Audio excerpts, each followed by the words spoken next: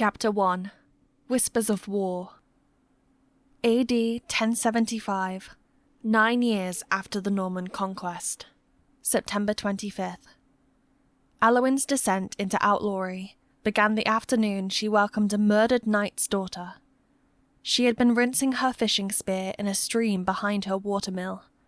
Water trickled around her bare feet as she stood on smooth stones, and her chickens ruffled their feathers in hollow dirt baths nearby. A linen sheet she'd hung out to dry dripped in the sun's golden rays. All was tranquil, until the door of her mill creaked open on the other side, and shut again. Aliwyn straightened, scowling as she wiped a wet hand on her apron. Ever since her mentor, Miriam, had died, she'd padlocked her door shut whenever she stepped out. No one had the key except her close friend, Aelfric. But he wasn't expected back until Christmas. Had a thief just broken in? Aliwyn gripped her fishing spear, biting her lower lip. She stepped onto the muddy bank of the stream. Stories of theft had abounded since the latest rebellion against King William had begun. But the manorial village she belonged to had remained peaceful. The new lord of her manor had promised to send guards to her mill, but he never did. Aliwyn had lived by herself for months. Whoever had opened her door made no other sound. Birds warbled from the woods nearby, and water roared from deep within the gorge behind her. No one traversed the bridges crossing the ravine to her lord's castle, and the noisy peasants who came to grind grain had all left. Aliwyn's pulse quickened as she gazed at the distant rooftops of their homes. The throng earlier that day had made her feel suffocated, and she had taken refuge inside all morning. Now she wished a few had stayed so she wouldn't have to investigate her door alone. The calmness persisted. Maybe she was imagining things.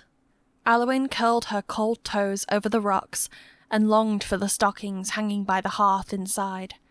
She untied the knot holding up her ragged dress and stepped out of the stream that powered her mill's water wheel. Her shadow stretched over fallen yellow leaves as she tiptoed along the building's stone walls. Holding her breath, she peered around the corner. The grassy clearing before her home was empty. The rolling hills in the distance revealed no one. But the padlock, hanging from her watermill's door latch, was gone, and the door was still shut. Someone had removed her lock and entered her home. Tendrils of dread crept up her spine. How many bandits had just broken in? They might be armed with swords and daggers. She had better fetch the manor's bailiff across the bridge. Aliwyn spun around to leave and kicked a hen who had followed her. She yelped, and then the hen screeched and scampered over the rustling leaves. The watermill's door cracked open. "Aliwyn!" came Aelfric's husky voice. "Oh, it's you!" Her shoulders slumped with relief, but she scowled at his nasty trick. "Why did you sneak? Shh! Come quick!" Aliwyn blinked. Switching the spear to her less sweaty hand, she strode across the clearing. Aelfric came out in a flash, grabbed her arm, and pulled her inside. The door closed again, quietly. Aliwyn's eyes widened in the dimness. Only one of his eyes was visible, and the other was wrapped in bandages. "What happened to—" Aelfric placed one hand over her mouth. "I'll tell you. Please calm down." His hand smelled of metal and dirt, and Aliwyn swallowed. He chopped firewood daily in the manor he served. Maybe flying splinters had injured his eyelid. Aelfric glanced around the mill, unoccupied, save for the two of them, and continued. "I'm sorry for scaring you, but I wanted to get inside. Fast." His chest was heaving, though his hand remained still and warm against her cheeks. They had rarely stood this close face to face. Aliwyn's heart fluttered, but the tension clouding his dark eye set a different mood. She twitched as he let go. He wore a woolen black tunic she didn't recognize, but now was not the time to ask where it had come from. His tall frame shifted toward a wheelbarrow, laden with turnips by the door. It hadn't been there before. "Marie," Aelfric said, "you can come out now." Turnips fell from the wheelbarrow, revealing a moving blanket underneath. One corner flew up, and a girl, about 8 years old, pushed to her elbows. Wavy brown hair fell to her shoulders, and dirt streaked her face. "Marie, this is Aliwyn. Someone I trust." Aelfric took the child's hand and helped her step out. She came up to his elbow in height. The girl glanced at Aliwyn, who still gripped the fishing spear, and buried her face into Aelfric's tunic. Aliwyn gawked. With a shaking hand, she slapped her spear against the doorframe. She lifted a wooden plank and barred the door shut. Aelfric hugged the little girl's shoulders. "Don't be scared, Marie. We made it." He turned to Aliwyn and continued. "This is Marie Marcotte, Master Marcotte's youngest child. She needs a place to stay." The Marcottes were a prosperous family of 2 Norman knight brothers, their wives, and their children.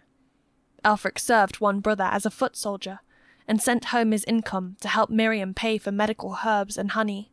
Miriam had been a healer, and most of her patients couldn't afford to pay for their remedies. Ragged and thin, the child Aelfric had brought home didn't look like the daughter of a wealthy family. Aliwyn stared at her. What happened to her parents? "English rebels attacked Master Marcotte and his brother. Only 2 Marcotte girls and a few servants survived, including me. We've been hiding in churches." Aliwyn stepped back, her stomach twisting. Other peasants had chatted about distant battles for months, but the English rebellion against their Norman conquerors had affected no one she knew. Until now.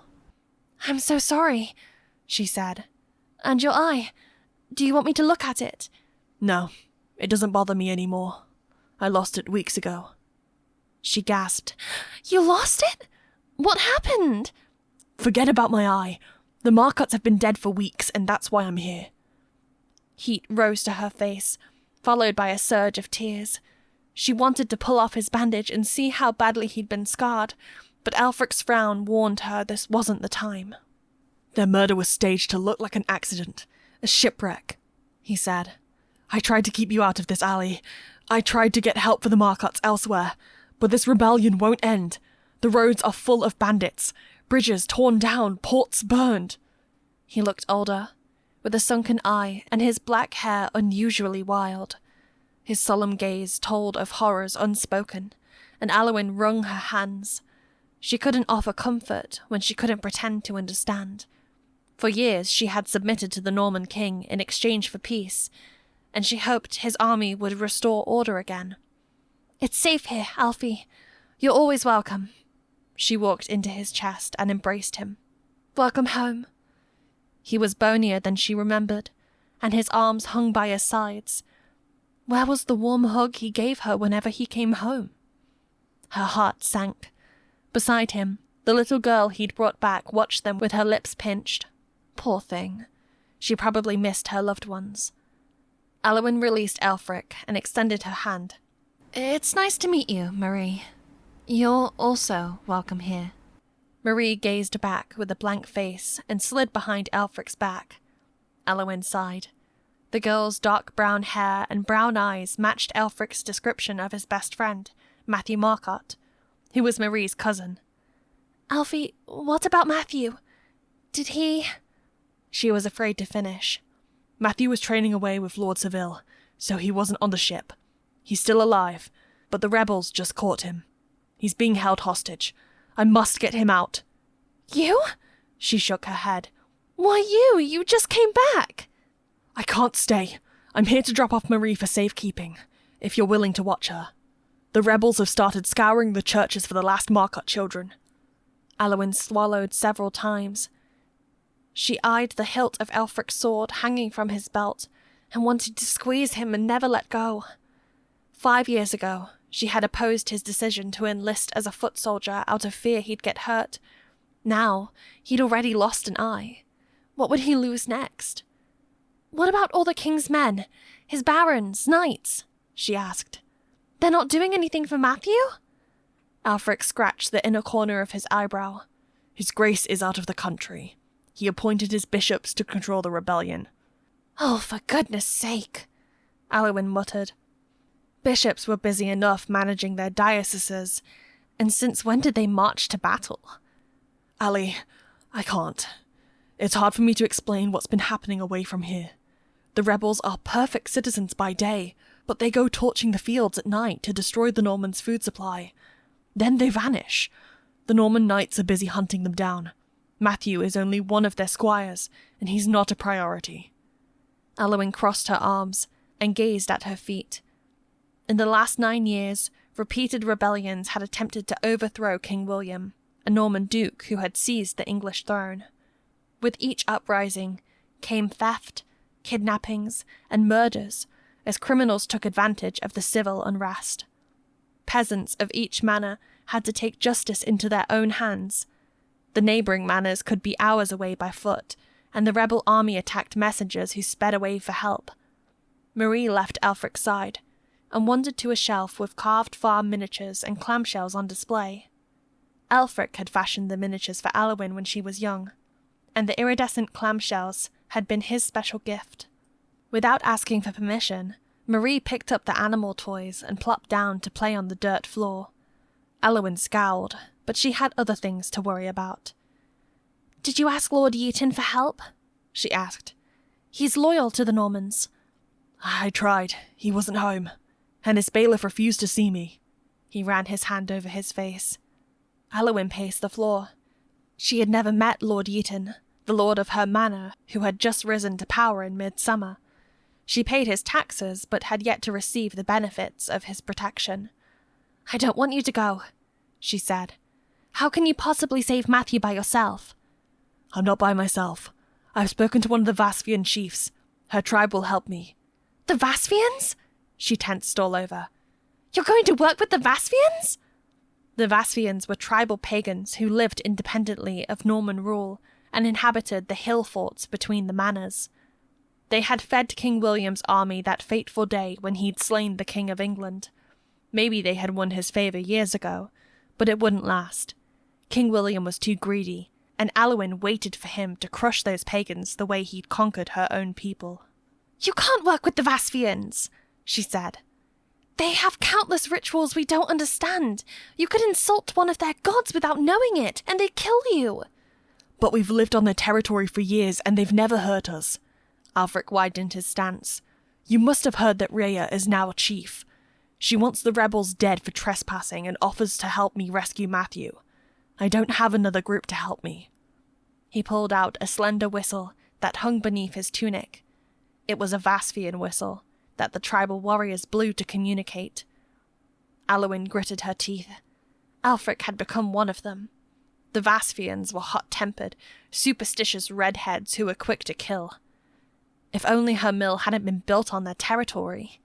Then Aelfric wouldn't have traded with the Vasvians for 5 years and grown so bold around them. But the river ran through their territory, leaving her manor's lord no choice but to negotiate with the pagans and place the mill there. They kill their own children. Aliwyn strode to Aelfric's side. Even Miriam noticed how they bury their little boys. It must be some child sacrifice. "Enough!" Aelfric said with a flash of his teeth. "I've told you for years to stop repeating false rumours. We've seen nothing of the sort. You just don't like the way they look." Aliwyn clenched her fists. No, she didn't like how the Vasvians looked, and neither did her villagers. Red hair sprouted from the scalps of crafty traitors, and despite years of living on Vasvian territory, Aliwyn's mouth still soured upon seeing their freckled faces. These freckles resembled the rash that had struck her birth family 7 years ago and killed her only sister.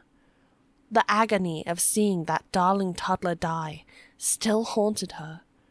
She had 3 brothers, but never another sister. Aliwyn glanced at Marie, who sat surrounded by the wooden toys, and her vision blurred. Aelfric's expression soon softened.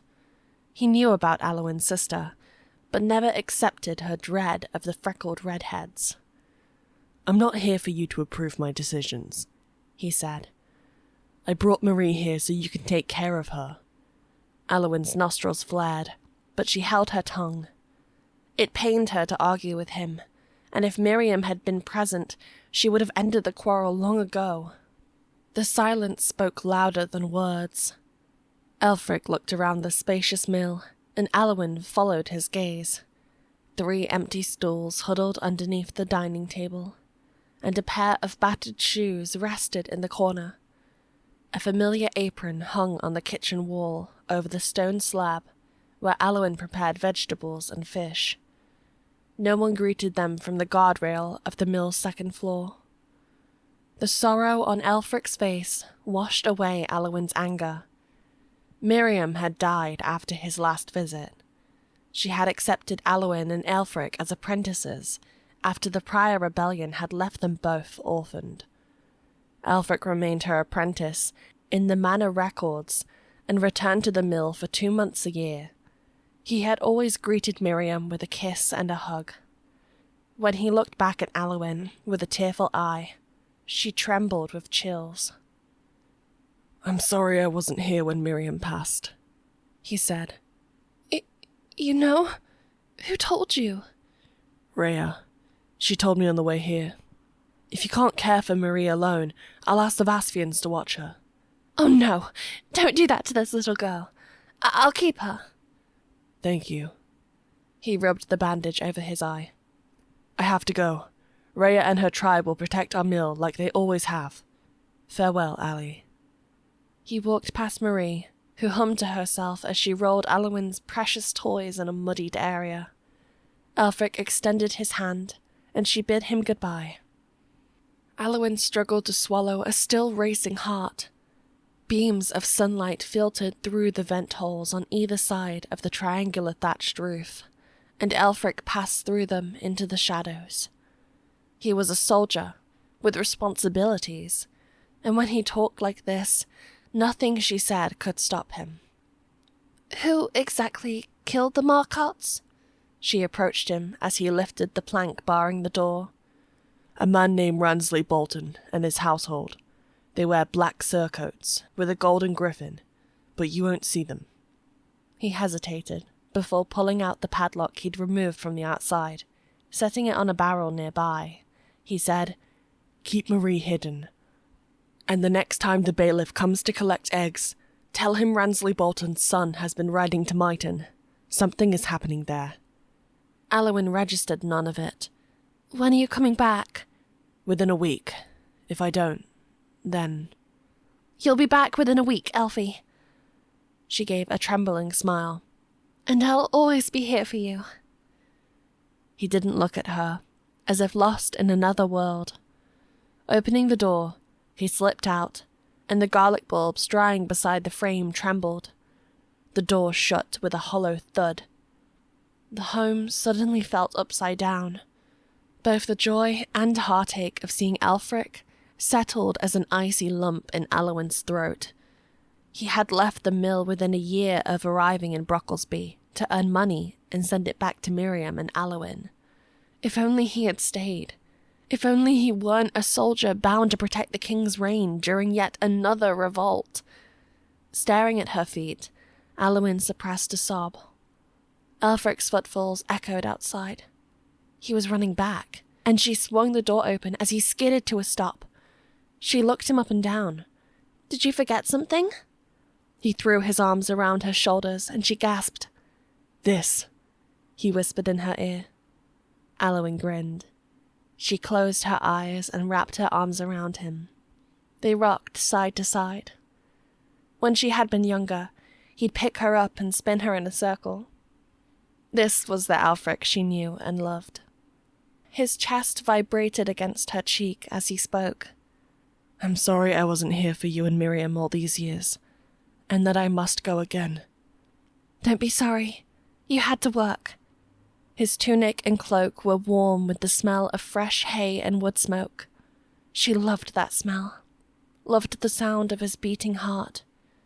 She could have stayed there all day, but Aelfric pulled back and put his hands on her shoulders.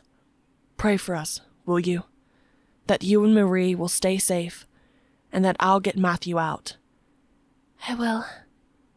She could hardly speak. "And when I come back, take me to where Miriam is buried. We'll spend time together. You, me, and her." His face flushed, and Aliwyn managed a nod as his image grew hazy between blinks. Aelfric smiled and stroked her shoulder with his thumb. Thank you for all you've done for me. I know you'll make something delicious out of those turnips. He backed away, still smiling. The afternoon sun gleamed on the golden clovers she had embroidered along the neckline of his brown cloak, one for each of his birthdays. Under the same sun, they'd once walked to the Lord's land to plough the wheat fields. His face would beam as he told her the silliest stories that made her laugh. Aliwyn yearned to turn back time. Her chin quivered as Aelfric turned and ran along the outskirts of the forest, stretching into the grassy hills beyond. He had trained for years under the Norman knight he served. It was his duty to defend Norman authority. She couldn't fight, but she could help him take care for Marie. Redheads appeared at the edge of the woods and Aliwyn held her breath. One of them had to be Rhea.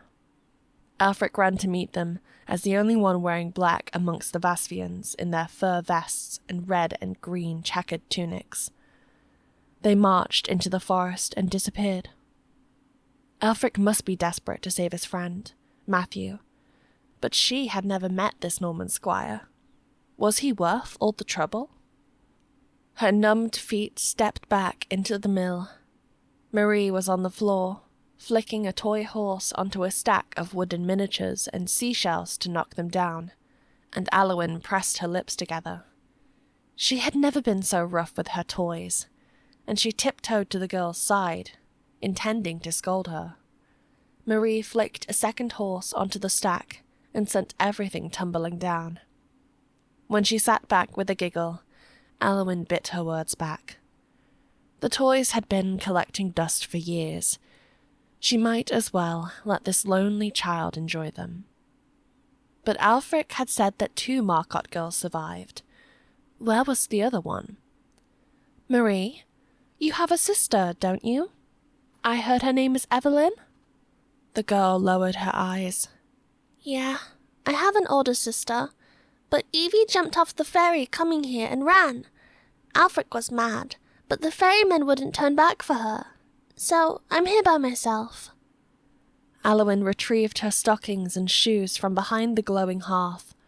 Why did she jump off? Evie wanted to help Aelfric save Matthew. Our papa taught her how to fight, so she thinks she can do it. Marie crossed her arms. My sister's really brave, and a bit stupid. I miss her. Evelyn and Marie's father did well in teaching his Norman daughters how to fight in this foreign land. Aliwyn wished she knew how to fight too. She sat on a stool, pulled on her stockings, and wrapped them with linens to garter them in place. Evelyn will come back soon, Marie. Until then, I'll take care of you. Aliwyn put on her shoes and waited until Marie looked up. Do you want a hot foot soak? I have clean stockings for you to change into, and I'll make you some egg pottage. Marie smiled. Oh, yes, please. The girl spoke perfect English. Many Norman children born since the conquest did, because the servants who tended to them, like Aelfric, were English. It warmed Aliwyn inside to have this child for company. She stepped out again to fetch fresh eggs, padlocking the door behind her. She turned to find Clover, the brown hen trotting nearby. Aliwyn picked her up and smoothed her feathers. I'm so sorry for kicking you, dear. That was very careless of me. Leaves rustled underfoot as she carried the chicken toward the coop, and her legs grew heavier with every step. Aelfric could be sitting by the hearth right now, comfortable and safe and in her company, and the rebellion could rage on elsewhere.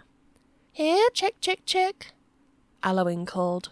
Her chickens came scampering to her side and followed her toward their coop. The golden sunlight warmed her face. Crickets chirped near and far, and her footsteps lifted the earthly scent of leaves and autumn rain. Across the ravine, Lord Yeaton's manor house and courtyard stood beside his manorial farms. Sheeps roamed the sloping fields, and smoke drifted from the peasant cabins scattered between vast strips of farmland. At around 30 households, Brocklesby was one of the largest settlements for leagues, and a gatehouse on either side of the bridge guarded its access in case of attacks. If outlaws came looking, Aliwyn could dart across the stone bridge and into the protected courtyard without stopping. That was her hope, anyway. She clutched Clover to her chest and prayed that day would never come. Better focus on making the egg stew she had promised her little guest. Stepping into the dusty chicken coop, Aliwyn released Clover. The hen trotted toward a ladder leaning against the back wall and flapped onto the second rung. Aliwyn rummaged through the nesting boxes, but her shaking hands couldn't grasp any eggs. She should have pleaded for Aelfric to stay with her and the child. She should have continued their argument about the Vasfians until the fact that she loved him burst out of her mouth. Aelfric wasn't just her best friend. He was the man she wanted to marry. At 18 and 20 years old, they were both older than most villagers who married, but she lacked the courage to confess her love. Aliwyn leaned against the nesting boxes and wiped her hands on her apron. The next time Aelfric returned, she would tell him she loved him. Chills sprinkled down her scalp as she gathered her resolve. But tonight, her beloved was gone again. Aliwyn was hiding a Norman girl the rebels wanted dead, and her lord of the manor didn't know. What had she just gotten herself into? Chapter 2. The Missing Key. Someone banging on the watermill's door jolted Aliwyn awake. She struggled to open her eyes. The rapping on the wood echoed like thunder within the stone walls. "Marie?" Aliwyn croaked as she sat up. No answer. Next to her, Marie's straw mattress was empty in the embers' glow, and Aliwyn's stomach clenched. Fists continued to pound on the door downstairs. She was on the second-story loft, which only partially covered the floor below, and granted her a view of the entryway. Aliwyn pushed to her bare feet and ran for the staircase, but what felt like a small boulder barreled into her chest. She gasped. It was Marie, who had been running up the stairs simultaneously. The girl grimaced from the collision and rubbed her nose. "Is it Aelfric?" Aliwyn cried with a burst of hope. It had been 4 days since he had left. She began to hurry down the steps in her ragged dress, but Marie grabbed her arm. "It's not Aelfric," she murmured. "I looked through the cracks in the door. They're soldiers with black surcoats." Lord Yeaton's men didn't wear black surcoats. Were they Ransley Bolton's soldiers? Aliwyn pushed Marie away. "Go hide, now!" Where were those rotten Vasfians who were supposed to guard her mill? Aelfric should have never trusted them.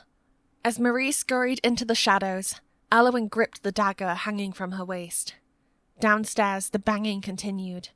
The plank of wood bolting the door shut jumped within its supporting brackets. Muffled shouting echoed from the other side, and it wasn't friendly. What did they want? Aliwyn darted down the steps and crept along the closest wall. Her shadow trailed before her in the dim hearth's glow, and torchlight shined through the slit below the door. Above the deafening banging, a booming voice demanded a key. But what key? Her mind scrambled for a plan. The room she stood in was built of stone, and the wooden water wheel and its gears were in the adjacent chamber. If the men tossed torches on the mill's thatched roof, would Lord Yeaton have time to rush over and save his manor's watermill? Regardless, the soldiers might break the door's hinges and crash in at any moment. She had to make sure Marie escaped. Aliwyn raced back upstairs and found the girl squeezed in a crevice formed by a stack of crates and the wall. The child stared back from the shadows, her eyes wide with panic, and her cheek pressed against the wall. Days ago, Aliwyn had taught her how to escape in case something like today ever happened. Aliwyn fell to her knees beside a loose stone in the watermill's wall and pulled it out in jerks. "Marie," she said, "remember this little hole I told you about? You need to slip out." The displaced stone revealed a small opening leading to her chicken coop. Her hens clucked from within the darkness, but no soldier shouted from behind the mill. The girl still had time to run out the back, but Marie whimpered from her hiding place and didn't move. Aliwyn struggled to keep her voice calm. "Don't be scared, sweetheart." She got up and took the girl's arm. "You know what to do. There's a ladder in the coop. Climb down and run for the woods. Don't look back." "Come with me," Marie sobbed. "I won't fit." Aliwyn drew the child out of the crevice and hugged her. "You've been lovely, Marie. Go, and be brave." Her arms shook as she let go. Marie turned to the gaping black hole of the mill's wall and took one step. Downstairs, scuffling noises came from the kitchen. Both Aliwyn and Marie froze. "I told you this would be easier." Pins sank into Aliwyn's scalp. How did that man get in? She pulled Marie toward the escape hole and squeezed the girl's hand, pleading with her eyes for the child to hurry. Marie's chin trembled, but she fell on her hands and knees and extended a leg towards the gaping blackness. More scuffling noises and grunting sounded from downstairs. Aliwyn crept to the second-floor railing and peered between the wooden planks. The kitchen wall had a rubbish hole she always sealed with a wooden block. Bushes hid its location from the outside, but the soldier with a black surcoat had discovered it. He had pushed the block aside and was crawling onto a stone slab used for gutting fish. Pushing to his feet, he stepped into the mill and looked left and right.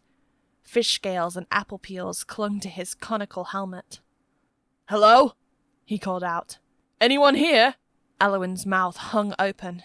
She tried to withdraw from the rail but smacked the back of her head against a wooden plank. The soldier looked up, straight at where Aliwyn's face protruded overhead. She froze, and so did he. The whites of his wide eyes gleamed in the hearth's glow.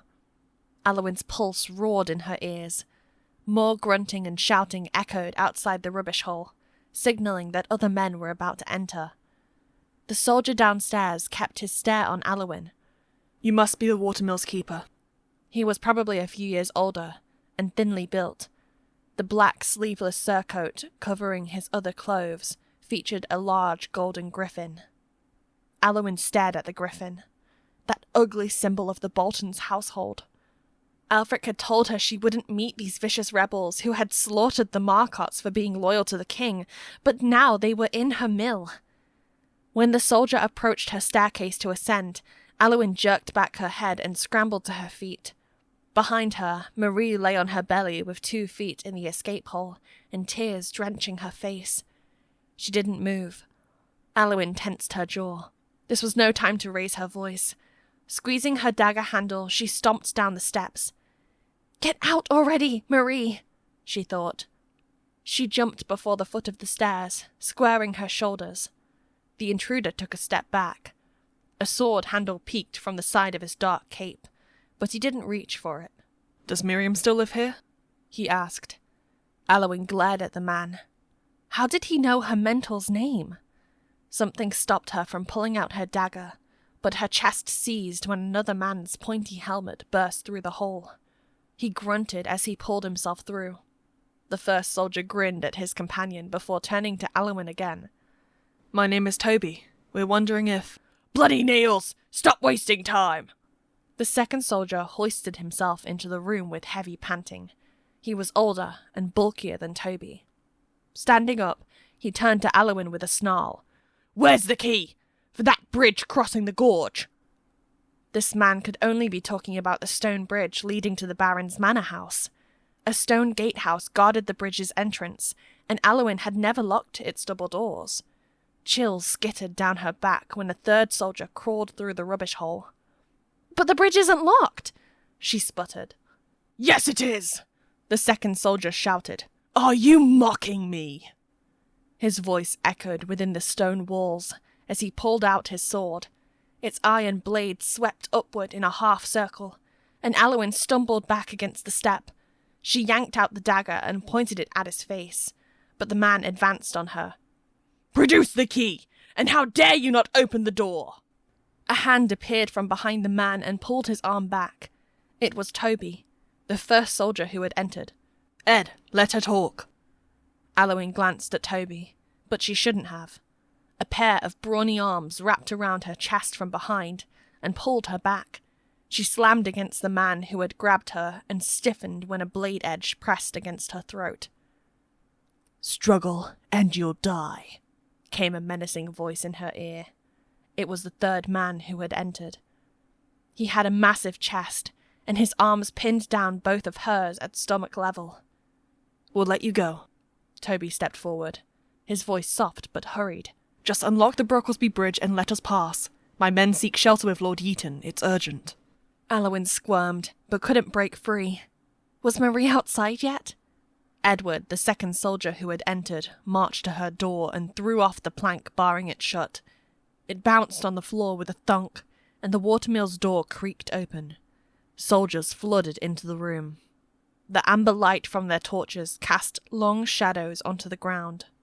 Toby continued to speak, but she didn't register his words as she stared at the golden griffin embroidered into his surcoat. These rebels wanted to see Lord Yeaton? All this time, her lord of the manor had been on the rebels' side? He had fooled everyone, including Aelfric. None of Yeaton's soldiers would be coming to her aid. What a wretched traitor! Something touched her shoulder, and Aliwyn jolted. "Did you hear me?" Toby tapped her again, a scowl shadowing his face. "Come with us and unlock the bridge's gates." I didn't even know the gates were locked, she cried. The knife prodded into her neck, and her breath hitched. "Stop!" At Toby's order, the man withdrew his blade. Aliwyn gasped for air. Her right hand grasped her dagger's handle, but she couldn't fight all these men. "What do you mean you didn't know?" Toby asked. "The bridge is locked from your side. Who else would lock it?" "Scour this place!" shouted Edward. "Report every key you find!" Men stomped for the perimeters of the room. They tore down herbs and dried fish hanging on the walls as they searched for a key she didn't have. Baskets fell over. Crab apples and turnips thudded and rolled across the floor. Torches were everywhere.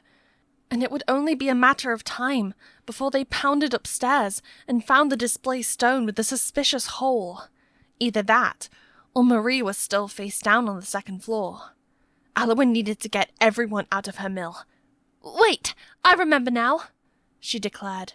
"The key is outside, by the bridge." The soldiers hesitated, and Edward narrowed his eyes.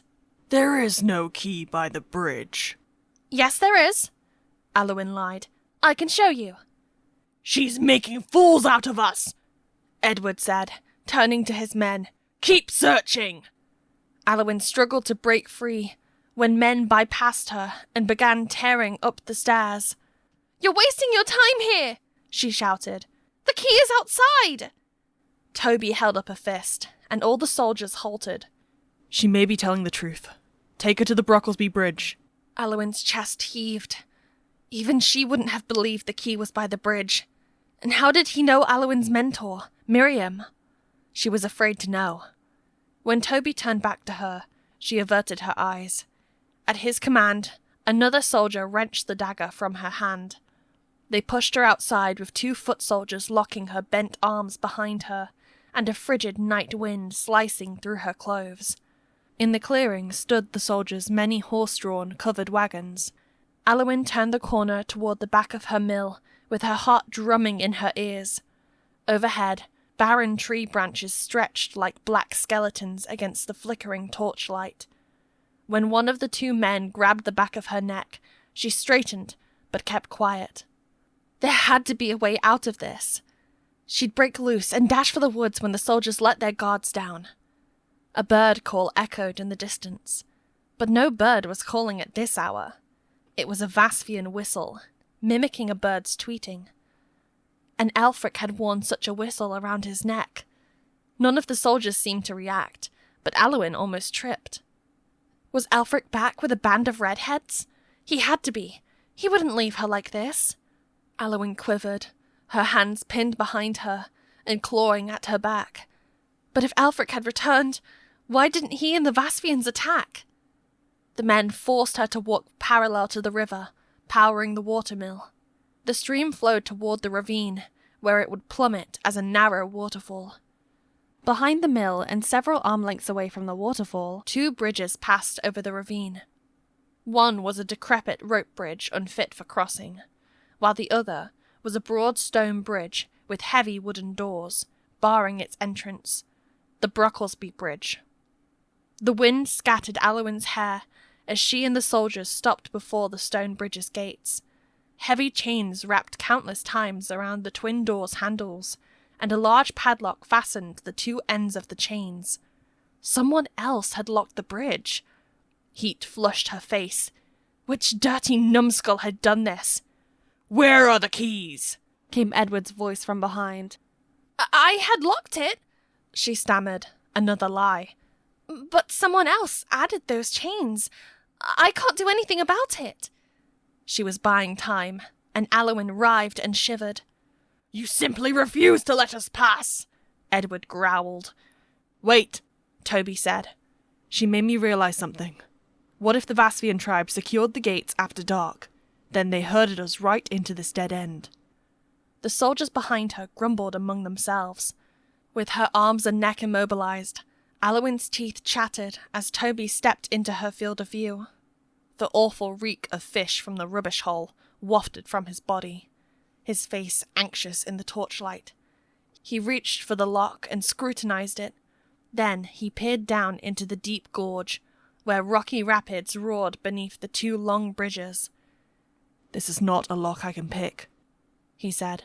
"Maybe we can pry one of the chain's links, or we can reroute—" "Regardless, we're not leaving witnesses," Edward's voice boomed behind Aliwyn. Footsteps stomped towards her. Edward was coming, and she caught a flash of metal, the blade of a sword. Toby lunged to his left. "Edward!" at his shout. She squeezed her eyes shut. Her knees buckled, but the man gripping her pulled her back upright. The strike to kill her didn't come. Footsteps scuffled around her, and Aliwyn opened her eyes again, her body racked with chills. She wasn't hurt, and Toby had shoved Edward backward. The older man regained his balance with his sword in hand and his teeth bared. A loud exchange and more shoving between the 2 soldiers followed. One of the 2 men holding her let go and stepped forth, probably to intervene, and Aliwyn saw her chance. She stomped on the other man's foot. He flinched with a surprised grunt. His grip loosened, and Aliwyn spun around and kneed the spot armor didn't protect well, the groin. If the man howled, she didn't hear it. She twirled around and bolted for the woods, the night air coursing through her lungs and sparks flying before her vision. Voices shouted after her, and pounding footsteps followed. Aliwyn had reached a row of tall bushes when torches appeared as golden dots further ahead, along the edge of the woods behind her home. Firelight illuminated the red hair of a line of warriors as they rose forth from the shadows, each aiming a crossbow.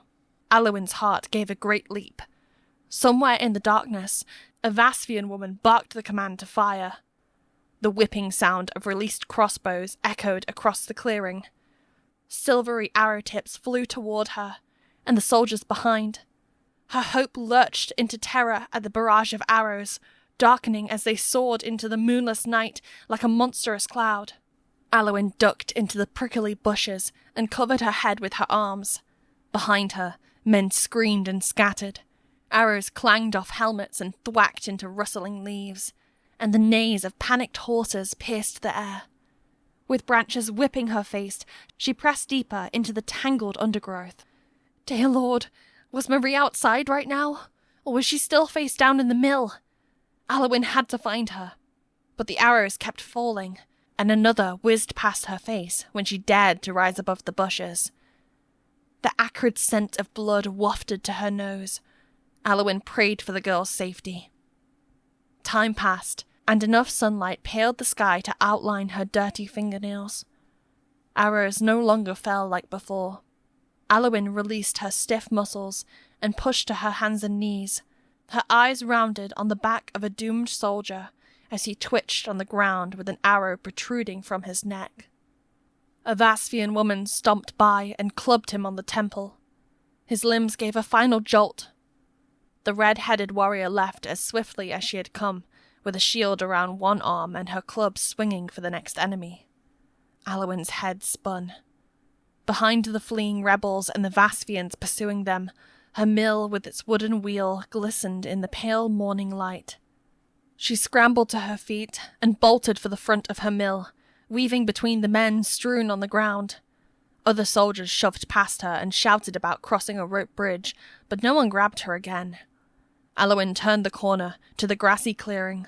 A donkey and cart had parked in the shadows beside the mill. Who had driven it there? There wasn't time to wonder. 2 Vasfians guarded the door of her mill, one holding a crossbow and the other a club. Aliwyn ignored them and dashed through the doorway of her home. She spun around, slammed the door shut, and barred it with the plank. The thump of the door echoed through the mill. Her fingers ran over the knotted wood of the door as her arms slid down to her sides. Behind her, the hearth flickered as though nothing had happened. Something was wrong. If Aelfric had arrived, he would have rushed to see her and wrapped her in his arms. If he wasn't here, then who was? She didn't recognize the cart and donkey outside. "Marie?" she whispered. No answer. Aliwyn shook with cold sweat as she turned and searched the railing above. The wooden planks cast wavering shadows on the walls and thatched roof, and nothing else moved. She had better check upstairs. Maybe the girl had dashed into the woods after all. She picked up her dagger by the door and sheathed it. Her panting seared her throat as she stepped around scattered and broken pottery. Agonized cries from outside drifted into her home, interspersed with the voices of Vasfians shouting in their language. The redheads had never hurt her, but they were ruthless with those they defeated. They would strike down all the scamps who had infiltrated her mill and threatened her. Maybe she should have been relieved, but images of the dead and dying rebels outside flooded Aliwyn's mind and made her shudder. She had obeyed Norman rule since they had invaded to avoid witnessing bloodshed again. What had been the use? Aliwyn wiped her eyes and looked around her mill one more time. No one appeared. She had lifted one foot for the staircase when creaking sounded from above. Aliwyn looked up.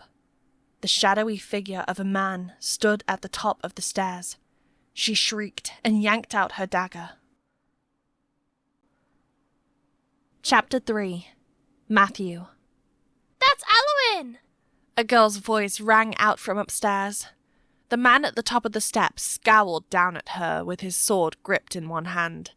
His haircut was unmistakably Norman, left to grow in the front and on top of his head, but shaved behind his ears. A black cape draped over his grey tunic, and he appeared formidably tall, even from this distance. The leather straps cross-gartering his stockings seemed thick and expensive. Marie ran to his side with her tousled hair bouncing, and he held out his arm to stop her from going downstairs. "Marie! I told you to stay hidden!" "Marie!" Aliwyn cried with a smile. She sheathed her dagger. That's Aliwyn! She saved me! The child threw aside the man's arm and darted past him. She hurried down the stairs and into Aliwyn's arms. Aliwyn hugged her with the tightness released from her chest. Marie was safe and sound. Thank heaven. She closed her eyes and cherished the child's warmth. Thank you, Ali. Marie sniffled into Aliwyn's dress. But I wasn't brave. You're not hurt. That's the most important. Aliwyn held onto the crying child and tried not to shake as memories of all she had experienced flashed in her mind. None of it felt real. Upstairs, the man cleared his throat. "I'm Matthew Marcotte." He sounded grim and tired. "I understand Aelfric hid my cousin Marie here." Matthew Marcotte. Aliwyn released the child and looked up. Here was the squire Aelfric said he had to rescue. Matthew was 2 years older and had been away training for knighthood when his family died. So much for being Aelfric's best friend. He didn't look friendly at all. "Where's Aelfric?" she asked. Matthew looked away. "I'll tell you later. Your mother, Miriam, is she home?" Aliwyn frowned. Miriam was her mentor, not her mother, but it wasn't time to discuss details. Miriam passed away a few months ago. In the spring. The young man raised his eyebrows. Aelfric didn't... He never told me that. He only found out when he dropped off Marie 4 days ago. I guess he didn't tell you yet. No, he... Matthew sighed. It was chaos. We had no time to talk. Where is he? A grimace flashed across Matthew's face. I'll tell you soon, but right now I need your help with an injured Vaspian. He's outside. Aliwyn's throat tightened. No, she needed to know where Aelfric was now. Before she could respond, another person darted from the open door of her storage room.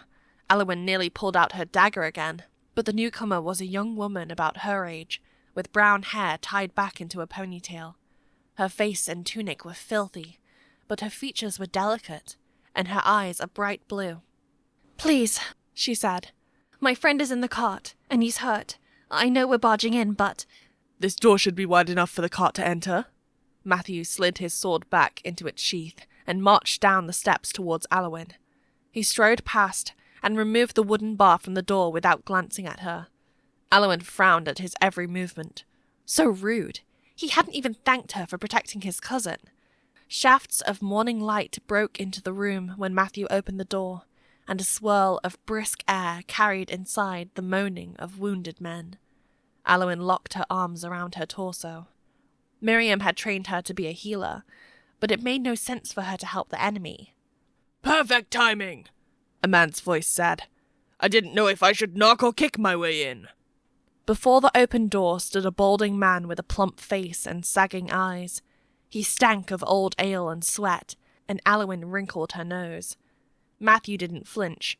Norman, have the Vaspians secured the area? Norman, the newcomer, wore a lopsided grin. Absolutely. But you must come see this. We've got one of Ransley Bolton's sons. Capturing a Bolton heir was certainly a victory, but Aliwyn bristled as she peered from behind Matthew's broad shoulders. It was as though she didn't exist. Where was Aelfric? Matthew glanced behind at where Aliwyn, Marie, and the other woman stood. Evelyn, you stay here with Marie. Norman's grin revealed several missing teeth. The Vaspians nailed them rebels good. Nothing to worry about. Matthew stepped out, his right hand always around the hilt of his sword. As he left, Aliwyn was confronted with the sight of bodies outside the mill, stretching into the distance, one after another. They covered the ground where she let her chickens run free. She staggered backward. The rays of dawn brightened the sky, and red-headed Vaspian warriors dragged the bodies away by their feet. Aliwyn couldn't watch, and she spun to the side. I never got to introduce myself, said a soft voice beside her. My name is Evelyn. I'm Matthew's cousin and Marie's sister. Thank you for taking care of Marie. Aliwyn looked up at the speaker, Evelyn Marcotte. Aelfric had spoken highly of her before. Too highly.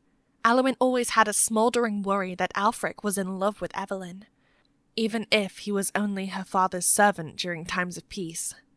Aliwyn locked gazes with the woman's round eyes, framed by feathery dark lashes, and swallowed the sourness flooding her mouth.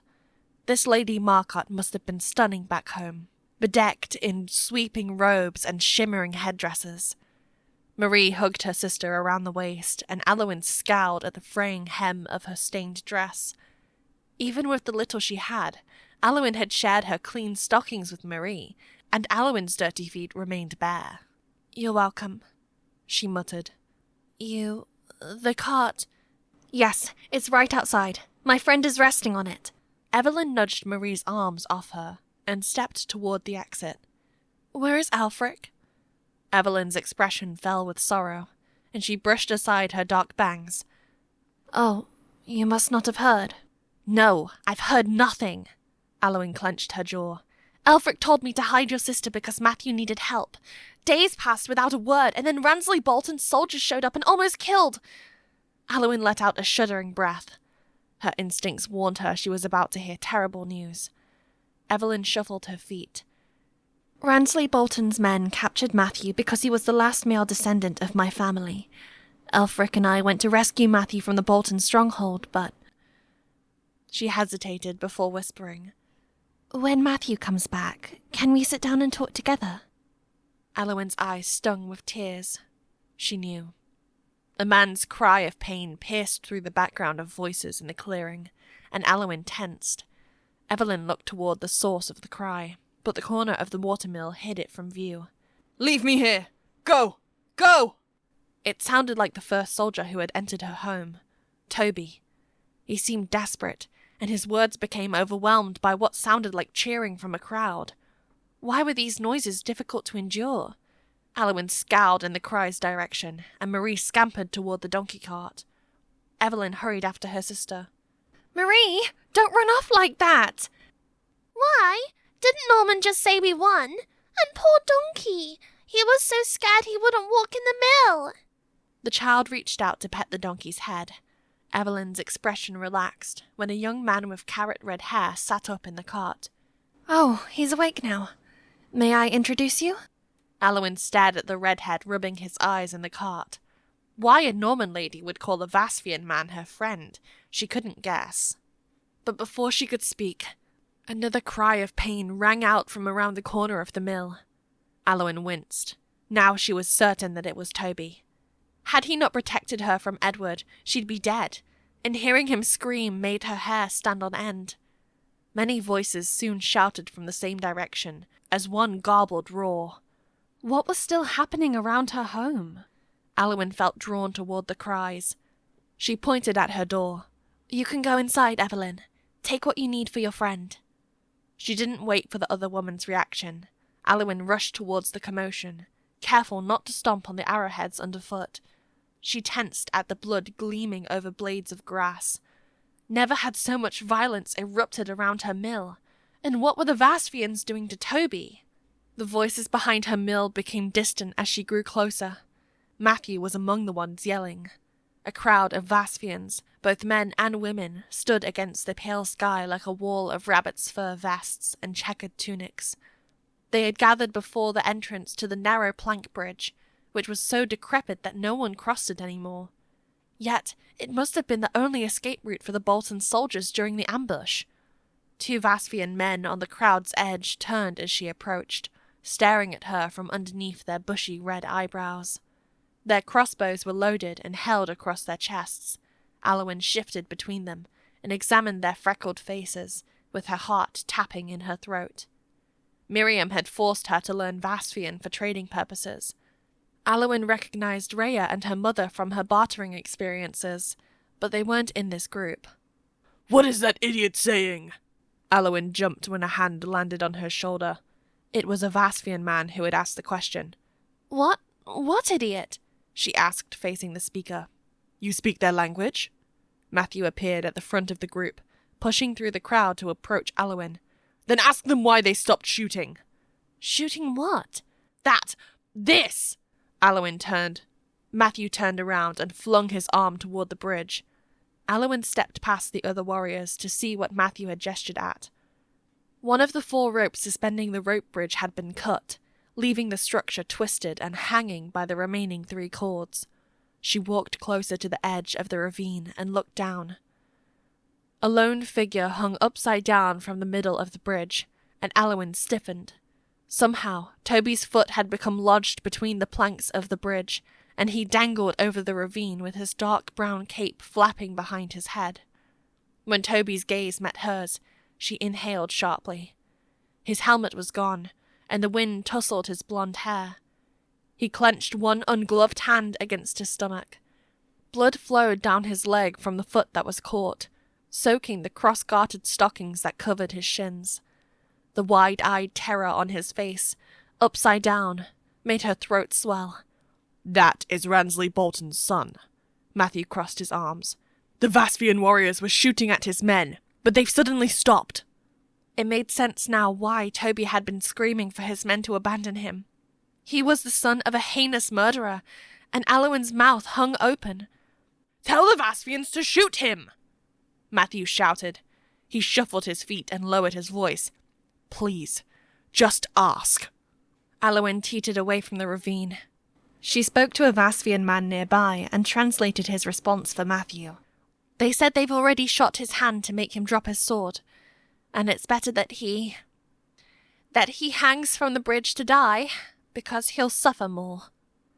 Before she could finish, Matthew stooped, grabbed 2 fist-sized rocks, and hurled one after another at Toby. Ransley Bolton's son tried to protect himself, but one stone struck his forearm, while the other smashed into his forehead. He cried out, his head thrown back and his body swaying on the bridge. Aliwyn's chest clenched. "That's a great idea!" Matthew's deep voice rang out in the open. "You deserve this, for killing my father, my uncle, my entire family!" When Matthew bent down for another stone, Aliwyn lunged and grabbed his arms with both hands. Matthew glowered at her. His snarl was so menacing that she almost let go. "Don't you understand?" he yelled. "Because of him, Aelfric is dead!" Aliwyn's hand slipped off Matthew's arms. Hadn't she suspected all along that Aelfric was dead? But her last bastion of hope hadn't crumbled until now. "Are you sure?" she whispered. Such a useless question. "Yes." Matthew's frown faded. "We buried his body in a shallow grave. That was all we could do." Aliwyn couldn't breathe. She stared back without seeing Matthew. Just a shallow grave. The image of her sweetheart, with his black hair and dark eyes forever closed, surfaced in her mind. She wanted to ask how he had died and where he was buried, but no words came. Aliwyn's legs melted beneath her. Matthew dropped the rock he was holding. As Aliwyn fell, he gripped her arms and guided her to the ground. His deep brown eyes gazed into hers. Her eyes blurred until she saw nothing. Shaking her head, she wanted to talk, but only tasted the salty tears streaming down her face.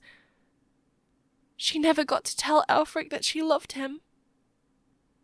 "I'm sorry, Aliwyn," Matthew said. "He fought for us until the end. I owe my life to him." He released her, but remained kneeling with his gaze on the rocks. Aliwyn sat in a daze. Matthew stood and departed without throwing another stone, and other feet came and went. Someone wrapped something warm around her. Hands tried to lift her, but she wouldn't budge. Miriam had hired Aliwyn and Aelfric as apprentices 5 years ago. He used to play the recorder while she sang and slapped her knees to the rhythm. One winter, he had sent her flying downhill on a sled he'd nailed together. Alfie had been her only friend since she arrived in Brocklesby, and the best friend she could have asked for. But he would never come back. She fell asleep on the ground. The Brocklesby chapel bells rang to mark mid-morning, but she curled into a tighter ball and slept again. Finally, someone grabbed her by the shoulders and hoisted her up to sit, as if she were a sack of wheat. "Why is it always me that has to fix things like this?" came a low, raspy voice. Stale ale crept up her nostrils, and Aliwyn's eyes blinked open to crooked teeth. She gasped and flailed her arms. "Ha! I know, I'm scary." It was Norman, the one who had come to the watermill's door earlier. "But at least I got you up." Aliwyn scowled at his wrinkled face as he stood. Someone had covered her with a rabbit's fur cape, and she wrapped it back around her shoulders. "Look," Norman tapped his foot. "I know it's been going bad for you, but you're alive and well, so act like it." She looked around her. How long had she been lying so close to the cliff's edge?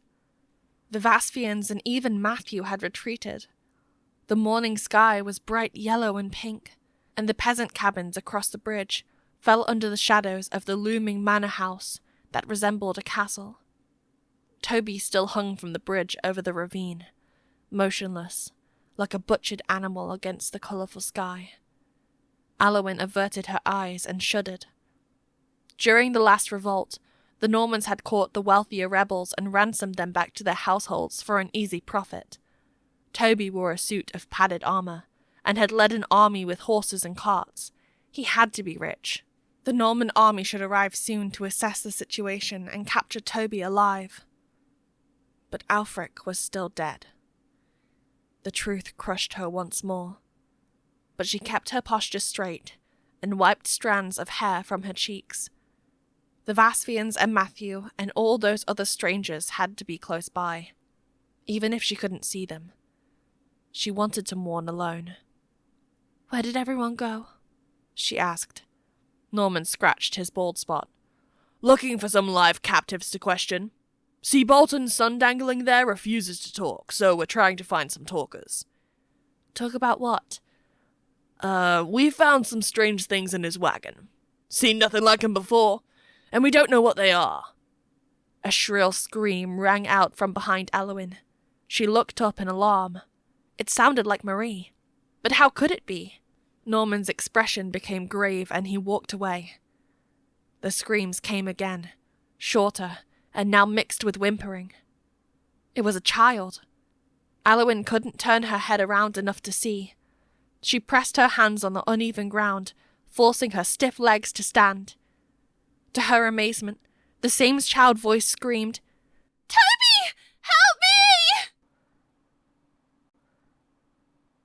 Chapter 4. Down the Ravine. Matthew approached them with one hand gripping the throat of a girl about 9 years old. His other hand held her arms behind her back.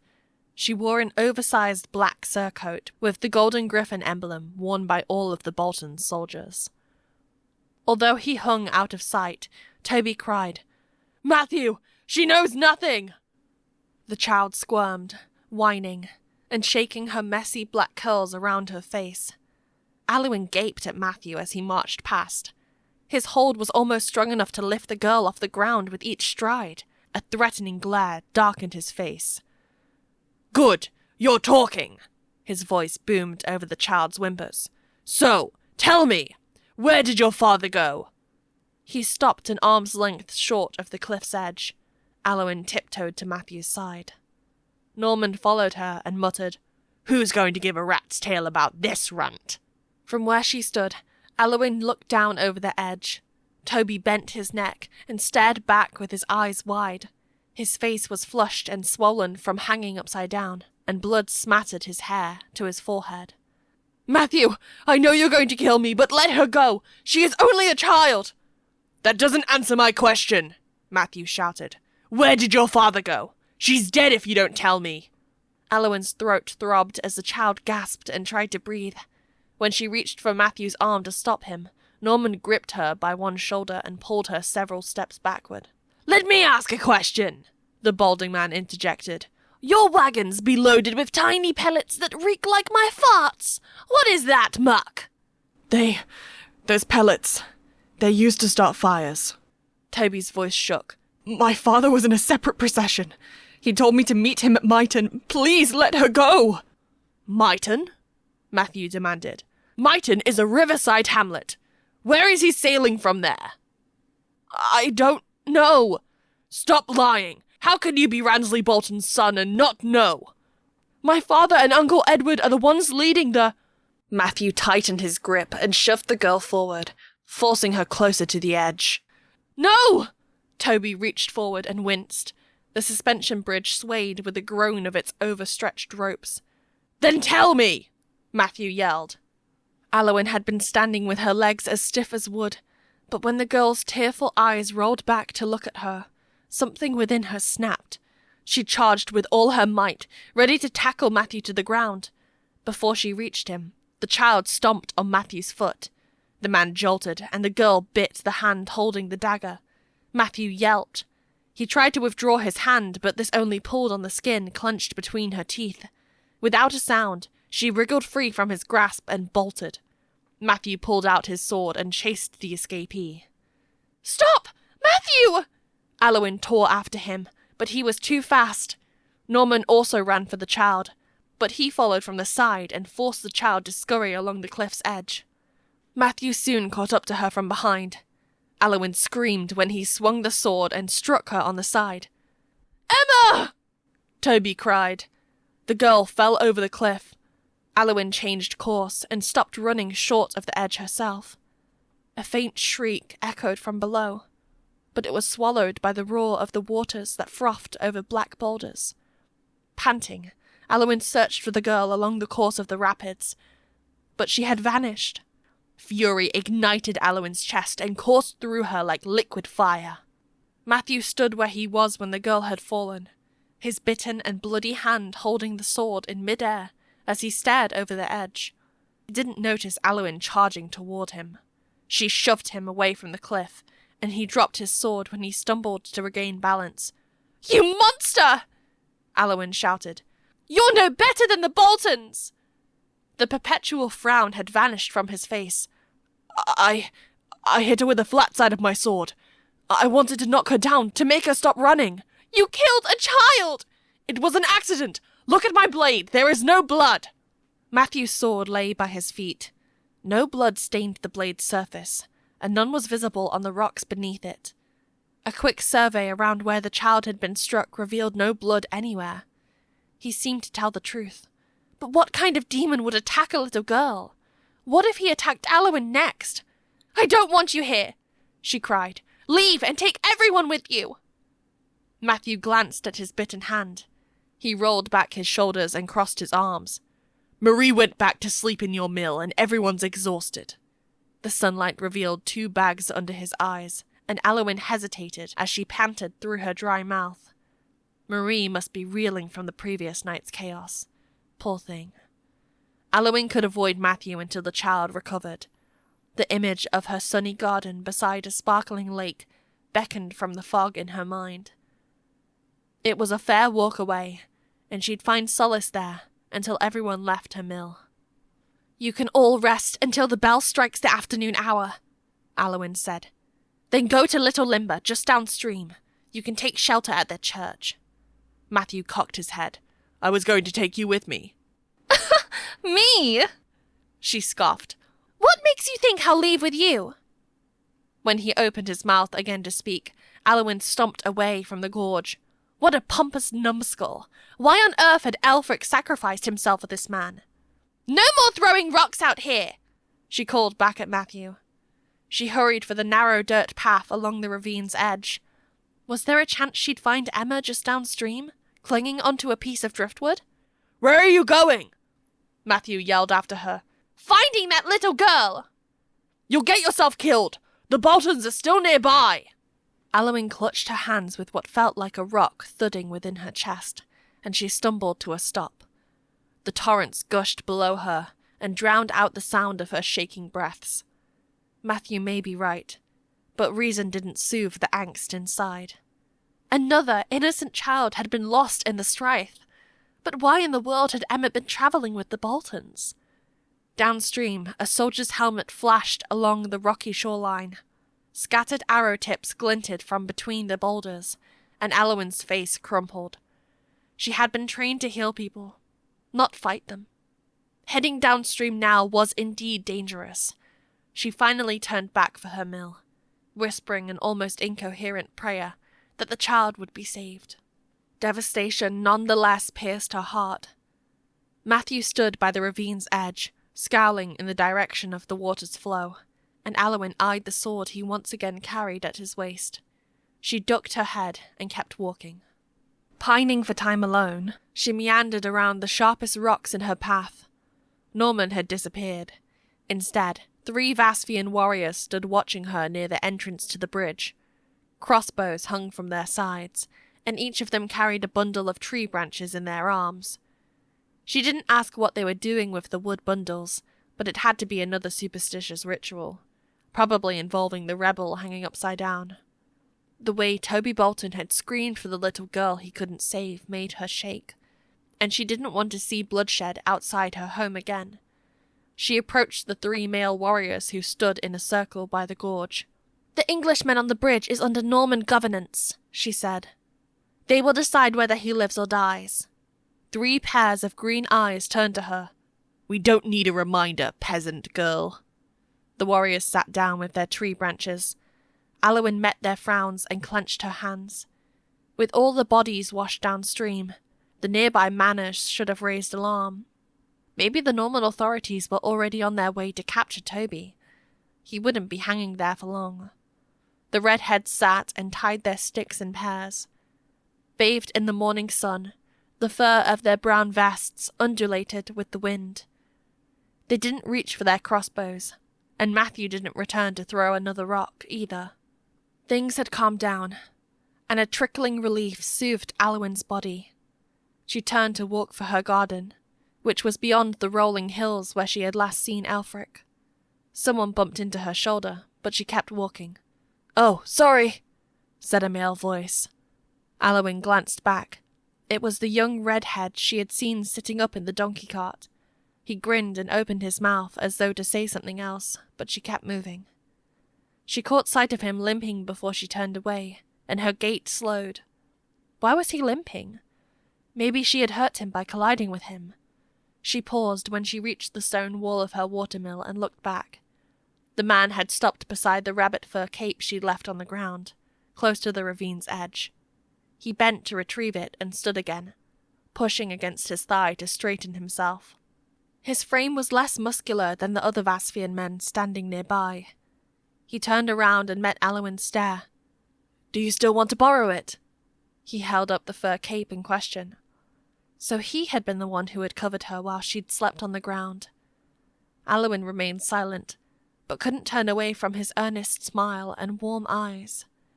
He was about her age, and had the Vasfian hair colour, but he had no freckles on his face. Aliwyn squinted in confusion. As he hobbled toward her, what looked like an orange tin fell from his side and tumbled onto the ground. Aliwyn remembered how he had difficulty bending down. "Wait, I'll get it for you." She approached him, picked up the tin, and returned it to him. He smiled, and tossed the fur cape over his shoulder. "Thanks. My name is Cato, by the way." The young man spoke with no Vasfian accent. He extended his gloved hand, and Aliwyn blinked. When was the last time she had shaken anyone's hand? Much to Aelfric and Miriam's dismay, she hadn't tried to socialize since moving to Brocklesby. Memories of the carnage and famine from the previous rebellion still made her jittery around crowds and adult strangers. Even people who seemed normal on the surface could degenerate into backstabbing murderers and thieves within a matter of weeks. So why befriend them? But Cato's hand remained extended before her, and it would be rude to walk away. He wore a grey tunic and stockings, the attire of an English peasant, and not the garish colours of the Vasfians. Aliwyn hesitantly accepted his hand. He had a firm grip. "You must be Aliwyn," he asked. "I hope you don't mind, but your chickens were getting rowdy, so I let them out earlier. They went pecking round the water wheel." "Oh, thank you." A voice nearby spoke in the Vasfian language. "If you have no other business with Ransley Bolton's son, then leave." Both Aliwyn and Cato turned to the warrior who had spoken. He was one of the 3 men who had been sitting in a circle by the cliff, tying pairs of sticks together with dried straw. His comrades continued their strange task without looking up. "I just have to ask Toby about the poison," Cato said in Vasfian. Aliwyn knitted her brows. "Poison?" "Yeah. Toby's father poisoned me about 4 days ago. Mostly because he hates redheads. I had some antidote in that orange tin, but I've eaten it all, and I still have nosebleeds." "It's arsenic," Norman cut in. "I knew it was all along." Aliwyn almost jumped when the older man appeared behind her. Despite his brawny appearance, he had approached them without a sound. "With all your vomiting blood and your breath smelling like garlic, there's nothing else it could be," Norman said, taking a sip from his costrel. "What?" Cato covered his mouth with one hand. I smell like garlic?" Aliwyn couldn't resist a grin. He smelled fine, but before she could reassure him, Norman put his hand behind the redhead's shoulder and guided him towards the watermill. "It's not only arsenic, but also sweet clover," Toby called after them. "The antidote is mugwort. Meadow, shut your trap," Norman shouted back. "As if you care." Aliwyn flinched at the harshness in Norman's voice. The rebel hanging upside down sure was bold, butting into their conversation like that. "But that sounds right. If the poison was indeed arsenic and sweet clover," she said. "Let him continue." "Mugwort, meadowsweet, and lovage. Boil in wine or mix with honey," Toby finished. "I could have told you that. Been poisoned twice with arsenic myself." Norman spat on the ground. Aliwyn pinched her fingers. Since when did rebels know the antidote for arsenic by heart? But she didn't want to speak to Toby with Cato and Norman staring at her. She still wanted to get away from everyone, but it would be cruel to leave Cato without treatment. "I'll get the herbs for you, Cato." She stepped past the other two. The confidence in her voice made her twitch with guilt.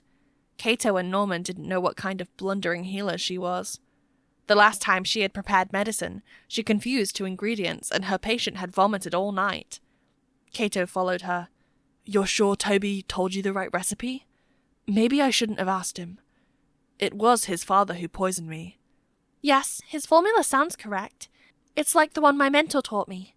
You may need several doses until your nosebleeds stop. "And you have all the ingredients?" Cato asked. "You must run an apothecary." "Heh, she used to, with a nice older lady," Norman said. "But Miriam didn't just mix herbs, she also fixed wounds. A full healer she was, saved my life years ago. But then she died, and this girl didn't take over. Am I right?" Aliwyn kept walking, her fists clenched. Why couldn't this nosy loudmouth mind his own business? Of course she had tried to carry on her mentor's legacy, but within days of Miriam's death, Aliwyn's shaking hands had dropped a searing iron rod on a patient whose wound needed cautery. She had been too vigorous in debriding a boy's thigh injury, and he had cried and bled for hours in the arms of his distraught parents. The final blow had come when she froze during a difficult delivery. Both the mother and unborn baby had almost died, and nobody sought Aliwyn for medical care afterward. Months had passed. Her former patients, their families, and the rest of Brocklesby must all resent her. Aliwyn was too ashamed to look the other villagers in the eyes. Steeling herself under Norman's stare, she said through her teeth, "You must leave by this afternoon." But she turned to see Cato's bewildered expression, and her voice faltered. It's because I don't have food to feed you all." "How about some respect?" Norman chuckled. "I may not look like it, but I used to be one of Lord Seville's knights. Sir Norman Rochfort. Matthew's father was my friend." Why should she care? Aliwyn hurried toward the end of the mill's side wall. Around the corner, light footsteps rustled the leaves, and Marie bounced before her. Ellie, did I hear you're worried about food? Grease coated her grinning mouth. Well, don't worry. The forest people gave us meat. Whoa, what kind of meat? Cato's eyebrows shut up. Boar! I just ate a trotter, and we're boiling more. Aliwyn's shoulders slumped. That slimy Matthew Marcotte. Marie wasn't sleeping at all, and meat was saved for celebratory feasts, not to be consumed when Aelfric was dead, and nothing deserved celebration. She took a steadying breath. Thankfully, these strangers won't be staying for long. Cato and Norman walked ahead toward the front of her home, but Aliwyn approached her watermill's entrance, while reciting the dosages of the antidote's ingredients. At least the Vasfians had cleared all the dead soldiers away. Evelyn stood in the grassy clearing and stirred a wide clay pot that simmered over a low fire. The fragrance of meat and turnips bubbling inside made Aliwyn's mouth water, but she didn't enjoy it. Evelyn asked Marie to fetch bowls. When the child skipped into the watermill, Evelyn turned to Cato with a smile. "I'm glad you finally have an appetite." She flashed a row of straight teeth, a rare sight. Cato walked toward her, and they embraced with sunlight glimmering over their red and chestnut-brown hair. Aliwyn stared. A Vasfian hugging a wealthy Norman lady. How had the two of them become this close? Norman broke into a hacking cough by the pot. The couple raised their heads, and the joy drained from Evelyn's face. She almost fell backward as she released Cato. Chapter 5. Aelfric's Lie. Matthew stood at the clearing's edge with a sullen gaze, his hand resting on the handle of his sword. "What are you doing, Evelyn?" Evelyn turned back to the clay pot and stirred it, her brows furrowing with the rising heat. Matthew marched toward her. "I only let Cato stay with us because he speaks Vasfian, but we don't need him anymore. He must go home with Norman." Evelyn stabbed the stir stick into the pot and glared at her cousin. "I won't let you send him away. I care about him, and he's been a great translator." "We are not staying with the Vasfians anymore, so why keep a translator? And anyway, that Vasfian chief, what's her name? Rhea. She speaks English. You are so superficial, Matthew! Superficial? I'm being realistic. He's a wretched redhead and a street rat. He can't provide for you. Cato was selling ale for Norman when— You call that a job? Matthew threw his arms up. His thunderous voice reverberated from the surrounding trees. Aliwyn stood before her door with goosebumps prickling her neck. Heaviness filled her heart as Cato stared at the ground. He was a street rat? Why didn't the Vasvian tribes want him? By the hearth, Norman gave Cato a nudge on the shoulder and told him to go inside. Evelyn walked up to her cousin and shook out her tattered sleeves. Look at us, Matthew! Marie and I have been wearing anything the church could give us. How are we different from beggars now? Matthew bared his teeth. Once His Excellency settles the rebellion, I'll inherit my father's land. The land that's rightfully mine. Then we can provide for Cato. Flying krakens, that's not how it works. You're a woman and— Matthew, after my parents died, Cato helped us find food and shelter on the streets. Marie and I would probably be dead without him. Why doesn't that matter to you? It matters, but he's still a street— You trained at Sir Devereux and Lord Seville's manor, and for 7 years you didn't come back to visit our family. Evelyn narrowed her eyes. Why start caring now? Matthew's mouth fell open. You know I didn't come back because of my parents. Silence. He ducked his head, his chest heaving. But he looked up again with a toothy snarl and muttered something in French. Evelyn also responded in French, and their voices escalated. Aliwyn shook her head and pulled open her door. She couldn't get rid of Matthew and his family drama fast enough. Cato, come inside. I'll prepare the antidote. Cato and Norman approached her, and the redhead gave a shaky smile. I really appreciate it, Aliwyn. Norman rubbed his neck. Maybe I can calm things down out here. He strolled back into the clearing, and Aliwyn slipped into her mill. Cato followed her inside, and she shut the door after them. The scent of lard from her rushlights and the sunlight beaming through the vent holes steadied her nerves. Everything inside her home remained comforting and familiar, even if it was a mess. She blinked to adjust to the dimness. Marie sat at the dining table, her arms crossed and her knees locked together. She snivelled as the sound of her older relatives arguing echoed in the room. Aliwyn walked to Marie's side and rubbed the girl's shoulders. Marie, sweetheart, she said, the fighting outside isn't your fault. Please don't feel bad. Cato pulled up a stool beside them. Listen to Aliwyn, Marie. She's right. The girl looked up, and Aliwyn stroked her hair. I need to make something for Cato. You can play with my toys if you'd like. Or how about some thumb wrestling? Cato scooted forward. As he took over comforting the child, Aliwyn walked toward her kitchen, where a medicinal chest stood beneath Miriam's apron on the wall. Cato seemed to be a kind person, but she remained fidgety at the sight of a redhead sitting at her table.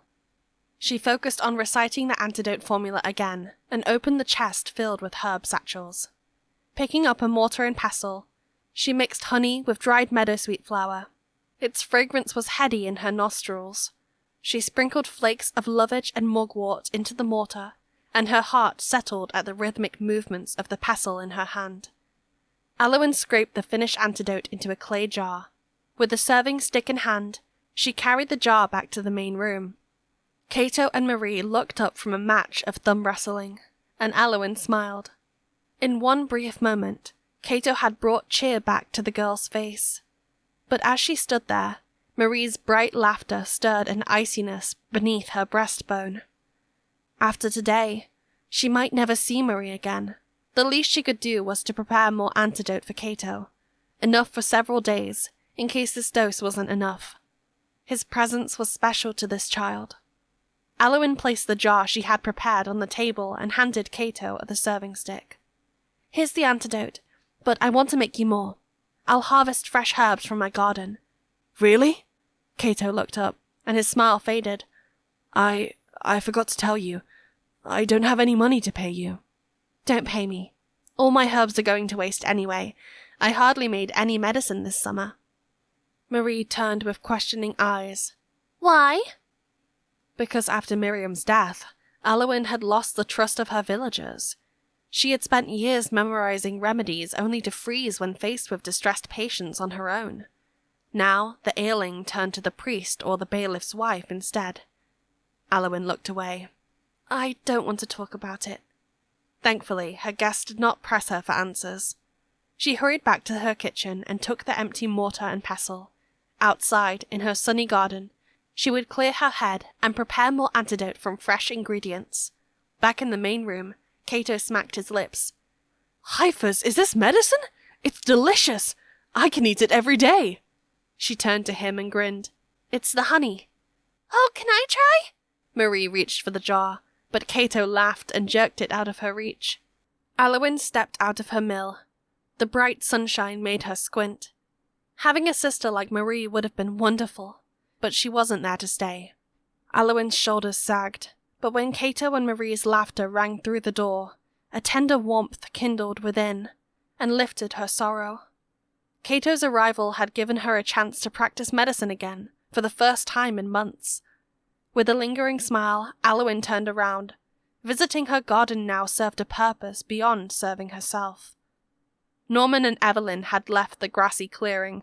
The clay pot stood on the grass, with undercooked trotters protruding from the top, and the fire had died. To the far right, Matthew sat on a pile of firewood with his elbows on his knees. He stared at the chickens scratching and pecking nearby, and browned leaves drifted overhead. A hen's occasional cluck broke the silence. Aliwyn bristled when his surly gaze lifted to hers. What was he doing there? Just waiting for her to come out? Don't you have a knight you're supposed to serve? She asked. My tutor is Lord Seville, but he's too far away. The bags under Matthew's eyes seemed to have gotten darker. He probably doesn't know I had been captured, but other knights should be on their way. What a pleasure it would be, having arrogant knights on horseback frightening her chickens. Their horses were notorious for dropping manure everywhere.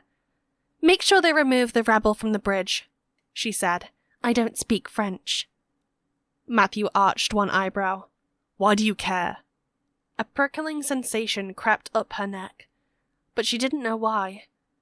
I don't want a body hanging behind my mill.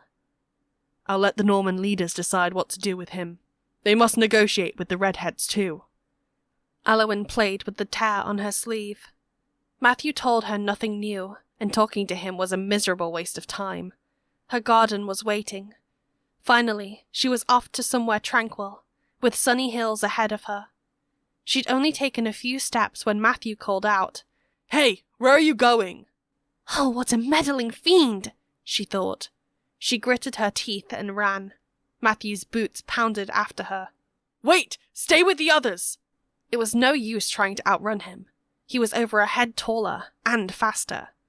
Aliwyn tried to pass the Boltons' wagons parked at the outskirts of the clearing, but Matthew latched onto her arm. Jerking away, she whirled around and pulled out her dagger. She pointed the blade at his nose. Don't touch me! She yelled. I am getting more antidote for Cato! Matthew froze. He stepped back, glancing at her dagger, and grief washed over his face. Cato's been getting better even without it. He threw it up. All the poison. He should still take the medicine with him, just in case. Aliwyn's dagger flashed in the sun. Leave me alone. You've caused me enough trouble. If you want to be alone, go lock yourself in your chicken coop. You can't wander. I don't know what bizarre rituals the redheads are up to, and they're everywhere now. She should have locked Aelfric in her chicken coop a week ago and made Matthew save himself. The Vasfians have never hurt me, but you've just attacked a child. Matthew winced as though she had slapped him. Aliwyn took that moment to spin around and weave in between the thick tree trunks. His voice bellowed after her. I can't believe you're Aelfric's sister! You've got no common sense! Aliwyn skidded to a stop. Her breaths rasped in her throat, and she turned around with her eyes wide. Who said that? That I'm Aelfric's sister? Aelfric did. Matthew crossed his arms. What? He said you became his adopted sibling after you two started living in Brocklesby. Evelyn told me the same. And Miriam's your adoptive mum, correct? His words pounded into her consciousness until a deep ache began at her temples. I loved Miriam like my mom, she stuttered. But I was her apprentice, and so was Aelfric. That's how we're recorded in the village census. I'm not his sister. Matthew blinked. Of course you're his sister. Adopted sister still counts as a sister. The two of them stood panting, and Aliwyn stared at the fallen leaves behind Matthew. She and Aelfric were not siblings, not even adopted ones. Aliwyn had dreamed of one day marrying Aelfric, but he had left home at 15 and told everyone she'd become his sister. Siblings couldn't marry. Why would he lie to the Markotts? There could only be one reason. He must have desired some pretty woman in the Markott manor, like Evelyn. Aliwyn's chest trembled, caught between a sob and bitter laughter. Matthew narrowed his eyes. What's so funny? Get out of my sight, Matthew Markott. This is my home and I can do whatever I want. Aliwyn sheathed her dagger and hurried down the path she'd been following. Sharp rocks dug into her feet, but she pressed on, wiping her wet face until it stung. Over the past few years, Aelfric had stopped holding her hand and dancing with her. He'd often spoke of how content he was serving in Sir Marcott's manor. And who else was there, if not other women eager for his attention? The warning signs had been there, but she'd ignored them, blaming it on his exhaustion from travel and work, always hoping he would return to the sweetness he'd shown when they'd first arrived in Brocklesby. Then, she'd been sure, he would ask for permission to court her. Now, she had never been so furious with him. But what was the use? At least Matthew's rustling footsteps no longer followed her. The forest sloped upward as she neared a lake, which fed the river driving the mill's water wheel. The lake flooded her garden every spring, leaving behind fertile ground. Aliwyn trudged uphill until the yellowing leaves of her thorn apple trees rose into view. Song thrushes chirruped from the nearby forest, and the sight of her sun-bathed garden cooled her nerves like a breath of fresh mint. Aliwyn shoved Aelfric out of her mind. The last sugar-snap peas she plucked off the vine burst in her mouth with refreshing sweetness. She pulled out a pair of tweezers and used them to pluck leaves off the thorn apple tree, careful to avoid the spiky apples that dangled overhead. Aliwyn then gathered the rest of the plants she needed. She pounded each herb into a paste with her mortar and pestle, and collected it in a spare jar from her belt pouch. Although she usually did this in her kitchen, she needed the fresh air today. Her arms ached as she filled a third jar of antidote for Cato, and she hummed songs Miriam had taught her. A long time passed. Memories of the poor girl who fell into the water still made her eyes blur, and Aliwyn continued to pray for her. In the distance, the Brocklesby chapel bells rang to mark noontime. "Hey, have you been left behind?" a woman shouted. She spoke English with a Vaspian accent. Aliwyn looked up. A Vaspian woman, probably a few years older than Aliwyn, approached the garden. Her braid bounced over one shoulder, and a brown fur vest added warmth to her blood-red tunic. As she drew closer, Aliwyn recognized her as Rhea, the new Vaspian chief. They knew each other from the occasional Sunday Aliwyn had followed Aelfric to trade with the Redheads. The woman stopped beside Aliwyn, still smiling, and made a circular gesture around her forehead before bringing her palm over her chest. Aliwyn stood but shuffled a step back. The Vaspian's gesture was both a greeting and a sign of reverence to their god Linus. "This is my garden," Aliwyn muttered. "I wasn't left behind." Her scalp crawled with invisible insects as she eyed the freckles covering the Vaspian's face and hands. From what Aliwyn had heard one Sunday, Rhea had become chief because her mother was injured. "I know you live here," said the redhead, "but all the people at your watermill just disappeared. Were you supposed to go with them?" Had the others just left without saying goodbye? Aliwyn straightened her stiff back and struggled to keep a blank face. Although she had wanted to be alone, she felt strangely betrayed. She had told Matthew she was collecting herbs for Cato. "Why did they leave?" she asked. An army wearing blue and yellow tunics approached the border of my territory, and I let them enter because I have a treaty with them. Then the army left, and I noticed your friends were gone." Aliwyn wiped a twitchy hand on her dress. "What do you mean, gone? Did that army do something to them?" "I didn't see them interact," the Vaspian woman shrugged. "They were Bishop Joffrey's soldiers, though. I assumed your friends wanted to follow them." Aliwyn hung her head as she clenched her mortar. Bishop Joffrey was a man of high ranking within the church. Maybe he'd heard of the Marcot's plight and had taken Matthew, Evelyn, and Marie somewhere for shelter. Or maybe that obnoxious Matthew Marcot had gone away after all. So be it. On impulse, she dumped out her mortar of smashed flowers. Evelyn seemed to care a great deal for Cato. She would find the antidote for him elsewhere. "You've become skin and bones since Miriam died," Rhea said with a sigh. "Follow me. My people are having a celebratory feast, and you can eat with us." "Celebrating what?" Aliwyn muttered. The fact that she was unscathed while Aelfric was dead? Rhea put a hand on her hip, and her full lips parted with a smile. "I achieved great victory last night.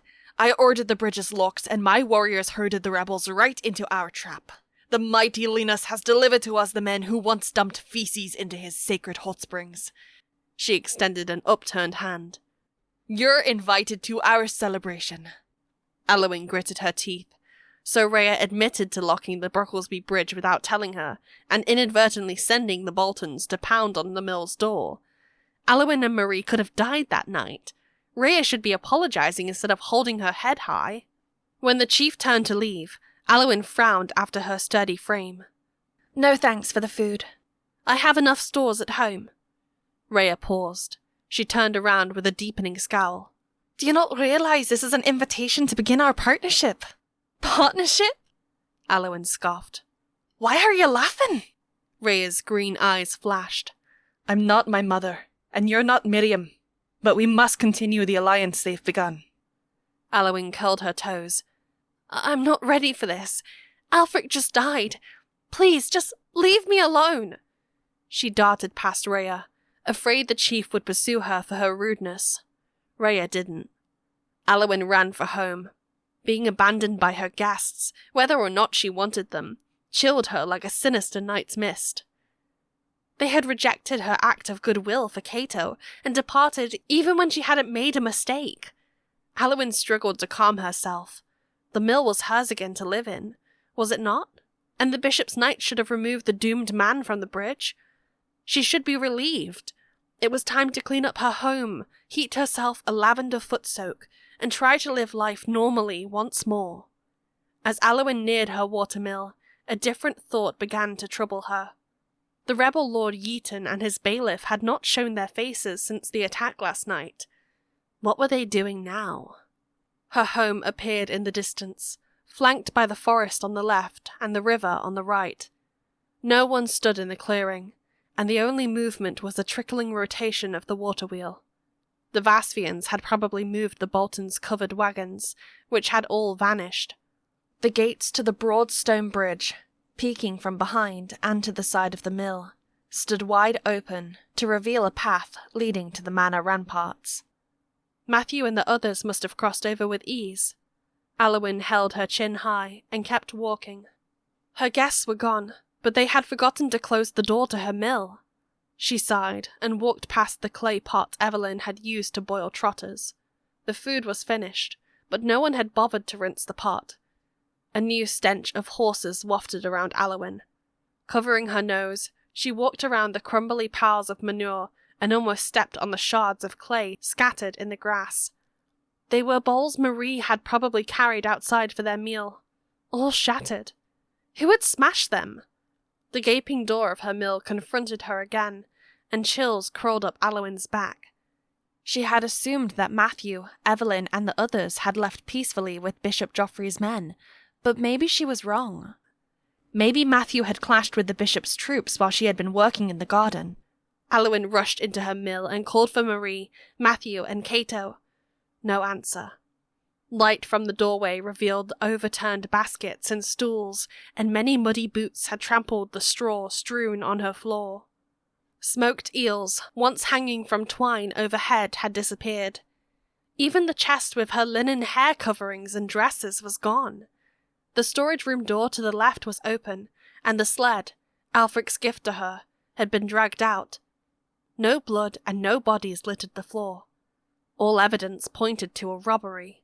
She had trusted her guests to keep intruders out, but they hadn't. Who were the looters, and where were her chickens? Scattered feathers stirred by her feet. Her hens, her faithful companions, were nowhere in sight. Aliwyn grabbed the rope attached to Aelfric's sled with a fleeting wish that it was his hand. She darted out of the watermill to search for her chickens. Chapter 6. The Enemy's Son. Aliwyn dashed along the stone wall with the sled banging at her heels. Up ahead, the rocky clearing behind her mill was empty, except for the golden oak tree and the rack for drying laundry. She slowed to a halt. "Here, Chick-Chick," she began, but she shook with sobs and couldn't continue. Aliwyn, a voice called from the bridge. Oh no, Toby Bolton was still there, hanging beyond the edge of the ravine and out of sight. Why had the Normans not pulled him onto land? He was conscious, but he wouldn't be for long. Blood was pooling in the wrong half of his body, and no one could live like this. What a horrid way to die. Aliwyn hugged herself as though caught in a rainstorm. He likely knew what had happened to her home, but her stomach flipped at the thought of talking to him. Nothing brought back the haunting memories of last night like his presence. "How come you didn't leave with Matthew and the others?" continued the disembodied voice. Shouldn't he be scared out of his wits? Aliwyn didn't want to answer, but the need to know what had happened to her mill unsettled her, and it felt strange to speak to someone she couldn't see. She tiptoed to the edge and peered down. The rebel remained motionless where he hung from the plank bridge. He had gathered up his brown cape and wrapped it around his body. His bloody face made Aliwyn jolt, and she shuffled back from the edge. I was in my garden since this morning, she stammered.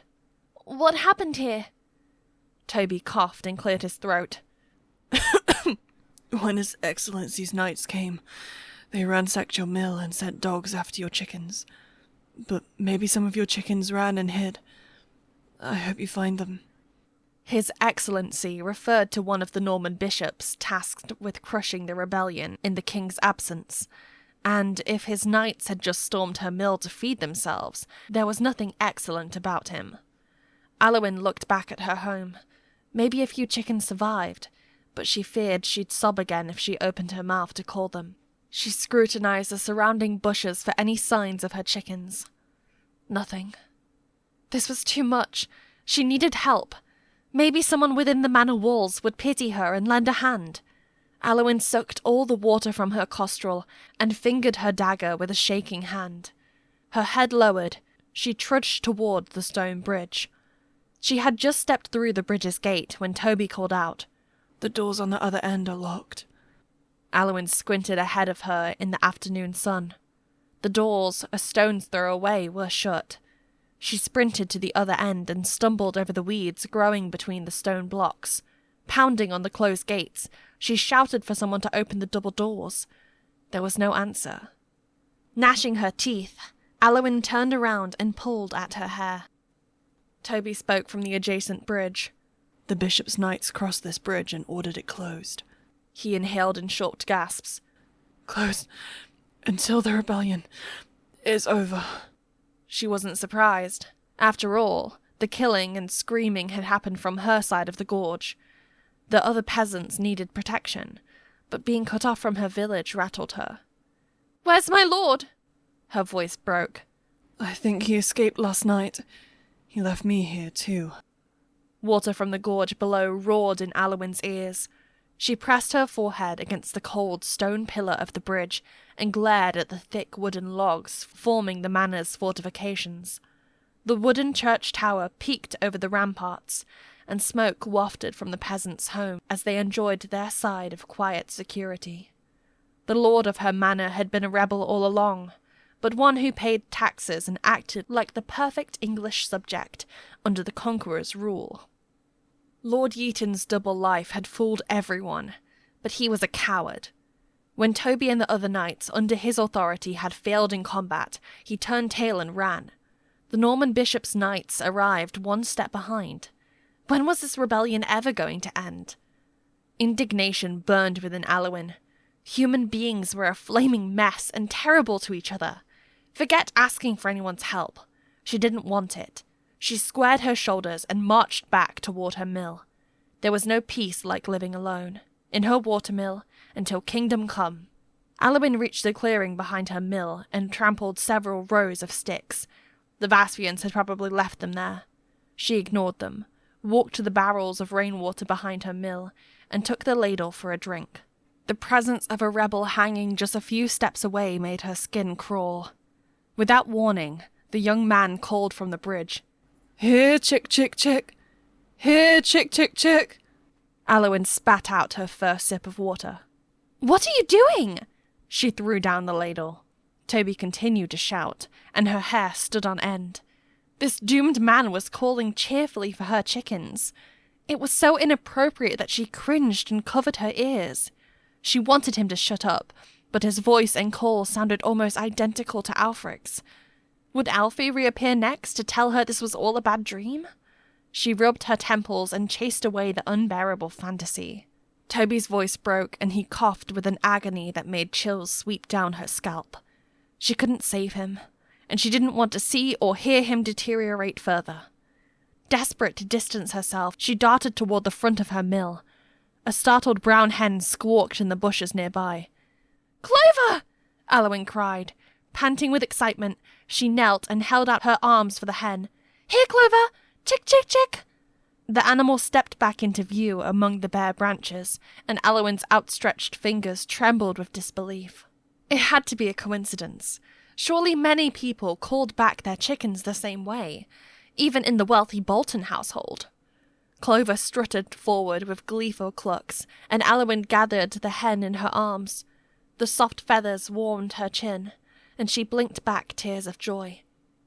As she carried Clover back to the chicken coop, Toby asked, "Did you find one?" The kindness in his voice appalled her. It made no sense that Ransley Bolton's son would want to help or be happy that one of her chickens lived. And he had asked for Miriam when he'd first crawled into her mill. Aliwyn still didn't know why, yet she was afraid to ask. Billowing grey clouds gathered overhead, but the day remained warm. She found 3 more chickens by calling for them. Each time she carried a bird past the bridge, she avoided looking in Toby's direction. She couldn't bear to interact with a person who would soon die. Thankfully, he hung below the level of ground, and she couldn't see him unless she approached the edge. Retrieving Aelfric's sled, Aliwyn placed it inside the mill, close to the entrance. She cleaned up the clearing outside her home and entered the coop to fetch chicken feed. The sack just inside the coop's door was untouched, so those plundering, excellent Norman knights hadn't bothered to steal the insect-infested grain intended for chickens. What rotten rascals! But if the bishop's army was full of Normans like Matthew, it was no surprise that they would rob helpless peasants. As her hens pecked away at the wheat and barley, Aliwyn sat behind her mill beside the water barrels. She rummaged through her belt pouch and pulled out strips of smoked fish and shelled walnuts. Each rush of salty and fatty pleasure reminded her that Toby was hanging upside down without nourishment. With the Brocklesby bridge locked, no sympathetic villager would arrive to throw him a rope, and Vasvians must be prowling nearby to ensure no one would try. Perhaps worse than his physical agony was the devastation of dying alone. A creeping guilt made her stuff her food into her pockets. When she turned back to the barrel for another drink, he called out, "Aliwyn, may I ask you something?" She was already gulping down the water from the ladle. A lump formed in her throat, and she plunged the ladle back into the barrel. Why should I talk to you?" She tried to sound tough, but her words came out like a whimper. "I was wondering if..." He coughed twice before continuing. If anyone found any signs of that child, the one who fell into the water, her name is Emma. I didn't look. Guilt surged within Aliwyn. Even if it would have been dangerous for her to search earlier that day, the Boltons must have abandoned the area by now, especially since Norman troops had passed by. I don't think anyone went to look. She gazed at her feet. Matthew said he never slashed her. I'll go look now. As she turned to leave, Toby called after her. Wait, do you have someone to go with you? No, and I'm not asking the Vaspians for help. Toby coughed again. He couldn't seem to control it, and Aliwyn scowled at the water pouch hanging from her belt. When Toby spoke again, his voice was broken and hoarse, and she resisted the urge to fill up her costrel and toss it to him. Hadn't she gotten herself into enough trouble already? Be very careful, he croaked.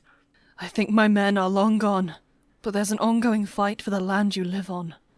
Toby's words sank like claws into her heart. Lord Yeaton had never given the impression that a fight smouldered over his territory. His father-in-law was a Norman, and when he died, Lord Yeaton had simply inherited the territory of Brocklesby. There's a leper colony just downstream, she said. I'll ask them. Maybe they found Emma. Oh, I've heard about those lepers, Toby said. Whatever you do, stay calm around them. And if you do find Emma, you should both seek shelter at a church. Don't come back here. Of course I'm coming back here. This is my home, and I need to take care of my chickens. Toby fell silent other than his laborious breathing, and Aliwyn's heart pulsed in her ears. She had already spoken longer than she ever intended to with Ransley Bolton's son, and in their brief exchanges, he had expressed more concern about her welfare than anyone in her village. Who was this man really? What had his life been like before the rebellion? It was only a suggestion. Toby suppressed a cough. You don't have to listen. The person dangling upside down should be Edward or the man who had pressed a knife to her throat, not Toby. She crossed her arms over her stomach and turned to leave, but the young man called again. Aliwyn, before you go, please take my recorder. Your recorder? Toby tossed a small object toward her feet. It landed amongst the rocks and bounced out of sight, and Aliwyn clenched her jaw. Emma made me play it for her every day, he said. Aliwyn glanced in the direction of his voice with her chest squeezing. Maybe Emma was Toby's little sister. Aliwyn would have done everything to help her sister too, even if it meant befriending a stranger while hanging upside down. There should be no harm done if she took his instrument. She searched the ground and found what looked like a short stick amongst clumps of grass. Picking it up, she stroked the smooth wood with her fingers. It was light and only the length of her hand, etched with delicate vine carvings that spiraled around the finger holes. Her eyes rounded. It was identical to the recorder Miriam had carved for Aelfric, but Aelfric's had been made with darker wood. This must be a coincidence. Aelfric and Toby might own nearly identical recorders, but this meant nothing. Aliwyn twirled the instrument between her fingers. Who was she trying to fool? She needed to know how Toby knew Miriam. If you don't want it, Toby said softly, you can throw it away. Aliwyn shook her head. She walked to the ravine's edge and dared to study his inverted face. The sight stole her breath. Dangling upside down, had made his darkening bruises bulge. Scrapes crisscrossed his face, and dried blood crusted his lips. His right hand, the one that had been shot, was bloodied almost beyond recognition, and he couldn't stop shivering. He could hardly keep his swollen eyes open, but he struggled to bend his neck to look up at her. An agitated restlessness shook her from within. "How come you know Miriam?" she asked. My arm was broken once, and I was sent here to recover. Miriam took care of me for many months. What? Aliwyn almost dropped the recorder. Then how come she's never talked about you? I don't know. But is Miriam still living around here? He spoke as if he knew his time was up. Are you Miriam's assistant? Or a relative? Was Aelfric an assistant too? Maybe you were gone the time that I stayed." "No!" she shouted. "You're lying!" "I'm not lying." Aliwyn wrung her hands. Miriam used to rise with the rooster's crow to prepare breakfast and would sing for her apprentices at bedtime. She had skipped meals so the two hungry teenagers had food. She couldn't have done such things for Toby. Couldn't have! Aliwyn backed away from the cliff's edge until the man was out of sight. "Aliwyn," Toby called after her. "Miriam took care of many patients over the years. I needed extra help, so I stayed longer. She taught me how to speak Vasvian." He paused. Several coughs later, he continued. "I didn't see her. Does she still live here?" "No! She passed months ago!" He inhaled sharply as he hung out of sight, and Aliwyn wiped her eyes. Her mentor had rushed out in a snowstorm to assist in childbirths and stayed overnight with the families of the dying. Her patients treasured her, but Aliwyn couldn't compare. She tugged at a tear on her tunic and changed the subject.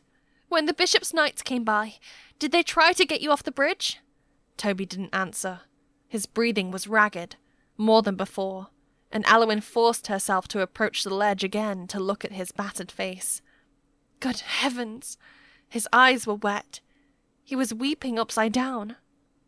They were both quiet for a moment, and the dull ache started at the back of Aliwyn's skull. She could deny it if she wanted to, but Toby wasn't lying.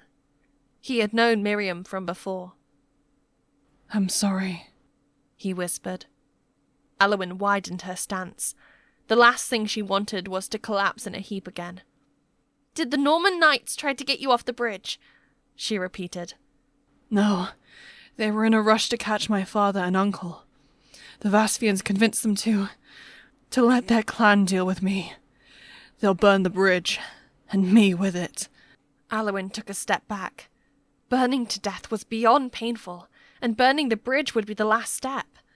The Vasvians would ensure that he suffered before the final act. Maybe they had left to gather their torture equipment. If Toby's misery was supposed to avenge Aelfric's death, where was her satisfaction? Aliwyn couldn't swallow the lump in her throat. Wealthy rebels were usually exiled or fined, but the same Norman knights who had raided her mill had left Toby to die under Vasvian jurisdiction. He was an English citizen who deserved an inquest and last rites, not to face an end under the pagans. Her eyes strayed over the length of the locked stone bridge until the truth struck her. The Normans had left Toby there because he was English. They wouldn't have done that to one of their own. She paced the edge of the gorge and could almost see Miriam appearing from around the corner of her mill. If what Toby had said about his relationship with her was true, Miriam would have thrown a rope to pull Toby off the bridge. She would have negotiated with the Vasvians to direct their time elsewhere and brought Toby to a church sanctuary, where any criminal would be granted sanctuary for 40 days. But Aliwyn had no relationship with the Vasvians, and she couldn't negotiate anything. The consequences of her indifference over the years towered over her like a cold shadow. She looked left and right. The Vasvians were nowhere to be seen, and she could ease Toby's suffering. She had placed his recorder in her pocket. Back by her barrels of water, she took out the largest handkerchief she had, soaked it, and returned to the cliff's edge. With a trembling smile, she squatted and showed Toby the dripping cloth. "You can drink some water from this," she said, tossing it to him. Toby caught the handkerchief with a swing of his left arm. He brought the cloth to his lips, his eyebrows raised, and the memory of him pushing away the vicious soldiers last night flashed in her mind. Aliwyn hugged her knee, her eyes blurring. At least he soaked the cloth dry and didn't cough again. He was remarkably calm. What could he be thinking? "If you see Emma again, please take care of her." Toby's quiet voice drew her from her thoughts. You want me to care for her?" "You have a kind heart. I wish we could have met under different circumstances." But under different circumstances, how would this knight have noticed her? Aliwyn was just another scrawny peasant, and one who smelled like fish. "I'm going to find Emma now," she whispered. She stared at his bloody ankle. strangled between two wooden planks and a tangle of ropes, and hoped he'd wiggle free. He'd plummet into the water to his freedom. Maybe he was waiting for the sunset to escape. Her heart gave a leap, but a sinking weight soon pressed over her shoulders. Had she become a rebel supporter by wishing such a thing? She had better leave. Aliwyn was about to turn away when Toby's eyes widened on her. He dropped her handkerchief, and it fluttered into the wind. What is it? She stepped towards him. Toby remained frozen, and she looked around. She nearly screamed. To her left, a line of armed Vasvian warriors advanced along the edge of the cliff. Hostility darkened their faces, and they aimed their crossbows at her. She stumbled backward. "You're not supposed to enter this area," It was Rhea's livid voice. "This is now forbidden ground." What? Aliwyn searched for the Vasvian woman who had spoken. Why is this forbidden ground? "This row of branches," Rhea stepped forward and pointed to the line of the stick bundles with her crossbow. "No one is to go beyond this line until this man is dead. You've just defiled our sacrifice to Linus." How was I supposed to know what those sticks meant? Aliwyn shouted. "Were you planning to rescue him?" No! "Then why were you talking to him?" Aliwyn couldn't answer, and a row of freckled faces glared at her under the bright afternoon sky. No wonder Toby had fallen silent. Asking him a question and demonstrating that they were on speaking terms had been a mistake. There were so many arrows pointed at her, and Aliwyn's head spun with panic. She backed closer to the ravine's edge. "It's all right," Toby's firm voice came from behind her. "Just leave." His words forced her back to her senses. From the corner of her eye, she glanced at Toby one more time. "You'll be fine," he said. His words made her stomach drop. Aliwyn turned to her right, stumbling over her feet as she darted for the entrance of her chicken coop. From behind, the Vasvians argued about where on Toby's body they should aim their arrows. Aliwyn glanced behind to see Vasvian warriors dumping piles upon piles of firewood on the ground. Her chin quivered with the release of rising sobs. Someone had to be punished for the Ransley Bolton's massacres and trespasses, but it didn't feel right to heap so much hatred upon one person, and that person happened to be Toby. Please, please have his padded armor withstand those arrows, she thought. She clapped her hands over her ears, not wanting to hear any projectiles about to be fired. Chapter 7. The Unwanted Visitor. Heavy rain started that afternoon. The mill's straw roof rustled in the downpour, and water dripped inside from a hole in the roof. Each droplet plopped into a bucket, rippling the surface of the water in the hearth's glow.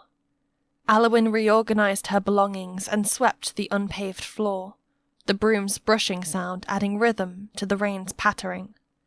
When dirt piled up along both walls, she stopped and stared at the shadows cast over her dining table. The stillness was thick in her ears. Marie's sudden departure had left her hollow, and Aliwyn ached over Emma, another child she couldn't forget. The Vasvians had forbidden her from exiting the mill to look for the girl. They had yelled at her for emerging to feed her hens, but she had done it anyway.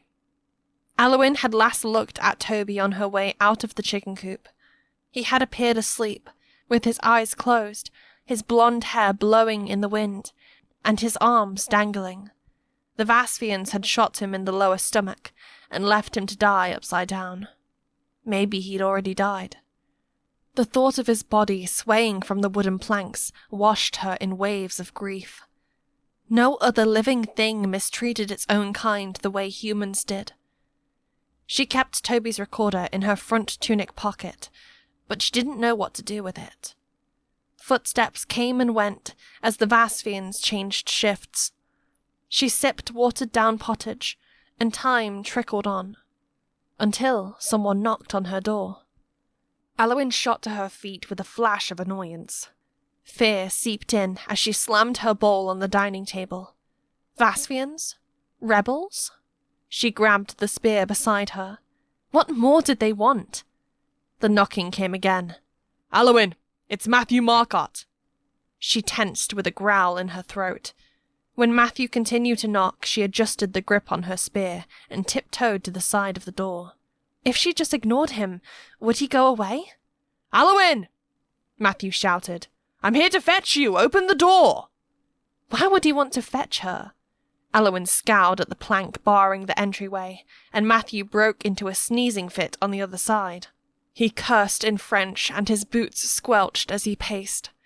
It sounded like he was soaked. Aliwyn chewed on her lip. When the squelching footsteps wouldn't leave, she set aside her spear, removed the plank, and cracked open the door. Bloody kraken, let me in! Matthew cried. He pushed his way into the mill, along with a blast of chilling wind. The sudden entrance of a huge man with a pointy helmet made her chest seize, and Aliwyn grabbed her spear again. Matthew swung the door shut behind him with an echoing slam. His loud breathing filled the room, and he struggled to pull a wet shoulder bag over his head. Aliwyn clenched her weapon, and traced the movements of his head with her spear tip. He straightened and tilted backward upon seeing the pointy metal. What took you so long to open the door? Why do you want to fetch me? Matthew lowered his shoulder bag to the floor. He frowned at her, his two dark eyes separated by the metal nose prong of his helmet. Is it not obvious? You're alone in this watermill and surrounded by bloodthirsty Vasfians.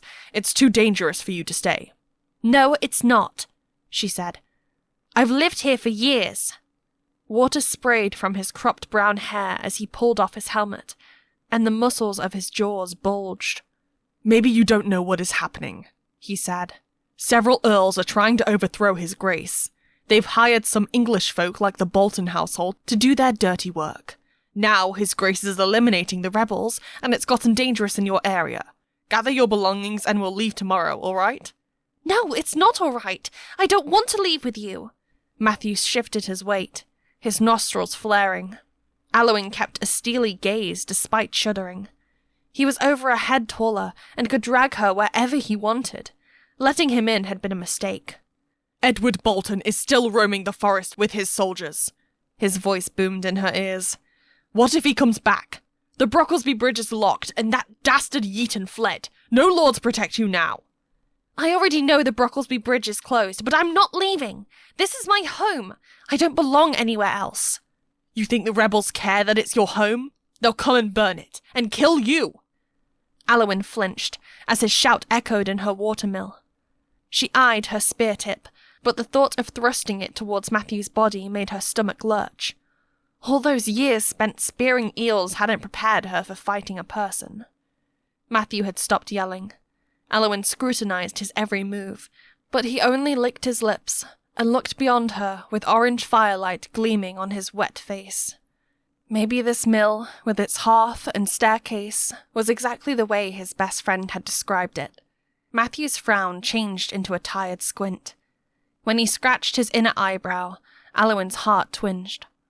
Aelfric used to make the same gesture when something distressed him. It's raining, she said.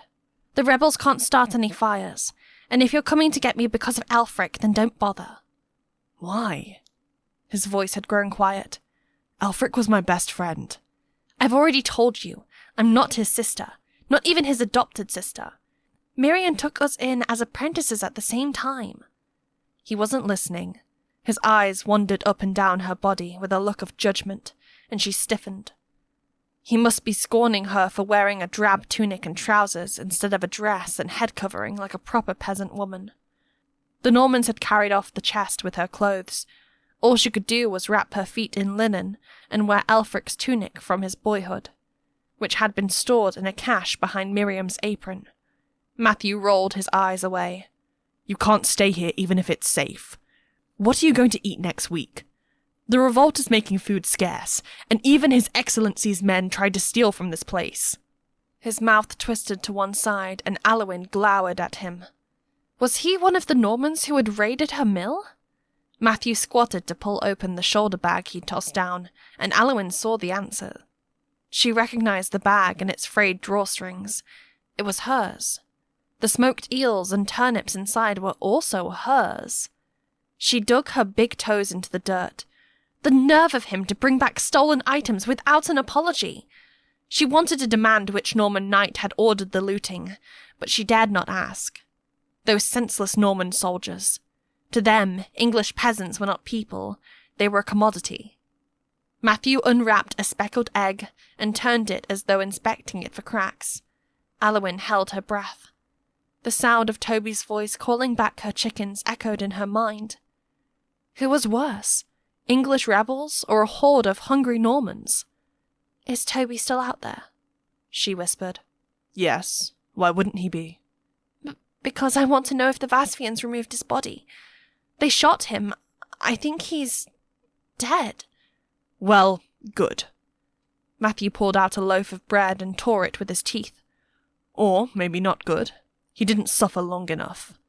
Aliwyn darted past him and began tearing up the stairs. Hey, come back! Matthew stood, his mouth full. I brought food for you! She gripped the rail. Does it make you feel better? What are you talking about? With Toby dead, does that change anything? That dastard deserved every... Matthew coughed into his elbow. He marched to the watermill's exit and opened the door with a gust of frigid air. A moment later, he slammed the door shut again, pulled off his helmet, and tossed it down with a thump. He shed his black cape and dropped it on the floor close to the hearth. His boots, belt, rattling chainmail, padded jacket, and outer tunic all came off in a scattered and wet mess. Aliwyn stepped onto the second floor with sweat chilling her hairline. He had decided to stay. A Norman soldier, to be exact, and it was just him and her. Alone. What if he became violent and treated her the way he'd treated Emma? Now, in his beige inner tunic, Matthew walked to her clay pot of leftover pottage and picked up the ladle. Aliwyn squirmed. This was her home, but he was acting as though everything was his. Matthew froze with the ladle in hand. He looked up and found Aliwyn standing upstairs. I couldn't stop the knights from robbing you, he said, his brows drawn. He hung his head and sunk the ladle back into the watery pottage without taking a sip. Aliwyn shrunk back from the railing and out of his sight. No words came to mind when Matthew's coughing and sneezing echoed from the floor below. She stared at the dry blankets folded on the 3 straw mattresses at her feet, and her shoulders sagged. Matthew was a squire. He had no authority to stop any knights from doing anything, but it appeared as though he tried. Still, Aliwyn hesitated to go downstairs and offer him a change of clothes or a dry blanket. She sat on a mattress and laid her spear at her feet. Scenes from Matthew's rage by the Brocklesby ravine resurfaced in her mind. From what Aelfric had told her, Matthew had avoided his parents and lived strictly with his tutor, Lord Seville, for 7 years. Matthew's father had been so desperate to remain in contact with his only child that he arranged for Aelfric to serve both the Seville and Marcotte households in an alternating fashion. That way Aelfric could interact with Matthew and report his progress to his parents. Aliwyn would never know why Aelfric had befriended this brash squire. Matthew coughed intermittently, and she finally peered over the rail. Why was he coughing so much? He sat against the stairwell's support pillar, arms folded and legs stretched out.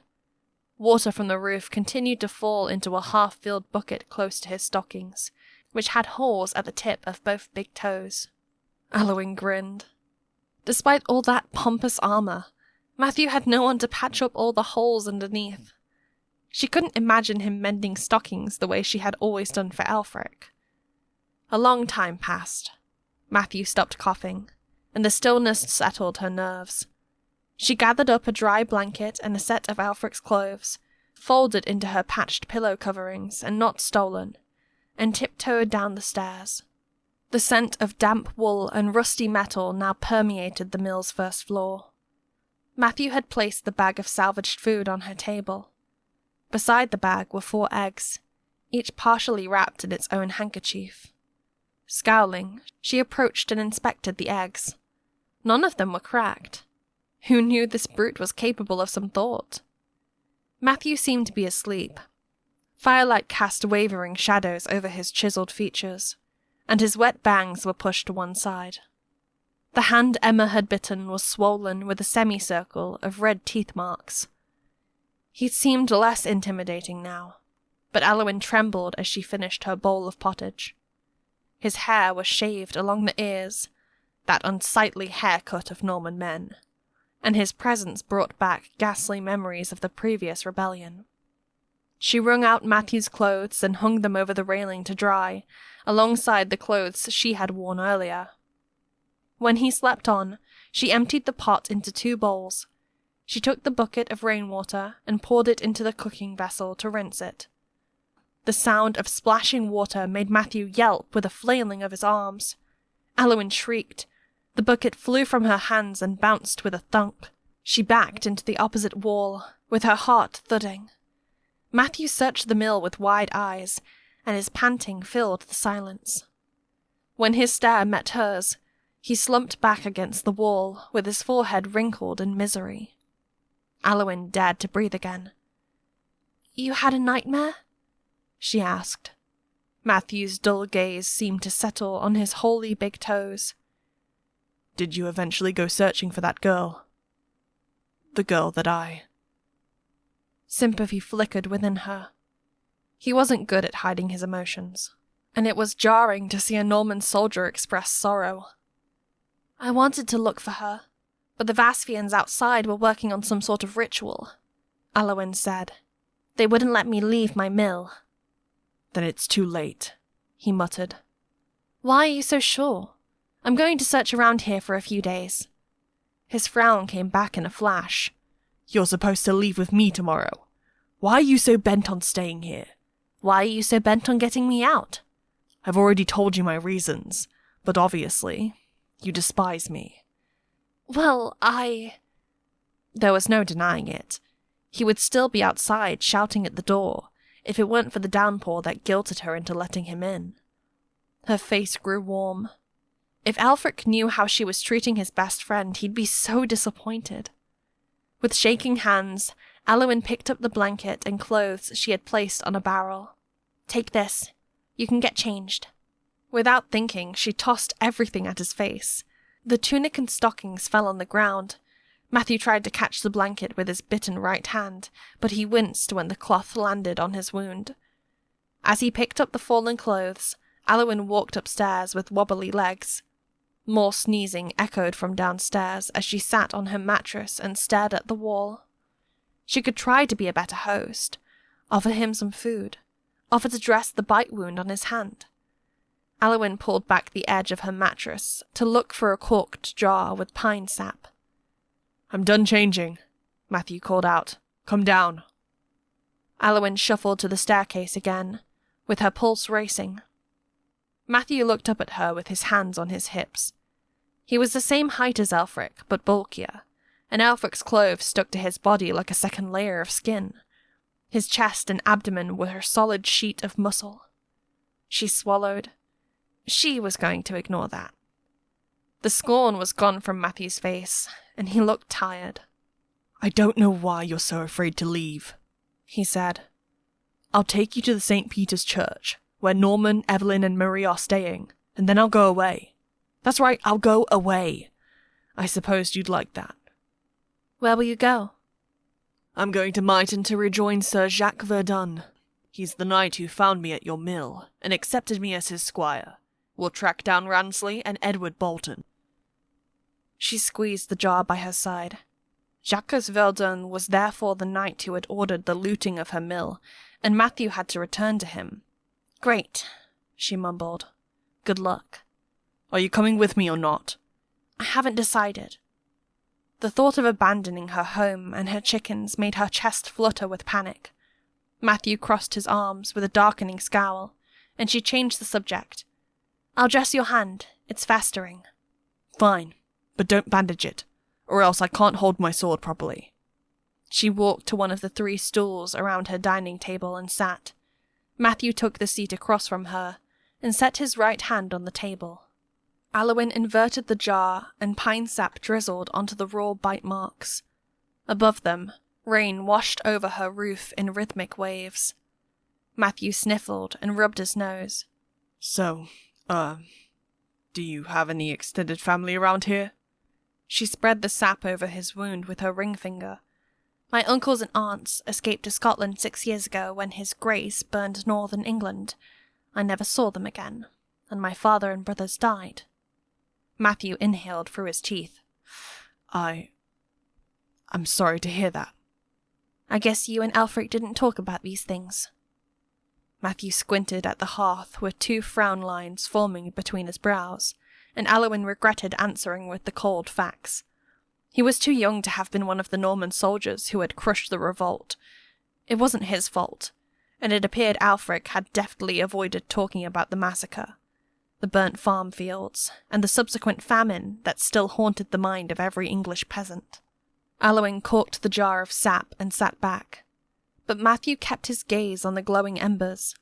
His brown eyes darted in the firelight, as though he were chased by mirages he couldn't escape. Aliwyn's shoulders grew heavy, but she couldn't take her words back. "Matthew," she said softly, "tell me about your childhood. What was it like to move to England as a boy?" He flinched. It was fine. I just didn't know a word of English. "But your English is very good now." Aliwyn managed a smile. "Most Norman knights can't speak as well as you." "Oh, I practiced with Aelfric." She thought so, and Aelfric had probably become fluent in French thanks to Matthew. The 2 boys had grown up with remarkable friendship, one that had been served by the strife between the Normans and the English. She ducked her head. "Matthew," she struggled to talk, "I don't hold it against you for being Norman. I want there to be peace, and so I hope His Grace will stop the rebellion. Aelfric wanted the same thing, I'm sure. And I also support your efforts." She felt his eyes turn back to her. "Does that mean you're coming with me?" he asked. "If I go, when can I come back here?" "I don't know. It could take a long time for His Grace to stop the revolt." Aliwyn gripped the edge of her stool, a stool she had sat on for years. She put the corked jar in her pocket and stood again. Backing toward the stairwell, she held Matthew's gaze. "I can't leave," she said. "This is my home, and all of my chickens are here. I can't leave knowing that I might never come back. I'll make some tea for your cough." Matthew shook his head. This time he looked hurt. "How are you going to last the winter?" he challenged as she walked up the stairs. "You have almost no food left." "I'll find a way." "Find what way? Food won't fall from the sky." The thought of being stuffed into a church sanctuary with filthy strangers made her want to scream. She had been through that before, shortly after a clergyman had picked her off the street of her ravaged village. The churches and monasteries surrounding York had been so packed with starving children that many died from dysentery and strange fevers. People beat each other over bread and trampled infants to seize blankets and clothing. And Aliwyn, barely in her teens, had to bite and kick others to survive. Aliwyn saw people differently after that. Either they would hurt her, or she would hurt them. Attending festivals and other noisy, crowded events still made her faint with palpitations. She wished she could have moved on the way Aelfric had. "What if you come with me and try living at the church?" Matthew asked. "You can bring 1 chicken with you." Aliwyn paced the 2nd floor. She appreciated his attempt to compromise more than she could express, but the longer he tried to reason with her, the more desperate she was to hide inside a home she thought she'd never leave. "I lived in a church before," she stammered. "It's crowding and disgusting and dark." "What are you talking about? St. Peter's is huge. It's almost empty, and it has big windows with plenty of light." Aliwyn blinked at the shadows flickering on her roof. Of course, Matthew didn't know what she had lived through. "Matthew?" she called out. "Can I tell you tomorrow if I'll come?" He didn't answer. With time, her empty stomach churned. Drinking watered-down pottage wasn't sustaining her, and Aliwyn halted her pacing and looked over the rail again. Matthew was curled on his side by the hearth. Even then, the blanket she had given him was too small to cover him completely, and his feet stuck out. She stiffened when she saw a puddle collecting close to where he lay. No bucket stood to catch the drops from the leaking roof. Aliwyn hurried downstairs, replaced the bucket, and dried the puddle with rags. Matthew coughed intermittently in his sleep, the kind of agonizing cough that threatened to become something worse. Aliwyn knelt beside him and hovered her hand over his forehead. The rising heat from his head made her catch her breath. He had a fever. Sick, alone, and stuck in a rainstorm, Matthew had returned for a single peasant the rest of her manor had deemed as good as dead. Aliwyn studied his dark brows and eyelashes. All the reasons he'd given for her to leave her mill were logical. Too logical, even insensitive. But how else did she expect a Norman squire to think? When her stomach growled again, Aliwyn pressed her hand over the ache of her belly. She quelled her angst enough to look over her remaining food stores objectively. The truth was harsh. There were only enough stores for a week, and considering what strange dishes the Vasvians ate, she wouldn't beg them for food. Aliwyn's throat pulsed as she eyed the broken pottery and chicken feathers she had swept into a dark corner. Matthew had been right in saying the rebels could return at any time. She needed to seek shelter until the conflict settled down. Which hen was she going to take, and which others would she perhaps never see again? Aliwyn unfurled another blanket and covered Matthew's exposed feet. His legs twitched, and she crawled into his field of view to check on him. He squinted at her, his eyes bloodshot. Aliwyn folded her legs beneath her and smiled. "Sorry to wake you up," she whispered, "but it's cold down here. Would you like to go upstairs? My mattresses are there." He opened his mouth as though to say something, but burst into a fit of coughing instead. Aliwyn stood and retrieved a bowl of pottage she had set aside. Matthew pushed to sitting, still coughing into his elbow, and took the bowl from her. She watched him gulp down the pottage with her heart thrumming. As he lowered the bowl, she said, "I've decided to come with you." I'm delirious, right? No, you're not delirious. Get some sleep. We'll talk in the morning. Hopefully, by tomorrow, she would feel more ready. What made you change your mind? He asked. She was too embarrassed to look him in the eye. What you said. The reasons. They made sense. Good. Matthew wiped his mouth. I forgot to tell you that Marie's been asking about you. Oh. Aliwyn felt a tug in her chest. I miss her too. So tomorrow you will carry one chicken? But don't those things defecate constantly? She smirked. We'll talk later, Matthew. She led the way upstairs, and he followed with his blankets crumpled under his bulging biceps. The second floor was dimmer. Smoke hung in the air, and heat from the hearth rose and swirled with the cold draughts. Rain washed over the sloping straw roof with rumbles of distant thunder. Matthew couldn't straighten without bumping his head. Only one mattress, the one Aelfric once slept on, was long enough to fit him. He tossed his blankets on top of it and sat down. Aliwyn sat on an adjacent mattress, clutching her hands, and Matthew lay his belt and sword parallel to his mattress. She never thought she'd invite a Norman soldier up here. The upper floor was a private place she had once shared with Miriam and Aelfric. By this time of year, they would have pushed all 3 mattresses into one and huddled together to keep warm. Matthew kicked the blankets over himself and didn't seem to mind that the mattress covers were threadbare, or that his blankets were made of old flour bags stitched together. She was grateful for that. He settled his head on the pillow stuffed with chicken feathers, and the rainstorm filled the silence. If Aelfric had been there, he would have played uplifting music and dared them to sing. She studied the shifting shadows cast by the railing, as if they would bring him back. "Matthew," she said, "did you find Aelfric's recorder before you buried him?" Matthew grew still as he frowned at the roof. No. I tried to look for it, but it wasn't in his pockets. Aliwyn squeezed her eyes shut. Aelfric's recorder had been his most prized possession, something he'd loved to play. When his first recorder from his childhood had cracked, Miriam had whittled him another one. His melodies had livened the dark winter nights in their mill, the way sunlight scintillated over fresh snow. How come you couldn't find it? She raised her voice. He always carried it with him. I don't know. It probably fell out his pockets during the battle and got trampled into the mud. Aliwyn shuddered and hugged her knees. Imagining Aelfric's last struggle made her stomach roil, and she never wanted to know the details of his death.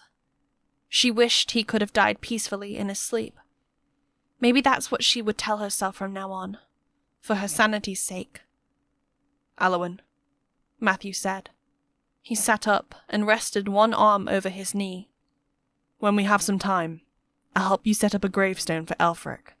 Somewhere nice, overlooking some water. She blinked until she could see clearly again. Matthew's eyes were moist, but he held her gaze and didn't hide his pain. For the first time, Aliwyn grasped how much his best friend had meant to him.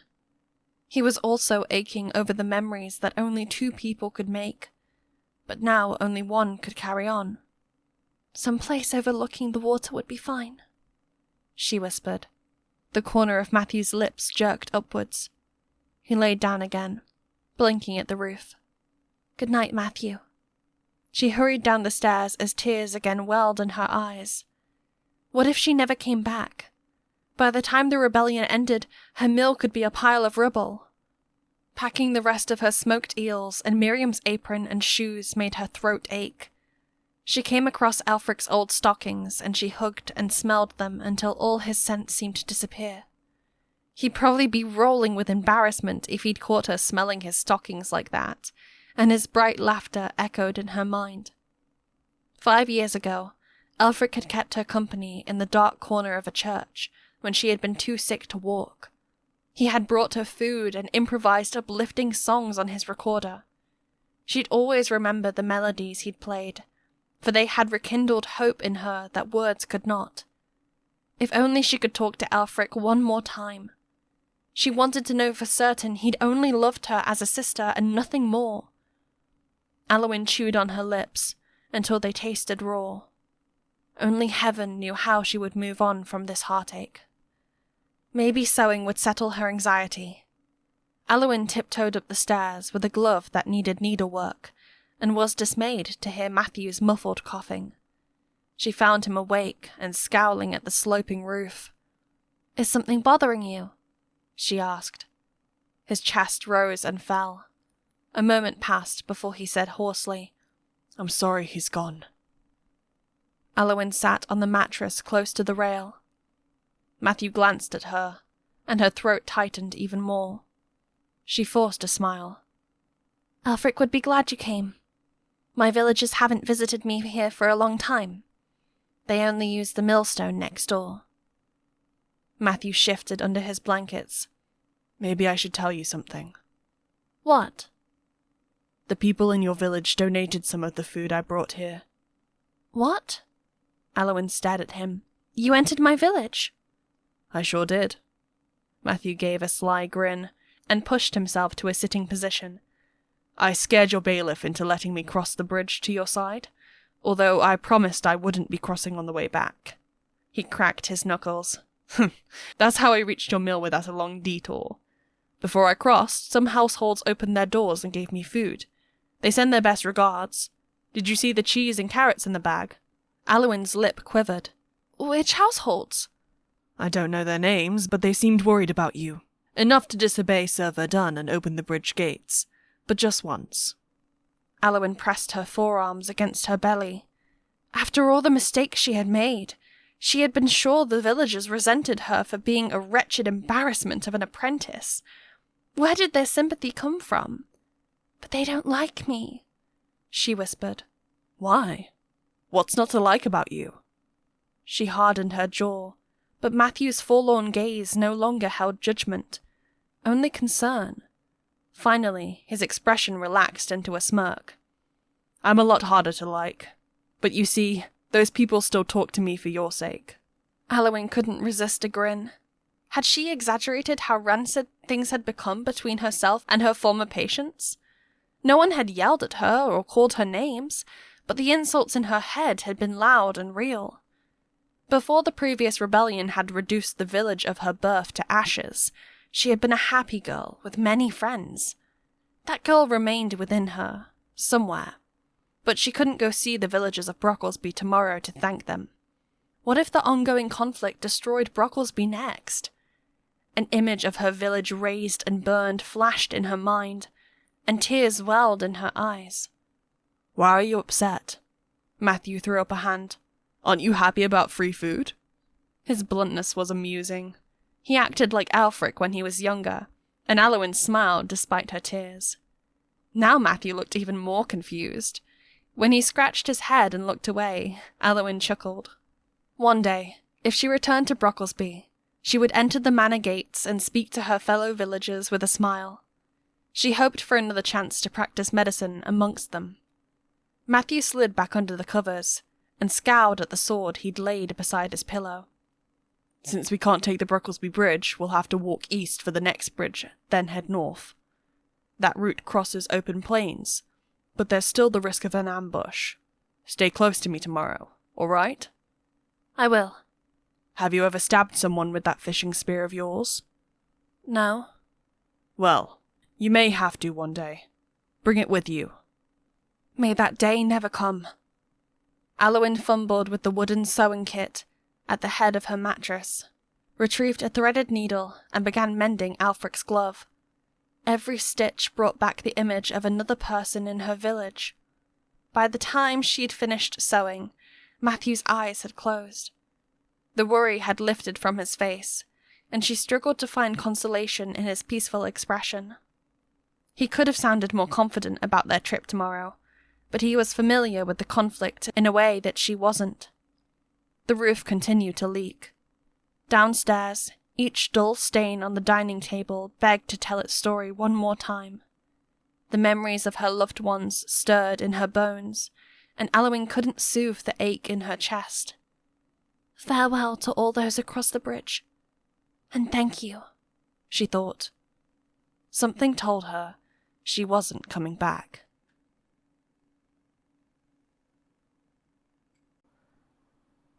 Chapter 8. Over the Edge. For a long time, Aliwyn lay on her mattress and watched Matthew's stubbly face. Footfalls sounded from outside, probably the Vasvians changing shifts. She couldn't erase from her mind the horrid sight of Toby dangling with an arrow in his stomach. Matthew had gotten what he wanted. And perhaps so had Evelyn, Marie, and their allies. Even Aelfric would have wanted revenge, but these thoughts brought her no comfort. The loved ones she had lost would never return, nor those who had died in the revolt. The rain stopped, and an uneasy sleep finally overtook her. Without warning, her chickens clucked and protested inside their coop on the other side of the mill's wall. Aliwyn rubbed her eyes and sat up. She had always wanted a door between the watermill and the coop, but Aelfric said that making such a door risked the watermill's collapse. The anxious clucking continued, and her pulse quickened. Matthew was snoring, and she didn't want to bother him. Vasvian voices echoed from her chickens' home. What were they doing? Stealing eggs? Aliwyn crumpled her blanket and glanced at Matthew again. He didn't speak a word of Vasvian, and would probably pick a fight. She picked up her spear and tiptoed downstairs to the watermill's entrance. She had to set aside her spear to lift the plank barring the entryway, and it was still in her arms when Matthew shouted, "Where are you going?" "My chickens!" Fists pounded on the door. Aliwyn gasped as it flew open, knocking the plank out of her hands. An icy wind swept into the watermill. "Where is Ransley Bolton's son?" a Vasvian man demanded. He stood in the rainy darkness, his dripping face drawn into a toothy snarl. He wielded a wooden club with metal blades protruding from it, and behind him stood several armed warriors, all crowding around the entrance. Matthew ran to Aliwyn's side and pulled her behind him. She sucked in her breath. He had already drawn his sword. "What's going on?" he shouted. The warrior responded in his own language. "We just changed shifts guarding at the bridge, and that scoundrel is gone!" The news sank in, and Aliwyn's mouth hung open. Her unspoken wish that Toby would escape had come true. Matthew kept his weapon raised. Aliwyn, what's he saying? Aliwyn dared to step forward and stand beside him. When Matthew's glare shifted to her, she pleaded with her eyes for him to wait until she could translate. "He's not in here," she answered the Vasvian warrior. "I didn't open this door all night." "We'll believe you after we search." The man at the forefront raised his club to force his way into the room. In a flash, Matthew struck the club with his blade. "Matthew, stop!" Aliwyn cried. "They only want to look around!" The two men nonetheless stood there with their teeth bared and weapons grinding in a deadlock. Those gathered behind the warrior surged and forced Matthew to stagger backward. Aliwyn grabbed his arm and pulled him aside as a dozen Vasvian men and women pushed into the watermill, each with a dagger at their waist and a crossbow strapped across their back. Raindrops clung to their pale goatskin coats and glistened in the embers' glow. I don't want them here either, but you can't fight so many of them," Aliwyn stammered. The intruders pulled over a large basket, then another, scattering what little she had left of her parsnips and apples all over the dirt. Aliwyn's chin trembled, but she gripped Matthew's arm and prevented him from advancing. "What are they looking for?" he demanded. "Toby." His arm stiffened beneath her hand, and she avoided his fuming glare. "What?" he shouted. "You said he was dead!" "I said they shot him, but—" Aliwyn cringed at the sound of shattering pottery from her storage room. Baskets rolled onto the floor between the scurrying boots, and several apples bounced across the floor to lie at her feet. She clawed at her scalp, and something within her snapped. "Stop it!" she shouted. "Toby isn't here! How do you know he didn't fall off the bridge?" The Vasvians didn't pay her any attention. Matthew snarled and lunged for a man about to ascend the stairs, and Aliwyn yanked him back. He nearly sent her flying with his force, but she clung on tight. How many people would perish in her mill tonight? "Matthew, you can't fight so many!" A pair of hands clapped twice at the entrance of the watermill. The Vasvian warriors in the room halted and turned to look at the doorway, where Rhea stood with her eyebrows knit and her braid dripping over one shoulder. Like the others, she wore a reverse goatskin coat that was tied around her waist. "I told you to search, not destroy," she pointed outside. "Everyone out! I found more footprints leading into the woods. Go find Galladon. He'll show you." The Vasvian chief stepped inside as the first of her clansmen hurried out the door. They ducked to avoid her bitter regard, and the only sound was of their departing boots squishing in the mud. Rhea turned to look at Matthew and Aliwyn, who both watched the retreat in bewilderment. "We've met before," she said in English as she nodded at Matthew. "Toby has escaped. I'm sure those uneven footprints are his." "What?" Matthew cried. "How did he manage—" "That's what we all want to know. Reinforcements and hunting dogs are on their way." Rhea turned and walked toward the open door. "Matthew, come with us." Aliwyn tensed when he sliced his arm through the air. "How could you all let him escape?" he shouted. "And how dare you barge in here and throw things around?" Rhea cocked her head, her eyes glinting in the light of her warrior's torches. "Matthew, just go," Aliwyn said. "I'm not that important."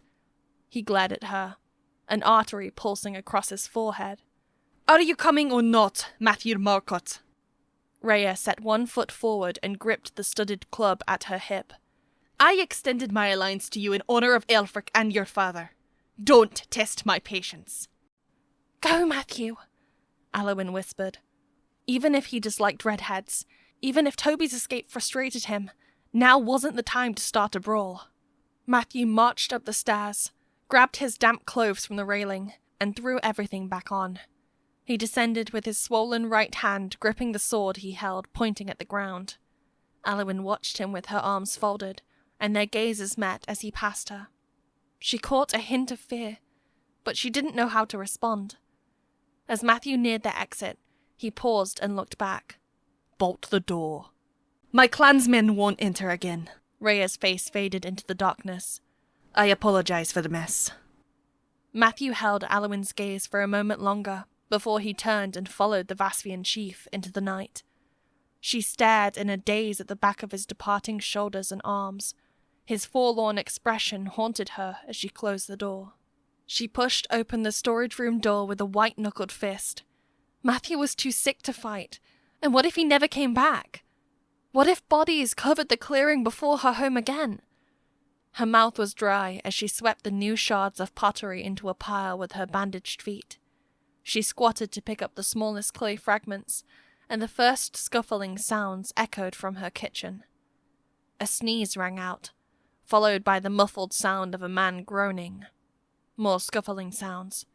She toppled sideways out of her squatting position. Pushing herself up, Aliwyn dashed behind the storage room's open door.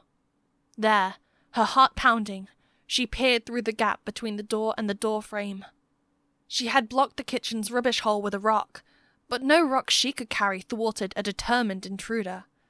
The rock jerked inward again, and her throat swelled until she couldn't breathe. The brutality and yelling of the previous night came crashing back. What if Toby's men had returned to save him? What if the man breaking in was his Uncle Edward?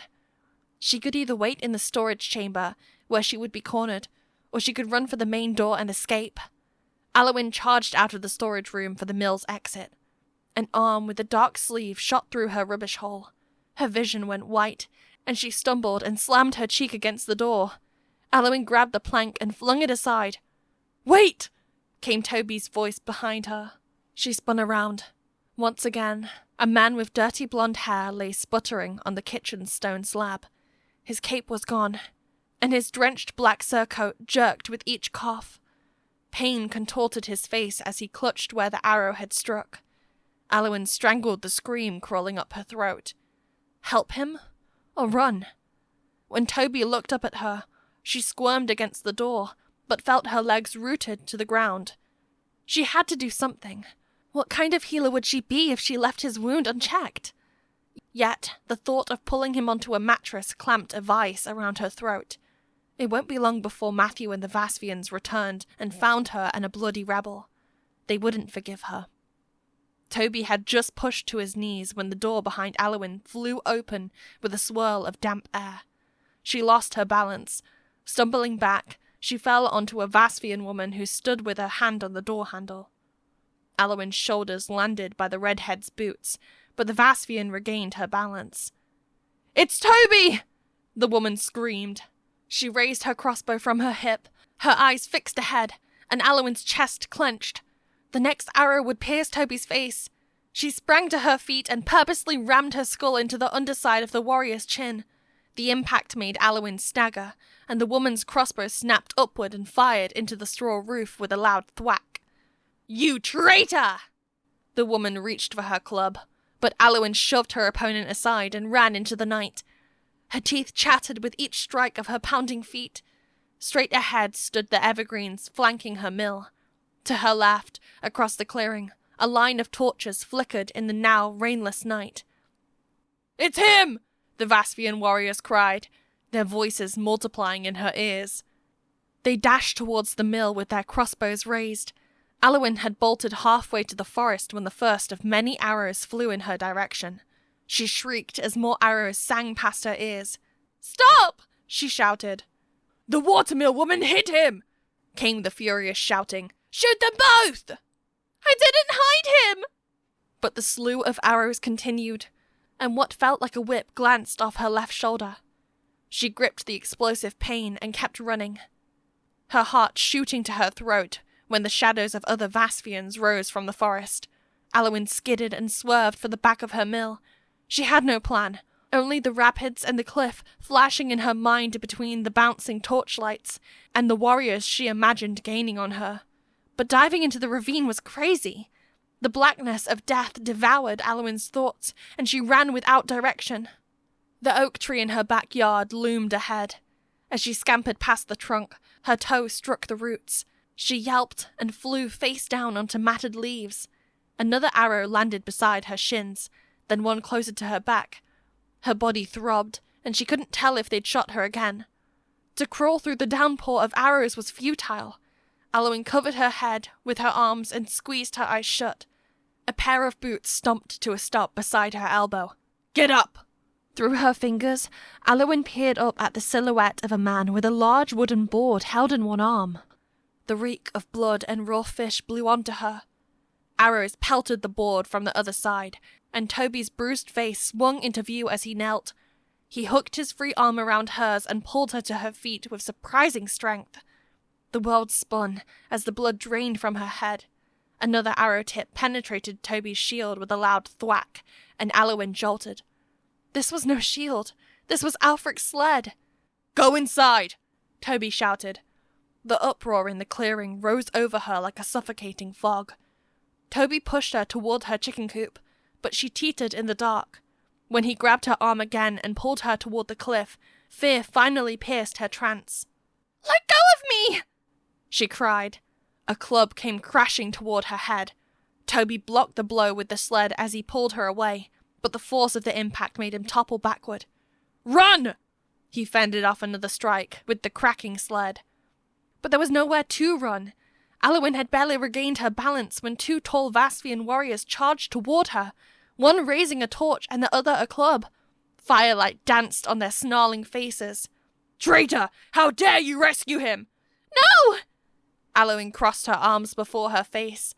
Her left shoulder erupted in pain. Bracing it with her other hand, she shuffled back from the attackers until her heels slid over the edge of the cliff. The club swung down toward her head again, and at the last moment, she ducked and collided with Toby as he lunged for her. He parried the crushing blow with the sled and used it to shove away the warrior. Matthew seemed to scream out her name amid the shouting and groaning. As Aliwyn looked up, Toby pulled her to his chest and wrapped his arms around her head and upper back. She was too startled to resist. A heartbeat later, he jumped with her over the edge of the cliff. Chapter 9. No Escape. A dog's bark jolted Aliwyn awake, and a warm tongue slathered across the bridge of her nose. She grimaced at the musty breath. When sharp teeth nipped at her ear, Aliwyn clamped her jaw shut on a mouthful of stagnant mud. She spat it out. Her eyes blinked open to the bared teeth and pink gums of the dog. It was daybreak. The river's current had washed her ashore, so that she lay on her stomach on the bank among the weeds and cold mud. She pressed with both arms to get up, but her left arm and shoulder gave out with throbs. The black dog snarled at her and shuffled side to side, as if it were about to pounce. Aliwyn kept a blank face. With her good right arm, she pushed herself up to sitting. The dog looked aside, and its ears shifted. It ran away with scattered barking. Aliwyn exhaled with relief as the canine disappeared among the bushes along the shore's edge. Her muddy clothes clung to her body, and she picked off the matted hair from her cheeks. A breeze stirred the red and yellow leaves of trees nearby, chilling her until goosebumps skittered over her forearms. She shivered despite the unseasonably warm weather. What had happened last night emerged through the haze in her mind. Her fall over the edge of the cliff, the downpour of arrows, and how the Vaspians had mistakenly thought she had hidden Toby. What a disaster to have the Mehi tribe involved. They were even more irrational and ferocious than she had feared. What was she going to do? They'd shoot her if she dared to return home and explain herself. Jaw clenched, Aliwyn squinted in the tender morning light. No one appeared between the trees. She ignored the trembling of her body and stood. How had Toby escaped the bridge? Why had he bothered to shield her with Aelfric's sled? These questions begged for answers, but as she stared at the muddy shoreline, the warmth of a hearth and dry blankets called out to her. She needed to find shelter. Aliwyn turned in a circle and oriented herself in the sunrise's direction. Southeast of Brocklesby was Little Limber, a hamlet with a chapel where she could eat and get changed. It was only an hour away. Maybe the priest would help her find Matthew Marcotte and clear her name with those wretched redheads. After all, she had left her mill with a gaping rubbish hole and the stone pushed inward. Toby had been on his hands and knees on her kitchen stone slab when the Vaspian woman had thrown open the mill's door. All of this supported the truth. Toby had crawled in without her help. and Aliwyn bashing into the Vaspian woman who almost shot Toby? Well, that was Aliwyn standing in a panic to escape from a dangerous rebel. She could explain away everything she had done last night. But unless Aliwyn found Matthew first, she didn't dare return to her mill. She focused on setting one foot in front of the other. But the dog who had growled at her earlier barked in the distance, as if it had found someone. Maybe that someone was Toby. She searched the woods with a racing heart. Last night, the torrent had swallowed her into its freezing blackness and tossed both her and Toby like puppets through the rapids, but her body had struck nothing. Aliwyn rubbed her hands to warm them and studied her forearms. Not a scratch or a bruise. Toby must have cushioned her with his body, and maybe he had been seriously injured. Memories of their scuffle with the Vaspians last night made her chest tighten. It wasn't right to forget about him. But if she found him wounded, was she willing to bring him to Little Limber? If she wasn't, she shouldn't look for him at all. Find Matthew, or find Toby. Aliwyn was still deliberating over what to do when something moved in the corner of her eye. A ragged figure, a stone's throw away, sauntered from the shoreline and into the shadows of the pine trees. A hood hid the figure's face from the side, and multiple layers of beige, loose clothing hung over his body. Only a grey beard protruded from his chin. A gnarly hand swung by his side, missing its little finger, and Aliwyn froze with her knees locking. Only lepers dressed like this, and they often lost fingers. Their appearance was so mutilated by disease that the villagers ostracized them. Somewhere between the trees, a woman's voice ordered the barking dog to hush. The hooded man Aliwyn had been watching turned his head, his colourless eyes meeting hers. Wart-like masses covered his face. Aliwyn gasped and staggered backward, fumbling for the dagger around her belt. "Hey, Garrett!" the same woman cried. "I've got another Bolton dastard. Come give him a thrashing." Aliwyn stiffened. The woman could only be talking about Toby, and he was in danger. She seized the decision to find him first. "You, there!" The hooded man stepped toward her. Aliwyn sprinted through the bushes towards the woman's voice. Her legs almost buckled with the burst of speed on uneven ground. "Hey, wait!" The leprous man shouted after her. "I'm not going to hurt you!" Why would she believe that? She skirted past the pine tree trunks, with glances back at the man who followed but fell behind.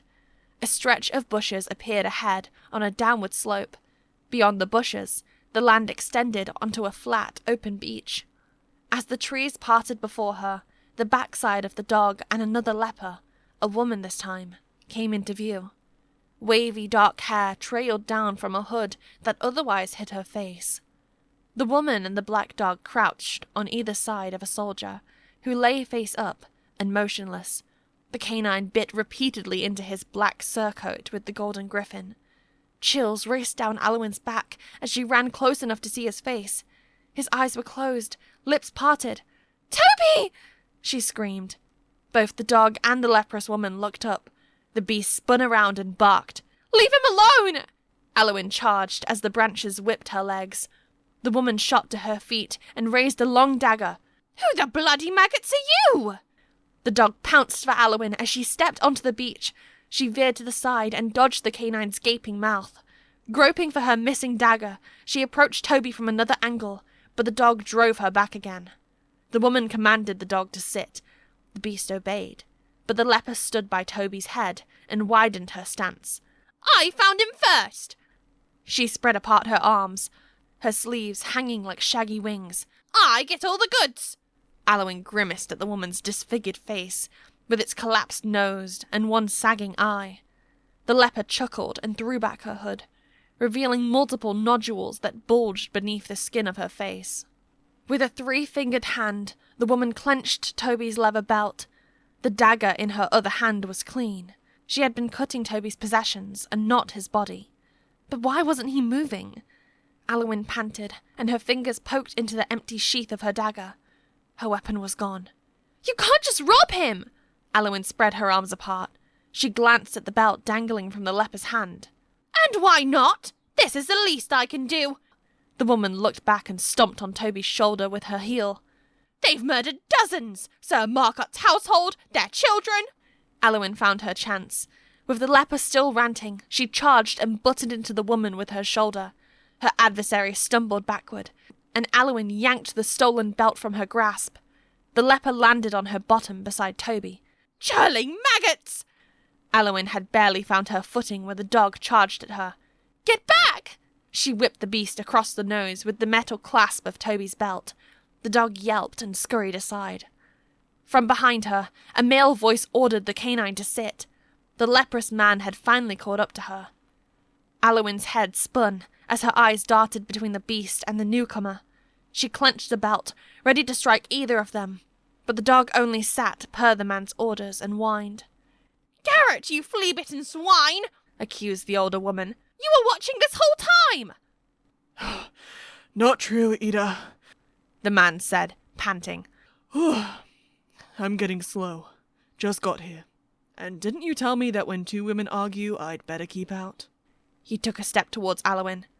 Aliwyn, it seems that you know this man?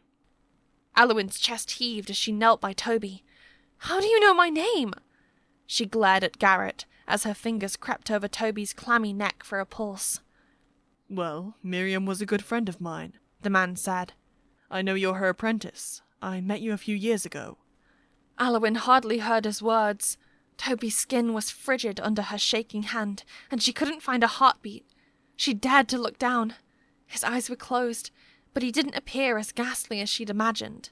Much of the blood had been washed from his face, and his blonde hair swept over his forehead in layered wisps. Gently sloping eyebrows framed his sunken eyes in a peaceful expression. Was he gone already? Her stomach gave a lurching twist. Stop poking around! Ida spat out in disgust. You're not even feeling where the pulse should be! That dastard was walking around until I clubbed him in the head. I'm going to cut his fingers off before he gets hanged. No! Aliwyn shouted. That's the law, Garrett said. All of Bolton's followers will be hung for murder and treason. We must turn this soldier in. Hanging? No inquest? Well, there will be an inquest, but certainly the men investigating his case will sentence him to death. I was seeking alms yesterday when I heard the Boltons ambush the Marcotte family, and only a few of their children escaped to tell the story. The Boltons are rebellious murderers, Aliwyn. They will be executed. Ida stood and raised her dagger at Aliwyn.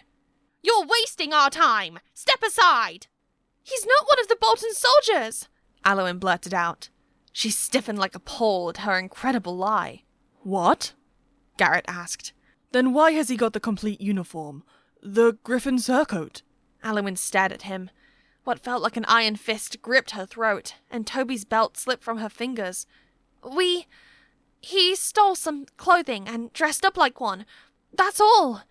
Her voice shook. It was really cold, and we didn't have much to wear. Then the Vasfian clan attacked us, and we fell into the water. Garrett shook his head. Why didn't you tell us this earlier? Because it's a lie! Ida shouted. No! Please! We stripped these clothes off a dead Bolton soldier. The Vasfians have been killing them. All right. Garrett held up his open hands. Only his moving beard was visible as he talked. It's true. Many of Bolton's soldiers have washed up here, all dead. Look, before I caught up to you, I let my cat go home to signal that we need a cart. The driver will take you and your friend to where we live so you can warm up. This is ridiculous! Ida flung her hand by Garrett's head, almost slapping him. You're going to believe her? This witchy hermit never leaves her watermill, and suddenly she's got a lover? Garrett hesitated. Aliwyn does have a good friend, a young man who once worked at the watermill. He left several years ago, and I don't recall his name. Is this him, Aliwyn? Aliwyn's face contorted as Aelfric's death pierced her once more.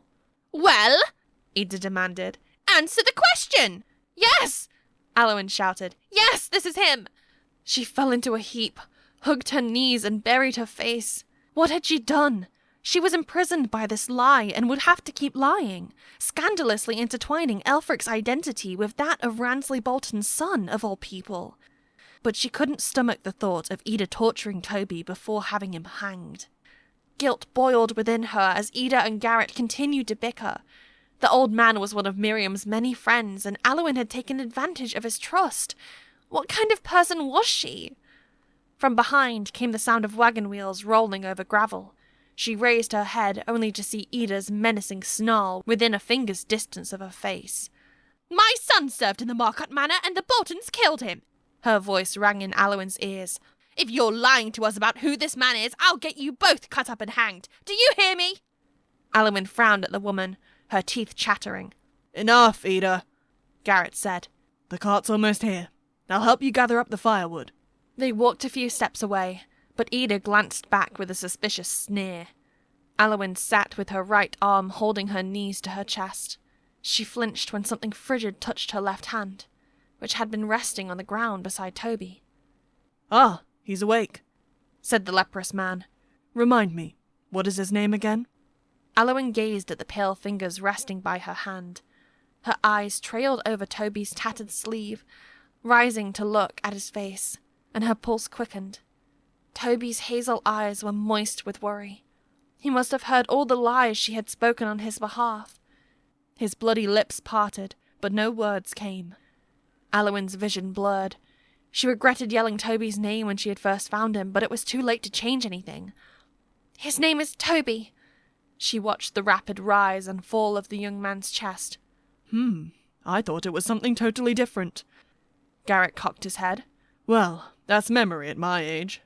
Aliwyn pleaded silently with Aelfric to forgive her for this monstrous lie, but she couldn't take it back. Toby's gashed hand quivered by her own. He must be freezing, and her urge to grasp his fingers and comfort him alarmed her. Toby struggled to sit, and Ida and Garrett were still close enough to see everything she did. If she was supposed to be Toby's friend, she had better act like it. She braced Toby's arm and pulled him up, her arms quaking so violently she couldn't withdraw them afterward. Toby's warm whisper came into her ear. "Get out of here!" He spoke Vaspian with an accent similar to Aelfric's, but nothing could intensify her state of shock. She clutched Toby's arm. He was shivering also, and the intensity of his gaze matched the terror roiling within her. "Where can I go?" she whispered in Vaspian. "Little Limber, run!" If she ran, the leper's dog would catch her, and she would leave Toby behind with his injured ankle. Ida would probably club him to death when she confirmed his identity. The thought petrified Aliwyn, and she couldn't let go of him. "Aliwyn!" came a shout from behind. The familiar voice made her turn around. A donkey and cart rolled to a stop a short distance behind her. "Aliwyn, what are you doing here?" A man who spoke sat on top of a wooden cart drawn by a donkey. He wore a linen hat that rested above his protruding ears. Climbing down, he limped toward her, and Aliwyn almost screamed. Red eyebrows and red eyelashes. It was Cato. His eyes widened like round shields when he saw who she clung on to. Chapter 10. Outcasts and Allies. Aliwyn waited for Cato to tell the truth and expose her lies, but he was frozen in place. The beach seemed to rotate around her as she came to the verge of fainting. Toby didn't pull his arm back, and his presence kept her from falling. The redhead stared at the scene before him as Garrett explained Toby was not one of the Bolton soldiers, despite his griffin coat of arms surcoat. "They both worked at the watermill," said the leper. Aliwyn's eyes pleaded with Cato for help. "Cato!" Ida shouted. "What's wrong with you? Did you piss in your trousers?" "What? No." "Then why you got that look on your face?" Nothing. I'll take them in my cart right away." "Take Garrett with you," Ida said. "I want to strip the corpses here." "Garrett can stay here and strip with you. Oh, frags, I mean, he can strip the bodies with you. I'll take Aliwyn and this man on my own. No problem." Aliwyn didn't dare believe Cato's words, or that Ida would accept his stammering reply. Yet the leprous woman turned away, mumbling to herself as she kicked driftwood into a pile. Aliwyn's chest heaved with relief. "Cato, give this young lady and her friend a change of clothes and some food," Garrett said. The old man helped Ida load 2 large bags onto the wagon, and more conversation took place that Aliwyn couldn't follow. She prayed in silent gratitude, but couldn't stop shivering. With the lepers watching, she helped Toby rise to his feet and climb onto the wagon bed. Toward the rear were 2 large sacks, holding what the lepers had collected from the dead soldiers. Both bags were filled to the top with bloody clothes, boots, and other looted items, and they reeked of blood and body odour. Her mouth sour, Aliwyn averted her eyes and lowered Toby to a sitting position. His arm slipped from her hold and left a cold patch on her chest. She sat beside him and didn't dare touch him again. Cato stepped onto the driver's seat, and the resentment in his scowl made her neck prickle. The redhead set the cart in motion. Once they were out of earshot, he turned around to face the other two. "What's going on, Aliwyn? How did you get him off the bridge?" "I didn't. He escaped." She braced her injured shoulder as the wagon rolled and swayed over rough ground. Pine branches whipped past. The small cart forced them to sit close together, and her shivering intensified as the wheels sped up over the muddy banks and made a turn into the shadow of the woods. The wind carried the smell of moist evergreens. Toby sat across from her, and Cato sat elevated on a bundle of firewood toward the front. Their positions formed a triangle in the cart. "All right, forget it. Doesn't matter how Toby got here," Cato muttered. "The fact is, this man helped kill Matthew's whole family and pollute the Vaspian hot springs. Many people want him dead." Aliwyn watched his back with chills racking her chest. She knew little about Cato. He could bring them both into the closest town to be killed, and he would be right in doing so. "Hold it! Did you check Toby for weapons?" Cato asked. "No." "Why, Aliwyn? You know who Toby is. Why did you lie to Garrett?" They had just turned out of the leper's line of sight. Toby had remained motionless under the linen blanket, but now a bloody boot slid out from underneath the covering. Cato spun around. He pulled out a knife as he jerked on the donkey's reins with his other hand. The wagon came to a jolting stop, and Aliwyn's shoulder crashed against the railing of the cart. She was too frightened to scream, but Toby cried out in pain across from her. "Stay where you are," Cato ordered in a hushed voice. He stood with his back facing Aliwyn, and his blade pointed at Toby. The wagon's sudden halt had flung Toby onto his side and cast off his blanket. His bloodshot eyes widened upon seeing Cato's weapon approaching his head, and Aliwyn stopped breathing.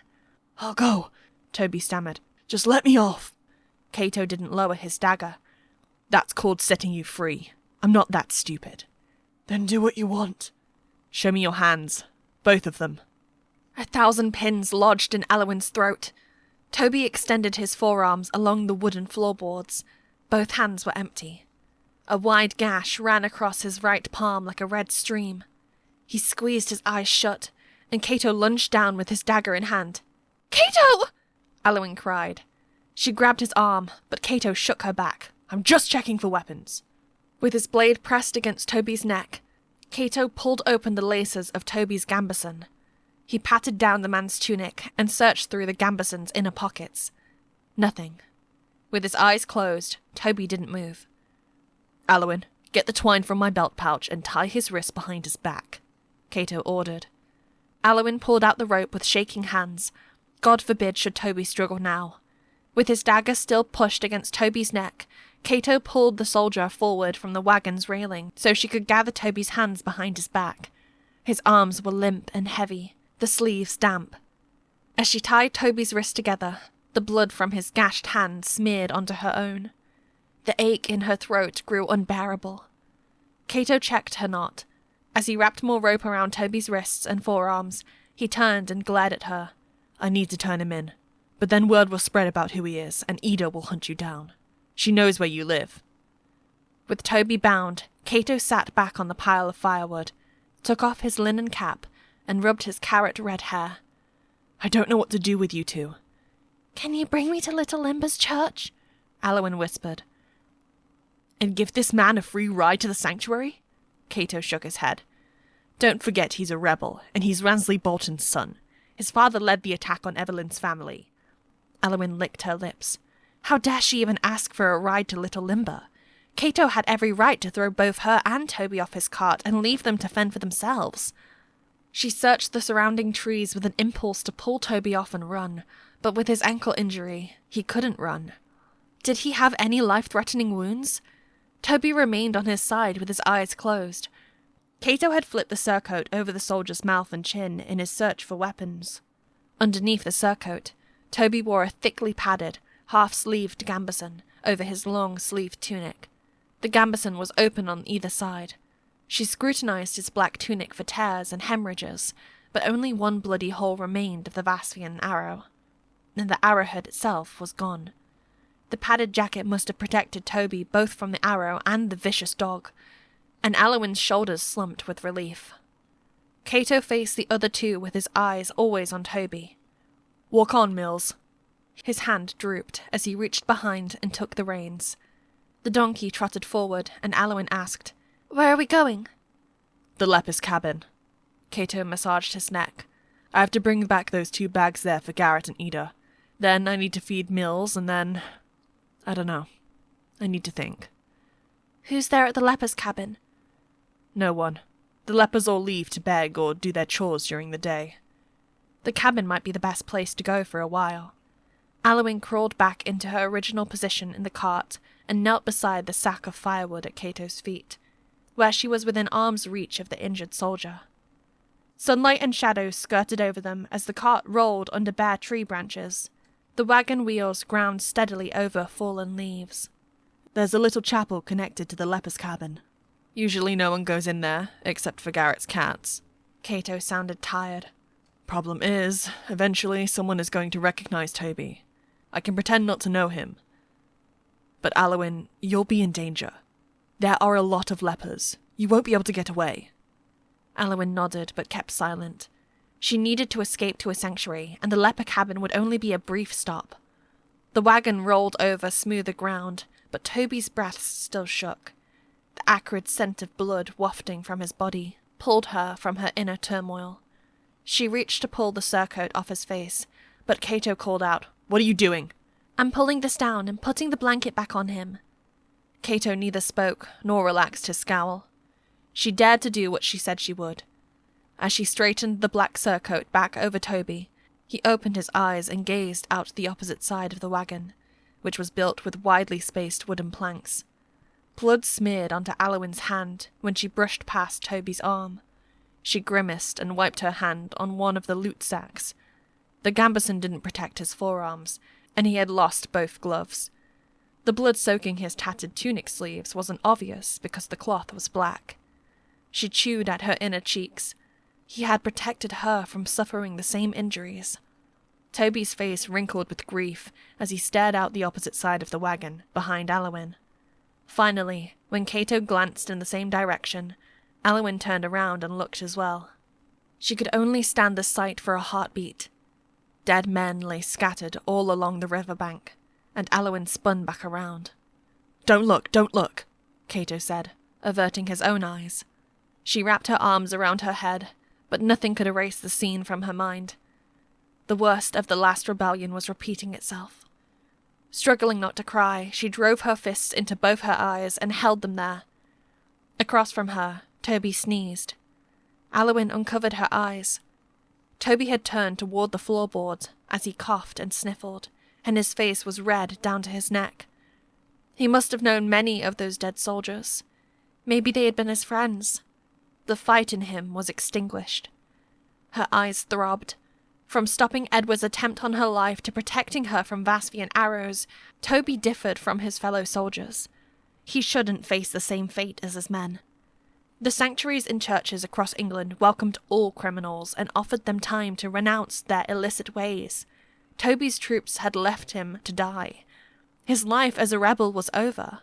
When he kept coughing into the floorboards, Aliwyn rubbed his upper back.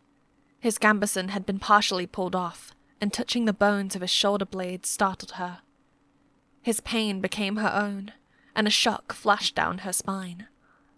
The only person Toby had asked for upon entering her mill had been Miriam, not Matthew's cousin Marie. Toby had likely arrived at Miriam's mill to seek her help in crossing the bridge. All the pounding outside her watermill's door, all the shouting and hostility that night, maybe it wouldn't have happened if Edward had been absent. She spread her hand over the faint warmth of his back as the pieces fell into place. A life for a life. If she sought peace at a sanctuary, she would take this former English rebel with her. After all, If all the Norman knights were condemned for robbing, torturing, and murdering the English in the last decade, no one would be left standing. Aliwyn pulled the grey linen blanket back over Toby, and the belt Ida had tossed onto the cart came into view. Attached to the belt were his empty sword sheath, a flattened costrel, and another hand-sized bag. Next to Aliwyn, Cato held onto the reins, but faced his passengers with a dull gaze. The donkey walked on its own. "Did you both tumble through those rapids?" Cato asked. "He's in far worse shape than you are." He was holding me. He protected me. "Really?" Cato held the reins with his teeth as he pulled off his coat and tossed it to Aliwyn. "This is for you," he mumbled before grabbing the reins again. "Sorry, should have given it to you earlier." Aliwyn reached for the garment but didn't put it on. She wanted to drive Cato's cart, not take his ragged coat. The sun shone over them as they left the forest behind, and the rickety cart trundled over a smooth dirt road. Ahead, in the grassy clearing, a large rectangular building with a sloping, thatched roof appeared. Chickens pecked around a fire pit, built a safe distance from the main entrance. 2 trees with trembling orange foliage stood in the clearing, but no one was there otherwise. Cato called on his donkey to stop. "The lepers should all be gone. They only returned in the early afternoon." The cart lurched to a halt, and Cato stood, pushing on his thighs for support. "Ugh, haggards!" "What?" Aliwyn whispered. Cato stumbled off the cart's edge. Chickens scattered on either side of him as he limped a few steps towards the fire pit. Then he turned back to the passengers on his cart, his red eyebrows knit with worry. "Move quick," he whispered. "I think someone's here." Chapter 11. One Day at a Time. Moving quickly was impossible with Toby hobbling along. Although Cato was also limping, he braced Toby's arm and pulled him toward what looked like a tiny shack attached to the end of the main building. The shack was little more than several dozen planks nailed together to form a shelter with a crooked door. "This is the lepers' chapel," Cato said as they arrived before it. "Door's partly fallen off its hinges. Aliwyn, can you open it?" She removed the wooden plank barring the door shut, lifted the door, and swung it open. As Cato hurried inside with Toby, she searched the clearing again but saw no one. "Cato," she whispered, "who did you see?" Aliwyn was about to go inside the chapel when a striped grey cat darted by her legs. She gasped and jumped aside. "It's all right," Cato said from within. "It's just Garrett's cat. Come on in." Aliwyn stepped into the windowless room, and the cool shadows enveloped her. The small chapel was long enough for a man to lie down in. At the opposite end of the room, the dim light revealed a few rocks and a small wooden cross standing upon the stones. A scattering of straw covered the dirt floor. Cato lowered Toby to sit in the far corner of the chapel. He pulled out loops of twine from his belt pouch and bound the soldier's ankles. Toby kept his gaze on the ground, and his shaking breaths filled the silence. "Who did you see outside, Cato?" Aliwyn repeated, her heart racing. "Not a person, but I saw a horse's saddle by the building. So I thought we had visitors. It wasn't there this morning." He scratched the side of his head. "Or maybe it has been there all along. Sorry if I scared you." Cato had no reason to live with the lepers, especially when he could contract the disease himself, but it wasn't time to ask questions. Cato crossed his arms as he studied Toby. "Let's go talk outside, Aliwyn. I have an idea." She staggered after him, but glanced behind. Toby slid against the wall with his wrists bound behind him and couldn't straighten himself. He fell onto his side with a shuddering gasp, and Aliwyn's chest seized. His belt slipped from her arms and tumbled onto the ground, but she didn't notice. From outside the chapel's door, Cato watched her approach with his brows drawn. Perhaps he regretted saving her and Toby and getting pulled into this mess. She didn't blame him, but she still needed his help. And his cart. "What's your idea?" She stopped beside him. "I don't want to stay in this leper cabin, so I'm going to pack up and leave with you. We'll take Toby on my cart and turn him over to the Norman authorities at Barton-upon-Humber. The big St. Peter's church there always has the Norman knights guarding it." Cato rubbed his neck again. Toby will get arrested, and you'll find shelter in the church so Ida can't catch you. Stay there 40 days, and she'll get over her howling fit. Sound good? Aliwyn stiffened. During the last rebellion, the Normans had mutilated and hung the English rebels they didn't bother to ransom. She never wanted to see such atrocities again. Cato, the sanctuary at St. Peter's Church exists for everyone, regardless of his or her crimes. She faced his deepening frown and dared to continue. If Toby enters the sanctuary, it doesn't mean he's set free. She didn't mention that the 40 days often gave the outlaws time to negotiate a less violent punishment, such as exile. Cato shook his head. I can't do this to Evelyn. I must turn him in. I only lied to save you. I understand, Cato. Aliwyn kept a steady voice. Thank you for what you've done for me. What you suggested sounds fine. It didn't sound fine.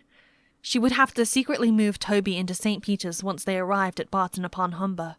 It was a well-populated portside town with a lively marketplace to disappear into, but her plan would work best if Cato didn't linger around the church. Where will you go after we turn Toby in? She asked. Will Rhea let you stay with her tribe? No, the redhead muttered. I'm not a part of her tribe, or any other tribe. Otherwise I wouldn't be here. I used to wander around the port towns. He didn't seem keen on giving details. What if the Vasvians had ostracized Cato for some crime? At least he had no obligation to bring her back to the warriors who blamed her for Toby's escape. Cato cleared his throat. I plan to find Norman once we get to Barton, but don't worry about me. I'll go pack some things and feed my donkey and we'll get going. Watch Toby in the meantime, all right? Toby coughed in the background. The thought of having to watch him in this pitiful state made Aliwyn's stomach clench. If she gave him food and water, Cato probably wouldn't approve. She'd have to wait until the redhead was out of sight. Glancing at Cato, Aliwyn unfurled the large coat he had given her and put it on. He began to leave, then walked a few steps backward, unlatched a water pouch from his belt and handed it to Aliwyn. You can share this with Toby. He kept his gaze lowered. She caught a hint of pity in his gaze, and she smiled at his hazel eyes and thin face. He was nowhere near as ruthless as Matthew. Thank you for the water, Cato. Why are you doing so much for me? In the past, many strangers have helped me. I thought I'd help you too. Cato walked away with an uneven gait, and Aliwyn stared at her dirty toes. She had just lied to him too. Once they arrived at St. Peter's Church, he would realize that she never agreed to have Toby arrested. She turned back to Toby and approached him. Her feet came across his fallen belt. A thin wooden rod with holes protruded from the belt's drawstring satchel. A recorder? She bent and pulled it out for a better look.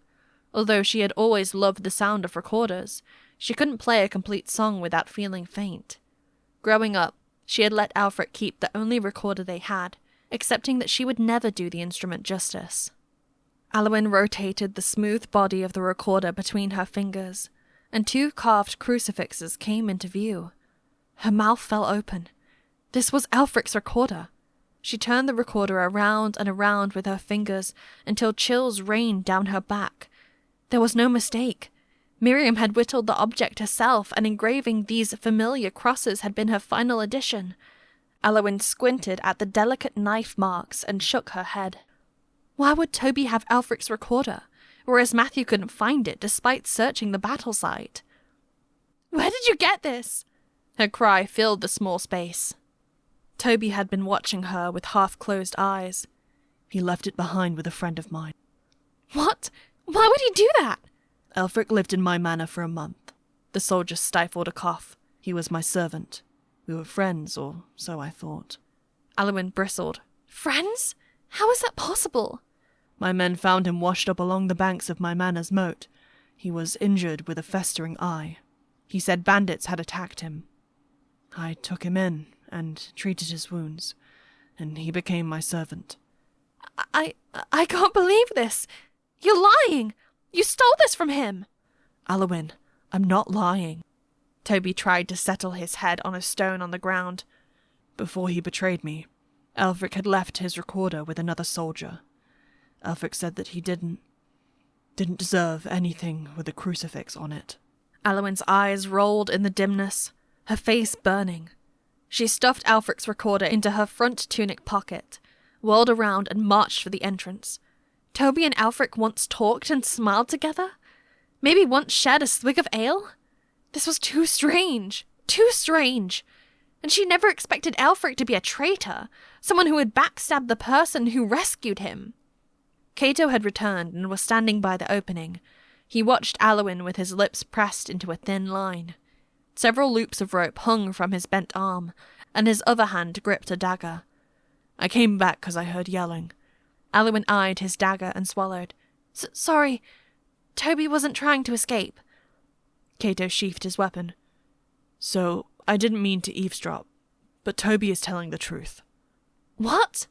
Aliwyn walked up to him, frowning. How would you know? 'Cause I was there when Toby took Aelfric into his manor. He shuffled his feet. For several weeks, Aelfric pretended to be helpful, but he was actually spying on the Boltons to help Evelyn. Evelyn told me all this afterward. Aliwyn stared into space. Aelfric had earned the Boltons' trust. So that's how he had come back to the mill, wearing a new black tunic she didn't recognize. That's how he knew the Boltons had captured Matthew. Are you still going to give Toby water? Cato asked. I'll do it, she whispered. With Cato following, Aliwyn shuffled toward where Toby lay. Her eyes were blurring. She had wondered who had tended to Aelfric's eye, as the eye socket was a difficult place to debride and clean. Had Toby not treated it, she might not have seen Aelfric for that last time back at their mill, alive and strong. From fabricating their relationship as siblings to spying on the Bolton household, her childhood love was not the man she had believed he was. And she had to stop thinking of him as her beloved. Aelfric had never loved her back in the romantic sense. Aliwyn couldn't look Toby in the eye as she knelt before him. His mercy for a wounded fellow Englishman had been met with a horrible outcome. She was ashamed without knowing why, and sorrow over the events surrounding Aelfric's last days made her chest ache. Cato pulled Toby to a sitting position, and she poured water between the soldier's injured lips. His hair was a matted mess, and his forlorn gaze locked onto hers. Unable to focus, Aliwyn squeezed the pouch. Water gushed over Toby's nose and made him break out in a violent cough. She jerked back and corked the pouch. Stuttering an apology, she wiped his wet chin with her sleeve and rubbed his chest to stop the coughing. Hang in there, Toby. I'm getting you out of here, she thought. Cato knelt and pulled out a handkerchief from his pocket. He was about to wrap it around Toby's mouth when he stuffed it back into a different pocket. Old bloodstains covered the handkerchief, and Aliwyn gasped. Oh no! Cato, you're poisoning! I never gave you more antidote! The redhead found a clean handkerchief and wrapped it around Toby's mouth. Well, I left before you could come back from your garden. The lepers keep dried medicine plants in bags. Can I see them? Aliwyn asked. I'll prepare the antidote. Yes, but I'll have to unlock the cabin and dig up the right bag. It's a mess in there. That's all right. I'll come with you. We can watch the chapel from the cabin's door. Cato knit his brows. You know what? You're right. Let's close the chapel. Us crowding around here will just draw attention. He extended a hand to help her stand. His glove was gone, and she gulped at the sight of the freckles sprinkling his hand. But Cato had only treated her with kindness since they'd met. Aliwyn chewed on her lip and began to understand Aelfric's impatience with her fear. Under different circumstances, had Aliwyn not lost her sister, or heard about redheads making child sacrifices and slaking their altars with blood, she would be Cato's friend. She forced herself to take his hand. With a smile, Cato pulled her up and adjusted the coat around her shoulders. There's probably something dry you can wear in the cabin, and we should fix up your shoulder. Let's go. Aliwyn glanced at Toby several times as she walked to the shack's exit. It pained her to see him. His chest heaved with aborted coughs as he hung his head, but as she stepped into the sunlight, he looked up and said something in a muffled voice. Aliwyn couldn't understand, but Cato said, Aliwyn, Toby's asking if you found Emma. Her eyes grew misty at the mention of the girl's name. No, I didn't. Norman told me about a certain Emma falling into the river. Cato frowned. but I didn't see her by the shoreline, and Ida and Garrett would have said something if they had found a child. The chapel's door squealed on its remaining hinge as Cato closed it. Toby's face flushed above the cloth rag, his eyes downcast in the fading light. Maybe he was crying. She couldn't tell.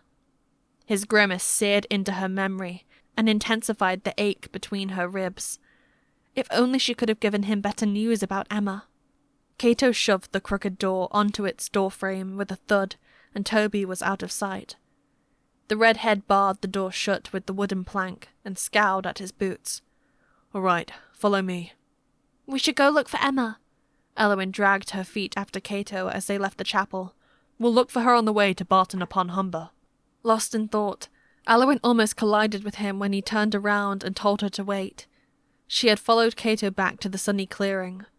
Within arm's reach was his donkey, still hitched to the cart.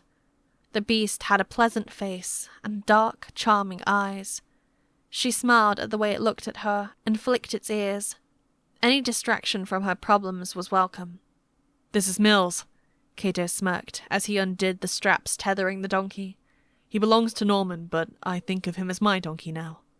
He finished untethering Mills and beckoned Aliwyn to follow as he led the donkey toward the mud and straw cabin. A water bucket, a pile of hay, and parsnips awaited Mills a short distance from the cabin's entrance. As she walked behind Cato, a few chickens pecking in their path clucked and scurried ahead.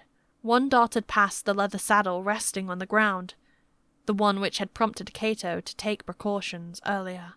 Aliwyn's hands quivered upon seeing chickens that resembled her own, and she longed to cuddle one in her arms. She followed Cato so closely that her cheek almost touched his bony shoulders. He stopped beside the saddle and looked around the yard for the owner, but no one else appeared. "Aliwyn," he sounded serious as they began walking again. "What exactly happened before you fell into the river with Toby?"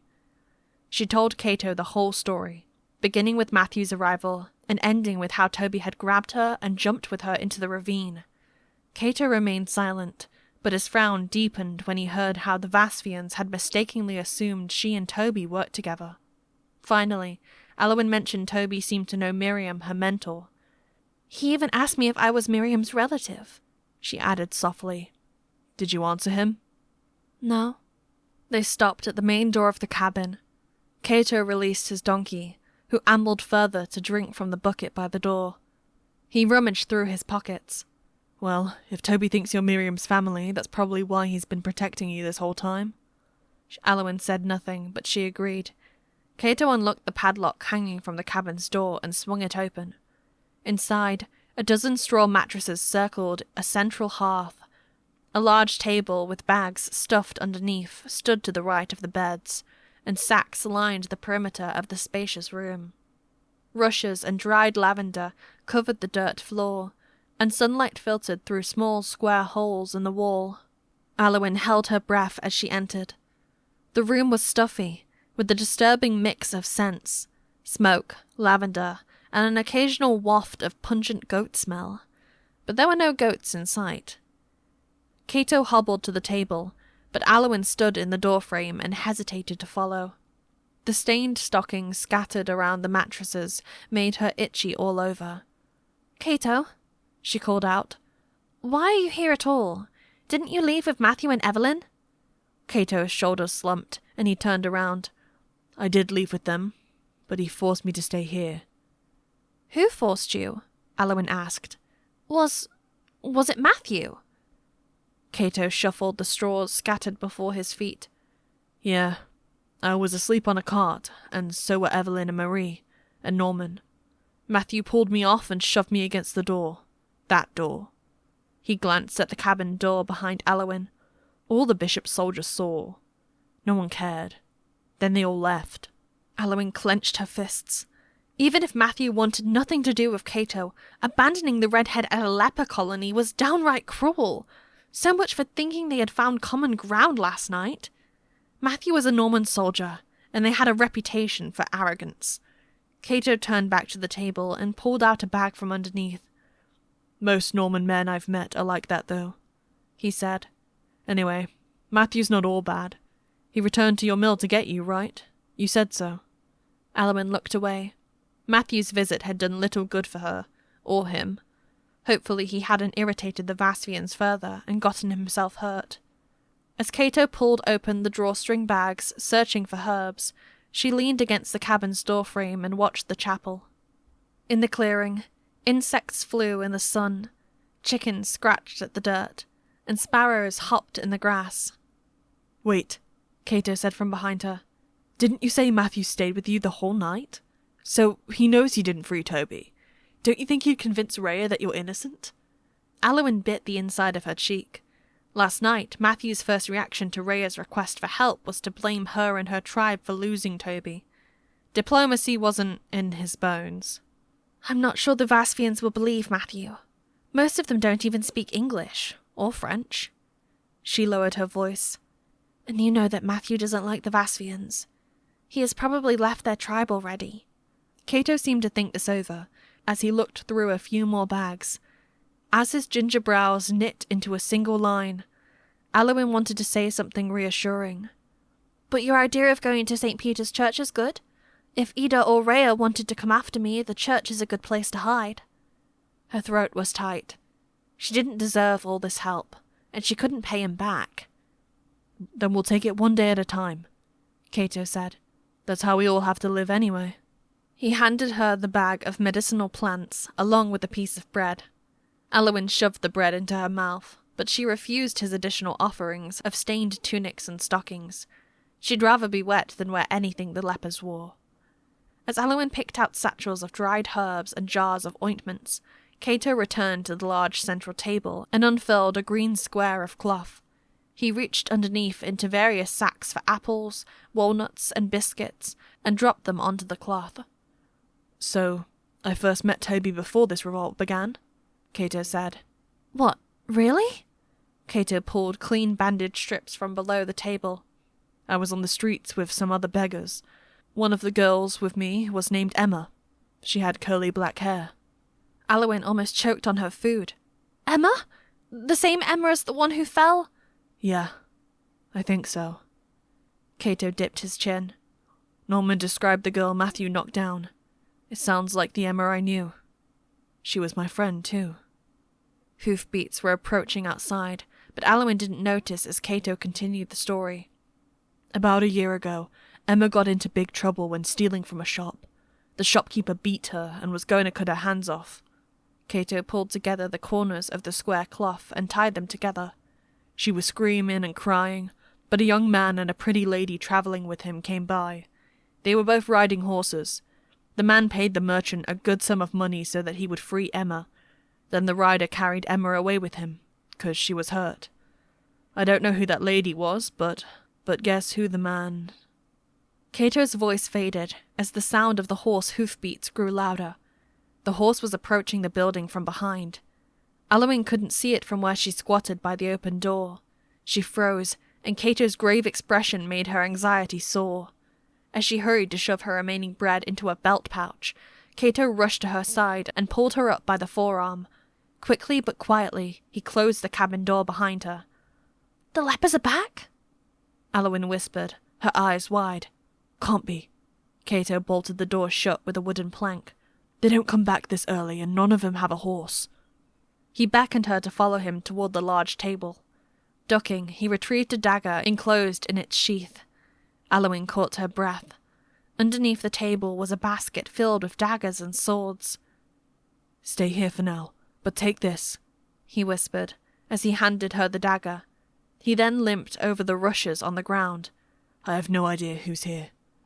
Aliwyn gripped the leather sheath of the dagger, her heart racing. The horse's hooves had come to a halt right outside. Cato stopped at one of the small windows and stood on his toes to peer outside. When his worried expression didn't ease, Aliwyn ran to his side and strained to see through the window herself. But she was shorter and could barely see the figure who wore a hooded cape and was tethering a grey horse to the tree. "Hello?" the stranger called out. It was a woman's voice. "Is anyone here?" Chapter 12. The Deceiver. Cato jerked back from the window, ran for the door and yanked it open. "Blue!" he shouted. Bright sunshine shone on his beaming face. Why would anyone be named after a colour? Aliwyn stepped for the door, scowling, when the hooded woman dashed through the entryway and wrapped her arms around Cato. "Finally! I found you!" she cried. As Cato laughed and returned her embrace, the hood hiding the woman's face slipped back. It revealed her strands of brown hair and dark eyelashes. "Blue?" Aliwyn whispered. The newcomer was Evelyn. Aliwyn stood unnoticed by the wall, watching Cato and Evelyn from the side. The brunette pulled back from Cato and smiled. Her face glowed in a soft and rosy peach, and her charming smile was radiant. Aliwyn's stomach flipped, and she looked away. "Who brought you here?" Cato asked. "Who brought me?" Evelyn raised an eyebrow. "I brought myself. I was here earlier, but this place was empty, so I took my horse to find water."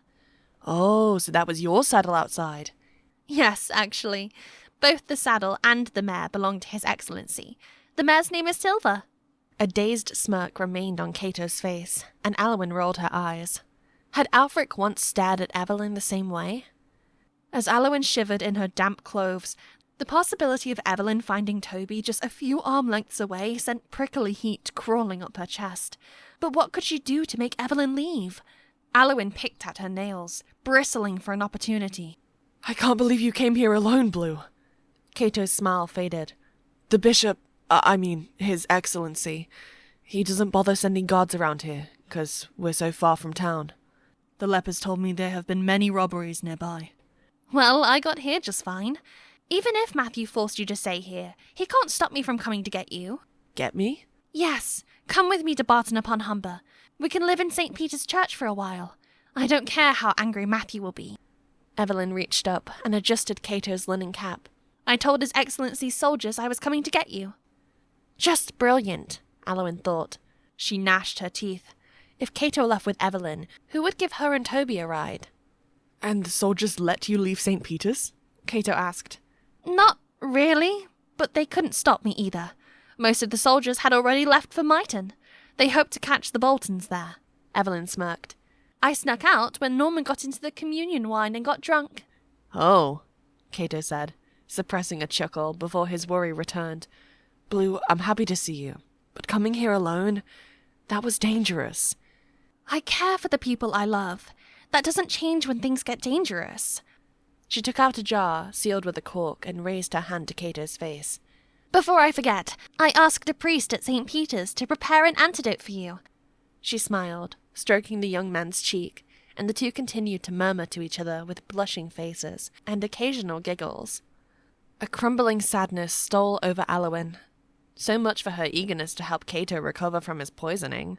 She wasn't needed anymore.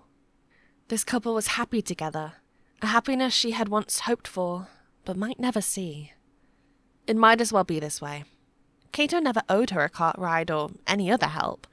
Once he and Evelyn left, Aliwyn would secretly free Toby and help him hobble to Little Limber, where no Norman knight patrolled. But the two of them wouldn't survive if the lepers or the Normans caught them walking in the woods. Aliwyn glanced at the wall Toby was bound behind and steadied herself.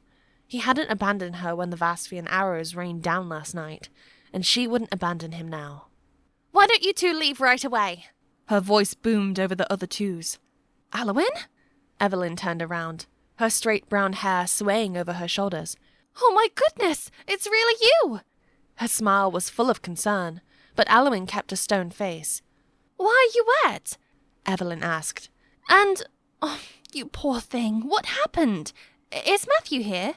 "No," Aliwyn muttered. "But he said he was going to get you and take you to Barton's." "He did come, and he stayed overnight," Aliwyn stammered. But the Vaspians somehow became angry at me. Just angry at me, not your cousin Matthew.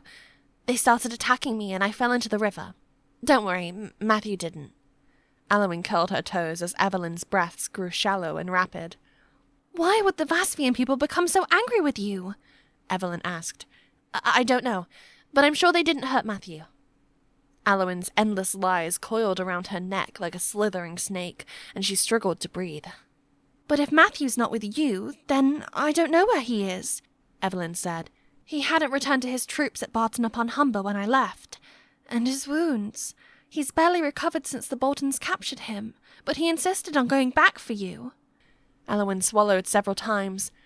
Maybe Matthew stayed out all night looking for me. He must be close to my mill. You two should go back and see. All three of us are leaving. Evelyn frowned. We're not leaving you here. You should. I've caused enough problems.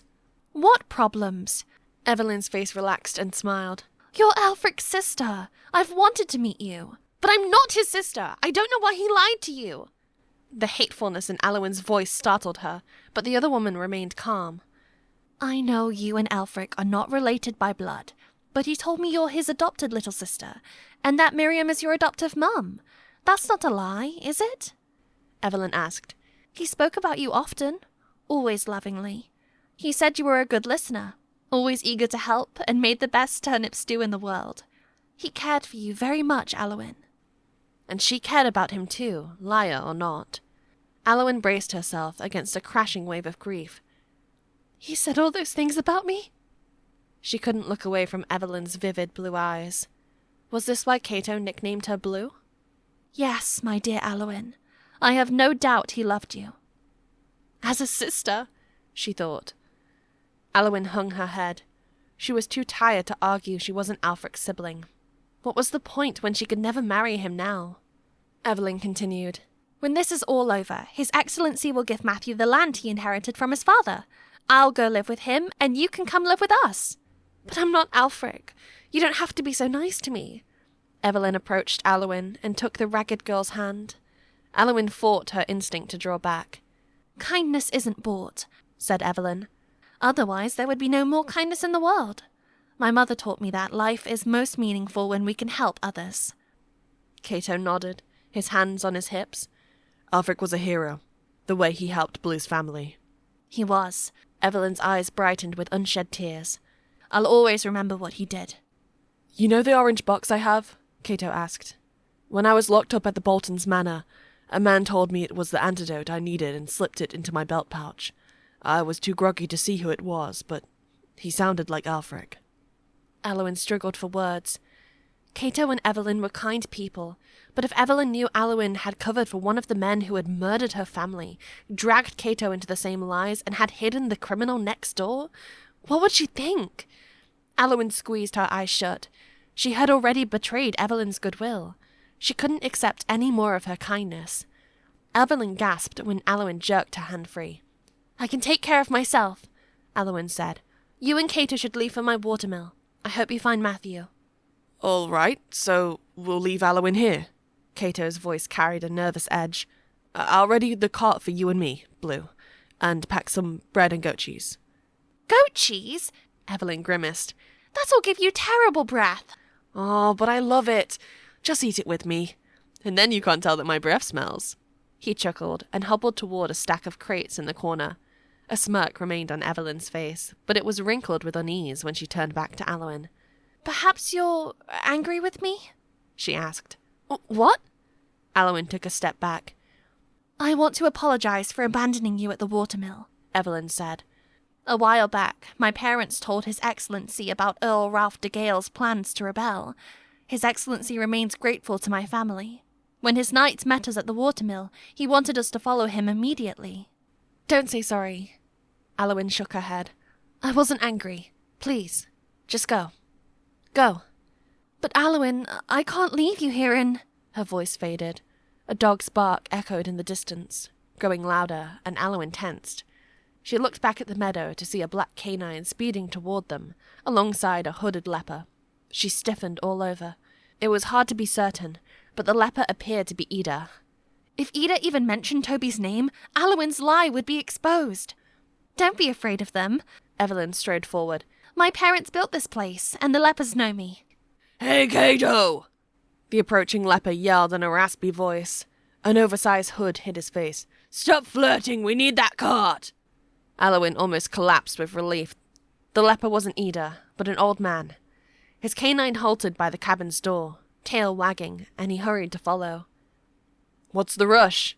Cato asked, scowling. He limped back to Evelyn's side with a bag of food in one hand. Actually, tell me first where you found these young ladies. The way the man spoke made Aliwyn's skin crawl, but Evelyn stepped up as he came to the door. I'm Evelyn Marcotte. She put her hands on her hips. The leper leaned forward, as if to examine Evelyn's features. Then he jerked back, pulling at his hood to hide his face. "Beg your pardon, Lady Marcotte." His voice faded into a whimper. "Pardon my rudeness, please. My name's Oscar. My eyesight is going, you see. Couldn't tell it was you." It's all right, Oscar. But why such a hurry for the cart? "Well, it's to help carry some injured Vasfian folk we found in the forest." "The Vasfians?" Cato cried. "What happened to them?" "I heard that some of Ransley Bolton's men were riding horses and ambushed them out of nowhere. Now, I don't speak a word of Vasfian, but a female gingerhead told me that in English. She be paying us handsomely for some help." Did any of Bolton's men get captured? Evelyn asked. I think some of them died, but their leader rode off." Aliwyn and Cato exchanged glances. The female gingerhead Osgar spoke of could only be Rhea. Her tribe had clashed with the Boltons after all, but the Vasfians didn't strike a decisive victory. Was my cousin Matthew with the Vasfian group? Evelyn's voice quivered. "No, your handsome cuz." Osgar scratched his chin. "Actually, my eyesight is so bad I can't really say. There were many bloody men, though." Evelyn tilted back her head, her wide eyes searching the sky. Cato, let's go. I pray to God Matthew's all right. Yes, it's urgent. You should all go. Aliwyn's tongue stuck to her mouth when all eyes turned to her. She grabbed Cato's forearm. But I need one last thing from Cato. He'll be back in a moment. Aliwyn shied from Cato's wide-eyed stare as she pulled him out the door toward the back of the cabin. The bag of provisions swung from his other hand. "What?" he asked. "What is it?" Chickens scattered left and right from their pounding feet. They circled to the garden behind the building, where a cat napped under the clothes rack and withering crops undulated in the breeze. Aliwyn stopped, panting, and let go of Cato. The afternoon sun beat down on his sweaty forehead, and his look of concern made her shake. I just want to tell you, I know where Little Limber is, she said. They have a church, and I'll head that way. But please keep Toby a secret until tonight, so I can get there first and take shelter. Please. How awful it was to deceive someone this compassionate. She was not heading to Little Limber alone, of course. By the time Cato returned from helping the Vasfians, she'd be long gone with Toby. "Fine, I'll do my best. Take some food." Cato handed her the bag he had been carrying. For an instant, his expression softened with a smile. "You were nice to me despite how I look. It means a lot to me. Good luck." Aliwyn's lips twitched, and she said nothing. Evelyn appeared at the corner of the building, frowning. Aliwyn turned and sprinted through the muddy garden. Aliwyn! Evelyn cried. Where are you going? "Oh, just nature calling," Cato yelled back. "She couldn't hold it anymore." Aliwyn couldn't resist a grin. His excuse quieted Evelyn down, and no one followed her.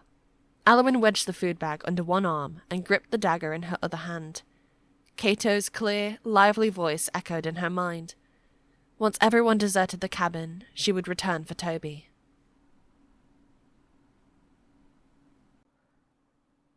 Chapter 13. Out of the Fire. It was a tiring climb uphill, but Aliwyn soon reached a height where she could watch the activity around the cabin. Here, many trees had been cut for firewood, and only saplings remained. Lepers came and went in the distance, carrying firewood and bags of stripped items. They huddled in circles and divided the clothing and weapons they had taken from the dead. Others hung up washed clothes and fed their chickens. No one entered the shack, but someone always remained in the vicinity. As time passed, Aliwyn grew jittery with impatience.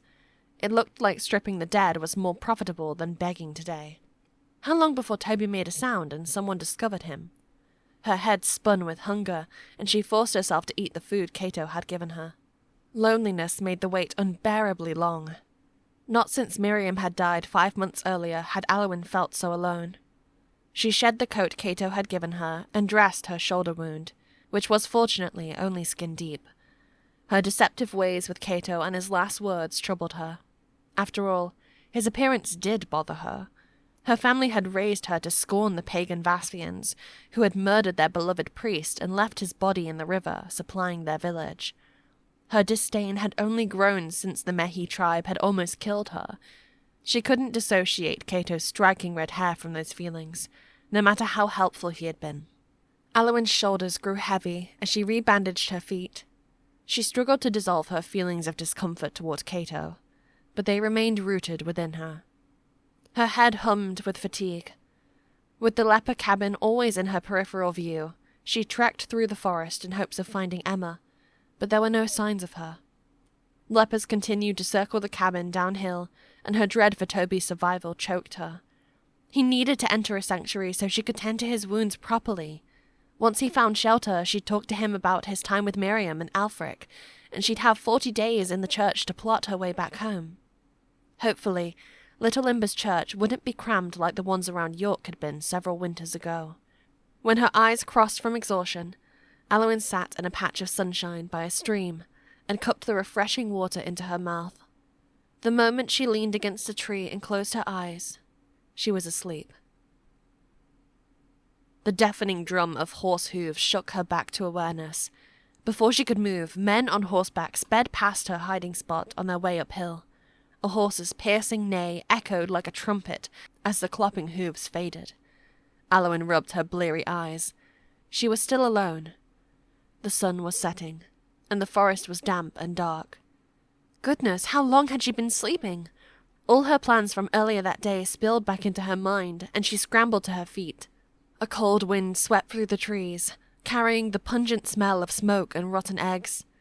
Down the hill, a column of smoke rose from the clearing, and her heart lodged in her throat. The cabin had caught fire while she slept. Orange flames licked at one end of the straw-thatched roof. No one appeared to throw buckets of water onto the building. The lepers' chickens were gone, and all of their clothing had been pulled from the drying racks. Aliwyn was all too familiar with sights like this from the previous rebellion. Looters must have set fire to the building and stolen everything. Maybe they were the horse riders who passed her earlier, and those robbers were nearby. Chills raced down her back, but she fought her reflex to run and hide. Unless Toby had been discovered, he was still bound and gagged in the shack. The fire would soon burn him alive, and she had to get him out. Her legs shook, but she gripped the dagger Cato had given her and steadied herself.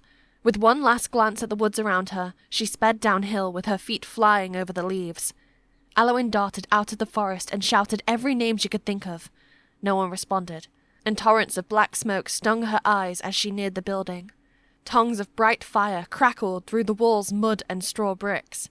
She covered her nose with her coat sleeve, cringing at the heinous smell as she dreaded finding someone injured or dead.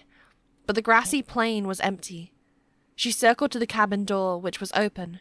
Inside, soaring heat and smoke blurred her view of the straw mattresses. Sparks showered down from the roof, but no one appeared from within. What looked like tiny black pebbles littered the doorway. A few hissed as they erupted into flames. The edge of the spreading fire danced over the scattered black substance, and Aliwyn held her breath. These must be the Bolton's strange fire pellets. She had never seen anything quite like them. How long before the shack caught on fire? Covered in a cold sweat, she sheathed her weapon and ran for the shack's crooked door. She eyed the deserted clearing one more time before throwing off the wooden plank barring it shut. Grabbing the door, she lifted it and swung it aside. Toby knelt at the entryway with his back turned to her. Ropes bound his hands and feet, and fresh blood stained the twine around his wrists. He strained to turn and look at her, his bloodshot eyes flashing. Aliwyn frowned at the blood around his wrists and tugged off the gag cloth. "What are you doing?" "It's just you," he croaked. "Just me." Aliwyn knelt behind him. The injuries around his wrists were only superficial ones because of the rope, which was shredding.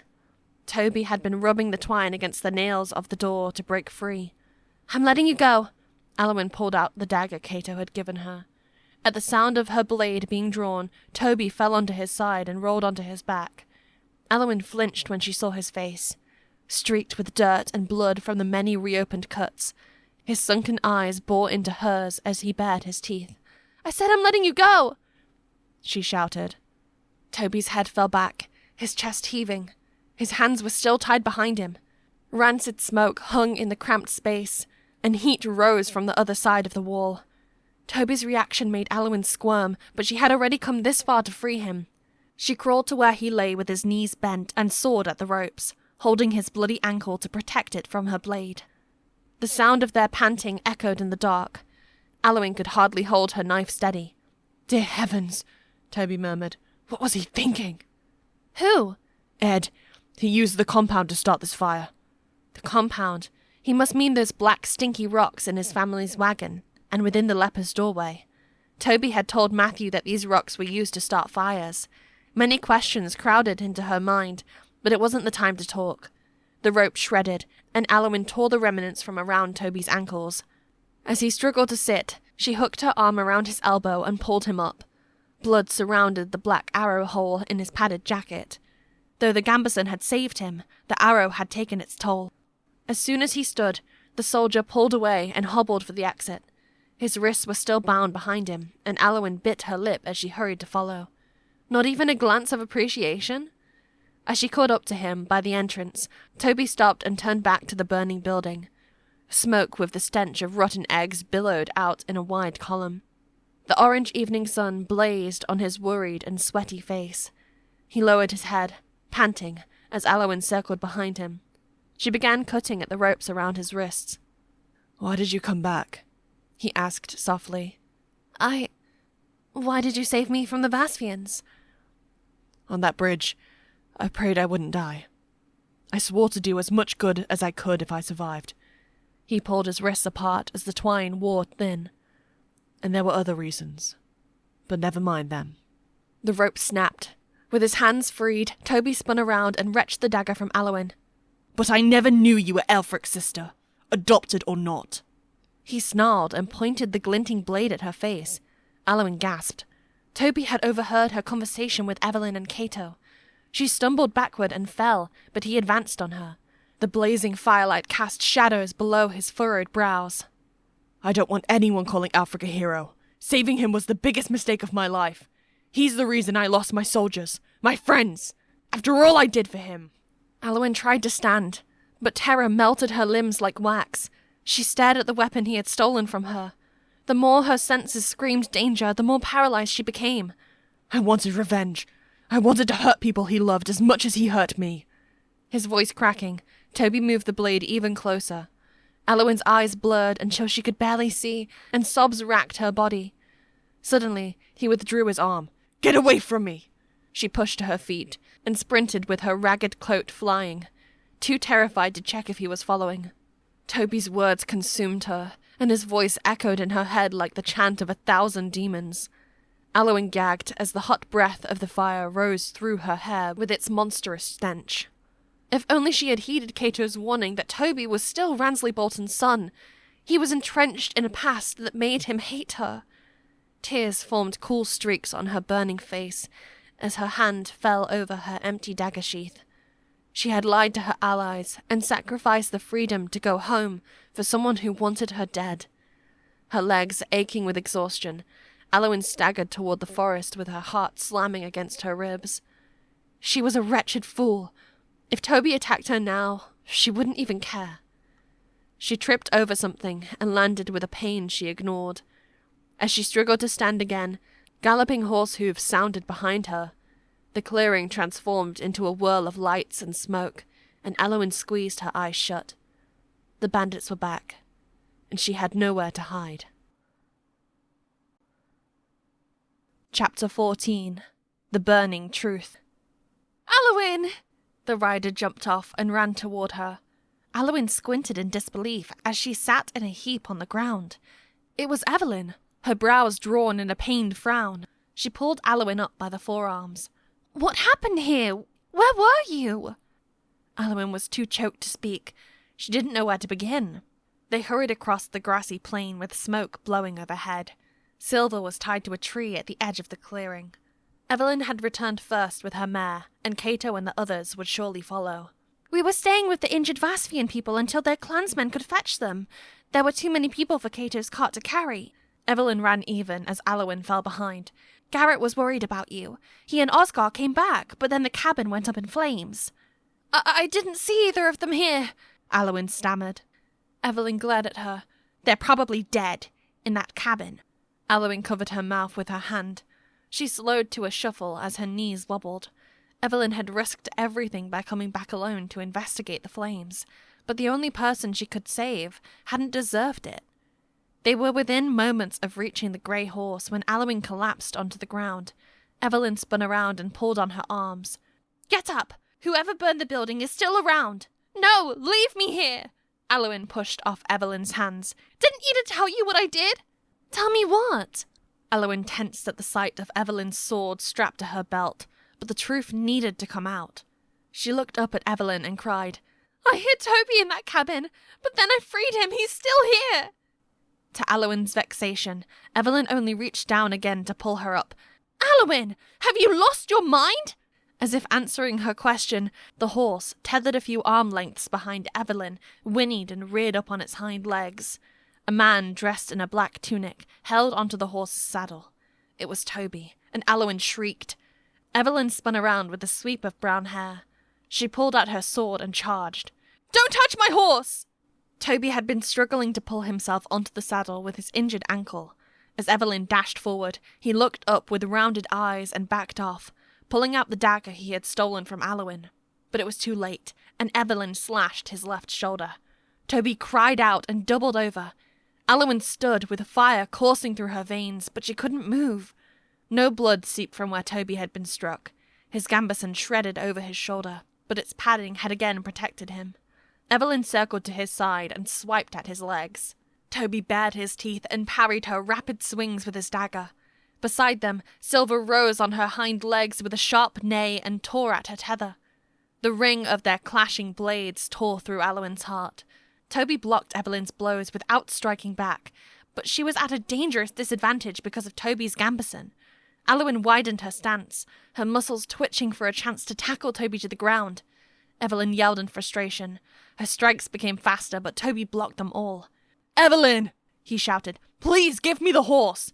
Never! Evelyn ducked and slashed. This time, no metallic clang rang out. Her blade cut across the blood-stained hole of Toby's gambeson. He cried out and clenched his side. Aliwyn stopped breathing. Toby stumbled backward, and his nape peeked from his collar. If Evelyn struck him there, he'd be dead.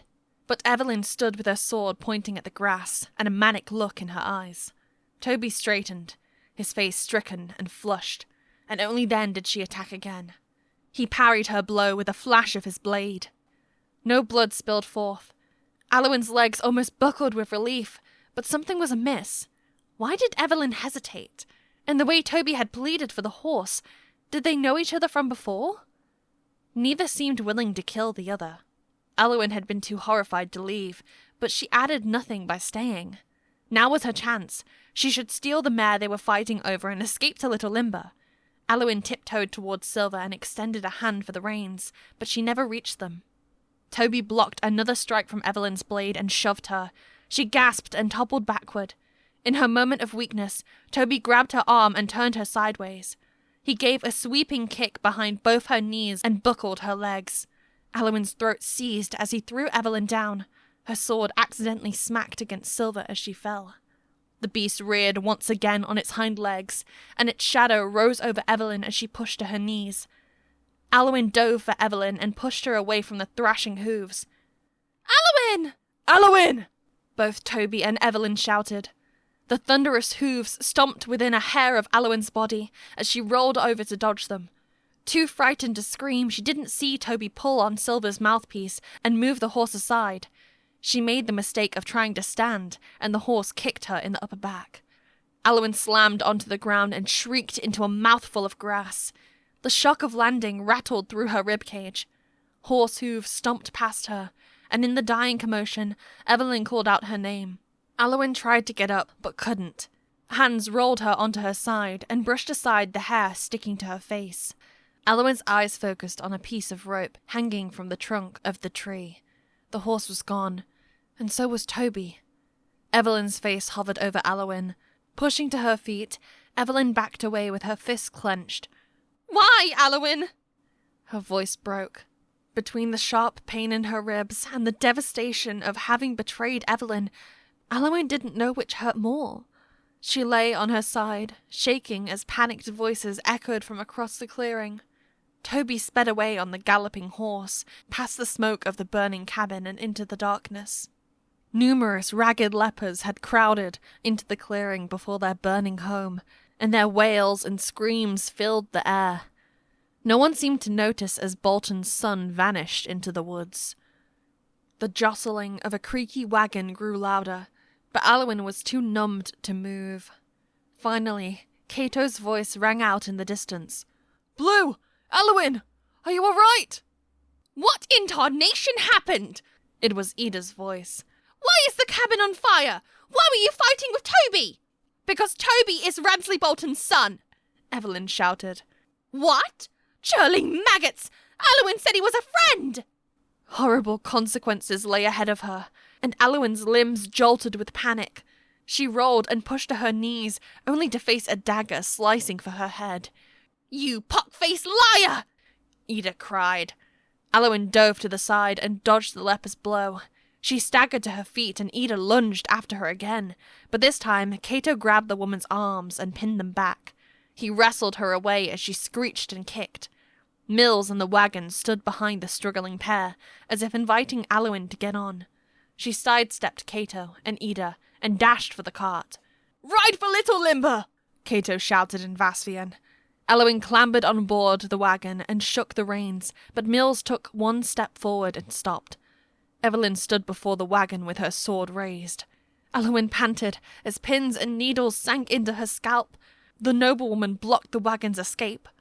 Although she glared at Aliwyn, her words were directed at Cato. Cato, you knew all along, didn't you? Why are you still protecting her? Aliwyn stared as Evelyn drew back her arm as though to strike. Yet even as her eyes flashed and her chest heaved, her arm and the sword remained frozen in midair. Cato shouted, If you would just let her explain! But before he could finish, Ida kicked him in his wounded thigh, and he crumpled onto the ground. Aliwyn's shaking hands dropped the reins as Cato moaned and curled up in agony. A heartbeat later, Ida leaped towards Aliwyn with her dagger. Her hood flew back to reveal piercing, colourless eyes on an outraged face. You! You're why the cabin's on fire! Aliwyn searched the cart bed for anything to strike with. The donkey's whipstick protruded from a stack of hay. She snatched it and spun around as Ida's gnarly hands came within reach of the wagon's rail. With a fierce cry, Aliwyn cracked the whip across the leper's face. Ida yelped and tumbled onto the ground, beside where Cato had dragged himself on his stomach. He grabbed the leper's boot and blew 2 sharp whistles through his teeth. The donkey responded to his command by bolting forward. Evelyn gasped and jumped out of the way. The beast brayed, charging over the grassy plain and tossing Aliwyn back onto the hay in the wagon bed. She shrieked and scrambled to grab onto the reins again. Before she could reach them, Ida's voice rang out over the clearing. Kill her! She hid Bolton's son and freed him! Aliwyn gripped the wooden side of the cart and sat up. When she looked back, Cato was still on the ground. Her heart sank as Evelyn ran away from everyone and left him behind. Cato had saved her one last time, even as it severed him from Evelyn. Aliwyn had caused a disaster everywhere she went, and sobs rose in her chest. Cato, Evelyn, I'm so sorry. So sorry. A dozen lepers chased the wagon or gathered ahead with projectiles in their hands. Ida continued to rally the others, screaming at the top of her lungs that Aliwyn was a traitor. Stones, pottery, and pieces of burning debris rained down on the wagon. Aliwyn tried to dodge as the donkey brayed and screamed. Its nasal cries pierced through the uproar of the people swarming behind the wagon. Although they couldn't keep up, their attacks made Mills quicken until the wagon jostled and jumped. Aliwyn covered her head with her arms as she was bruised from all sides. Slow down, she yelled, bouncing over the scattered hay. The reins were also dancing beyond her fingertips. Mills sped on as the ground sloped upwards at the forest's edge. Aliwyn opened her eyes when the path grew increasingly rocky, and she struggled to raise her head from the rattling floorboards. To her horror, many smouldering torches had landed among the pottery shards and rocks. Smoke rose from the hay that had caught on fire. Aliwyn crawled and swept her arms over the wagon floor to clear everything out. Yet, as she shoved the burning hay overboard, smoke appeared from the edges of the wagon bed. The first flames flashed in the shadows. Aliwyn tore off her oversized coat and tried to smother the fire, but the flames burned her hands, charred the fabric, and continued to spread. She had to jump to save herself, now. But Mill's braying had become desperate screams. Cato's beloved donkey couldn't escape the burning cart and would die if she didn't think of something. As the cart's wheels crashed down from another boulder, the rebound of the wagon bed gave Aliwyn momentum to lunge for the reins and grab them. "Mills! Water this way!" She had napped close to a stream, and she reckoned it was to their left. Mills veered sharply in the correct direction, and Aliwyn's chest swelled with hope. She had never driven a cart in her life, but this was a good start. As she scrambled to her knees, the glistening water came into view through the bushes and trees, and Mills dashed for it. The wind stung Aliwyn's wet eyes and chilled her open mouth. As the donkey neared the water, a horse's neigh rang from the trees to the right. The robbers who had looted the leper cabin had ridden along this river on their way uphill. It was too late for Aliwyn to hide. Men on black horses charged out from the evening shadows several arm lengths away, and the hooves of those powerful beasts drummed over the forest floor. Among them was a single silver horse. She couldn't look for long. Mills veered to the left as he nearly collided with the horses. The wagon flipped onto its side and Aliwyn flew out. Too stunned to scream, she hit the ground and rolled over the rocks, underbush, and leaves like a rag doll. Her forehead struck a tree, and Aliwyn screamed. Her body slid back from the tree trunk, and she rolled onto her back. She wanted to grab her skull to stop the throbbing, but she couldn't move. The pink and orange hues of the sunset sky swerved into view as her vision blackened from the edges. Pain trickled in from all her limbs, but the worst ache tightened as a band around her head. The branches overhead whirled and stopped, and whirled again. Men yelled and footsteps tore through the rustling leaves. Her strength dwindling, Aliwyn turned her head away from the tree. Numerous men surrounded her with their swords in hand. One of them had blonde hair, but her eyes were too blurry to focus on his face. She still knew who he was. Her heart pulsed in her throat, but that too faded as she sank into darkness. Chapter 15. The Escort. "Get off your horse!" Aliwyn stirred at the man's voice, which was only a whisper but charged with anger. Her head pulsed as she moved. She longed to fall back asleep, but whoever spoke next shook her to her senses. "Ed, I'll get off after I leave her outside the town walls." It was Toby. Aliwyn wanted to scream, but her dry mouth was sealed shut. When she tried to move her arms, she found herself wrapped in blankets. A voice she recognized as Edward's spoke next. "Leave her outside the town walls? No one's allowed near the gates anymore." "Oh, she's awake!" came another hushed voice. It belonged to a child. Aliwyn forced her eyes open. She sat sideways on a horse's saddle, with both her feet hanging off to one side. A girl with curly black hair held an oil lamp below. The child looked up at her and grinned. Aliwyn sucked in her breath as Toby and Edward continued to talk. The girl smiling at her was Emma. Matthew had driven her over the cliff. Yet there she was, standing beside the horse. What was happening? Ed spoke again. "That cretin of a bishop sent knights to stop anyone from leaving or entering Myton." "What?" His chest vibrated against her left ear. "Did he also seal the—" "No, he didn't, and so we'll go that way now. But this wench, why did you bring her? She pulled me out of the building you burned. Get yourself out of this mess," Edward hissed. "You're on your own." The bearded man Aliwyn recognized as Edward walked into her field of view. He glared at her before joining the other men who were running into the darkness of the forest.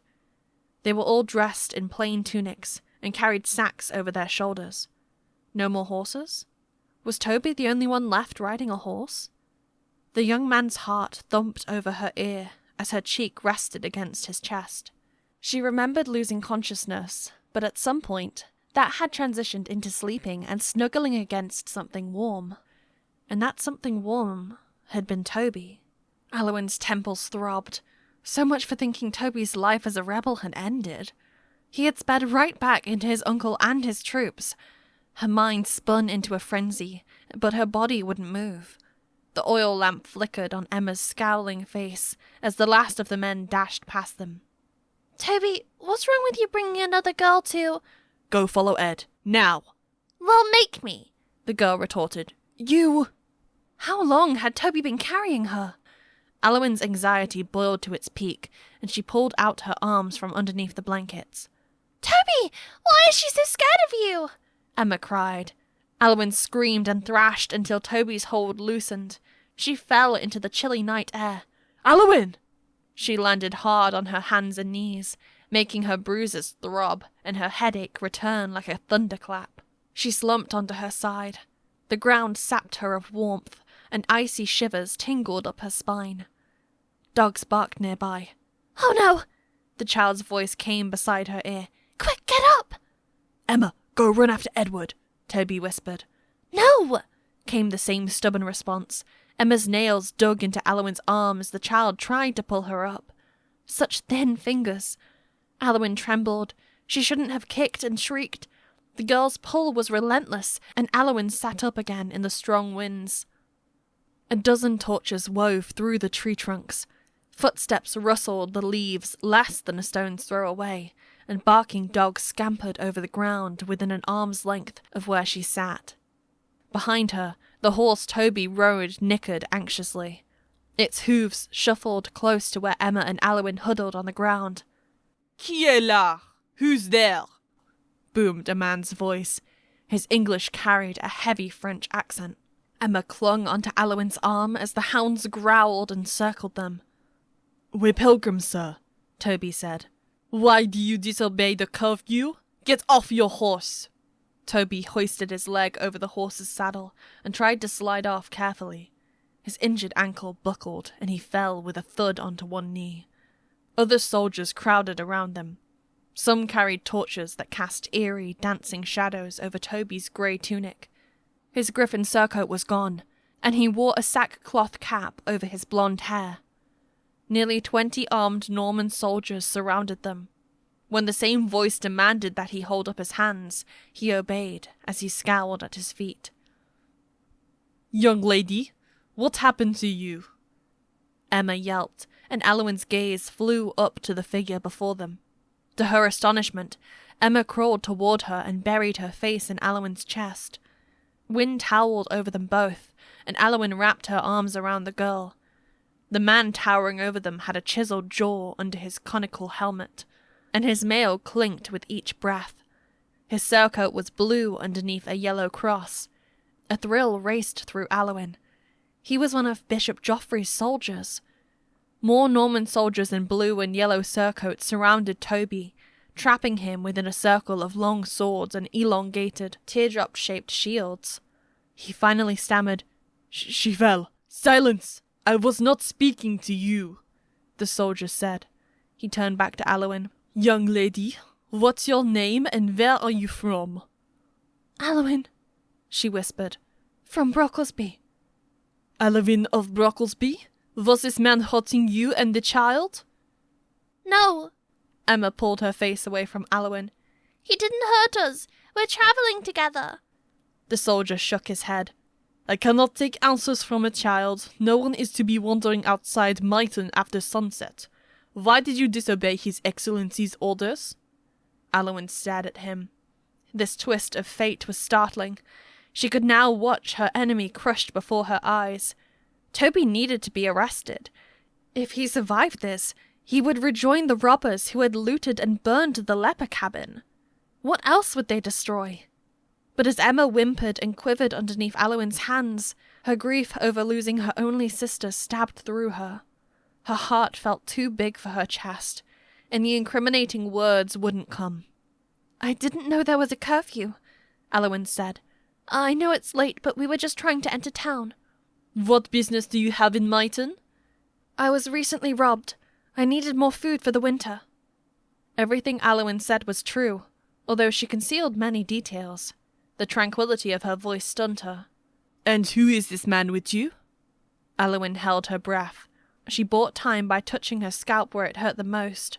Someone had wrapped a strip of cloth around her forehead, and it could only have been Toby. She frowned as her heart tapped in her throat. He's our escort, she said. I fell off a donkey cart earlier and hit my head. He was there and wanted to help us get into town. She glanced at Toby. He knelt with his hands held in the air and his eyes closed, but his lips moved as though reciting a prayer. At her answer, the soldier grunted. He squinted at Aliwyn's face.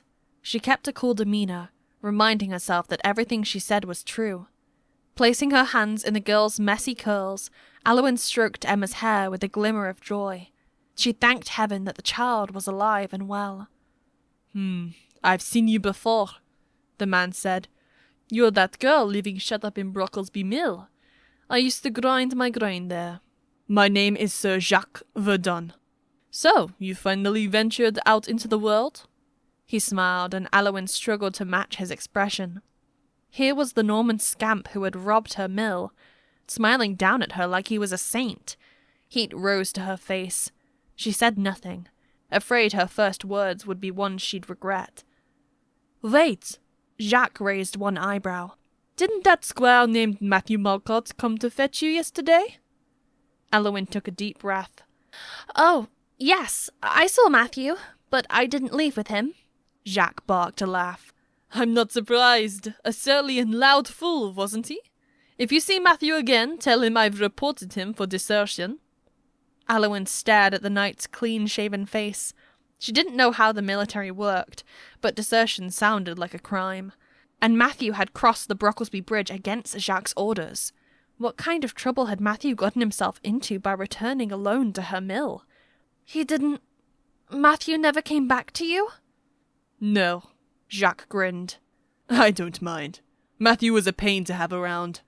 With this, his smirk vanished. He turned to Toby, whose arms shook as he struggled to keep them lifted. Look up. What's your name? The torches cast moving shadows over Toby's discoloured and swollen face. Phineas.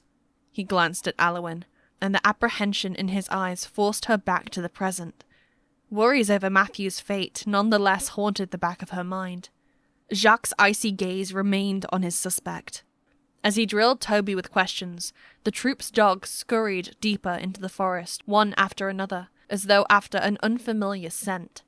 Aliwyn hugged the child, her mind racing for an excuse to save Emma and herself should Toby be recognized as Ransley Bolton's son. Finally, when the dogs barked again, one of Jacques' men came to his side. Sir, we found footprints in the mud over there. Many footprints. He pointed in the direction where Edward had gone. A frown flickered over Toby's eyebrows. Toward the cliffs? Jacques and the other soldiers looked over in the same direction. During this moment of distraction, Toby's left hand descended for the sword strapped to his belt. Aliwyn reached out and closed her hand over his. Don't, she mouthed silently, her scowl deep. A struggle against so many would be hopeless. Toby glared back, but didn't pull away. From above, it appeared as though they were holding hands, and the soldiers surrounding them with their glinting swords didn't react. Vincent, Francis, awaken the others and light the watchtower, Jacques said. The rest of us must track the footprints. Sir, maybe we should wait for reinforcements? No. Our orders were to pursue suspicious activity, not wait until the trail is cold. As his men began to leave, Jacques fixed his gaze back on the three before him. You may go. Aliwyn couldn't believe her ears as he continued. I cannot let you enter Myton despite the danger out here, but you know where the next town is? Yes, Toby answered. What happened next was a blur. Jacques handed Aliwyn one of his long, staff-like torches. He gave her some instructions that she didn't register. Rallying together his troops, he left as suddenly as he had come. Their footsteps were soon inaudible. Aliwyn squeezed the torch, her arms shaking. She was still on her knees. The ache of her body that frenzy had kept at bay gnawed its way back into her awareness. Emma twirled about with muffled, joyful squeals, but Aliwyn couldn't move. She had been desperate to avoid another round of bloodshed, but had she made the right choice? The torch's fire added to the scorching heat of her face. Emma squatted again and threw her arms around Toby's neck. Giggling, she whispered in his ear, I can't believe he didn't recognize you! That knight didn't recognize you! By a miracle of God. Toby's eyebrows were knit. Jacques has hardly seen me in years. In the near darkness, his eyes then flicked to Aliwyn. She stared back at his beaten face with a tightened jaw.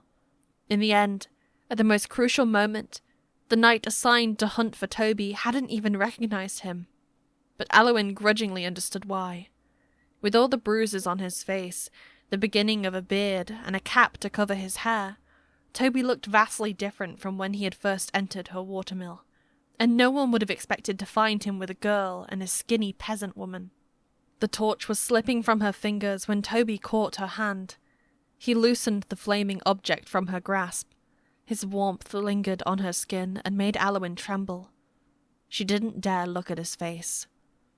Aliwyn, this is goodbye, Toby whispered. Take the horse. What do you mean, goodbye? Emma demanded. She picked up her extinguished oil lamp. Toby ignored her and stood, shuffling to keep his balance with his wounded ankle. The blankets keeping Aliwyn warm felt like iron weighing down her shoulders. "Why did you take me with you after the cart crash?" she whispered.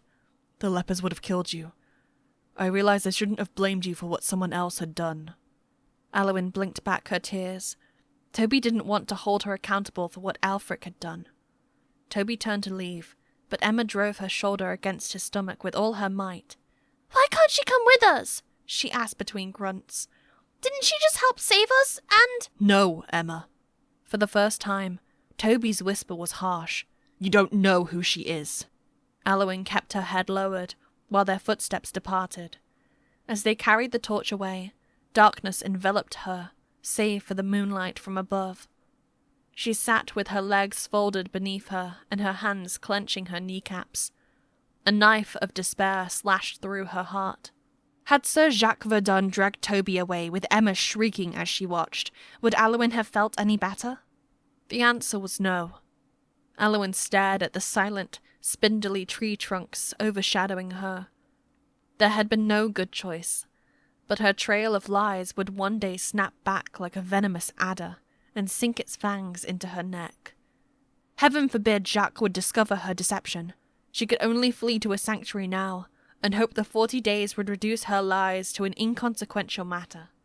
Shouldn't the Normans be more concerned about traitors like Lord Yeaton? Aliwyn used to snub her nose at the sanctuary seekers, squatting in the corner during Sunday Mass. How could anyone sensible possibly spoil his or her life to a point of no return? Now she knew. Silver whinnied and stirred. As her back hooves brushed against her, Aliwyn came to her senses and pushed to her feet. "Shh, Silver." She took the horse's reins and stroked her forehead. The smell of putrid eggs wafted to her nose. It was the telltale sign of yet another fire. Dread twisted her stomach. For a moment she couldn't move. Not again! How could this happen again? She searched for the smoke rising from the burning pellets, but around her were only evergreens cast in the moonlight, fading into the infinite night sky. The horse snorted and tore at the reins until Aliwyn stumbled. "No, Silver!" The beast rose on its hind legs with a piercing cry and forced Aliwyn to let go.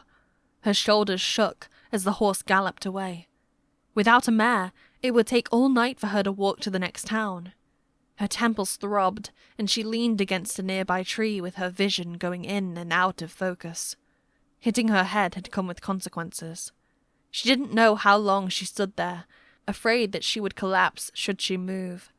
Finally, the shouts of frightened men and the overwhelming stench of the fire compelled her to open her eyes. The treetops nearby were ablaze. An alarming heat blew onto her face.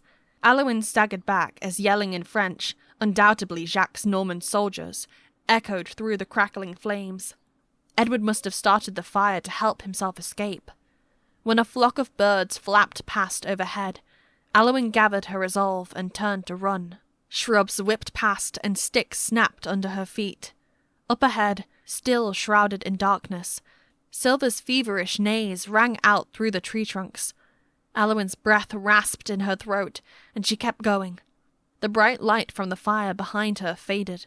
She stepped into an open clearing, and ahead of her stood a vertical cliff. She clenched her fists until they hurt. How could she come so far only to face this impasse? The looming cliff stretched as far as she could see on either side. To her distant right, beyond her line of sight, Silver's galloping hooves echoed forth as she also sought to escape the advancing flames. Aliwyn staggered toward the sound. She yanked off the bandage Toby had wrapped around her scalp laceration and threw it down. She reached into her front tunic pocket.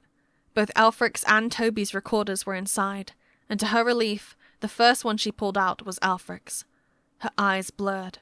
The memories of Miriam and Aelfric's smiling faces rekindled her stamina, and a melody both she and Aelfric had loved played in her mind.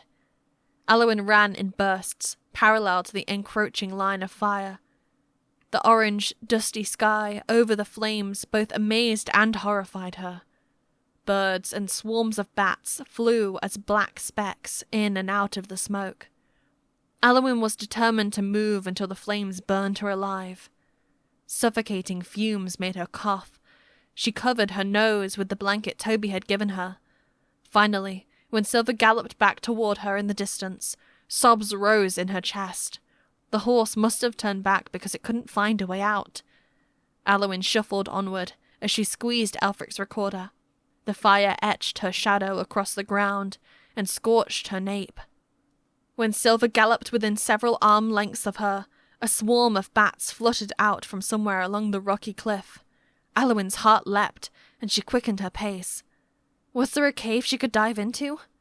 As the horse sped past, she found a thin crack high in the wall from which the remaining bats took flight. The crevice extended down to the ground, where it became obscured by bushes. The blazing flames seemed to illuminate an opening behind the tangle of bare twigs. With the fire nearly engulfing her, Aliwyn coaxed her legs back into a run. She reached the area of dense shrubs and pushed her way toward the bare wall. A dirt passage running parallel to the cliff appeared, well hidden behind the rows of shrubs. This passageway led to a black opening in the wall, one she had spotted from afar in the fire's light. It was the width of a narrow door, but only half as tall. Did the opening lead to a way out, or to a deadly beast, or a vertical drop? There was no time to hesitate.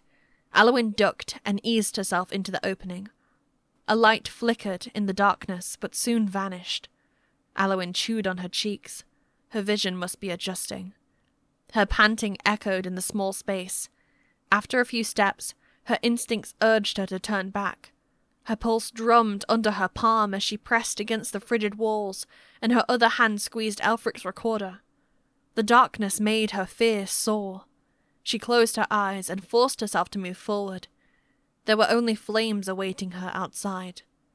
Her open hand slid across short blades protruding from the dirt. Aliwyn jerked back, her eyes blinking open, although she saw nothing. Her fresh wound stung sharply. She pressed her fingers against her blanket. The metallic ring of swords echoed around her. Lights flashed, illuminating the men who had pulled the shades off their lanterns. Aliwyn winced in the brightness before something struck her across the chest. She screamed until she smacked against the wall and snapped her head backward. More hands grabbed her, pinning her to the wall, and a salty hand slapped over her mouth. A dagger's tip flew for her stomach, but it halted just as it touched her cloves. "You!" Aliwyn stiffened at her attacker's voice. Her eyes remained open, but only lights and shadows swirled before her. "Why did you follow me?" It was Toby. He sounded furious, but the weapon he had intended to stab her with remained still against her abdomen. "Kill her!" Edward's voice shouted. Men on either side of her held her arms against the wall while Toby stood in front. Aliwyn squeezed her eyes shut, wishing she would die instantly or lose consciousness. All the same, her senses sharpened to the jagged wall pressing against her back. "Joffrey's dogs will sniff out her corpse and find this whole passage," Toby said. "Then burn her outside!" Aliwyn felt Toby's hand sliding along her waist for weapons. When he pulled something out, she opened her eyes, terrified. But it was only her metal tweezer, used to harvest plants. Toby slipped it back into her pocket. "Ed, the men ahead are awaiting your orders. I said I would command the rear, so let me take care of this." "Take care of this?" Edward cried. "She should have died at the watermill." "Sirs, we must hurry," another voice interjected. "The tunnel is filling up with smoke." "Then go on with the cargo." Toby pointed his dagger at a few men. "You three, close up the opening." Several soldiers rushed to stack stones at the tunnel's entrance. Rows of metal blades lined the walls just inside the opening to injure those who, like Aliwyn, didn't know any better. Blood trickled from the cut on her scalp as Edward cursed underneath his breath and trudged off. Toby pushed his dagger back into its sheath along his belt. He lifted his hand from her mouth, and she gasped for air. "Take her to the boat." His voice was emotionless. Aliwyn was peeled off the wall. 2 men on either side gripped her upper arms, almost dragging her as they marched deeper into the tunnel. Something slipped from her hand. Aelfric's recorder bounced on her foot and out of sight. "No!" she screamed. Another hand clapped over her mouth, and the men holding on to her pressed forward. Her hatred surged for Toby, his men, and all of their cruelty in raiding the leper's house and setting the forest ablaze. She latched onto her rage as a source of strength. Aliwyn didn't see Toby, and neither did she want to see him. Staring at her ghostly shadow, cast by the light of a swaying lamp, Aliwyn swore she would escape, or die trying. Chapter 16. The Reluctant Apprentice. Aliwyn emerged from the other end of the tunnel, and her sore feet stumbled onto the sand. The men on either side of her pulled her onto a small beach encircled by an evergreen forest. Moonlight outlined the shadow of a single ship along the shoreline, the kind she recognized as a hulk. The lengthy vessel allowed a dozen men to row on either side, and its flat bottom was easily beached. A wide plank extended from the deck of the ship onto the shore. There, a few soldiers holding lamps illuminated the others, who stood in a line and passed bags on board. Aliwyn teetered onward, with waves of cold sweat. She had been on a boat with Aelfric before, and was so seasick she could hardly stand. Now the men were dragging her on board another ship? Her eyes skimmed the moonlit beach, but there was no steed or donkey to ride off on, and the woods were too distant for her to dash into. Her captors gripped her upper arms as they neared the other men. "Where's Toby?" asked the man to her right. "Dunno," the other man grumbled. "But I'm telling you, he's lost his mind since Adriana died. What are we doing with this girl?"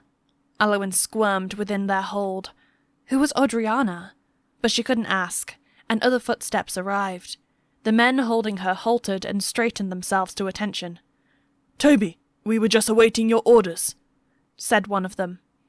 Aliwyn turned away but caught Toby's troubled expression as he limped toward them. He braced his left side with his injured hand, and shackles dangled from his other hand. "Did Edward and the others search the ship for stowaways?" he was panting. "Yes, they did." Toby's scowl remained, and he handed the shackles to one soldier. "Zalrin, put these on her." Zalrin was the soldier clenching Aliwyn's right arm. He moved to obey Toby's orders, and Aliwyn felt frigid metal rings close around her wrists behind her. The blanket that had been loosening from around her shoulders drifted to the ground. An icy wind sliced through her tunic, and Aliwyn swelled with bitterness. When Zalrin knelt to shackle her ankles, she glared at his dark woolen cap and wanted to kick his head, but any struggle now would get her killed. Toby's boots hobbled away. "Wait here until I signal, then bring her." The last bags had been carried on board, and he joined the dozens of men boarding the ship. The boat's long hull loomed like the shadow of a sleeping beast, and its many long oars protruded like legs from either side. "I'm telling you, stupid decision," muttered the man on her left. "Stop it, Blake. How would you react if your fiancé died?" "I wouldn't replace her with a flea bag." Blake squeezed Aliwyn's thin arm. "But being a baseborn, I guess he doesn't have good taste." How could Toby's men be so rude? And Fleabag could only refer to her. Aliwyn clawed at the icy shackles binding her wrists together. Her captors pushed her forward. She staggered up the wooden plank, with the iron links between her ankles grating the floorboards. As she stepped onto the deck, the soldiers whispered in a language she didn't understand, but every word sounded as though they were talking about her. She hardened her jaw. "I'll take her from here," came Toby's voice. The 2 men on either side let her go. Her stomach lurched when Toby draped a blanket over her head and shoulders, as though to hide her. He pressed his hand between her shoulders and guided her toward the ship's rear, but Aliwyn resisted him instinctively. "Stay below deck until I talk to Ed," he whispered in her ear. Once again, he spoke in fluent Vasvian. How did he know their language? Bitterness kept her mouth shut. When Toby tried to move her again, she wouldn't budge. "Do you want to live or not?" His tone grew harsher. "I'm trying to stop my uncle from killing you. He's the captain of this ship." Aliwyn's breath burned in her throat. Men pounded past, making the deck quake beneath her, and Toby halted to let them pass. Her eyes slid left and right. The railing of the ship came up to her chest. If she dashed for it, someone would slash her before she got a leg overboard. She was trapped. Tendrils of heat climbed up her neck. She resisted Toby's push, wanting to whirl around and smack his face with her shackles. But that didn't happen. Toby stopped pushing her when his uncle addressed the crew behind them. His bass voice resonated over the background murmuring and pierced her with fear again. Defiance now was foolish. "These are the only crates left?" Edward demanded. "Yes, sir," A soldier said. "What happened? You know we're paid by weight." "Vasvian stole our crates. We'll have to explain." "The Danes take no explanations." The Danes. The crates had to be filled with those flammable pellets and other weapons. Aliwyn strained to hear the conversation. 6 years ago, Denmark had joined the English natives in their failed revolt against King William. Now that another rebellion stormed the country, it seemed as though the Danes were back on the rebels' side. They would land with their longships to burn and pillage everything in sight. How many were coming? Aliwyn wanted to know more, but Edward shouted other orders in what she guessed was Danish. The men who ran past her turned a crank to pull up the ship's anchor, and as the weight lifted, the vessel shifted with the river's current. Aliwyn shuffled to regain her balance, and Toby took his opportunity to move her again. This time, she didn't resist. He no longer braced his lower left side, and the bloody patch on his grey tunic startled her. For whatever reason, he had taken off his protective vest. They hurried toward a set of stairs leading below deck. The faces of several men brightened as they recognized Toby. "By Thor's hammer! You're back! Who's that girl?" Toby didn't slow down. "Let's get the boat moving." He led Aliwyn down a staircase and into the blackness of the ship's hold below the deck. Her shackles thudded with each step, and she strained to see in the darkness. Toby's hand maneuvered her forward along the ship's side, and the harrowing sense of blindness made her chest seize. "Sit down and keep quiet." Toby pressed her down. Aliwyn's legs buckled, and she fell hard onto the floor. Her back hit the wooden sideboards along with her hands bound behind her back. The place reeked of rat urine, and her feet slid on the slimy floorboards. Her throat swelled until she couldn't breathe. The ship's hull ground against the sand and pebbles of the riverbed. Oars splashed outside, moving the boat in jerks, and each stroke dashed her hopes of escaping back onto the shore. Sobs finally burst from her mouth. Toby held onto her arm, and she couldn't even pull away. His voice softened. "I gave you a chance to find sanctuary back outside Myton, but now that you've discovered the tunnel, I can't let you leave." Aliwyn gritted her teeth. Of course she'd tell Bishop Joffrey's men everything she'd seen and heard if she got away. She hoped someone had already alerted them to a Danish invasion. The grinding of the boat along the river bottom grew louder and jarred her from her thoughts. From up on deck, a call came for more rowers because the ship was running aground. A ruckus of creaking floorboards and pounding feet sounded overhead, and Toby's hand lifted from her arm. She couldn't see. Her eyes were adjusting to the moonlight from the staircase's opening. Had he just drawn a weapon? She was on the verge of screaming when Toby placed something against her bound hands. "Here," he said hoarsely. Her fingers glided over the object's smooth surface, and she grasped it in disbelief. He had just returned Aelfric's recorder. As the creaking of the floorboards died down, Toby sighed. "Aliwyn, Ed joined my father's army recently as a reinforcement. He doesn't know about your brother, but you must not mention his name." Aliwyn caught the metallic scent of blood as he stood. I'll be back. He left her side with uneven footsteps. Aliwyn stroked the recorder with her thumb and released a breath of relief. She was surrounded by their enemy, and yet shown mercy. Even after Aelfric's betrayal, Toby hadn't learned to kill his enemies at the outset. Edward wouldn't make the same mistake. Toby pulled another tunic over his head to conceal the bloodied one he already wore. He walked up the stairs, his shoulders cast in silver by the square of moonlight that came through the opening. When the ship scraped free of the sand and swayed, he fell with a thud. A few cheers rang out from the deck as the boat gained speed. Aliwyn wrung her hands behind her. She could pretend to care about him and gain his trust the way Aelfric had. It could be her only chance for survival, until she escaped. Toby pushed to his feet near the staircase. Emma, I told you to stay on deck. The child scuffled forth from the shadows close to where Toby stood. She lowered her chin with a sour frown and carried an unlit oil lamp. Why did you put Aliwyn in shackles? She saved us from those soldiers outside Myton, and she's tried to protect me. Go upstairs, Toby ordered as he approached her.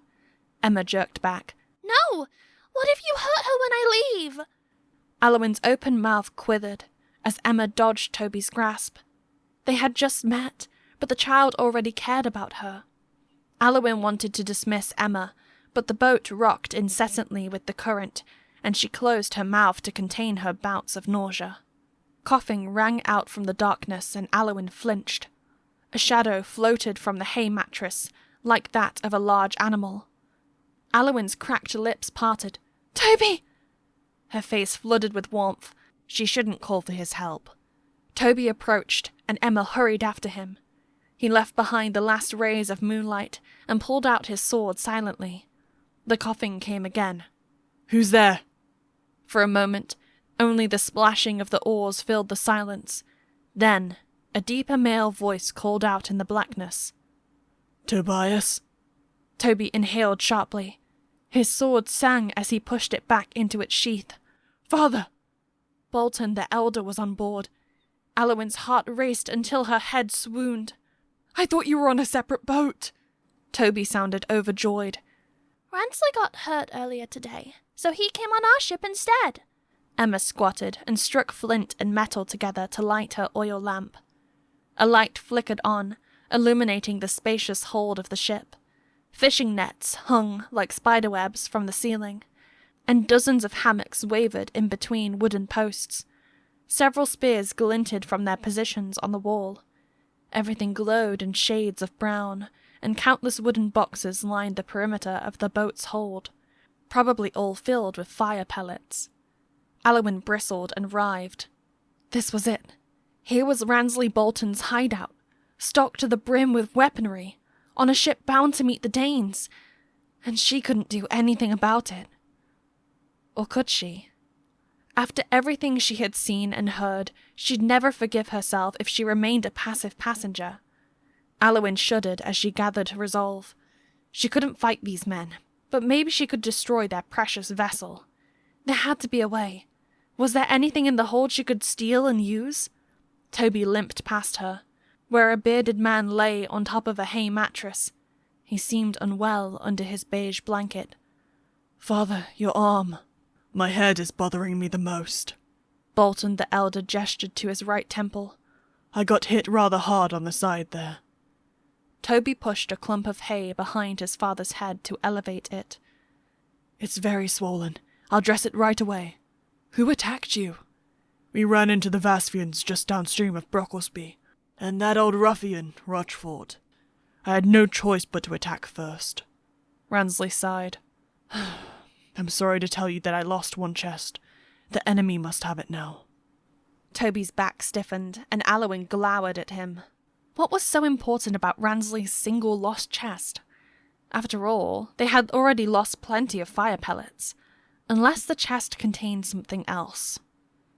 "Some setbacks are unavoidable." Toby hung his head.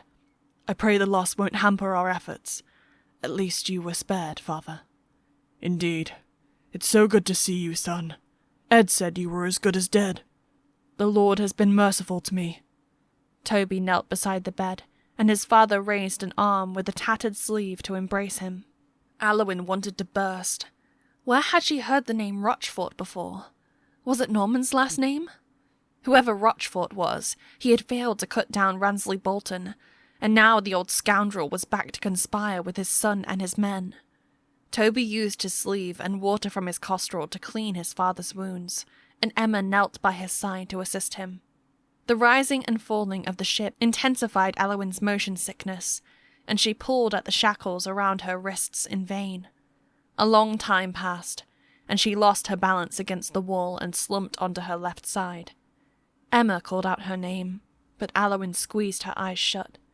The girl patted her upper arm as Boots stormed downstairs. Aliwyn peeled apart her eyelids when Edward's voice boomed in the hull. The man strode forward, but didn't see Aliwyn in the dimness. I gathered all the medicine I could after I saw Ransley like this. You'll need to look through the stash and pick out... Edward paused before shouting. What? What is this wench doing here? Why can't she stay? Emma held on to Aliwyn's arm. Who are you talking about? Ransley Bolton asked. Aliwyn cringed when Edward's feet approached her, as though to kick her face, but the blow never came. Toby and Emma's boots already stood close by, blocking his way. Her name is Aliwyn, Toby said. Let me see her, Ransley said. Toby knelt and unlocked the shackles binding Aliwyn's wrists behind her back. She tensed at the tugs of his hands. He relocked them before her instead, arranged the blanket back around her shoulders, and lifted her into a sitting position. The blood drained from her face. Toby's father sat a few arm lengths away, with the sleeve of one arm shredded and drenched with blood. She had never seen him before. With light brown hair and a strong jaw, he appeared like any man in his 50s, but she gawked as though he would spew snakes from his mouth. The knight gazed at her, through wrinkled, hooded eyelids. A peasant? Blood crusted his beard. This gruesome murderer was speaking to her. Aliwyn spun to her side and tried to crawl away, but shackles still bound her wrists and ankles. The metal links clattered on the floorboards until Toby pulled her back into sitting. His bandaged right hand dampened her skin. You know better, he warned in Vasvian. She's seen everything! This ship and the tunnel! Edward shouted, pacing in between the hammocks. What if she escapes? Ransley nodded at his brother, before turning to Toby with a solemn face. Son, what happened? Why did you bring a woman on board? Toby said nothing as he seemed to stare past Aliwyn. He held onto her forearms without squeezing them, and she wanted to flatten herself against the wall and vanish. I suppose Odriana's death left you desperate to fill a void, Ransley said. Toby's hold loosened. He released Aliwyn and lowered his gaze, his brows knit and drawn. The redness rimming his eyes glistened in the dim lighting, and she held her breath. Tobias has continuously jeopardized our mission, Edward charged. He allowed this woman to track us here, whereas I eliminated all witnesses and left not a trace. When I raided the outskirts of the town, I burned my trails so no dogs could track... But Aliwyn saved Toby's life, Emma cut in. She pulled him from a burning building. Isn't that what you told me, Toby? Ransley chuckled, and Aliwyn gathered her knees to her chest. Edward rolled back his upper lip with a murderous glint in his eye. Ransley's chuckle didn't help the strained dynamic between Toby and his uncle. If Edward's ways ever prevailed over Toby's, she was dead. The currents are strong today. Edward eyed his nephew. Come help us row as soon as you can. Ransley nodded. Go on, Toby. I'm not going anywhere. Edward marched away as the boat continued to toss with the waves. No one else seemed to care, but every rapid tilt made Aliwyn's stomach heave. She covered her mouth, lunged to the side, and retched. The chains of her shackles rattled onto the floorboards. Aliwyn! Toby's hand landed on her back. She was grateful nothing came out. The relief ended when she saw her empty hands hovering over the floorboards. Aelfric's instrument was gone. Oh, look! A flute! Emma crawled after the rolling stick, as her curly black hair flopped about her ears. She slapped her hand over the instrument. Got it! Aliwyn wiped her sweaty palms on her sleeves. She wanted the recorder back, but the joy on Emma's face stopped her from speaking. Toby gripped Aliwyn's shoulders and eased her back up against the wall. Emma, He called over his shoulder. get her a crate or something to lean on, and a bucket. Of course.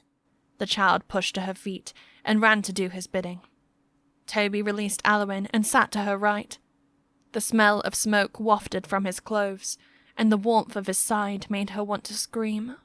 Emma returned while pushing a crate about her waist's height along the floorboards, and on top of the crate was an empty bucket.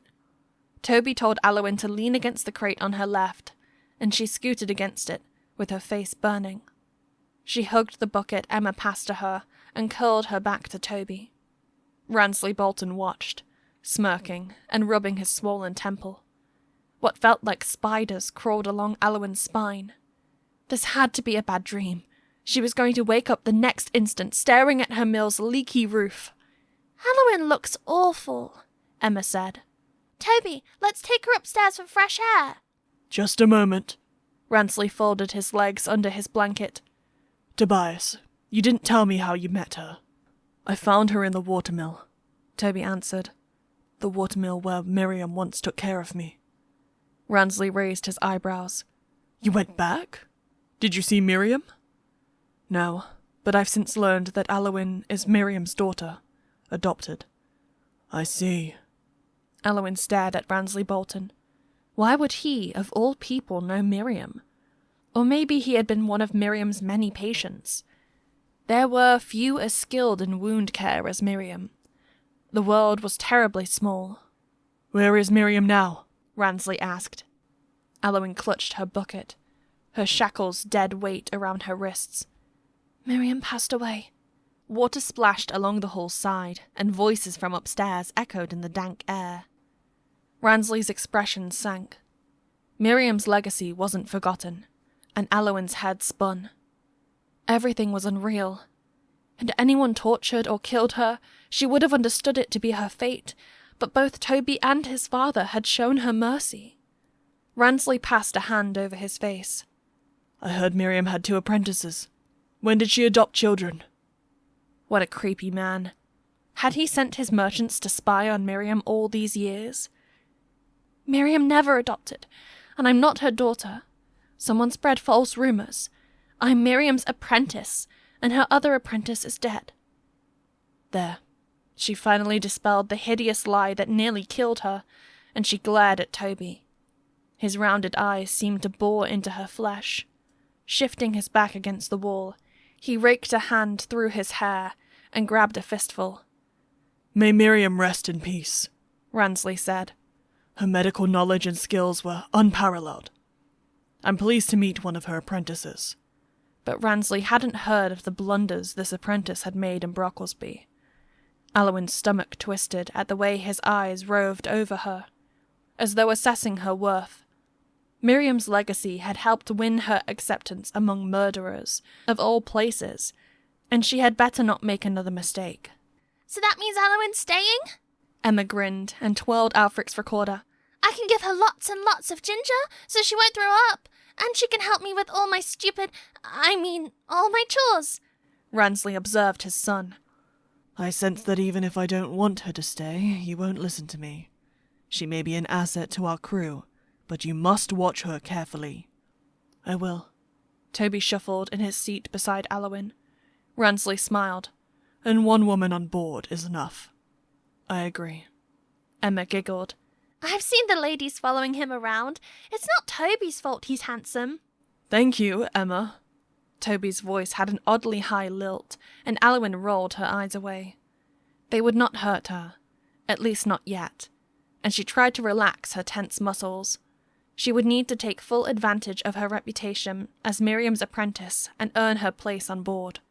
Once the men let their guards down, she could explore the vessel for a weapon and the easiest component to destroy.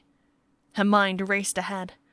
What if she crippled the Bolton ship and swam to shore? She could report the dangerous cargo to the closest manor and redeem herself with the Norman authorities and the Vasvians. Redemption, she thought. Her chest seized at the possibility of clearing her name and returning to her watermill in Brocklesby. She would earn another chance to connect with her fellow villagers. Hope came as a tingling warmth that radiated down her shoulders. Aliwyn resolved to win the faith of the crew, and above all, Toby's trust. He still held the key to her shackles. Chapter 17. The Spy. A chilly wind gusted down the staircase and carried the voices of men counting their rhythmic strokes. Toby led the way upstairs with his left hand around Aliwyn's forearm. She grasped the handle over the empty bucket, with her wrists shackled before her. Her dirty feet dragged the metal links between her ankles, and behind her, Emma followed so closely that she almost kicked Aliwyn's heels. "We need more manpower on starboard, sir," one man hollered as Toby stepped on deck. "I'm coming. Just a moment." A square sail billowed from the towering mast at the centre of the ship. 4 pillars on either end of the vessel supported raised wooden platforms, and lamps affixed to each post flickered from within their wire cages. The flames illuminated the 24 soldiers who sat rowing in 2 lines along the length of the vessel. They stared at Aliwyn, and she drew up her blanket around her face. What she saw next made her heart leap in horror. Glowing orange smoke poured into the sky from the hamlet of Myton. The fire she had escaped was burning out of control. Toby and Emma had also frozen at the sight of the skyline. It flashed as bright as sunrise in the night, as though the earth had split open and unleashed a ravenous fire. Flames leapt from beyond the cliffs and advanced to the plains on either side, engulfing the forest, farmland, and the homes of countless peasants. The putrid smell of the pellets made bile rise in Aliwyn's throat. She clenched her jaw, ever aware of Toby's hold on her arm. Hatred for him and his men roiled within her. These were the homes of mothers, fathers, grandparents, and children. The destruction of 6 years ago was repeating itself, and these lawless rebels may burn Brocklesby next. Set her watermill ablaze next. This is really bad.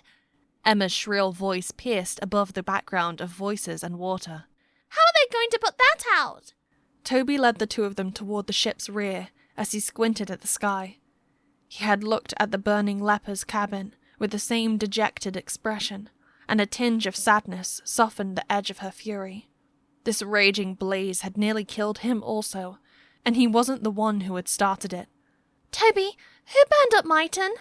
Emma teetered with the ship's rocking. "Someone who should have known better." Aliwyn glanced at the frown darkening his face. It wasn't the time to ask questions. She kept her eyes on her clanking shackles as they walked. The 3 of them ducked under the back platform.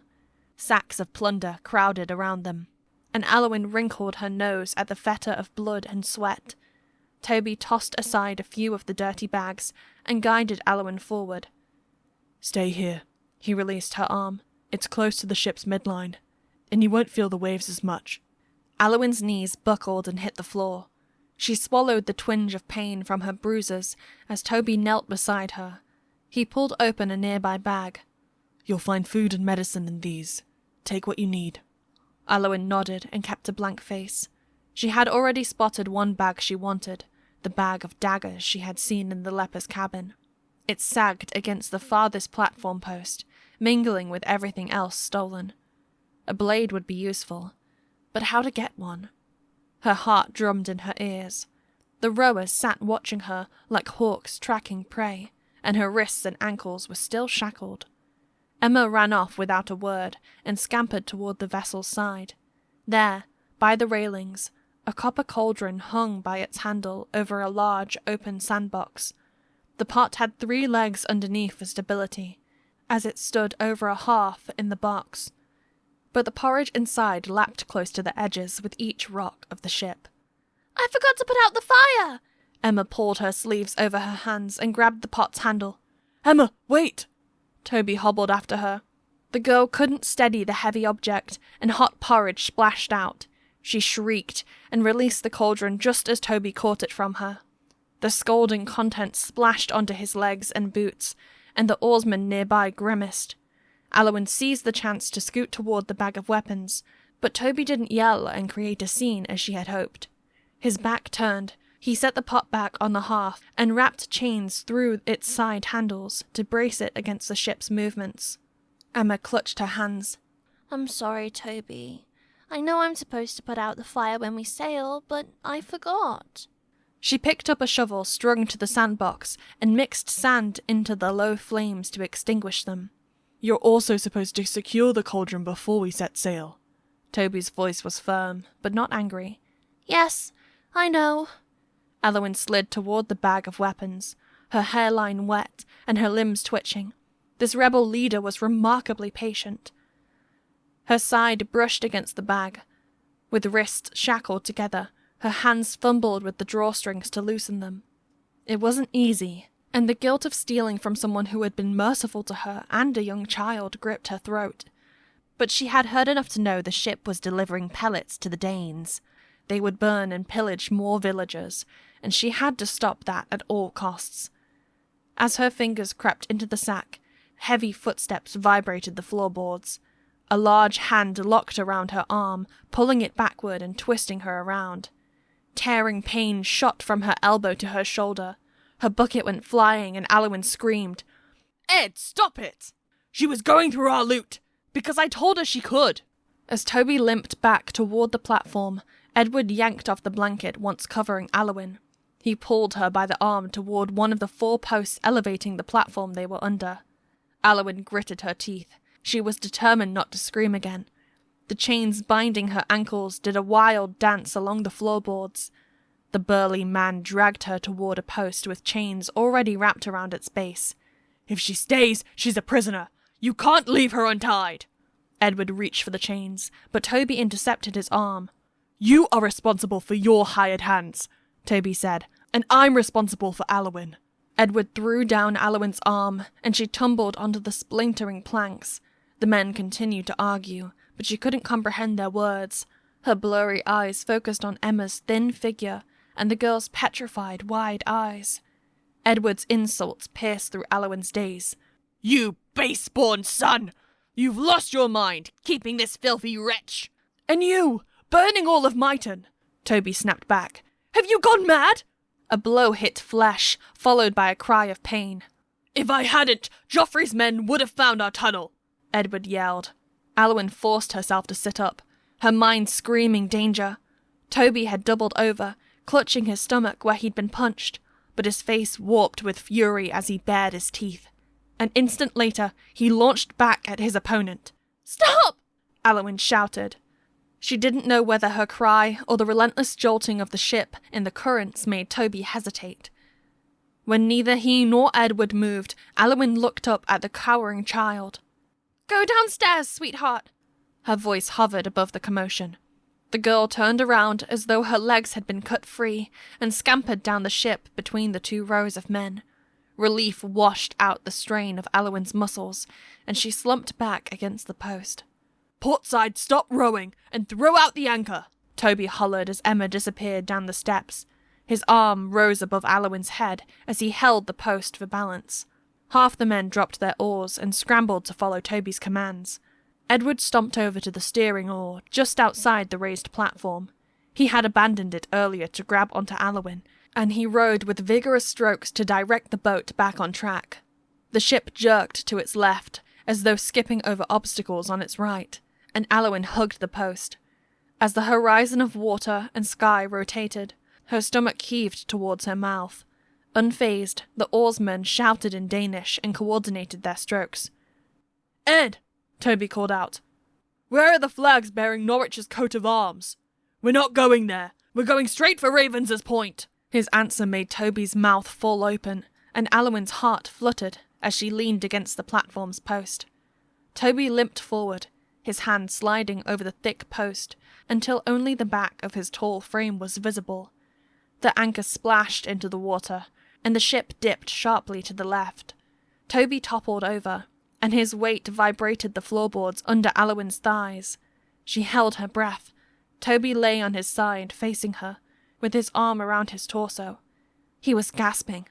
Her arm shot out for him, but she pulled it back with a tightening of her jaw. She had seen this same pained yet fierce expression when he had threatened her outside the leper's cabin. The ship crested a wave as it spun, and none of the sailors came to Toby's aid. Whether it was because they didn't see him fall or they didn't care, Aliwyn didn't know. A gust blew across the deck, and the boat's movements became smooth again. Wind filled the massive square sail above her as dawn spilled a soft light over the deck. The sailcloth displayed the same yellow and blue strips as Bishop Joffrey's army, and Aliwyn pressed her lips together. The Boltons had disguised their ship as one of Bishop Joffrey's. She'd need to flag the ship as suspicious if His Excellency was to identify it among the many he owned. Cheers and nervous chuckling came from the men as the ship glided out of danger, but Aliwyn kept her scowl on the deceiving colours of the sail. Ropes extended from each corner of the sailcloth, and the mast groaned under the wind's strength. She could cut those ropes if she had a knife, releasing the sail that would flail about and draw attention. Aliwyn's hand curled into a fist against the post. She liked that plan. It would sabotage the ship and distinguish it from an ordinary merchant ship. But to snatch a knife, she'd need to wait until fewer men were watching. Maybe after sunset. It would be a long wait. Toby pushed himself to a sitting position. Well done, everyone. Edward clapped his hands once. Keep rowing, half speed. First shift gets a break. About a quarter of the men tossed aside their oars, as they conversed in a foreign language. Toby sat cross-legged and hunched forward with his right hand pressed against his arrow wound. Spilled porridge covered his stockings and shoes, and the muscles of his face twitched with agony. Aliwyn tried not to stare. Thank you for thinking of Emma. Toby picked off barley from his shins. You're welcome. His faint smile pulled at the scabs over his lips. He seemed to suspect nothing of her, and a knot tied in Aliwyn's throat. What are you going to do with me? She asked. Where is this ship going? We're sailing for the North Sea, eventually to dock in Denmark. Denmark? Yes. It is where I intend to live after all this ends. Aliwyn shook her head. And what about me? Do I go too? Toby's hazel eyes remained calm as she chuckled at her useless question. She had no choice. But I have nothing there. I don't even speak Danish. He went back to staring at the floorboards, and Aliwyn remained motionless with her eyes wide. It came as no surprise, but hearing that the ship sailed for another country still tore through her like a jagged knife.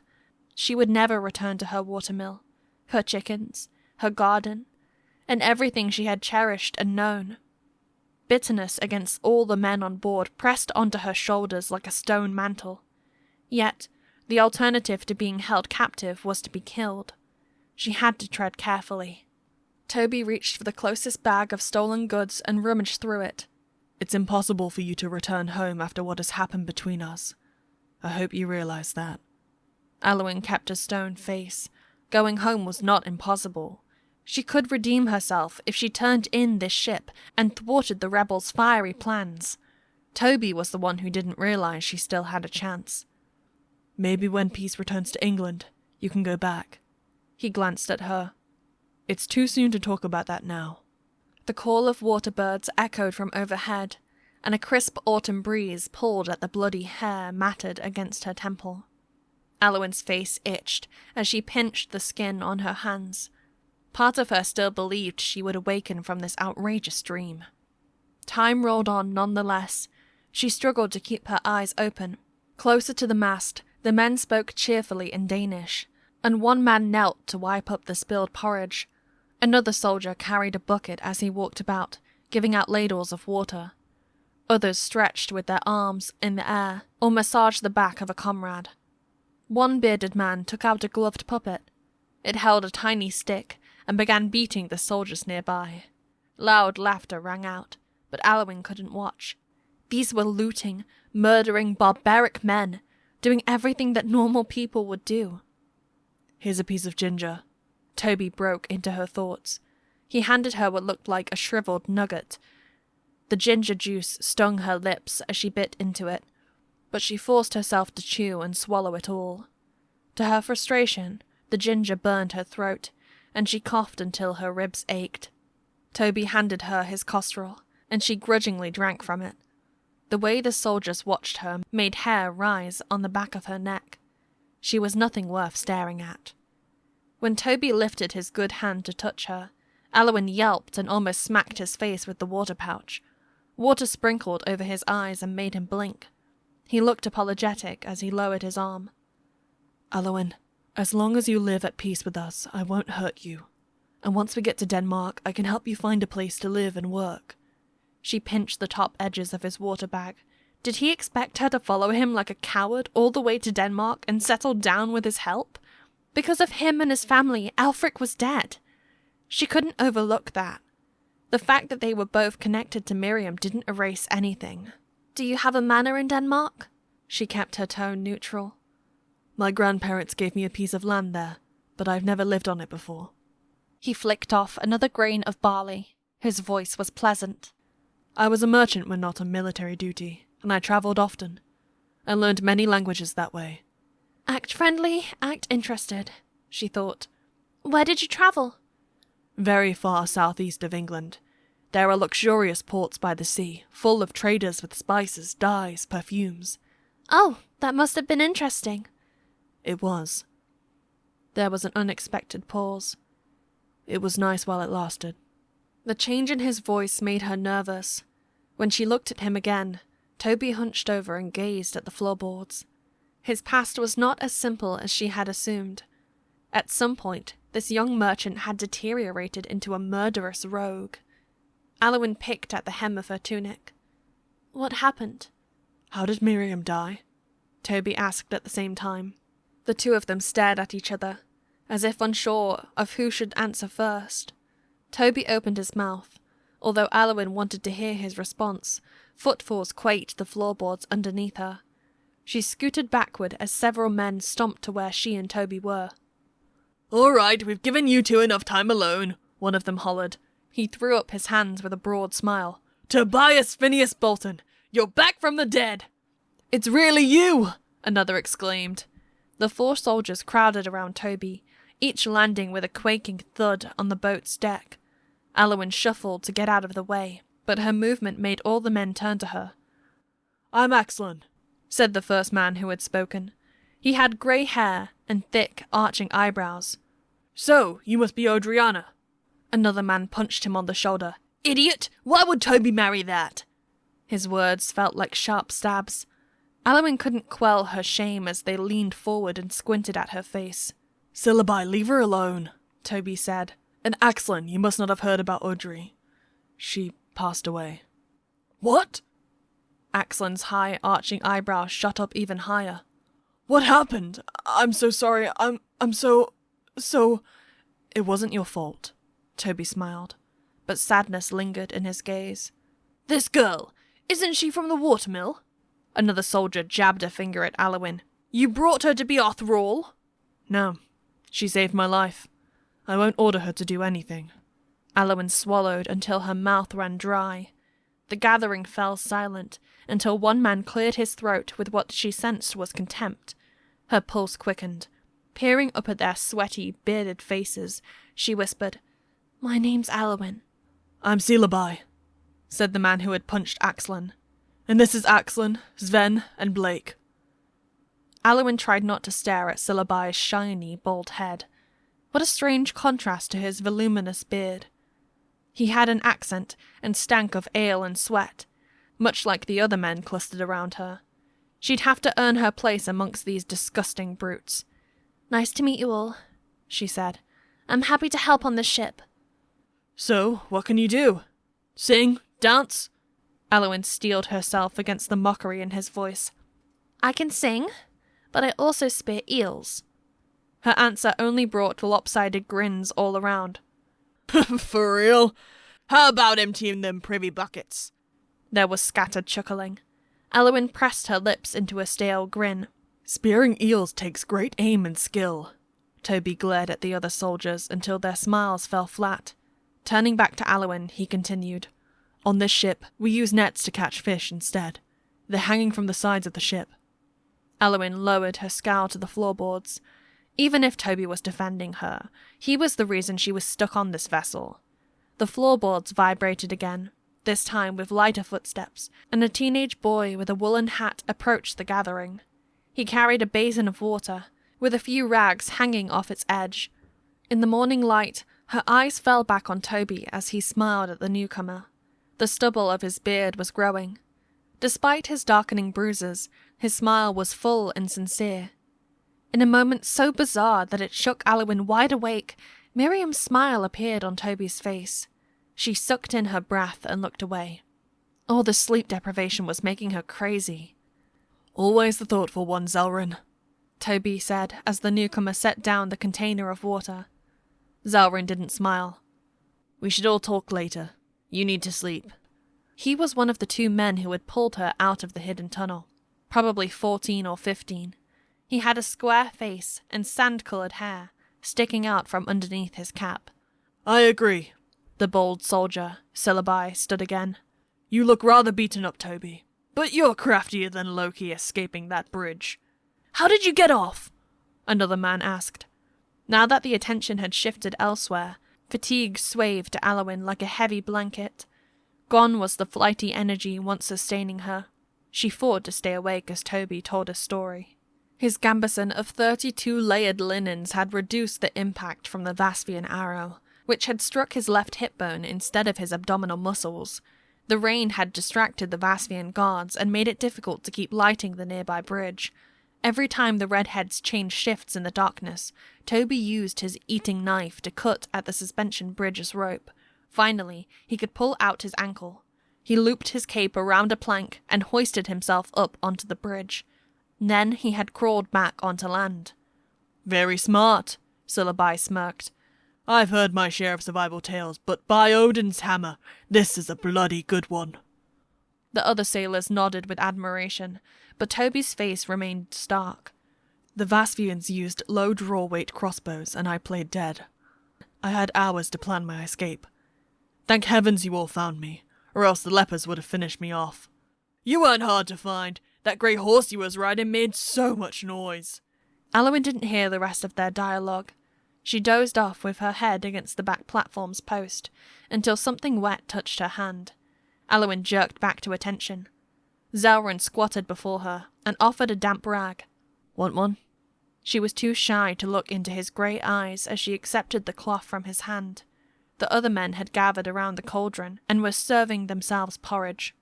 Watching them wolf down their food stirred her hunger, but she was afraid of throwing up. Her fingertips throbbed as she held onto the wet cloth. She had forgotten that she had cut them in the cave, and she dropped the rag. Toby stopped wiping his face with his cloth and fingered his belt pouches. He took out the metal tin, nudged open the lid with his bandaged thumb, and offered it to her. "Here, try this on your hands." The layer of green ointment inside the box smelled of honey and mint.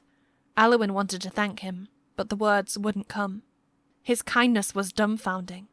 She couldn't relax her frown as she dipped her injured fingers into the paste. She wiped her face with the rag.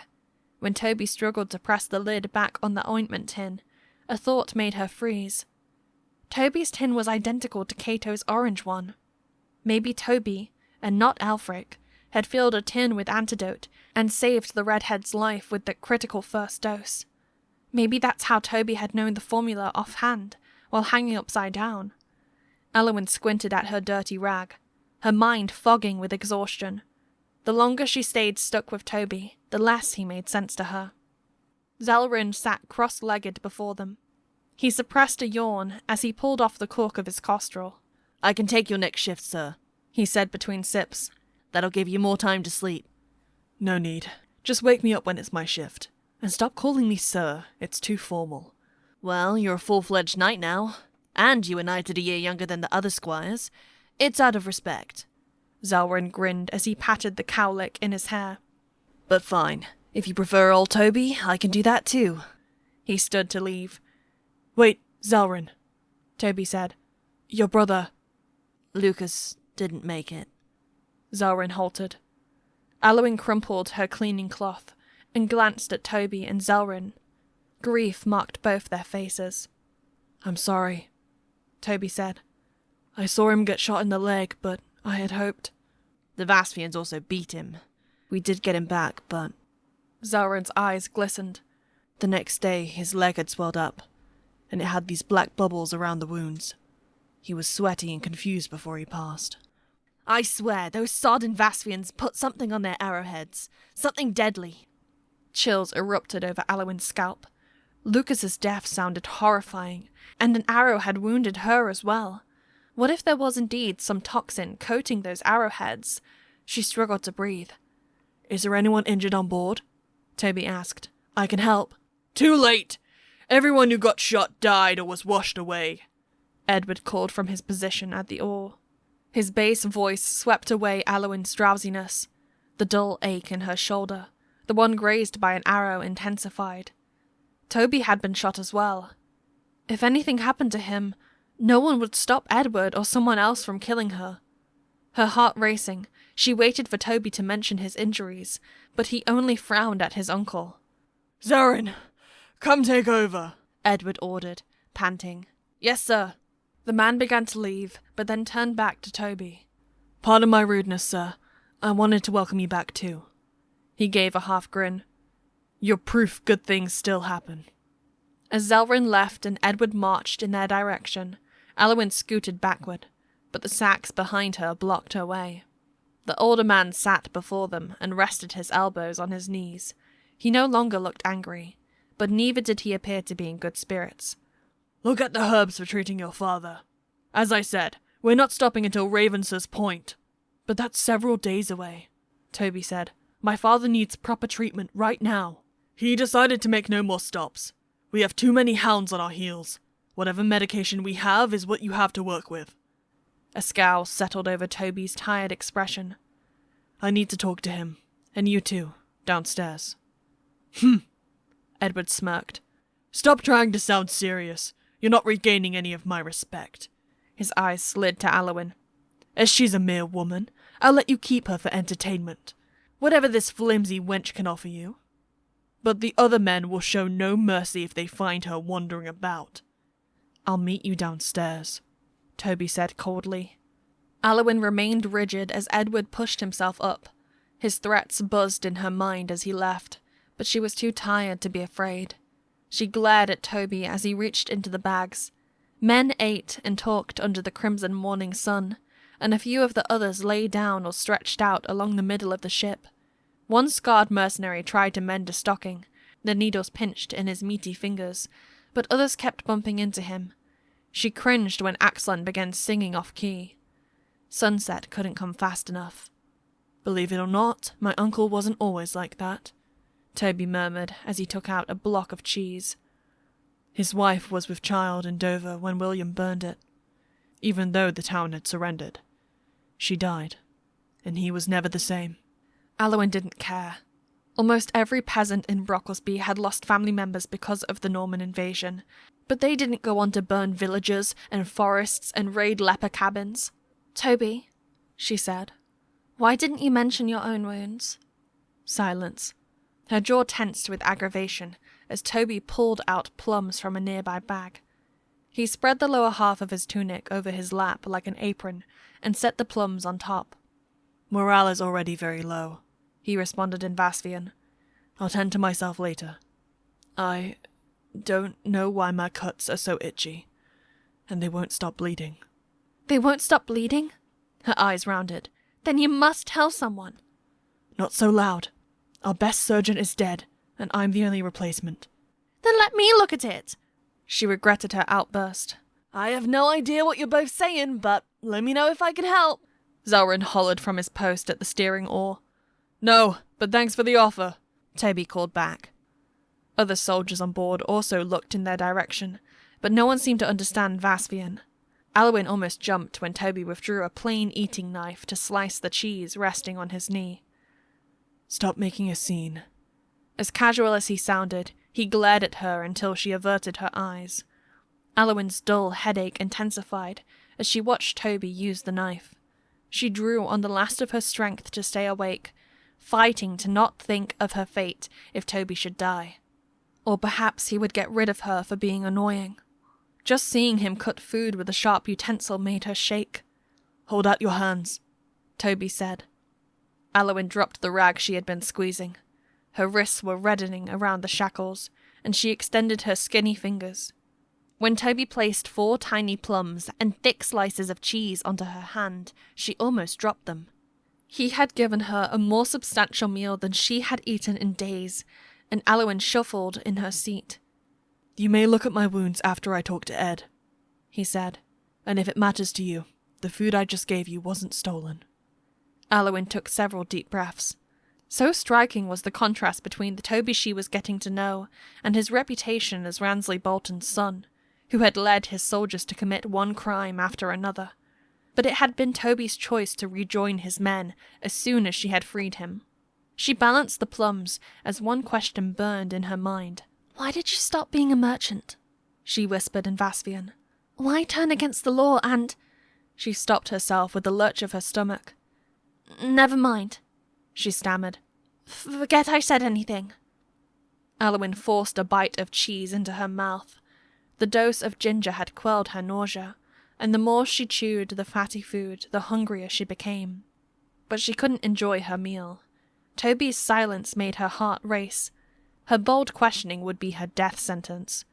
As she tore into the plums, Edward spoke to the men on her right. He walked toward the stairs and waved for his nephew to follow. Toby pushed on his knees to stand up. "After Audrey died, I thought joining my father would take my mind off things. And there were other reasons." His voice carried no menace, and Aliwyn glanced at him. "I'm sorry to hear about your fiancé," she said. "Heading off, Toby?" Zelryn called out. "I'm meeting Ed downstairs. Keep an eye on her." Toby stayed for a moment longer, resting his left hand against the platform post. Aliwyn finished eating the last plum and collected the pit in her hand. "Glad to see you like plums," he said. "I used to own 24 plum trees. They're my favorite fruit." He braced his arms around his stomach and smiled at her juice-stained face before he left. No one else had noticed his injuries because his tunic was black, and Aliwyn chewed on her lips. The ship didn't allow anyone to recover properly. Had her plans prevailed, Toby would be resting in a sanctuary by now, with his wounds dressed and his stomach full. But he was one stubborn dolt. Not that she was any less stubborn. Aliwyn placed the other slice of cheese back into the bag. Dirty rags floated within the water basin, and she clutched the slimy plum pits. Maybe she'd seem more useful if she cleaned. Aliwyn reached for the basin and stood, the chains between her wrist and ankles clinking. "Hey!" Zelryn shouted. "Where are you going?" "I wanted to put this..." "No, you stay there!" The harshness in his voice stunned her. Hands jittery, she dropped the slimy pits into the water basin. Another soldier walked past and grabbed the basin from her. "Disgusting!" he muttered as the pits sloshed in the water. "You get down and stay down." Aliwyn lay on her side and curled her knees to her chest. Bitterness swelled inside like a billowing thundercloud. She found the blanket Edward had pulled off earlier and pulled it up to her nose. It reeked of armpits, but she endured it. Toby's presence no longer shielded her on deck, and he might not survive the injuries he kept hidden from his crew. She had better finish her business and escape.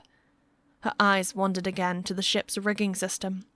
She had already tried to steal a blade and failed, and she had been foolish to try during the daytime.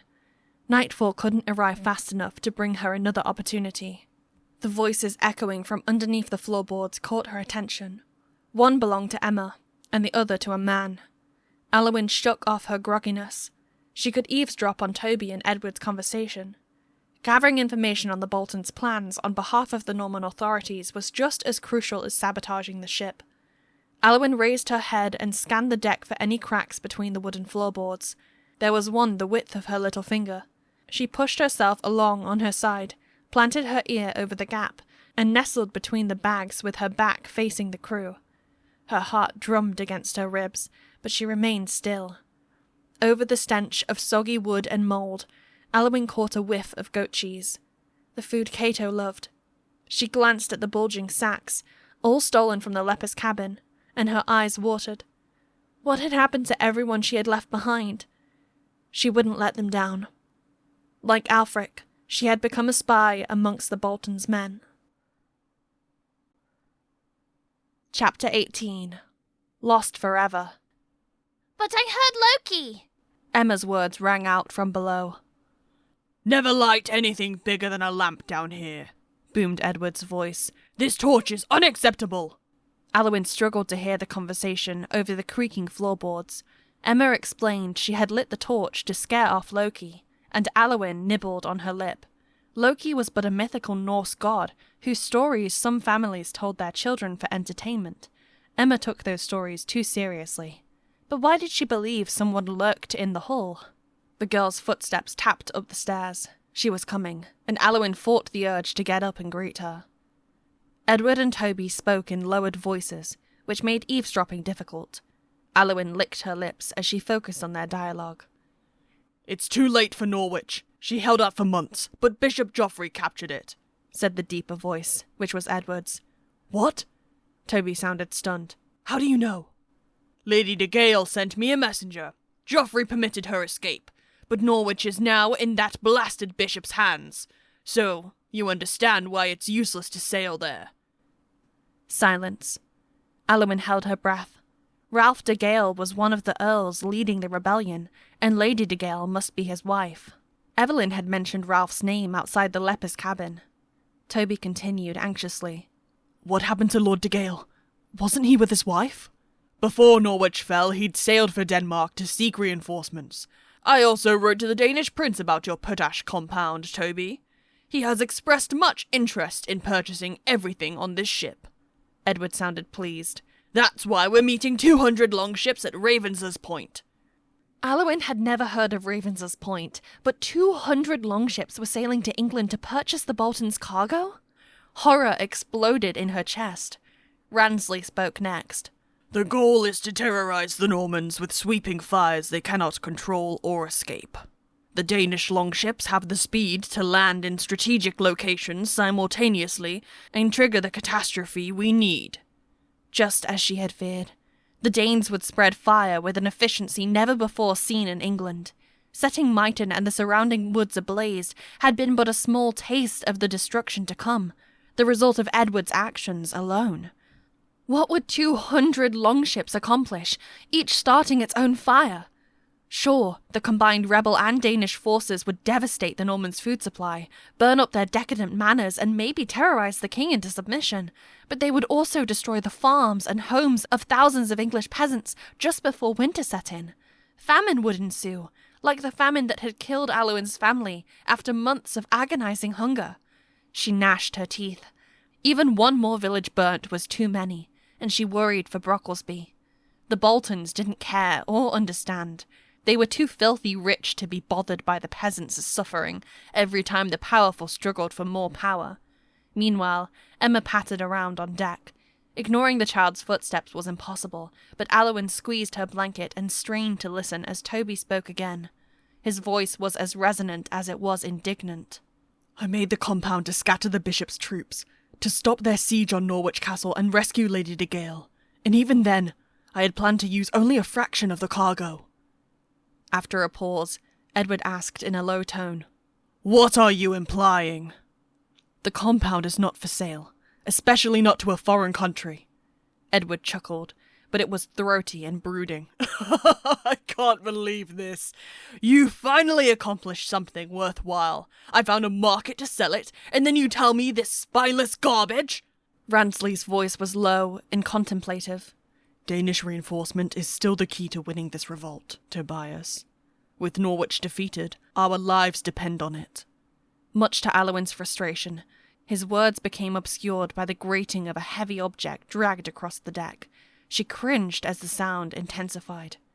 "Hey, Runt! Let your friend sleep!" Zelryn called in a hushed voice. The noise stopped, and Emma answered. "But I wanted to give her something to eat." "Like rat-flavoured biscuits from that bag?" Aliwyn struggled to lift herself from the gravity of all she had just heard. She rolled over and opened her eyes. Emma glared at Zelryn as she dropped the large sack she had been pulling. With her other hand, she threw down a miniature gambeson. "Don't do that to your armour," Zelryn scolded. "But it's so hot and stuffy. I hate wearing it all the time." "That thing saved your life. Put it back on." Aliwyn sat up, stretching out her sore back. "Emma, what's wrong?" Emma's scowl melted into an expression of misery, and she shuffled towards Aliwyn. Aliwyn held out her hand to greet the child. The padded jacket Emma had discarded featured row upon row of stitches. It must have protected her from the rocks when Matthew had knocked her over the cliff into the tossing rapids. I heard Loki downstairs, and no one believes me, the girl grumbled, plopping aside Aliwyn. Toby's papa was sleeping, so I know it wasn't him moving around. Aliwyn placed her hand on Emma's shoulder. I believe you, Emma. Please, tell me when you hear it again. What if Emma had heard a person? Toby had been worried that the ship had stowaways. Who knew how long the vessel had been beached and vulnerable to intruders? What exactly did you hear? Aliwyn tapped her ear. If you tell me, it'll be our secret. Some footsteps, the girl whispered back. And I heard a box move. Aliwyn kept a blank face. If she ever got these rotten shackles off, she could inspect what lay below the deck.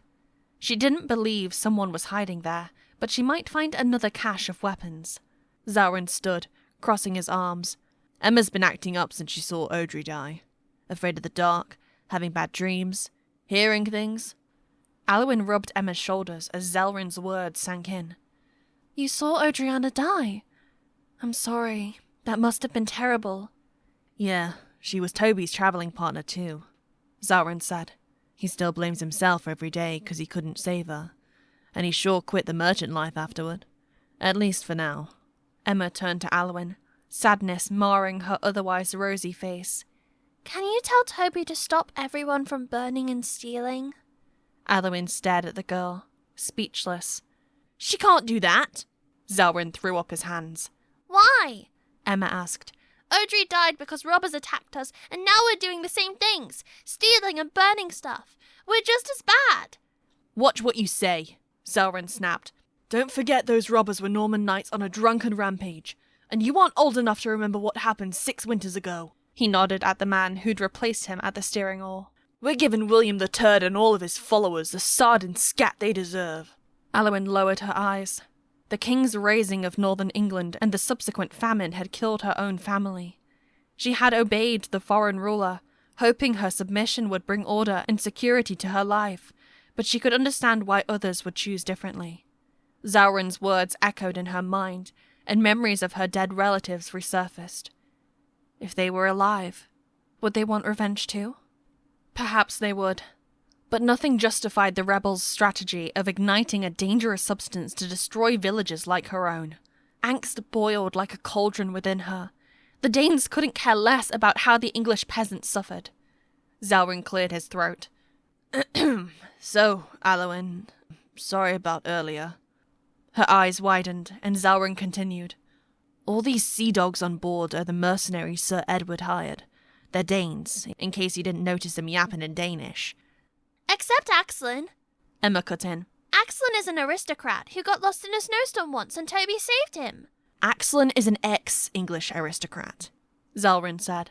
And he wasn't lost, more like running for his life from the Normans who stole his land. Aliwyn twitched. William's loyal subjects entered England and became many of the bishops, earls, barons, and knights who held power today.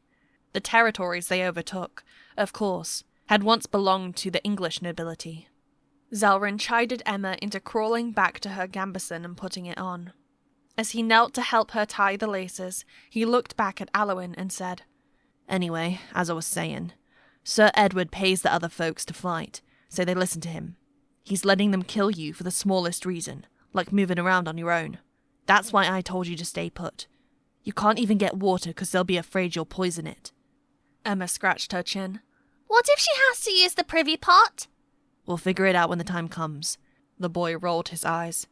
The cesspit is downstairs in the far back, in case you didn't smell it already. Aliwyn's eyes skimmed the rear of the ship, pretending to use the privy might give her unsupervised time, but she must use the opportunity wisely. Zaurin stood to scrape the last of the porridge out of the cauldron and passed Emma a bowlful. That's all that's left for you both to share. You've got to make 'em barley taste bad, Emma. Then those sweaty sea dogs won't eat so much. He smirked and sat down. Emma handed the bowl to Aliwyn. Here, I already had some earlier. Aliwyn received the pottage, but didn't trust herself to keep food down. The oatmeal fragrance made her chest tighten with longing. It was the smell of home. Give me your drinking bag, Zelryn said. She unbuckled her water pouch strap and handed it over in the brightening sunlight. He seemed to be Toby's close friend, and she had to earn his trust too. Zelryn wore a drab tunic like the other men, and the front of his stained beige gambeson was undone. Although the youngest male on board, his perpetual frown and thick eyebrows made him appear older. Zelryn approached the water barrels chained along the boat's edge, and Emma retrieved Aelfric's recorder from her pocket. Do you know how to play, Aliwyn? She folded her thin fingers over the finger holes. Toby taught me, but I'm not very good. I can make loud noises on it. Aliwyn smiled. Does that count? Emma grinned and handed Aliwyn the recorder. Try it. Aliwyn accepted the slender instrument and stroked its smooth surface with her thumb. This was Aelfric's recorder, his most treasured possession. Did she have the right to play it? A shadow appeared over her head as Zelryn returned. Where did you get that? He cried. He threw her full water bag and it flopped beside her like a dead fish. Terror seized Aliwyn. The crucifix engraved on the recorder made it readily recognizable. Zelryn had likely seen the instrument before, in Aelfric's hands. Why are you yelling? Emma asked. This is Aliwyn's recorder. No, it's not. Zelryn's glare was hateful. This belonged to that demon Aelfric. What? This belonged to him? Aliwyn stopped breathing. She had made a disastrous mistake in displaying the recorder. Zelryn must have been with Toby when Aelfric had betrayed the Boltons' household. Where did you get that? Zelryn shouted again. Toby gave it to me. Why the flip would he keep it? Give it to me. Zelryn's arm shot out to grab the instrument. No! Aliwyn threw herself to one side. A wave of stars washed over her vision as she scrambled to her feet. The shackles around her ankles clanged loudly as she circled to Zelryn's right. Her hands protected the recorder against her stomach, but another hand grabbed her arm from behind, and Aliwyn shrieked. Thick fingers wrenched the recorder from her grasp. She spun around, shivering with sweat when the wind cut through her tunic. Edward's scowl sent her heart hammering in her throat. He had grabbed her, and his fierce grip remained on her forearm. Slowly, he twisted her arm. Causing trouble already? His voice was calm, sinister. Let her go! Emma lunged forward, but Zelryn pulled her back by both shoulders. Aliwyn doubled over, but was determined not to scream. Everyone was watching. She's not causing anything, Zelryn stammered. It's me. I was... Who's Aelfric? Edward had never heard about Aelfric. As Toby has said, his uncle arrived only after Aelfric's betrayal. Someone I have a grudge against, Zelryn said. I'm overreacting, sir. Sorry about the yelling. I understand your brother has just passed away, Zelryn. But even if you are upset, fighting over a toy is unacceptable. Yes, sir. The older man eyed the recorder with distaste. Deal with this as you'd like. He released Aliwyn and handed the instrument to Zelryn. Aliwyn's mouth opened in a silent scream. For the last time, she saw the crucifix that Miriam had lovingly carved onto its surface. Zelryn hurled the recorder over the side of the ship with a powerful swing of his arm. The instrument spun in the air and disappeared. Aliwyn covered her face with her hands, squeezing her eyes shut until the muscles of her face ached. Her temples pulsed from the pressure of rising sobs. All this over some stupid stick, one soldier muttered. Emma held onto her sleeve. Oh, Aliwyn, don't be sad. Zelryn marched past her, and Aliwyn could no longer hold her breath. She inhaled sharply and folded her arms around her stomach, trembling now that the raised platform no longer sheltered her from the wind. The other men on board lost interest and went back to their tasks. Sit back down where you were. Wait, Ed. She can help me downstairs. Aliwyn looked up.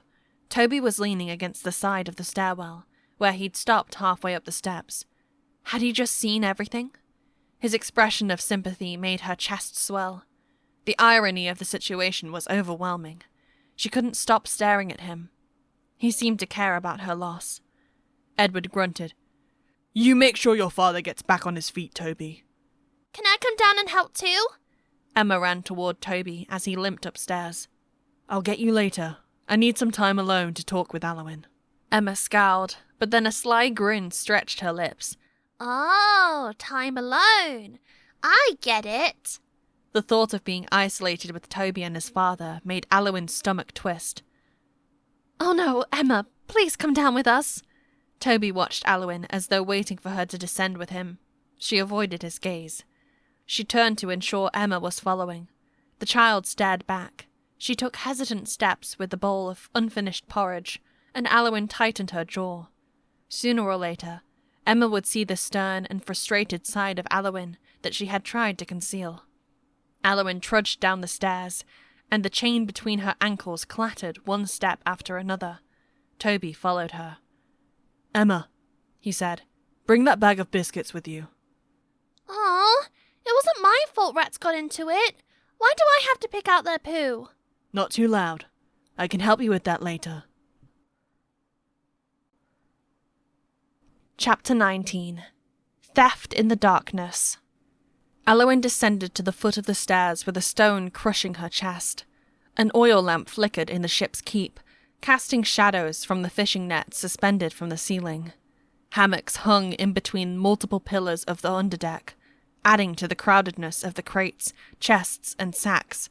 She wanted to mourn the recorder in solitude, but she had nowhere to hide. A bag of biscuits thumped on each step as Emma pulled it down, and Toby spoke softly to her in the stairwell. Aliwyn's eyes adjusted to the dimness. Ransley appeared on his straw mattress several arm lengths away. At least he was asleep, and she didn't have to deal with him watching her and his son with that irritating smirk. When Toby spoke behind her, Aliwyn spun around. Aliwyn, I apologize on Zelryn's behalf, he said. It's been very difficult for him. Lucas was the only family he had left. Toby sounded sincere, but she didn't respond. When he offered her the costrol Zelryn had slammed on the floor, she jerked it out of his hand and strapped it back onto her belt. Nothing would have felt better than punching Zelryn in the face. That Aelfric. He got so many people killed. Emma approached with the porridge. He pretended to be Toby's friend, but was a big fake, and he stole— No need to say more, Emma, Toby said. Fine. Then let's just say I'm glad we threw away his recorder. But Toby, how come Aelfric's recorder looks so much like yours? Aliwyn stared at her dirty feet as Emma's question burned in her mind. She peered up at Toby, who walked to a wall with spears affixed to it. He reached for a purple cloak that hung from a spear tip. I don't understand why our recorders were made so similar. Aelfric had seen my recorder, but he said nothing. He also never showed me his recorder, but before he turned against me, he gave it to Zell, and Zell showed it to me because it looks like mine. Emma stuck out her lower lip. You shouldn't have kept Aelfric's stuff, Toby. That dirty rascal. I hope he burns in the big fire pit. Aliwyn kept her eyes downcast. Had Aelfric been trying to tell Toby that the two of them had Miriam in common? Why had that been an important message to convey? Aelfric was a level-headed person, but he made mistakes too. Aliwyn pinched her fingers as she imagined Aelfric on military duty. It was a side of him she had never seen. Knowing that he'd helped rescue Matthew was enough, and she never wanted to know how he did it. It tore at her heart to hear how much others hated her best friend. Toby stepped before her and unfurled the woolen purple cloak he'd retrieved. Golden flowers blossomed along a vine embroidered around the hood. Try this on. His face was blank. It should be the right length for you. Aliwyn scowled at him. If he'd peeled off that cloak from a murdered Norman, she was clambering back up the steps. Where'd you get that? Toby, Emma whispered. This cloak belonged to Adriana, didn't it? The child's question cracked over her head like a whip, and Aliwyn sucked in her breath. Toby was offering his dead fiancé's clothes? What was the meaning of this? He blinked several times as his eyes darted between Aliwyn and Emma. This did belong to Audrey. His lips twitched. But it's all I have that fits Aliwyn right now. And Audrey, she wouldn't mind if I lent it to someone who could use it. Aliwyn's skin crawled under the rough linen covering her body. Toby held up the cloak as though he were a statue, and she glanced at his downcast eyes with a stirring of sympathy. To refuse his offering would be heartless. Nonetheless, the filth covering her hands and wrists made her hesitate. I'm too dirty to wear this. Not to worry, Toby said. Unless it's pouring rain, it's difficult to stay clean on this ship. For how many days are we sailing? Probably 4 days till the first stop. It depends on the wind. Emma yawned, still balancing the bowl in her hands. Aliwyn, can you put the cloak on already? I want to give you this food. Aliwyn shifted her body to fit into the cloak. Her injured shoulder twinged, but she kept silent as Toby lowered the purple cloth over her shoulders. Its fine wool graced the base of her neck, and its perfect length flowed over her old clothes. She quivered as Toby tied the laces holding the cloak in place. He said something about giving her stockings and shoes, but she shook her head without registering his message. Her mind caved into an exhausted spiral. 4 days until the first stop. Assuming that stop was Ravens's point, 4 days were all she had to sabotage the ship and jump. She still had no knife and no strategy to cut the sails ropes without being seen. The harder she pressed herself for a plan, the muddier her thoughts became. Someone overhead cleared his throat. Aliwyn stiffened when she saw Zelryn leaning over the opening of the stairwell. Axlin knelt beside him with a grin on his bearded face. Zelryn tapped the stairwell's opening with a gloved finger. "Sir, can I help you with anything?" Not for now, Zel, but thank you. "I think that more people should be downstairs with you, in case something—" Axlin grinned and nudged his shoulder. Come on, boy. Give Toby some time alone with his ladies. Now's not the time to get jealous. Zelryn shot him an icy glare.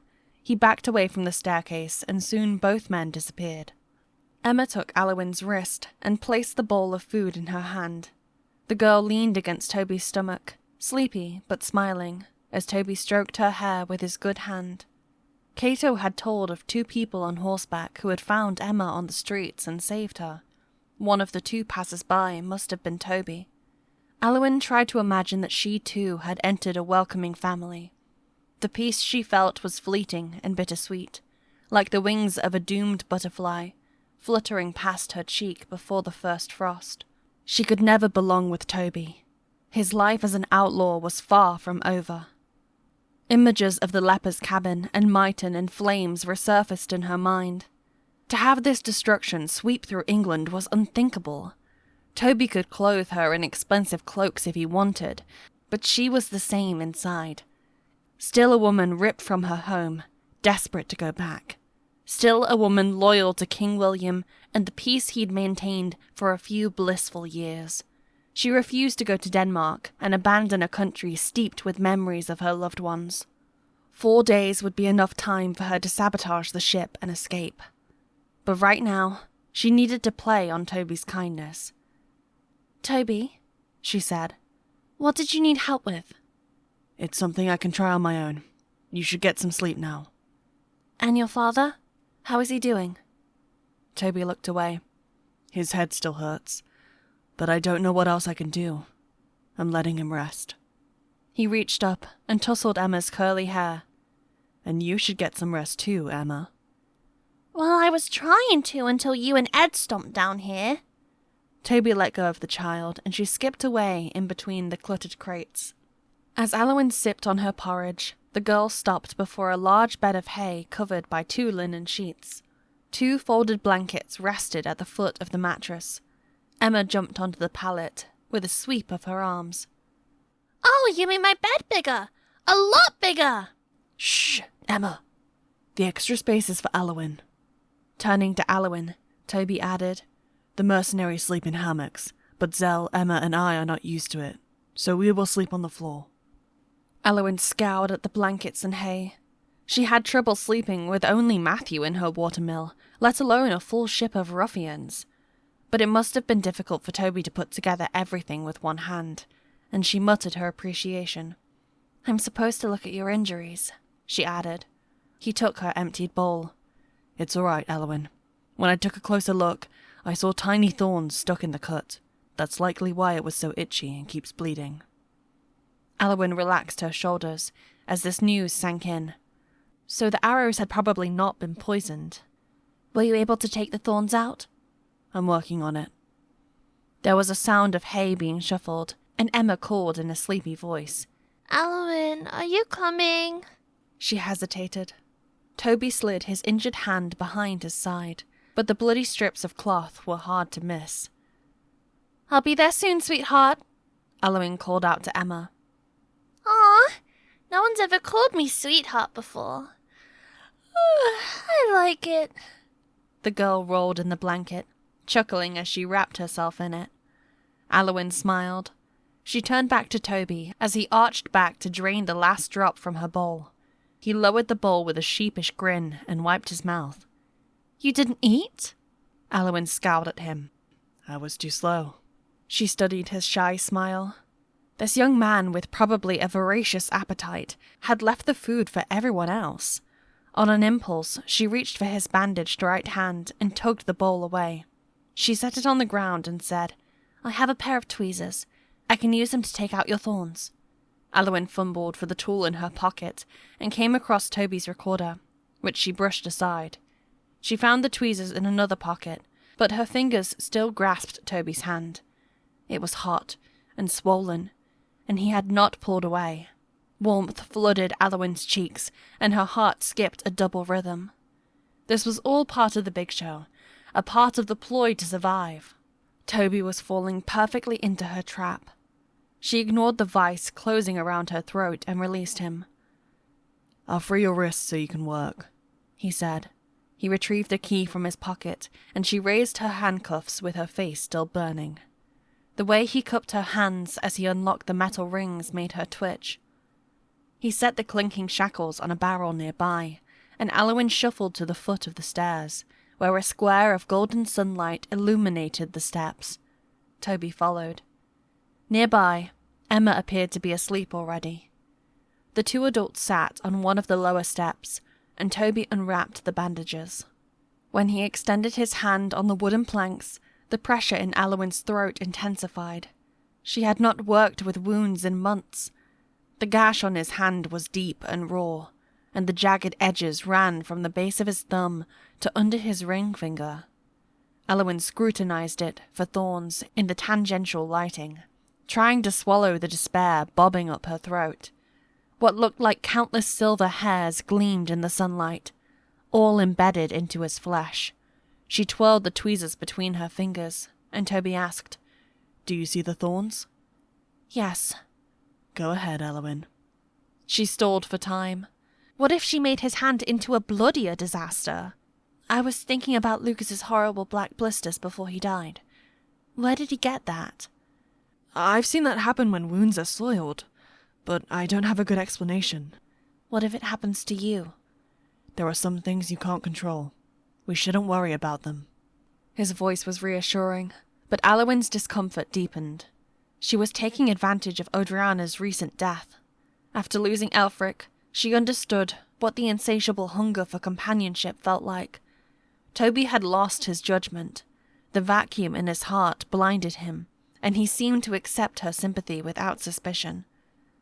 "Toby," she struggled to look at his face. "It's been a while since I've worked on an injury like this." "Then that's fine. May I borrow your tweezers?" Aliwyn handed him the tool and pulled her knees to her chest. "I'm sorry," she whispered. "What are you sorry for? I'm glad you have tweezers, 'cause otherwise I'd have to use my fingernails." He grinned as he studied his fingertips. "And I don't have any." She mustered a smile back as he lowered his head to begin his task. Toby worked on his wound with swift, rhythmic movements. She glanced at him from the corner of her eye. The boat swaying didn't hamper his progress. He had probably worked with many wounds in the past. Toby's grimace deepened as he smeared the bloody tweezers on his old bandages, and goosebumps formed along Aliwyn's neck. So much pain, and he endured it. "You're good with your left hand," she tried to distract them both. "I learned to use it well. When I was a child, someone broke my right arm." "Oh, you've mentioned that before. What happened?" "I was 11 or so. My father sent me to train as a page with other boys at Sir Devereux's manor. We were a bunch of boys learning to fight together." He drew a deep breath before continuing with the tweezers. "It was chaos, but that's how boys train for knighthood." She nodded. With Toby focused on something else, Her eyes traced over the balanced features of his face. One of the older boys beat me up one day, and he snapped my arm. Aliwyn gasped. How awful! I hope he got punished for it. You probably think differently of him now. What? Think of whom? Toby was silent for a long time. Matthew. Aliwyn's fingers curled over her kneecaps at the unsettling story. You knew him even back then? Yes, and our families knew each other. This was shortly after William had become king, and the country was still in shock. The few knights who still had energy to train boys took on more than normal. Anyway, Matthew and I ended up in the same manor. He was a popular boy. Oh, really? You sound unconvinced, Toby chuckled. Matthew was from the wealthiest family, so everyone, almost everyone, was on good terms with him. But he must have been punished, right? For what he did? No. The other boys didn't like me either. They lied. Said I broke my arm by accident. At least Matthew was transferred to Lord Seville's manor afterward, and I didn't see him anymore. His voice faltered. Toby set down the tweezers and used another cloth to cover the oozing blood. Aliwyn stared at the top of his head and the tousled blonde hair. The story's unfairness bore into her mind like a parasite. Why did the others dislike you? Toby didn't answer. Aliwyn ducked to scrutinize his wound, and she gasped. Blood had seeped out onto the wood below his hand and was spreading as a black patch onto the bandage. Aliwyn grabbed the hem of her cloak, wrapped the cloth over his gash, and raised his hand above his chest. Toby opened his mouth in a silent scream, but she maintained pressure to control the bleeding. Her lips trembled as he reeled in agony. "I'm sorry," she said. He kept his head bowed, neither moving nor speaking. His breath shook between jerking gasps. He raised his left elbow onto a higher step, set it down, and rested his temple on the bend of his left arm. "You're doing the right thing," he whispered. "I didn't dare press that hard." The blood coating his fingers gleamed in the sunlight, and Aliwyn waited with her body covered in a cold sweat. Thankfully, no blood soaked through her violet sleeves. It was such a lovely cloak that she was ruining, but nothing else had been at hand. "Wait, did you get all the needles out?" He shook his head, his bloodshot eyes squinting back at her. Was pressing on his wound the right thing to do, after all? She had pushed even deeper whatever thorns were left. Aliwyn fought a wave of frustration. "I'll get them out, Toby." She lowered his hand again and peeled back her sleeve. In the sunlight, the gash of his hand flashed red along with the tips of several dozen thorns. Aliwyn gripped the fingers of his wounded hand and turned it so she could see them better. Picking up the tweezers, she bit her lip and pinched the first needle. A tug, and Toby flinched. She wiped the blood and dislodged the needle into his old bandages and plucked another one, and another. Toby's blood-stained thumb quivered, and her throat swelled, but this had to be done. She adjusted her grip on his fingers and pinned them down again. "Do you have a soporific sponge?" she asked. She should have asked earlier. He gritted his teeth. "One left. Saving it." The soporific sponges were infused with opium, henbane, and other herbs. Patients would inhale vapors from dampened sponges and lose consciousness before a painful procedure. Had Toby used the sponge, he wouldn't have suffered this much. Who would one day use that last sponge, and for what injury? Aliwyn didn't want to think about it. "You're very skilled," Toby whispered. She plucked 2 needles at a time, only with my right hand. Aliwyn didn't speak again until all the needles were gone. She wrapped Toby's hand with her coat sleeve again, lifted it above the level of his heart, and applied pressure. His eyes were half closed, his breathing still uneven. "I pulled them all out," she said. "Thank you." Toby smiled. "Miriam trained you well." The tense muscles of her face relaxed, and she beamed. She hadn't forgotten her training after all. Who would have guessed she'd be on a rebel ship when she performed her first medical procedure without panicking or freezing? "If direct pressure doesn't stop the bleeding," she said, "I'll have to heat the tweezers and—" Cauterize it. I know. I was afraid it was coming to that. His hazel eyes rolled back before he blinked into attention. Doing the right thing can be so painful. Why don't you lay down beside Emma? I'll take care of your hand. But I don't want to sleep when my father is... And I have to talk to Ed again. About what? Where this ship is going. Aliwyn swallowed.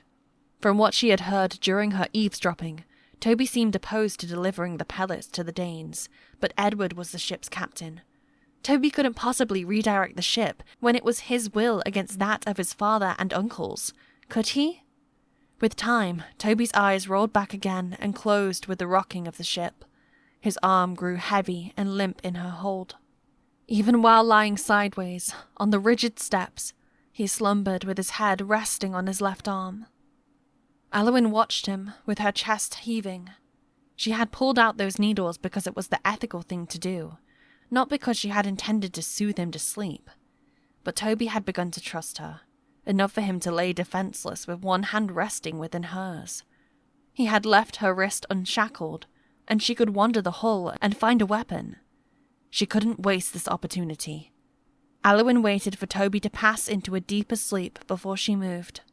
Footsteps tapped on the creaking floorboards overhead, and the rhythmic splashing of the oars echoed around the ship. The morning sunshine highlighted the angles of Toby's face. She loosened her grip on his hand, but kept her sleeve over his injury. Waiting made her squirm. She counted to pass the time, but her tired mind soon wandered. Wind stirred through Toby's golden blonde hair. The way his tunic settled over his lean but muscular frame made her face glow. Mauve bruises covered his forehead, and his eyelashes cast long shadows over his already sunken eyes. But he still had a handsome face. Aliwyn's eyes rounded, and her senses sharpened with dread. She severed the attraction budding within. A drifting mind was dangerous. When Toby's breathing grew long and even, Aliwyn looked up to check the opening of the staircase.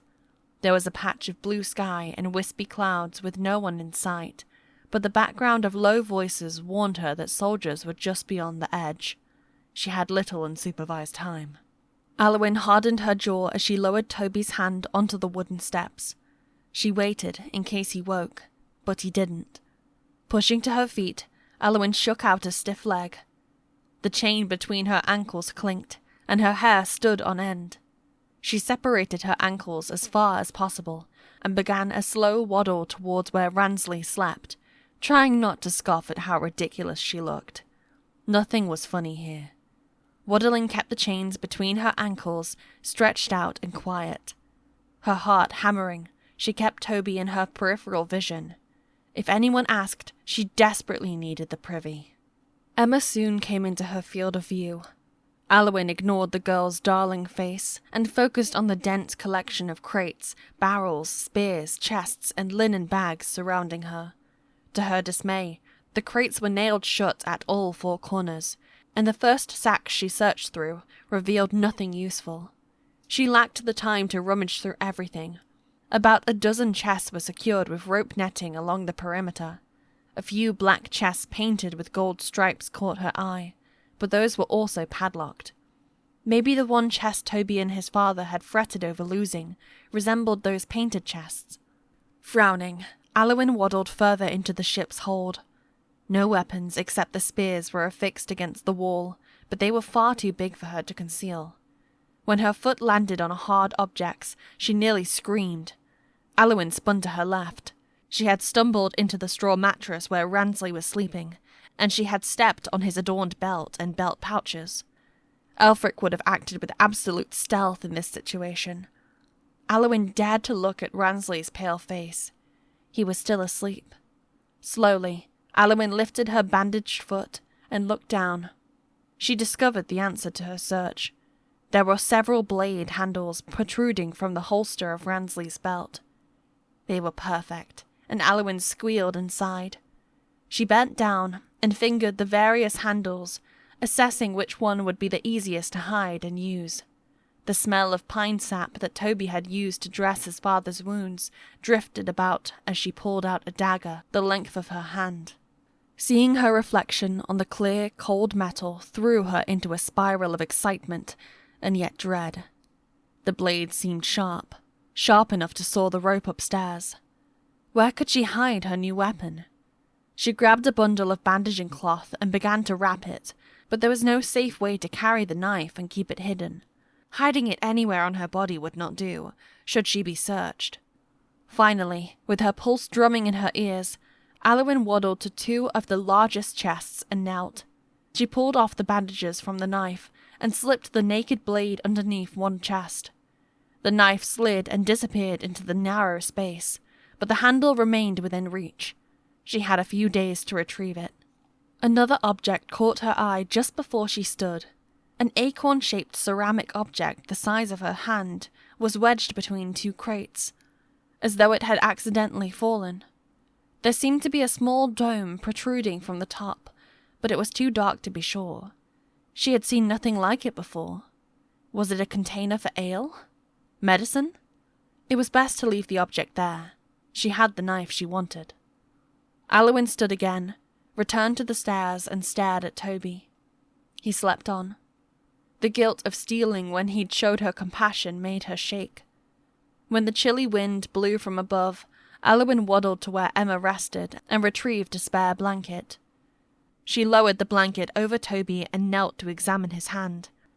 The gash brimmed with blood, but wasn't hemorrhaging like before. Aliwyn used the bandages she had just unwrapped from her stolen knife to dress his hand. Brushing past his rough fingers with her own made her jittery from the inside out. How ironic it was to dress his wound just moments after her theft. Aliwyn exerted pressure around Toby's hand, hoping to stop the bleeding completely. He grimaced in his sleep. Once he was awake, she would have to address the wound on his side in the same manner. She squirmed at the thought of pulling off Toby's tunic, examining his chest and back for other injuries, and leaning close to his bare torso to clean his wound. But it had to be done. Not only because her life depended on his survival, but because she wanted to help. A tan line graced the skin of Toby's left ring finger, all that remained of a missing ring. Wealthy couples often exchanged engagement rings, but Toby could no longer wear his. Aliwyn tied and tucked in the loose ends of the bandage strip, her eyes growing misty. Not long ago, she had also lost someone she had hoped to marry. Toby had opposed the aggression of the other soldiers as they had demanded the bridge's key. He had protected her, or spared her when he barely knew her. Hanging from the bridge, he made a pact with heaven to do as much good as he could if he survived. It was a bold venture, but because of his mission, his conduct had already fallen short. But she held on to a thread of hope. She was willing to wait 2 days before retrieving the stolen dagger. Perhaps Toby would redirect the ship so the Danes would never set eyes on the flammable substance. If he aborted this mission and surrendered to the Normans, maybe they'd spare him. The Normans and the Vaspians would decide between themselves what to do with the Boltons, and she'd go home. Aliwyn lay the way Toby did on the steps, on her side and across from him. Her palm maintained pressure on his right hand. Every bruise and cut on his face spoke of what he had suffered, and a strangling bramble wrapped around her throat. What a ridiculous fantasy she had just conjured up. The Normans wouldn't spare Toby, even if he surrendered because Matthew Marcotte wanted this rebel dangling from the gallows. This was the fate awaiting Toby if she reported this vessel. Her frigid fingers quivered over the warmth of Toby's hand. He wasn't what she had expected. She didn't want him to die, but she could no longer take him to a sanctuary. How could his life be spared once the Normans captured the ship? The royal writ dictated justice. Reconciliation sounded like a dream. And even after the rebellion ended, many would continue to hate the Normans. Aliwyn closed her eyes, exhausted at the thought, drained by the endless cycles of bloodshed. Ending the rebellion wouldn't end the rancor within people's hearts, and her chest tightened with despair. A prayer ran through her foggy mind for peace. Peace for all of England. Peace between Matthew's family and all those who had wronged them, including Toby. Peace so that all her grief, regret, and resentment would ease. She wanted to stop hurting. Her hopes were impossible by human means, but Aliwyn had faith. Maybe she had been placed here on this ship to save as many people as possible. For a moment, she forgot where she was and what she planned to do. Her breathing grew even, and sleep overtook her before she knew it. When Zelryn and Axlin peered down the staircase again, they found Aliwyn and Toby asleep on the stairs. Her hand rested over his as they slept. Edward's shadow stretched over his head as Zelryn muttered about moving the couple off the steps. Both Zelryn and Axlin turned around with a start. "Sir," the youngster began. Edward held up an open hand and silenced him. His brows knit. He stepped into the stairwell. "You left her unsupervised!" At Edward's seething voice, Aliwyn jolted back into awareness. The shadow of a large man stomped downstairs with his boots thundering in the narrow space, and she pulled back and pressed herself against the wall. Then she regretted it. On the opposite side, Toby had barely moved. His upturned right hand lay on the step, and his half-opened eyes blinked at her listlessly.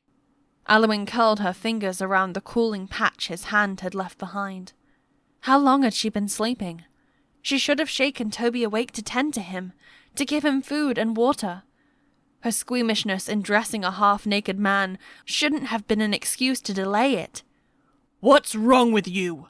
Edward squatted, grabbed Toby's shoulders, and hauled him to sitting. Toby winced when Edward pushed him against the wall.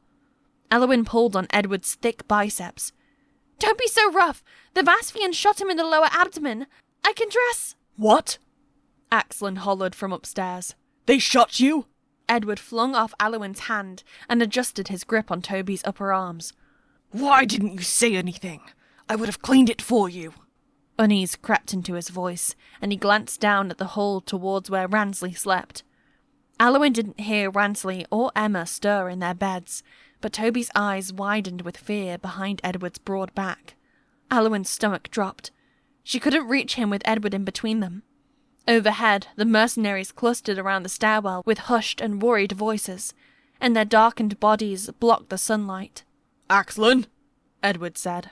"Help me walk Tobias upstairs. Blake, heat up a few daggers." Axlin's footfalls thudded down the stairs, and the two older men lifted Toby to standing. His knees knocked, and Aliwyn caught a whiff of soured blood wafting from his body. His wound was beginning to fester. She steeled herself against a flurry of emotions and staggered to her feet.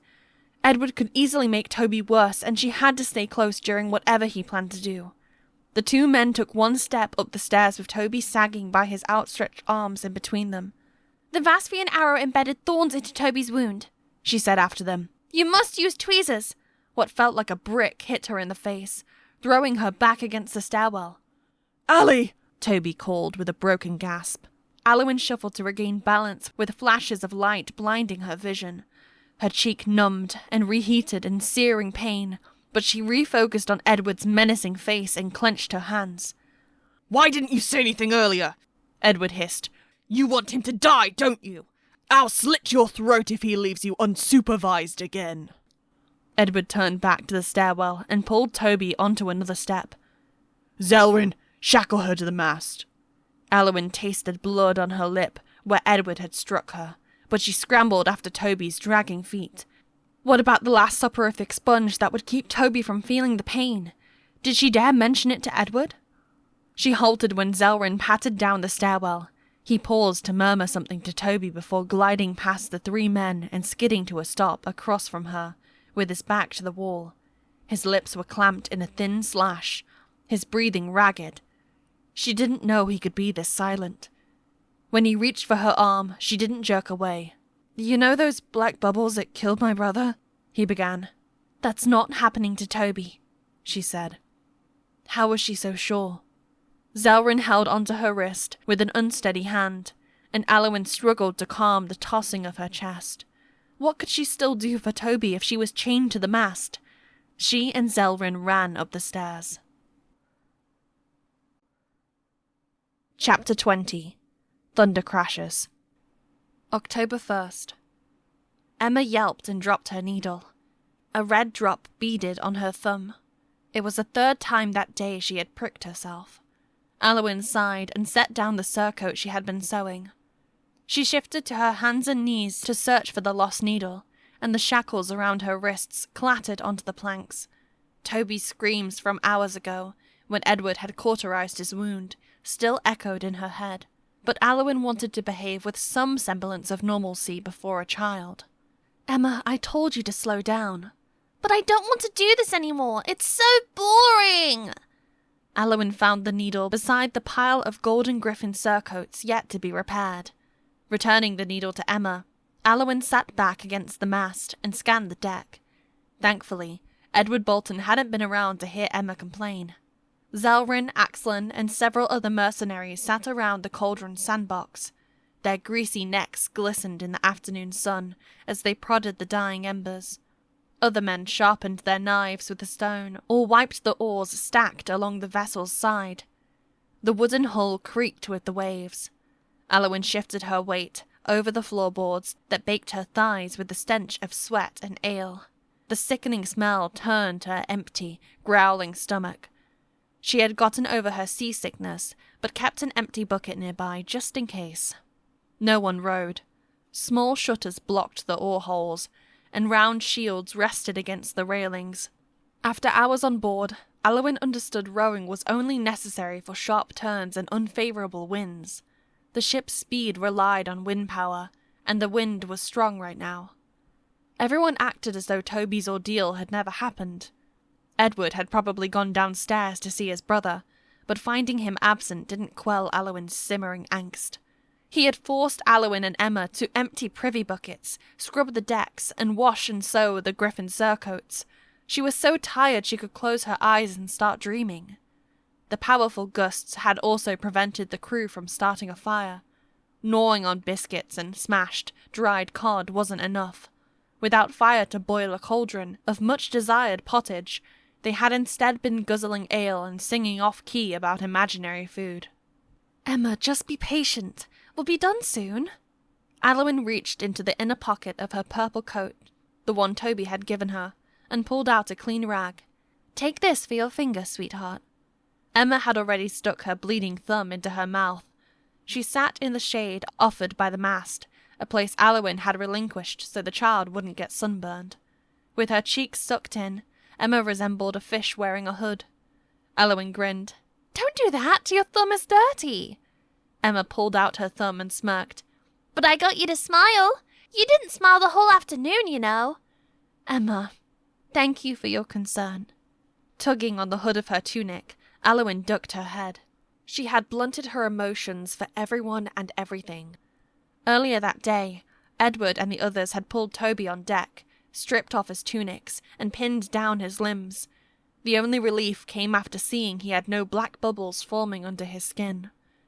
She had shouted about administering a soporific sponge, but no one listened. Without mercy, the crew flushed and scrubbed out Toby's wound and its embedded needles. Then Edward cauterized it with hot blades. When Toby screamed, they pressed a sack of barley over his face. Emma had been downstairs at the opposite end of the ship, and had thankfully slept through the noise. Aliwyn had watched everything, chained to the mast and feeling like her heart was being mashed into a pulp. After the mercenaries had carried Toby onto a blanket to sleep, she had buried her face in her hands. The truth had come crawling like icy fingers down her neck. Edward remained the ship's captain, sailing it wherever he pleased and abusing the crew whenever he wanted. Toby couldn't gain the upper hand, and she couldn't afford to care about him anymore. He still conspired against his grace, and she still intended to sabotage his household's vessel and escape. Toby would suffer the consequences of treason, even if he surrendered, and any closeness she indulged in now would only shatter her later. These unforgiving facts made her ribs spasm in pain.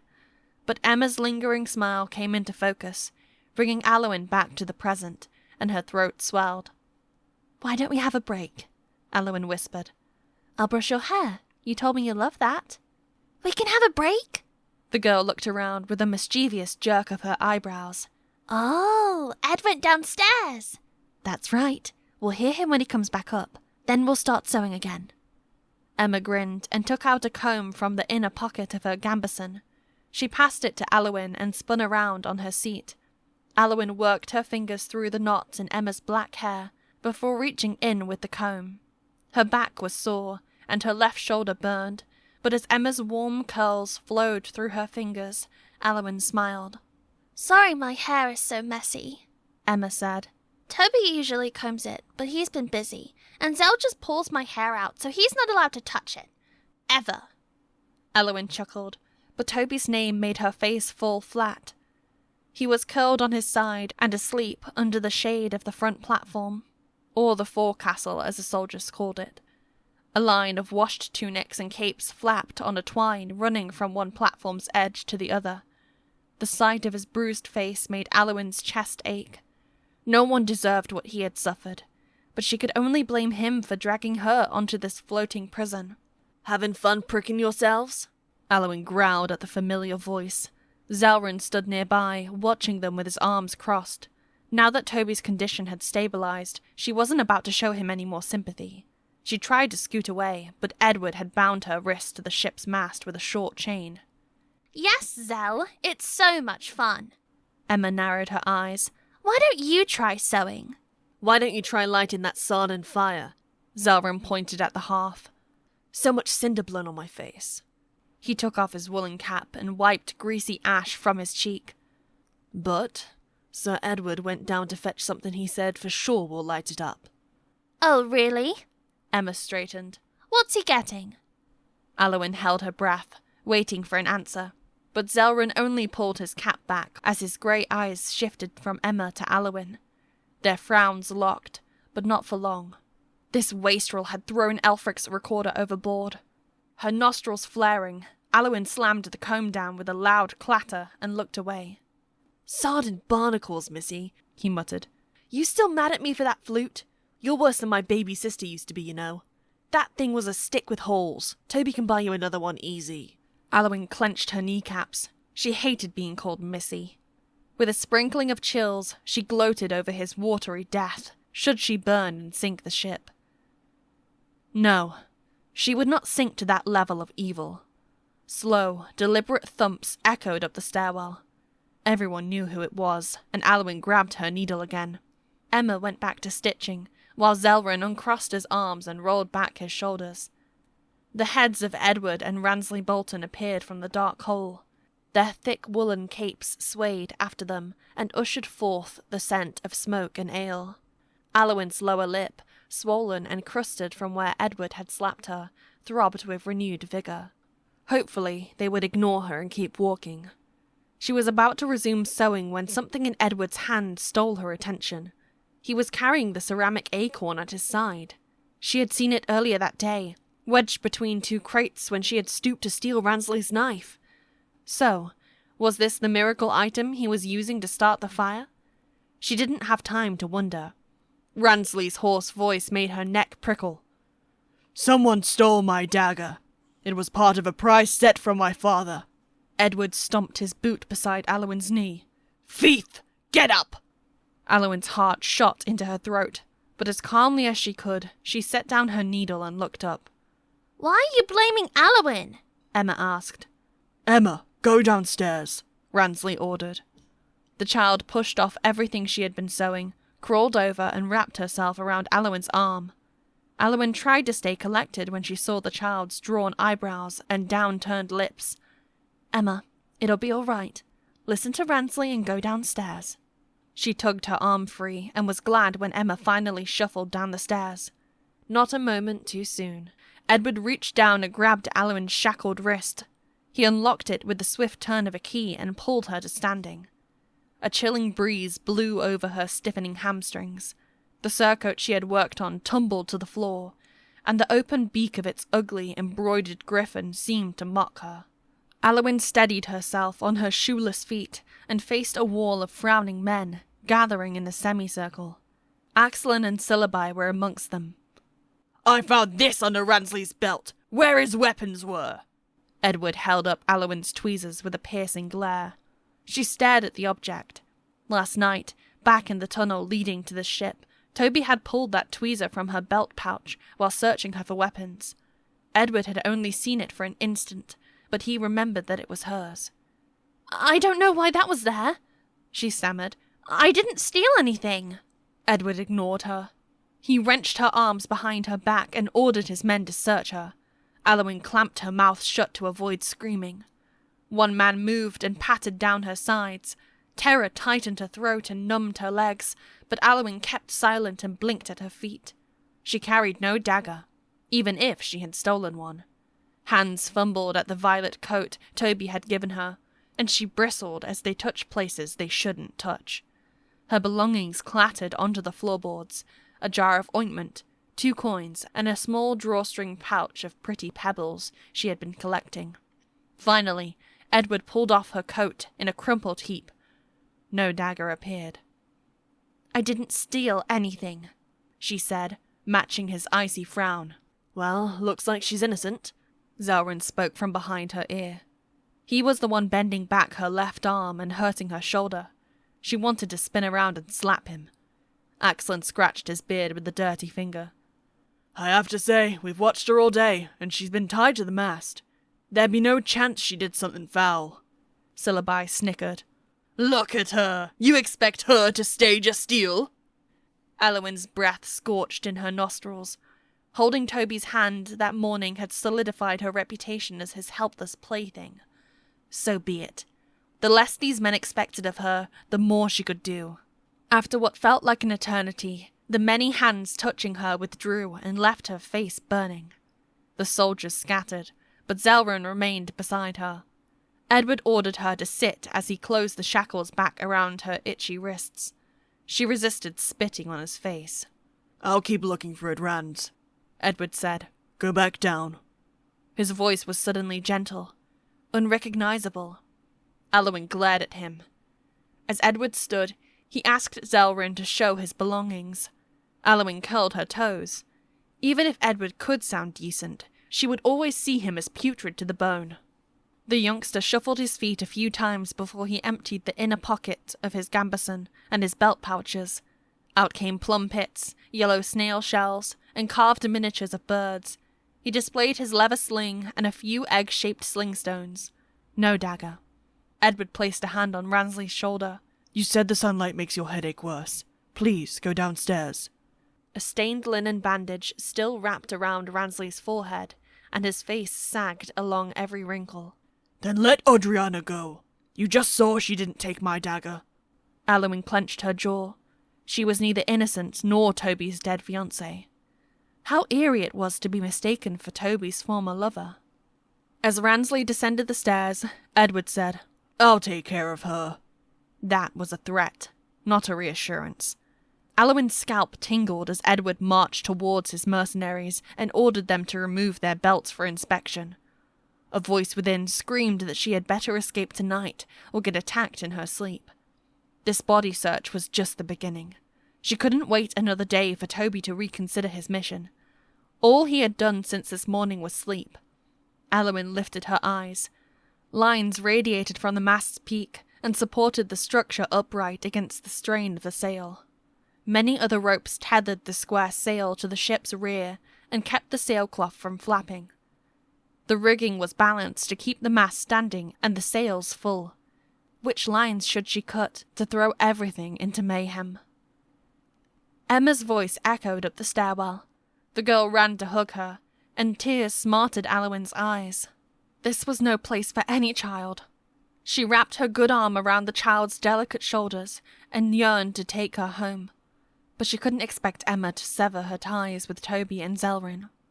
Zelryn scooped up the violet cloak and dusted it off. He dropped Aliwyn's drawstring pouch and other belongings back into her inner coat pocket. "Hurry and put it on." He shook it out before her. With her muscles still stiff, she let Zelryn throw the cloak back over her shoulders. "I should have noticed you had bandages around your shoulder," he said. "Didn't mean to hurt you." Aliwyn frowned at the floorboards. Even if they were concerned, she had to distance herself. Today would be the last day she saw either of them. The grumbling and cursing from the sandbox turned into excited chatter. Aliwyn looked up, her eyes throbbing with fatigue as the rush of the body search fell away. Men crowded around Edward as he stood before the sandbox. 2 mercenaries held wooden planks on either side of the embers to shield them from the wind, and Edward shook the clay acorn over the edge of the fireplace. Black pellets poured from a coin-sized hole at the acorn's tip. Instinct told Aliwyn that his actions would cause problems, but she kept her mouth shut. If she spoke again, she could lose her head. Ugh, that stuff smells like rotten eggs, one raspy voice called from the crowd. Edward chuckled. He set the presumably empty clay acorn on the corner of the sandbox.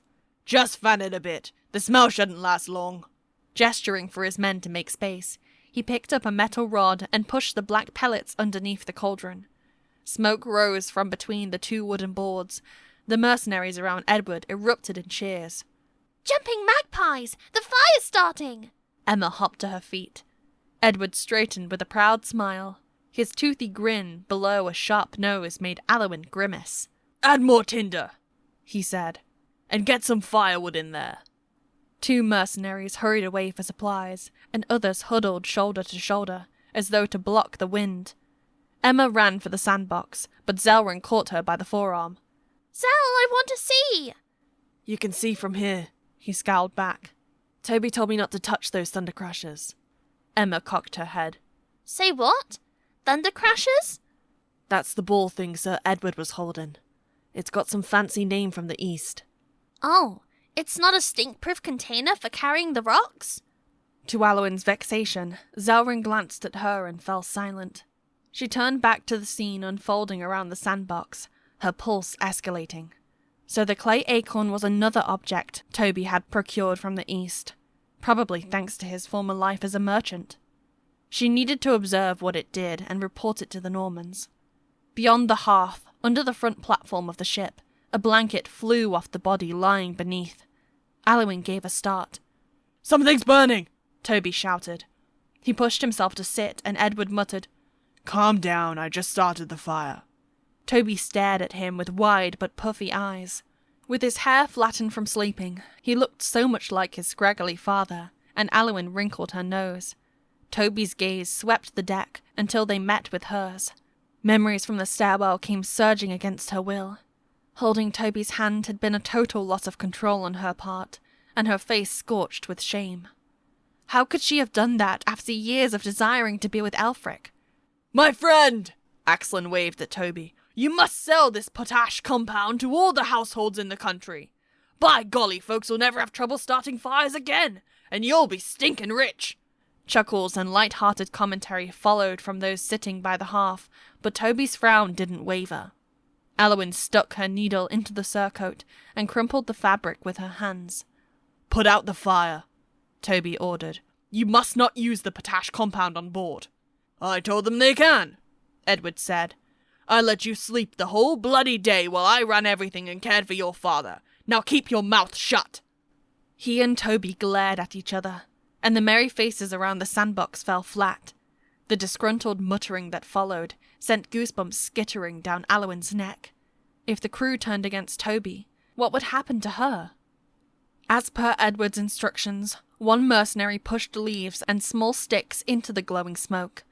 Edward prodded the fire, ignoring Toby as he sat, alone, on a sheet behind the line of laundry. Zelryn sighed. He put his arm behind Emma's shoulders and began guiding her toward Toby. Aliwyn, we'll be back, Emma said softly. They left, and Aliwyn caught Toby watching her through the many bodies on deck. She was sweaty, sticky, and sore, all because he had dragged her onto the ship, and he couldn't control anything thanks to his despicable uncle. It was a good thing she was leaving that night. He'd never grow a backbone. As she glowered at him, what looked like remorse, even shame, flickered over Toby's eyebrows. Aliwyn narrowed her eyes. His expression lasted only for an instant.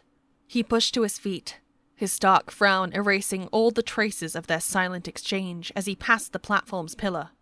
Ed! He hobbled into the sunlight. I told you, I couldn't mimic the exact formula from the East. What we have is too dangerous to use on board.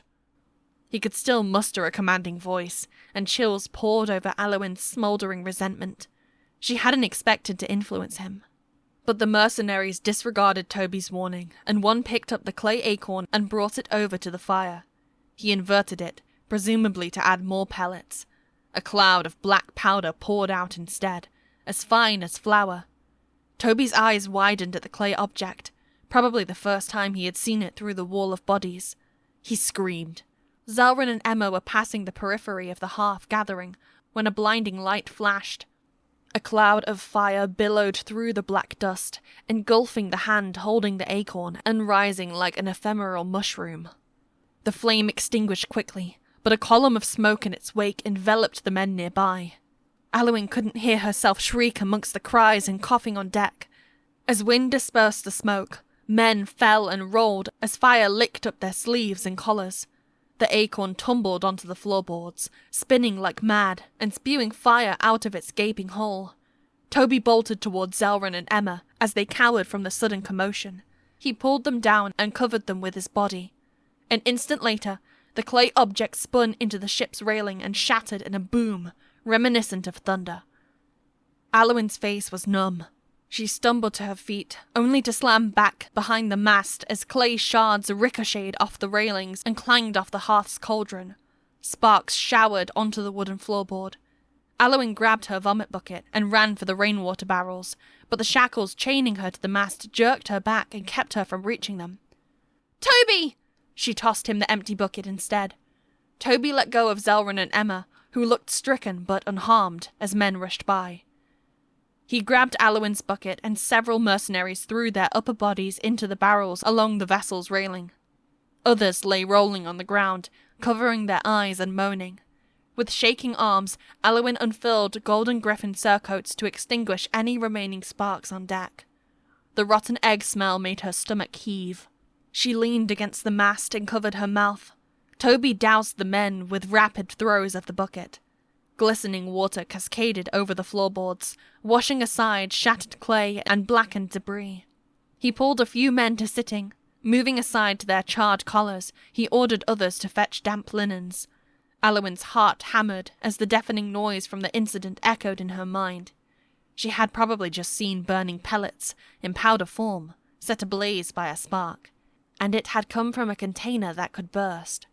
What felt like a fist tightened around her throat, just when she thought Toby's cargo couldn't get more dangerous. Where was Edward? How could he have been so careless? She finally saw him standing by the railing, beside the stacked oars. Toby grabbed him by the shoulders. "Edward!" he shouted. "Where did you get that?" The older man blinked several times. "Your father found it. He told me to crack one and use it to start the fire." He said, "What?" "Why are you talking about me?" Ransley's voice rang out from the stairwell, and Aliwyn tensed. His head was close to her feet, from where he stood on the steps. "And what was that ruckus?" Ransley shouted. "Father!" Toby cried. "We agreed not to open those chests." "What chests?" Aliwyn's pulse tapped in her throat. How could this mastermind murderer have become so forgetful? "You don't remember?" Toby let out what sounded like a chuckle mixed with a sob. "Remember what?" Ransley ran a hand through his thinning hair. "Oh, the chests. I didn't open any chests. I found a receptacle of the compound on the ground. Ed said he was having trouble with his fire, so I told him to open one up and use it. It's not a simple receptacle." Toby limped toward his father, shaking his head. "And you found it on the floor? Then the chests downstairs have been compromised." "Compromised?" Edward asked. "By whom? When?" "Probably when the Vasfians attacked me," Ransley muttered. "They stole one chest from us, Ed. I think I told you." Toby stopped by the stairwell, as though contemplating his father's words, and searched the deck. When he met with Aliwyn's glare, he ducked his head. He swept together the wet, broken shards with his boot, like some guilty child after breaking his family's water jar. But his grim expression made no difference. He should never have brought these demonic objects into England, let alone persist in bringing them to the Danes.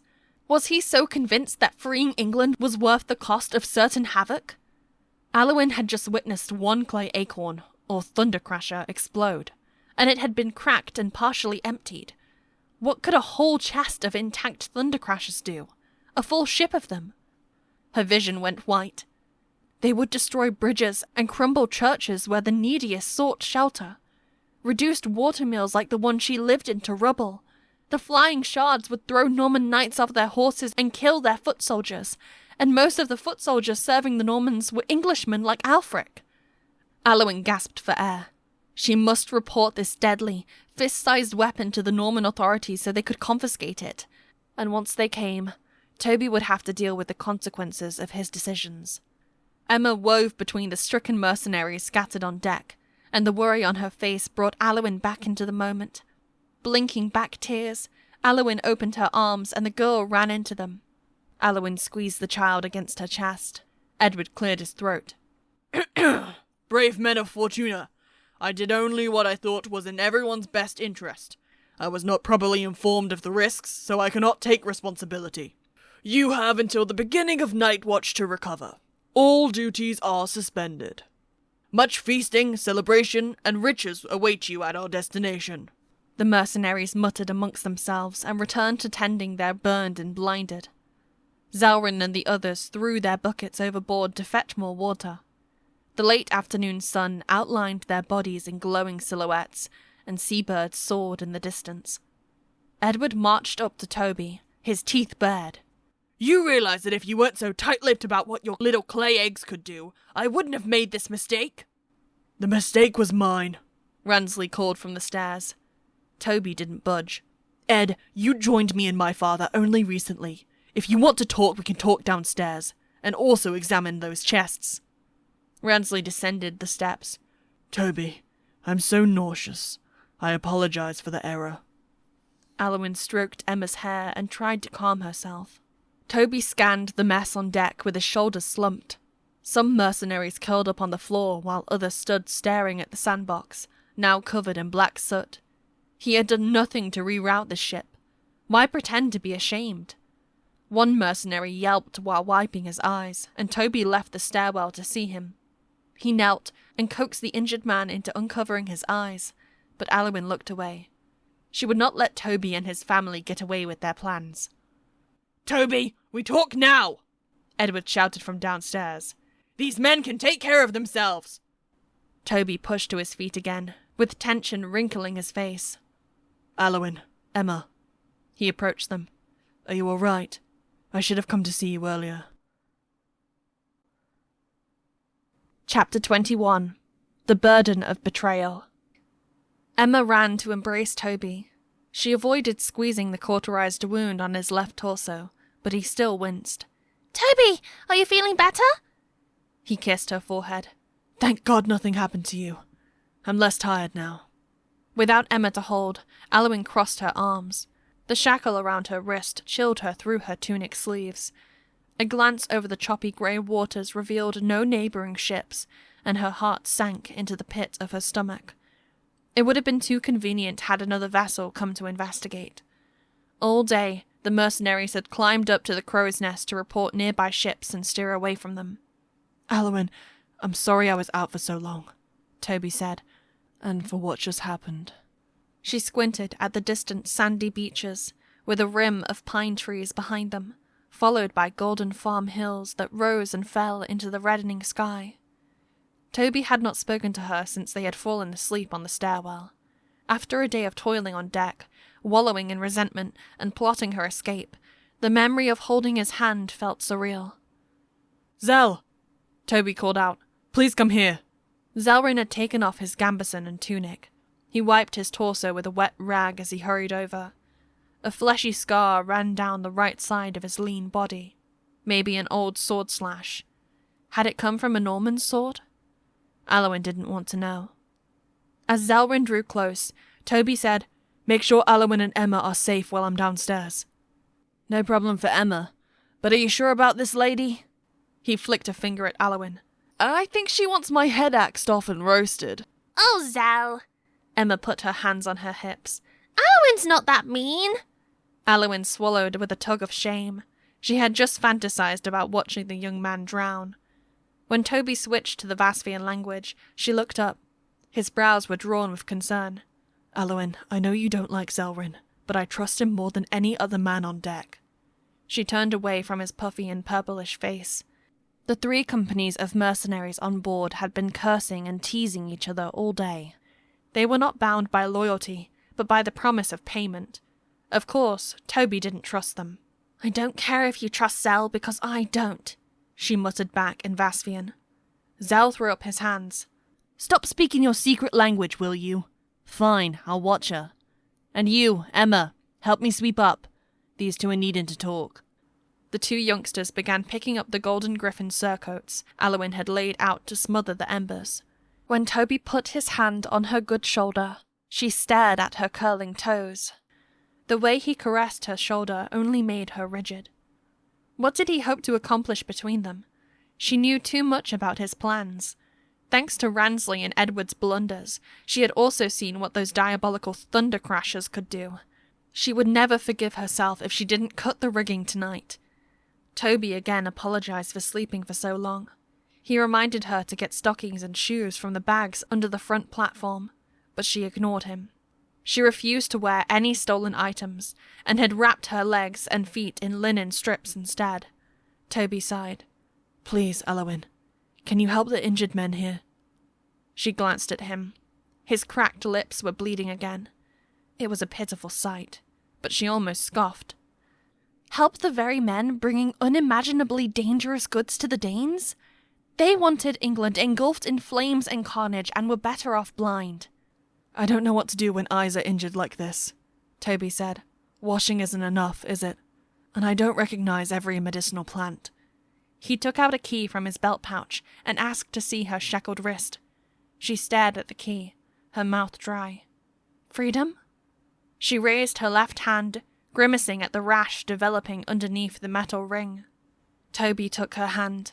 He shook his head, scowling, and inserted the key into the shackle's lock mechanism. "About your shackles, I'll speak to Edward."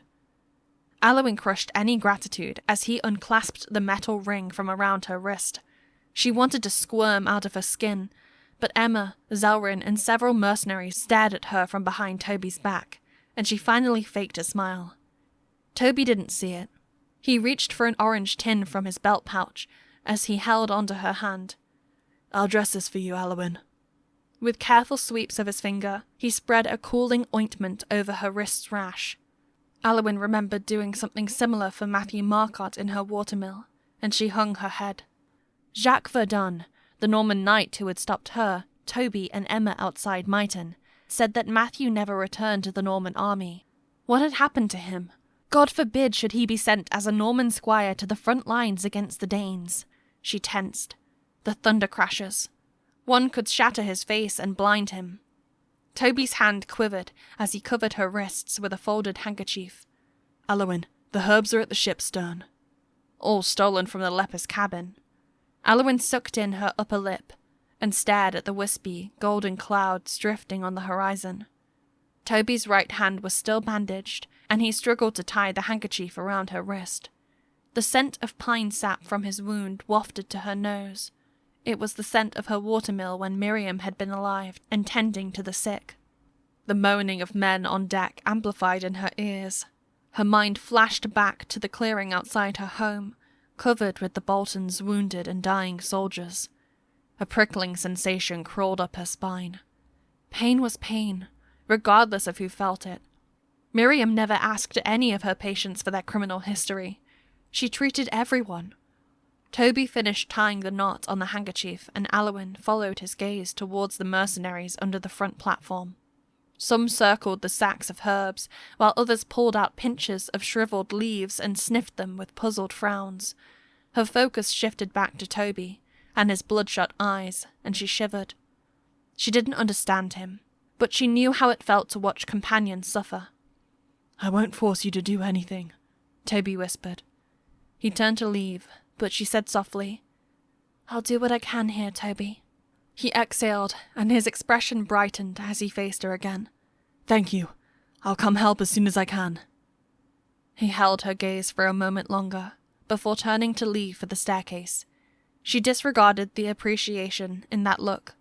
He could care for strangers who killed and stole, but joining his father in murdering Matthew's household was somehow acceptable. Toby was a walking contradiction. But she was no different. She had just agreed to care for injured mercenaries, despite her determination to sabotage their ship. Aliwyn frowned after Toby's back as he descended into the darkness. People were complicated. One day, maybe, she'd find them easier to decipher. Patting the bandage on her wrist, she watched her feet as she walked around the puddles and clay shards. Halfway to the platform, her forehead bumped into Zelryn's nose. "Watch it!" he jerked back, scowling. "I didn't want Ed to grab you again." She blinked several times at his grey eyes and overgrown bangs. He seemed to take Toby's orders to watch her seriously. "Toby asked me to look through the herbs." She backed away from him. "Are there linen squares to make poultices? A mortar and pestle?" Zell pointed at the ship's stern with his broomstick. "Just go look. Everything's under the aft castle."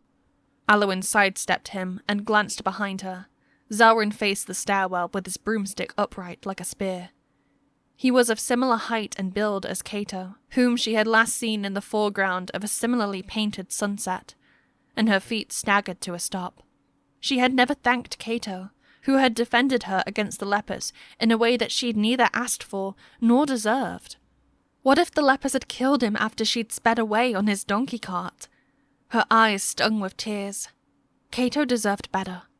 She'd hoped to see him again, alive and well, so she could thank him. When Zelryn turned around, positioning his broomstick to sweep the debris on deck, Aliwyn saw Cato turning in her mind's eye. Her vision clouded again. Zelryn jutted his chin.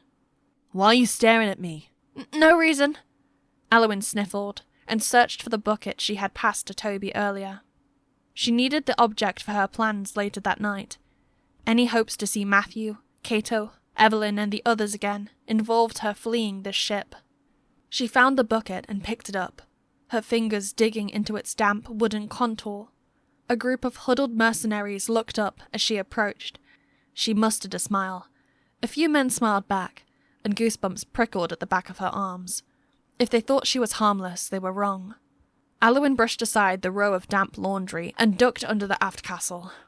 She squatted and opened the drawstring bags, but her eyes darted to the rigging to her right. Most lines wrapped around wooden pins, driven into the rail, while other ropes ended in a pulley attached to the rail. She could reach and cut several ropes if she leaned against the railing. Aliwyn plotted a way to get herself into that position after dark. "Aliwyn! Zal said you wanted linen squares? I know where they are." Emma's shout sent Aliwyn's heart shooting to her throat. The girl dove through the laundry and landed beside her with a broad grin. Aliwyn touched the girl's shoulder with an unsteady hand. "That's great, Emma." Emma carried the folded golden griffin surcoats they hadn't finished mending. They were damp and dirty from drying the floorboards, but when Emma stuffed them into an empty bag, Aliwyn didn't object. Why would she care?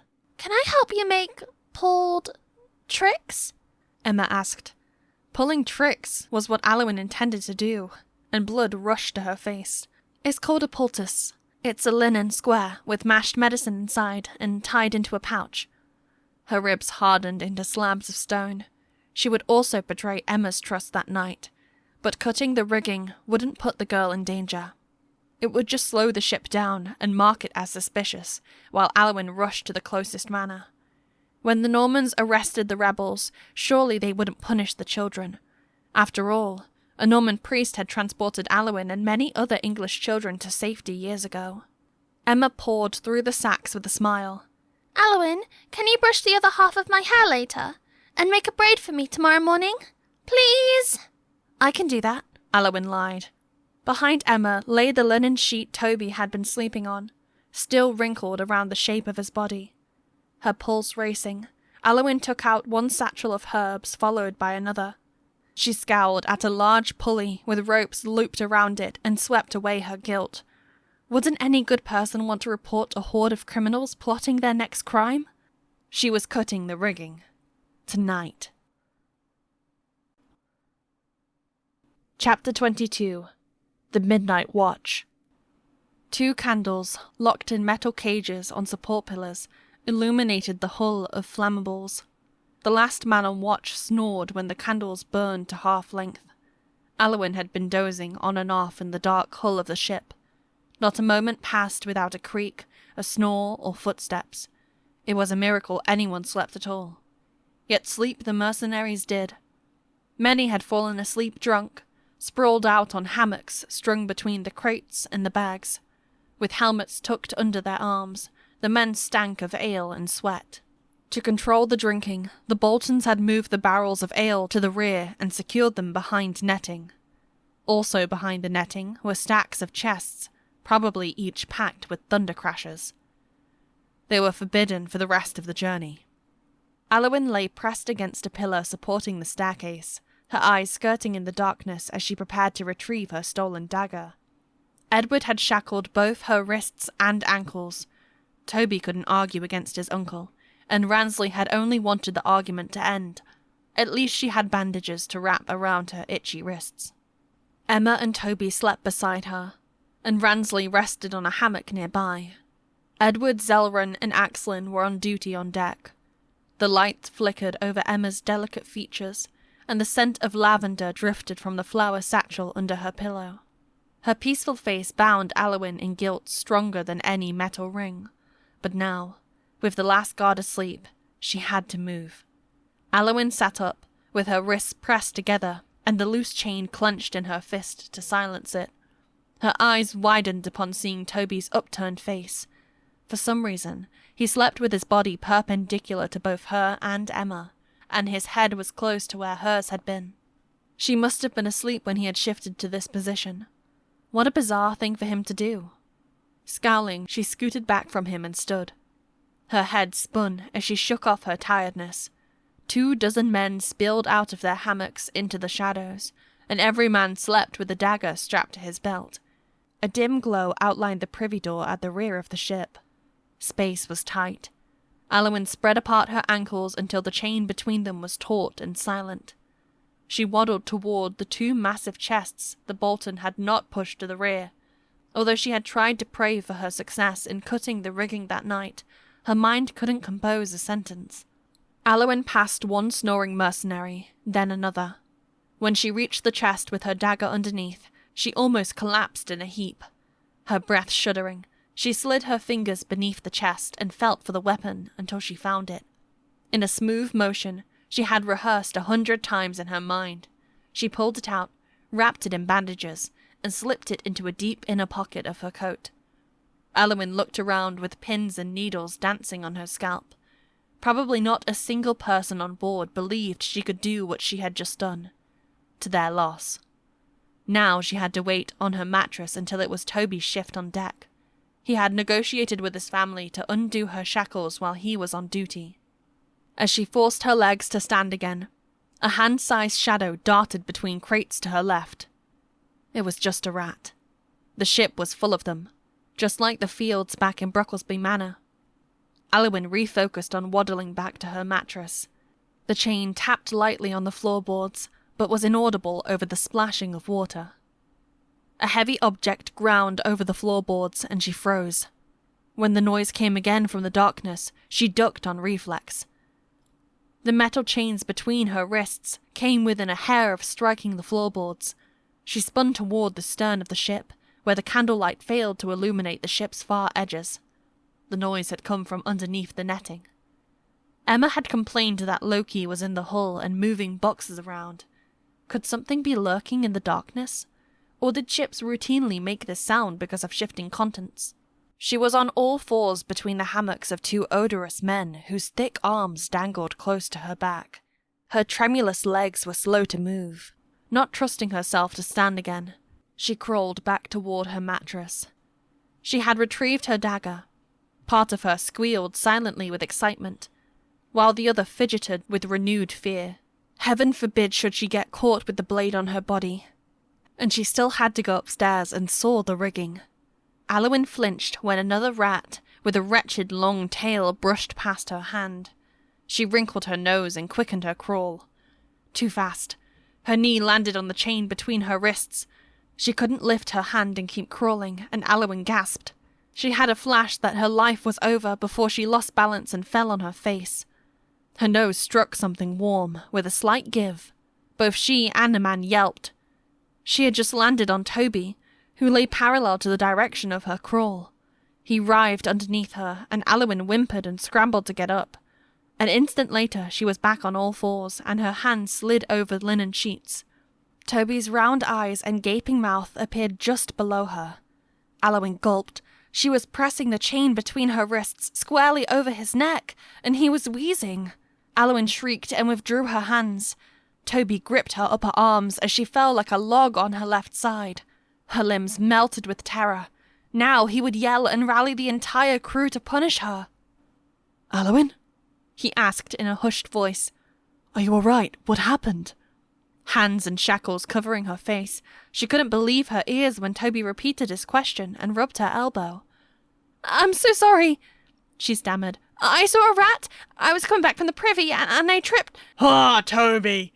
a voice shouted. "You could have at least waited till we docked." Aliwyn looked between her fingers. Several men were awake. 2 sat on their swaying hammocks, while others rolled around to see the action, or lack thereof. Amongst those smiling was Toby's father, Ransley. He seemed to wink at his son as he rested on his hammock. Aliwyn's face burned. Squeezing her eyes shut, she pressed the shackles over her eyelids. It's not what you all think, Toby said. Go back to sleep. Nothing is happening here. Aliwyn tripped on her way back from the privy, that's all. The men chuckled and muttered amongst themselves. When the mirth died down, Toby laughed. It was the first time she had heard him laugh for so long, and it was a pleasant sound, without a hint that something was amiss. Aliwyn's sweaty hands clenched the chains, but she also opened her eyes and forced a chuckle. Just a harmless accident. No one suspected her. Both she and Toby lay on their sides, facing each other, and his hand rested on her arm. The sympathy in his gaze made her want to scram like the rat that had crossed her path. Thankfully, both she and Toby had wiped themselves with ash and water before nightfall. She had hung capes by their drawstrings to dry along the back platform, and the clothing had formed a makeshift curtain behind which she could clean herself privately. Toby had redressed his wounds and changed into the clothes she had washed. He smelled like pine sap, so much better than the steaming pigsty of mercenaries. It made this face-to-face moment slightly less awkward. Slightly. "Did I hurt you?" she whispered. No, but I told you if you need the privy, just tell me and I'll unlock you. I didn't want to wake you up. He had bought her privy excuse, but something was wrong, as a hard object prodded beneath her left breast. Aliwyn stiffened. The dagger's handle was sliding out of her right pocket. She didn't dare look down. Toby would probably see the weapon if she lowered her arms. Aliwyn held back a scream, though she couldn't hide her wide eyes and pressed lips. He studied her face with concern. Finally, as though to dispel the tension, Toby smiled. I'm sorry about the rats on board, he said. Zell calls this ship a rat brothel, but her real name is Lady Fortuna. She's a merchant ship that once sailed between the ports of Norwich and Flanders. Both ports have a rodent problem. The critters boarded and hid in the ship's bilge. Aliwyn tried to smile back. She was lucky. Her fall had seemed accidental, but Toby could have questioned her intentions and come to a different conclusion, especially with how she had pressed the chain over his neck. When he looked down at her shackled wrists, she curled her toes. Hidden just behind them was the dagger's handle. Did you get to use the privy? He asked. I can free you now. I went. She lied. She needed to distract him. What's the ship's bilge? It's the level below the ship's hold, so one level below where we are now. Water collects there if it rains. It smells terrible. No one goes there except to bail out the water. But the rats don't mind, I suppose. Sweat broke at her hairline. He was still scowling at her shackles and the bandages covering her wrists. Have you thought about bringing a cat on board? Aliwyn asked. To help you catch the rats here? He finally shifted his gaze to her eyes. I wanted to bring 2 cats, but Edward is not fond of cats, so I didn't bring them. Aliwyn gave a disarming smile, sliding her wrists down along her chest. She only breathed again when the dagger moved and seemed to stay in her pocket. Toby said something about Edward believing cats at sea were bad luck. Aliwyn nodded, but she wanted to roll her eyes instead. Could Toby do anything without having his uncle or father's approval? "Holding festivities without me?" came a voice from upstairs. "I heard laughter." Aliwyn looked up to see Edward standing by the stairwell opening, his face hovering over the scene with a smirk. Beside him was Zelryn, who held a lantern and seemed far less amused. Toby repeated Aliwyn's excuse for the fall, and Edward grunted. "Since you're awake, come take over the helm. Axlin's getting tired too." A fine tremor ran down her back. This was the moment she had been waiting for. When Ed finally retired for the night, Toby started his shift, and she got rid of these aggravating shackles. Toby looked at the candles secured to either side of the stairwell. How far they burned seemed to keep the timing of their shifts. "I'll be there in a moment. How are the winds?" Edward grinned. "Excellent. We have already cleared the River Witham. Hug the coastline and sail north." Aliwyn narrowed her eyes. The River Witham emptied into the North Sea. She would like to have jumped while they were still sailing in the river, where the water was calmer, but no matter. Even if she had never swum in the ocean, she had a plan to keep afloat, and wasn't quitting her mission tonight. "Who will be on duty with me?" Toby asked. Zelryn jutted his chin. "Me." "Zel, you've been awake since—" "I'm not tired." "He has a bad case of insomnia." Edward nodded at Zelryn. "So I told him might as well work." Edward descended the steps as Zelryn's lantern cast shadows over his hawk-like face. Aliwyn's heart raced. The second half of her plans would begin now. When Toby sat up and began putting on his gambeson, she also sat and smiled. "Toby, can I come with you? I'll bring my blankets and sleep under the platform like you did." Toby smiled as he pulled on his leather shoes. "I plan to take both you and Emma with me upstairs." His expression grew solemn as he switched to Vasvian. "Aliwyn, I heard about how the men searched you for my father's dagger. I'm sorry I wasn't there. These men have an appetite, not just for food. I also couldn't stop my uncle from hurting you in the stairwell." He paused, and Aliwyn caught his apologetic gaze before she averted her eyes. She hadn't blamed him for what happened, but her swollen lip was a sore reminder of Edward's domination. "From now on," Toby said, "I'll keep you and Emma close to me." So that's why he had slept beside her and Emma, to form a fence between them and the mercenaries with his body. Aliwyn gathered her blankets and watched Toby shake Emma's shoulders and whisper in the child's ear.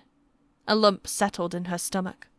He still tried to protect her on the ship, as he had promised, but she couldn't return his kindness. As Emma yawned and sat up, Toby rose and limped to his father's hammock. Ransley had fallen back asleep. For a moment, Toby stood by the hammock and didn't move. With his eyes downcast in the candle's flicker, he pulled his father's blankets higher on his chest. Aliwyn shuddered. Thorns of guilt ensnared her just as her goal was within reach.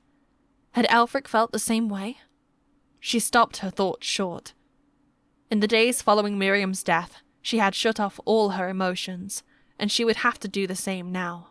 Emma had blankets trailing over her arms onto the floor, but Aliwyn didn't offer to gather them up. She ascended the stairs behind Toby and was greeted by the raw scent of the sea blowing across the deck. The nearly full moon was bright in the sky, broken by clouds, drifting like ghostly ships across a black sea. A gust of wind chilled Aliwyn. She pulled her cloak's hood over her head and followed Toby, Emma, and Zelryn toward the steering oar, where Axlin stood on duty. He turned around with a smile. "Good to see you, Toby." Looking at Aliwyn, he added, "Miss, thank you again for your help earlier today. Blake told me his eyes feel much better." Aliwyn tried for a smile. She had given each man a poultice to reduce the swelling around their eyes, a job she did without heart. For better or for worse, the fire had blinded none of the mercenaries, and their pain had come from their scorched eyelids. As Toby took the oar from Axlin's hand, Zelryn helped Aliwyn and Emma spread the linen and woolen blankets into makeshift mattresses. Aliwyn sat on her blankets with her knees to her chest. Toby, Zelryn, and Emma were all within arm's reach. Too close. Aliwyn took a shaking breath, but refused to back out now. Her eyes traced a pair of ropes that tethered one lower corner of the square sail to under the black platform.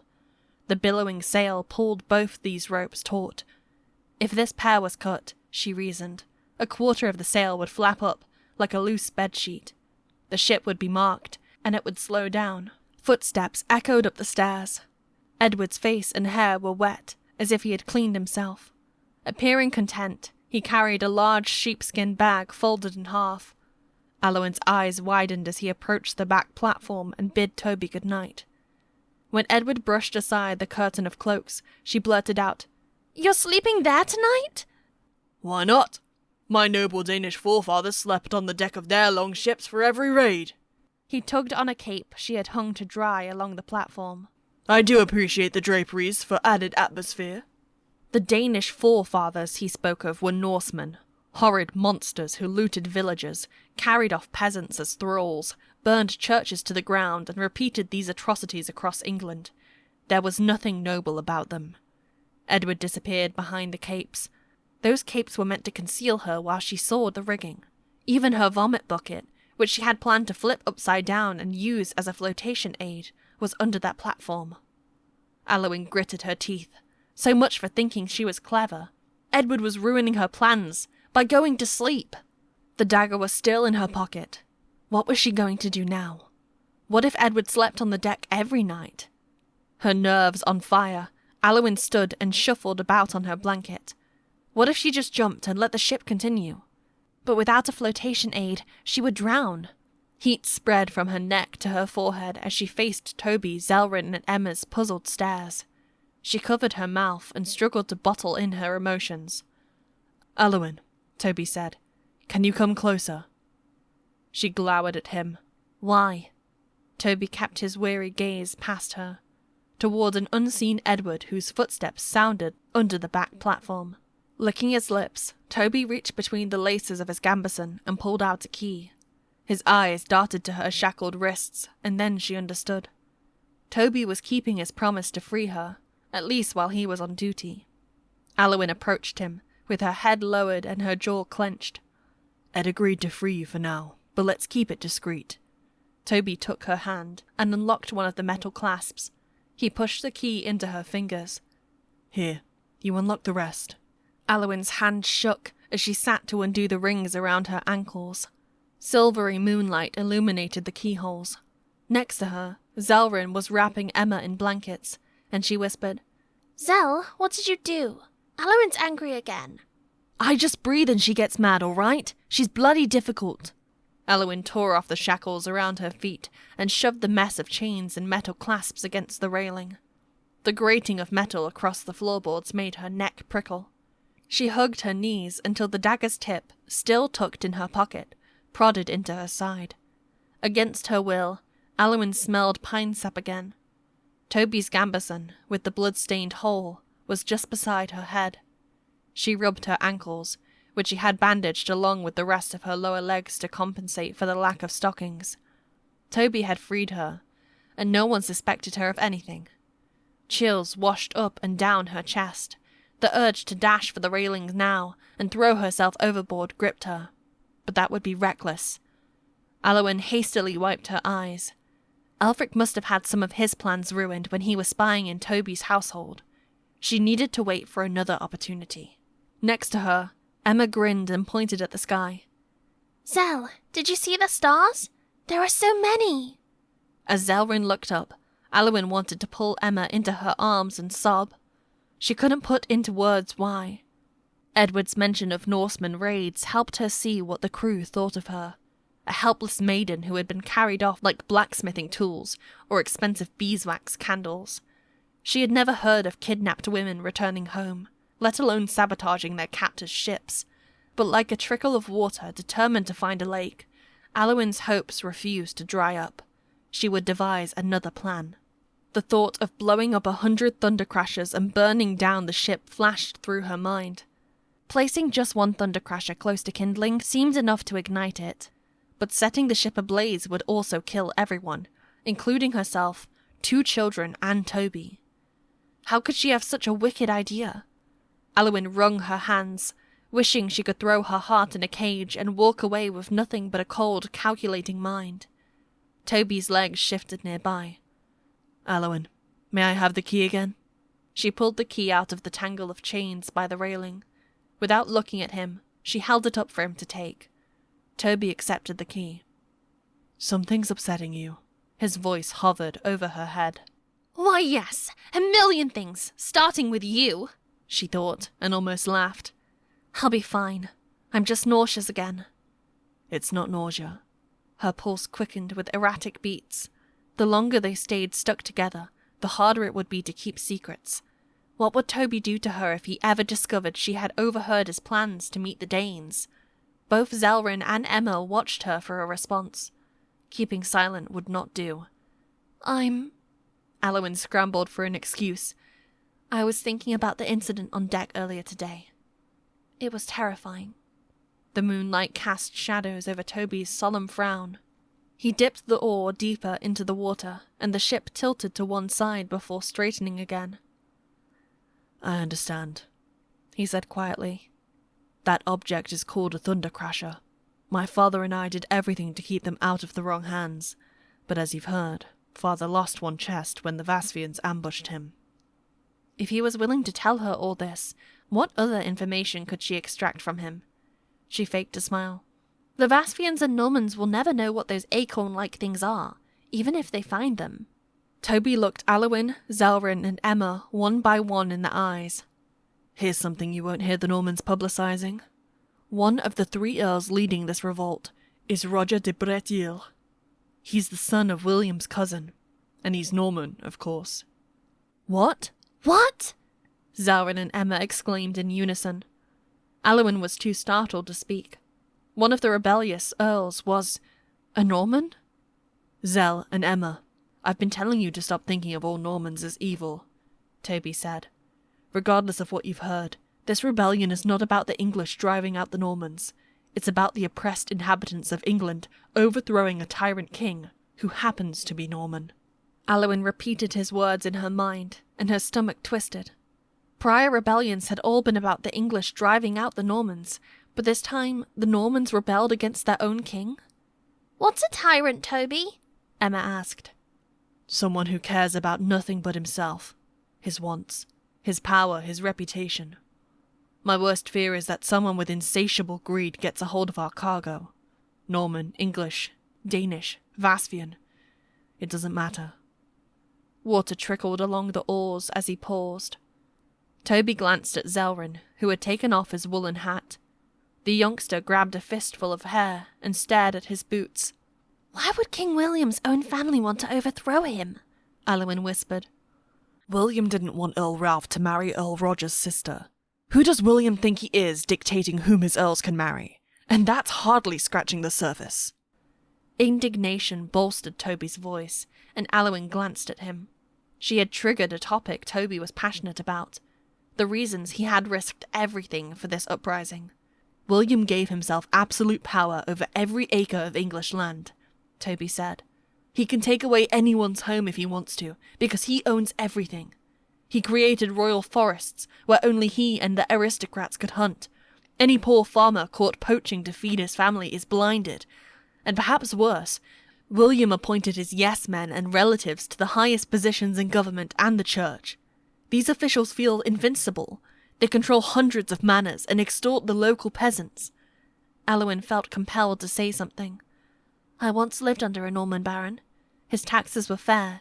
He fed us during droughts and floods. I haven't had trouble with Normans in my watermill. You were fortunate. After a pause, Toby narrowed his eyes. So you've already forgotten about the Norman knight who robbed your watermill? She had indeed forgotten, and blood rushed to her face. Her selective memory was appalling. I couldn't intervene. I was hanging behind the mill. Toby shook his head. The knight who robbed you was Jacques Verdun. He also stopped us outside Myton. Thank God we got away.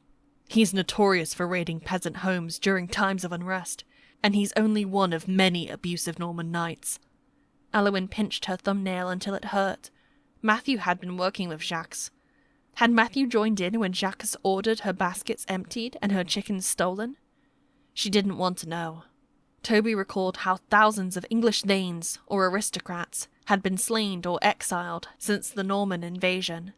How William collected heavy geld taxes from the English to pay for the hundreds of castles he built around England, while he sent the rest to enrich Normandy.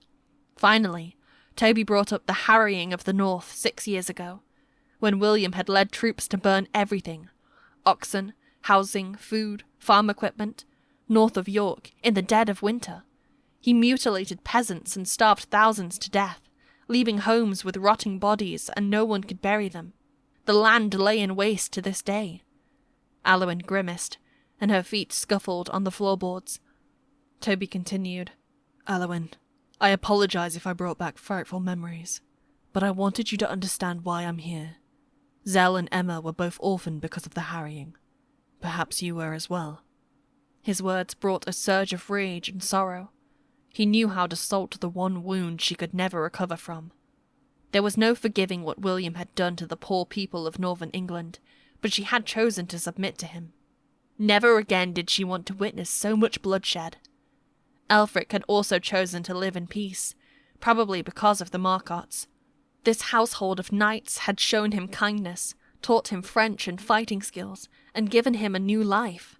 But had Aelfric not bonded with Matthew Marcotte in particular, perhaps he would have become a rebel instead. Maybe he'd be on Toby's ship, still alive. Zalrin's voice pulled her out of her memories, but not out of the heaviness in her heart. So you're saying, even if we win this bloody thing, we'll still have a skin-headed Norman lording over us? A relative of William the Turd himself? A steely glint shone in his eyes, and the way he cracked his knuckles made Aliwyn nervous. When this rebellion is won, God willing, I will serve as Lord Yeaton's knight, Toby said. Lord Yeaton is a baron under Earl Ralph de Gale. Neither man is Norman, but even if they were, I would still serve them. Zaurin, I'm not here because I hate all Normans. The wind fluttered the edge of Toby's hood as he scowled at the silvery waters ahead.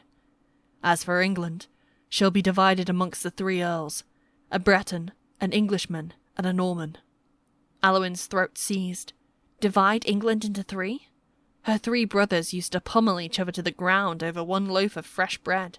How could 3 men with incredible military might be expected to share England peacefully? Just as she feared Toby might convince her to side with the rebellion, he had thrown in that piece of absurdity.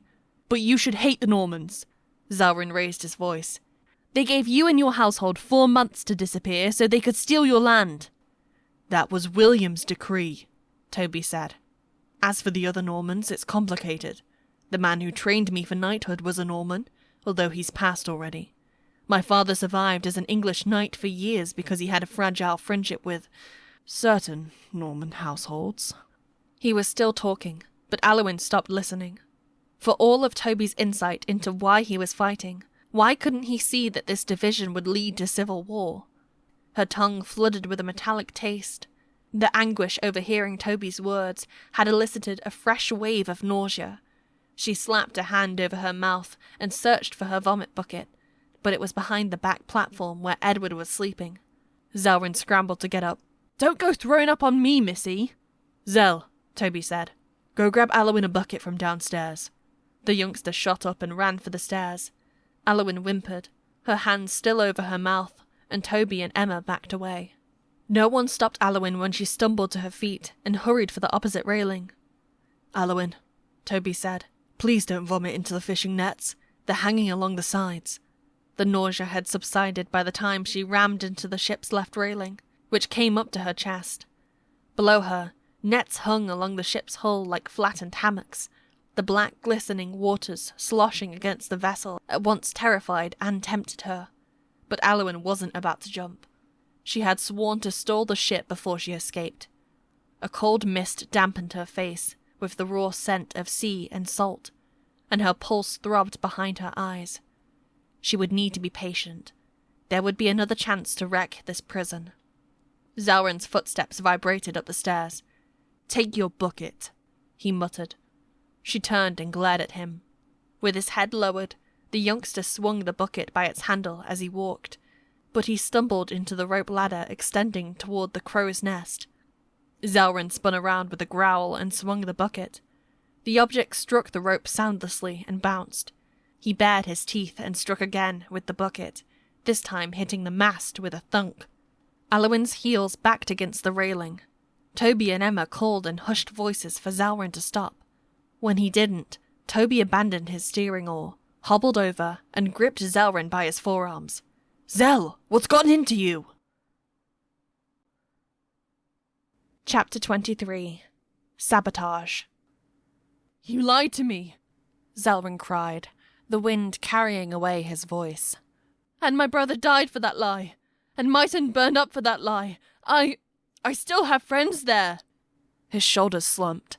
As the bucket handle slipped from his fingers, Toby caught it and set it down by the mast. Straightening again, he pulled back his hood and placed his hands on Zelryn's shoulders. The moonlight outlined their profiles in silver, and a gust of wind tousled their hair. Zelryn, how did I lie to you? His brows drawn, Toby studied the teen's face. You never told me William's bloodline would still rule a chunk of England even if we overthrew William himself. How was that worth fighting for? Zelryn's voice grew foggy. I swore I'd follow you. I didn't ask many questions. But this... Suddenly the rebellion feels blasted stupid. Zelryn had lost heart, just like that? Emma's tearful face in watching all this nailed Aliwyn to the railing. The girl begged with her eyes for Aliwyn to intervene, but Aliwyn only wanted to cripple the ship and escape. Her heart hammering, she couldn't move.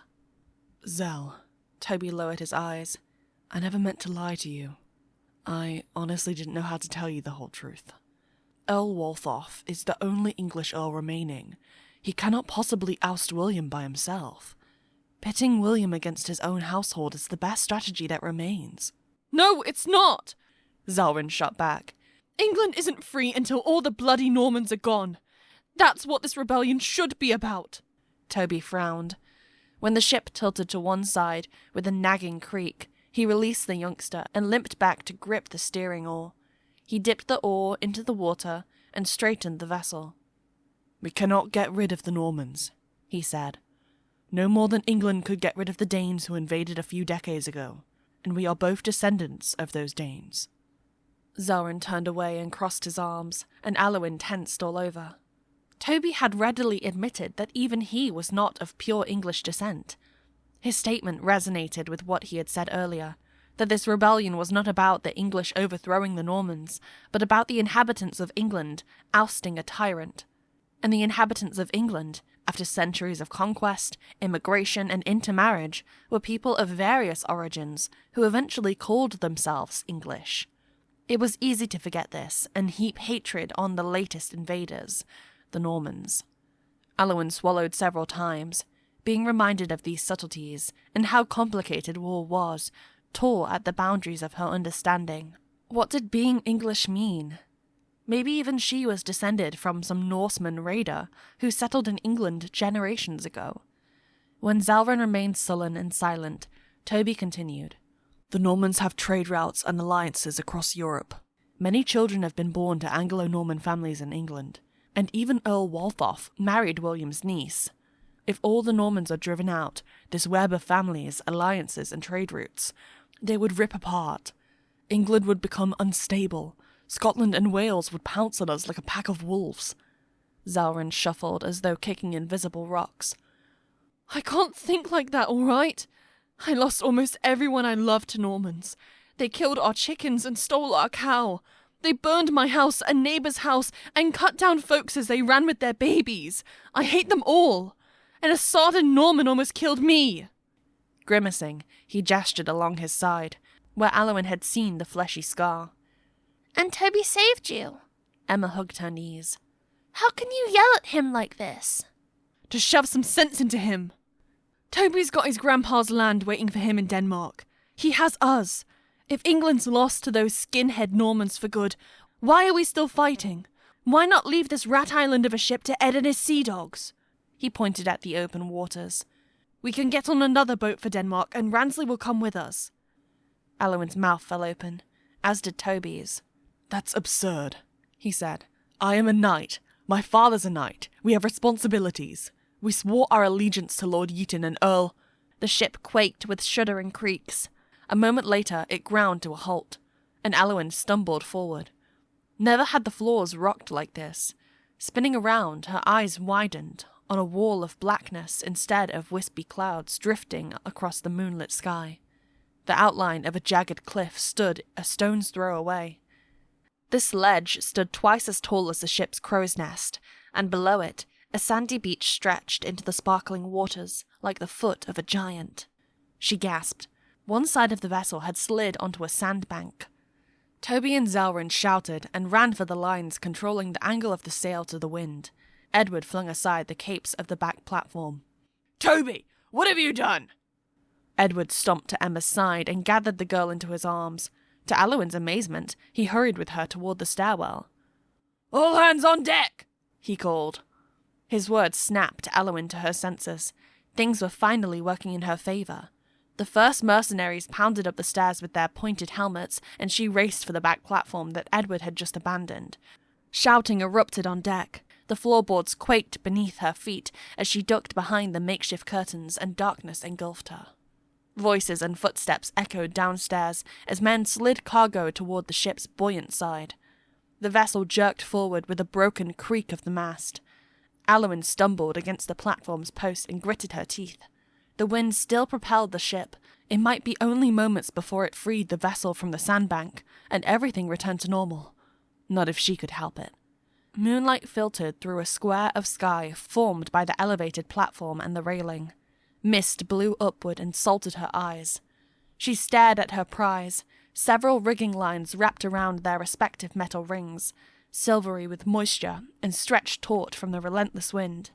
The capes hiding her from view flapped, and she tossed a few bags to weigh them down. Pulling out her dagger, Aliwyn unwound the bandages concealing its blade and darted for her target, a line that held the lower corner of the sail in place. She pressed the blade against the twine and sawed with vibrations humming up her fingers. Shreds flew as fine icy sprays blew up her sleeve. The ship shuddered with low, aching groans, and her right side rolled with the waves, while her left ground against the sand. A violent rock threw Aliwyn down, but she ignored the pain as fire erupted over her chest. She lunged for the railing, only to stumble over a bag. A sack of Griffin's surcoats was at her feet, probably Edward's pillow. Hatred for the man seized her by the throat. She ripped out 2 fistfuls of surcoats and threw them overboard. Grabbing onto the rail again, Aliwyn sawed at whatever rope she could reach. The ship rocked, and her knife got bumped to another rope, but she kept cutting. Frenzy drove her onward with a single thought: don't stop. Aliwyn, where are you? Toby's cry, raw with despair, pierced through the commotion on the other side of the curtain. Aliwyn's working arm grew heavy, but the fraying rope before her compelled her to continue. She couldn't allow Toby's mission to succeed. Floorboards quaked under her feet. Someone was approaching. Aliwyn spun around and hid her dagger behind her back, just as a hand yanked aside one of the capes serving as a curtain. A bearded mercenary stepped in. She blocked the fraying ropes so he couldn't see them, and their rounded eyes met in the ghostly moonlight. A moment later, the man swerved and ran away, leaving the corner of one cape dangling off the clothesline. The triangular opening exposed Aliwyn to the scene on deck. Men rowed vigorously, and Edward waved and barked orders from the steering oar. He was close enough to grab her. Aliwyn shook until she almost dropped her weapon, but the naked blade prodded her back and sent her a flash of strength. Now or never. Aliwyn spun back to the fated rope and resumed her sabotage. Before she could cut through, the rope snapped and whipped back. She yelped. Searing pain shot up her hand as she fell on her back. She scrambled to prop herself up, but the sound of snapping wood made her cringe. Her mouth fell open. Not only had she cut one rope, but the heightened strain on the neighbouring line had snapped its belaying pin off the rail. Now 2 ropes were gone. Aliwyn's surge of pride didn't last. She had dropped her dagger overboard. Her fingers dug into the crevices of the slimy floorboards. She wanted to cut more. Were 2 broken lines enough to cripple the ship? The wind carried screams from on deck. What sounded like a whip whizzed through the air, followed by a loud crack, and Aliwyn winced. She imagined the freed ropes whacking the platform's railing and everything within its reach. Forcing herself to move, she scooted on her elbows to the curtain and lifted one cape of the clothesline so she could see. A lower corner of the sail flapped in the wind, just as she had planned. Powerful gusts twisted the sail toward the fully rigged side, and both severed ropes flew like the tail of a deranged beast. The oarsmen who had taken their positions to row scattered under the beating whips, like flies from a manure pile. Some fell and rolled on deck. If she was supposed to be enjoying this, she wasn't. She couldn't find Toby. He had a hurt ankle. What if he had slipped? Aliwyn inhaled in shuddering gasps. She needed to stop caring. She had better jump before someone discovered what she had done. With aching back and shoulders, she pushed to her hands and knees.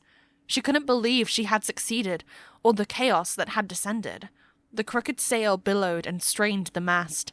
What if it toppled over and smashed the crew? She had wanted to slow the ship and escape, and warn the Norman authorities, not crush people. When dogs barked in the distance, terror swelled in her throat. She hadn't expected those on land to arrive so quickly. If she jumped off, who would be waiting for her on the shore? "Aliwyn!" Toby shouted. The relief in his voice warned her that she had been discovered. Toby ran up the last few steps of the stairwell. Maybe he had been tending to Emma and his father, and guilt flooded her. Aliwyn scrambled to her feet and ran for the side facing the shoreline. The sand was just below. Her hands clenched to the edge of the railing, and she stuck her head out beyond the platform. A howling gust carried the scent of smoke. She was about to step on stacks of loot and clamber overboard when lights caught her eye. Dots of orange firelight. She froze at the sight. Dozens of torches flickered in a row, halfway up the dark cliff. The bird-like whistles the Vaspians used to communicate echoed in the night. Aliwyn staggered back from the railing. The ship had beached on Vaspian territory, and her heart sank to the sour pit of her stomach. All the Vaspian tribes worked together. Maybe the local tribe had heard about a skinny peasant woman with short brown hair who had helped Toby Bolton escape. Aliwyn was a wanted woman, and she was about to get caught. If she jumped now, the Vaspian dogs would pounce on her. The first of many arrows whizzed through the air and ricocheted off the platform just over her head. Aliwyn shrieked and doubled back. Not all the Vaspian tribes had treaties with the Normans, or cared that this ship's sail bore the colours of Bishop Joffrey. They didn't want a vessel landing in the dead of night. The severed lines seemed to have whipped themselves over the rails and into the water. Although they had stopped wreaking havoc on deck, arrows now struck the deck or blew onto the square sail. Men pulled out their slings. Others lunged to grab their shields as arrows fell around them. "Zell, grab Aliwyn and go downstairs!" Toby's voice cut through the commotion. "No!" Zelryn shouted back. "I stay here and fight!" Aliwyn searched the deck until she saw Zelryn facing the shore, with the shield strapped over one arm. He stood without a helmet, amongst the armoured mercenaries. Swinging his sling in an elaborate arc, he let out a fierce cry and launched a stone back at the row of torches lining the cliff. His ruck was only the first. As other men found their footing, they stood beside him, behind their wavering row of shields, and fired back. Aliwyn couldn't breathe. 2 torches on the cliff tumbled and fell into the blackness below, and the downpour of arrows stopped. A chorus of cheers erupted on board. With Zelryn's taunts resonating above the others, the men coordinated fetching stones and firing more rounds. Moments later, the Vaspians started throwing rocks themselves. The stones fell with more precision than the wind-blown arrows. They smashed into rowers below, who had taken their position and couldn't defend themselves. Toby rallied a few men to raise the wooden board they had used as a gangplank, but it was hefty and difficult to maneuver. When the board jerked to one side, rocks struck one mercenary who was suddenly exposed. He yelped and fell. Aliwyn swept her eyes over the deck in the eerie moonlight, at the myriad of bodies, strewn shields and flying rocks. She wanted to bash her head into the wooden post she clung to. Half of the oars were useless because one side of the ship was beached. They needed to use the wind to get themselves out, but she had destroyed 2 lines, so the sail no longer functioned properly.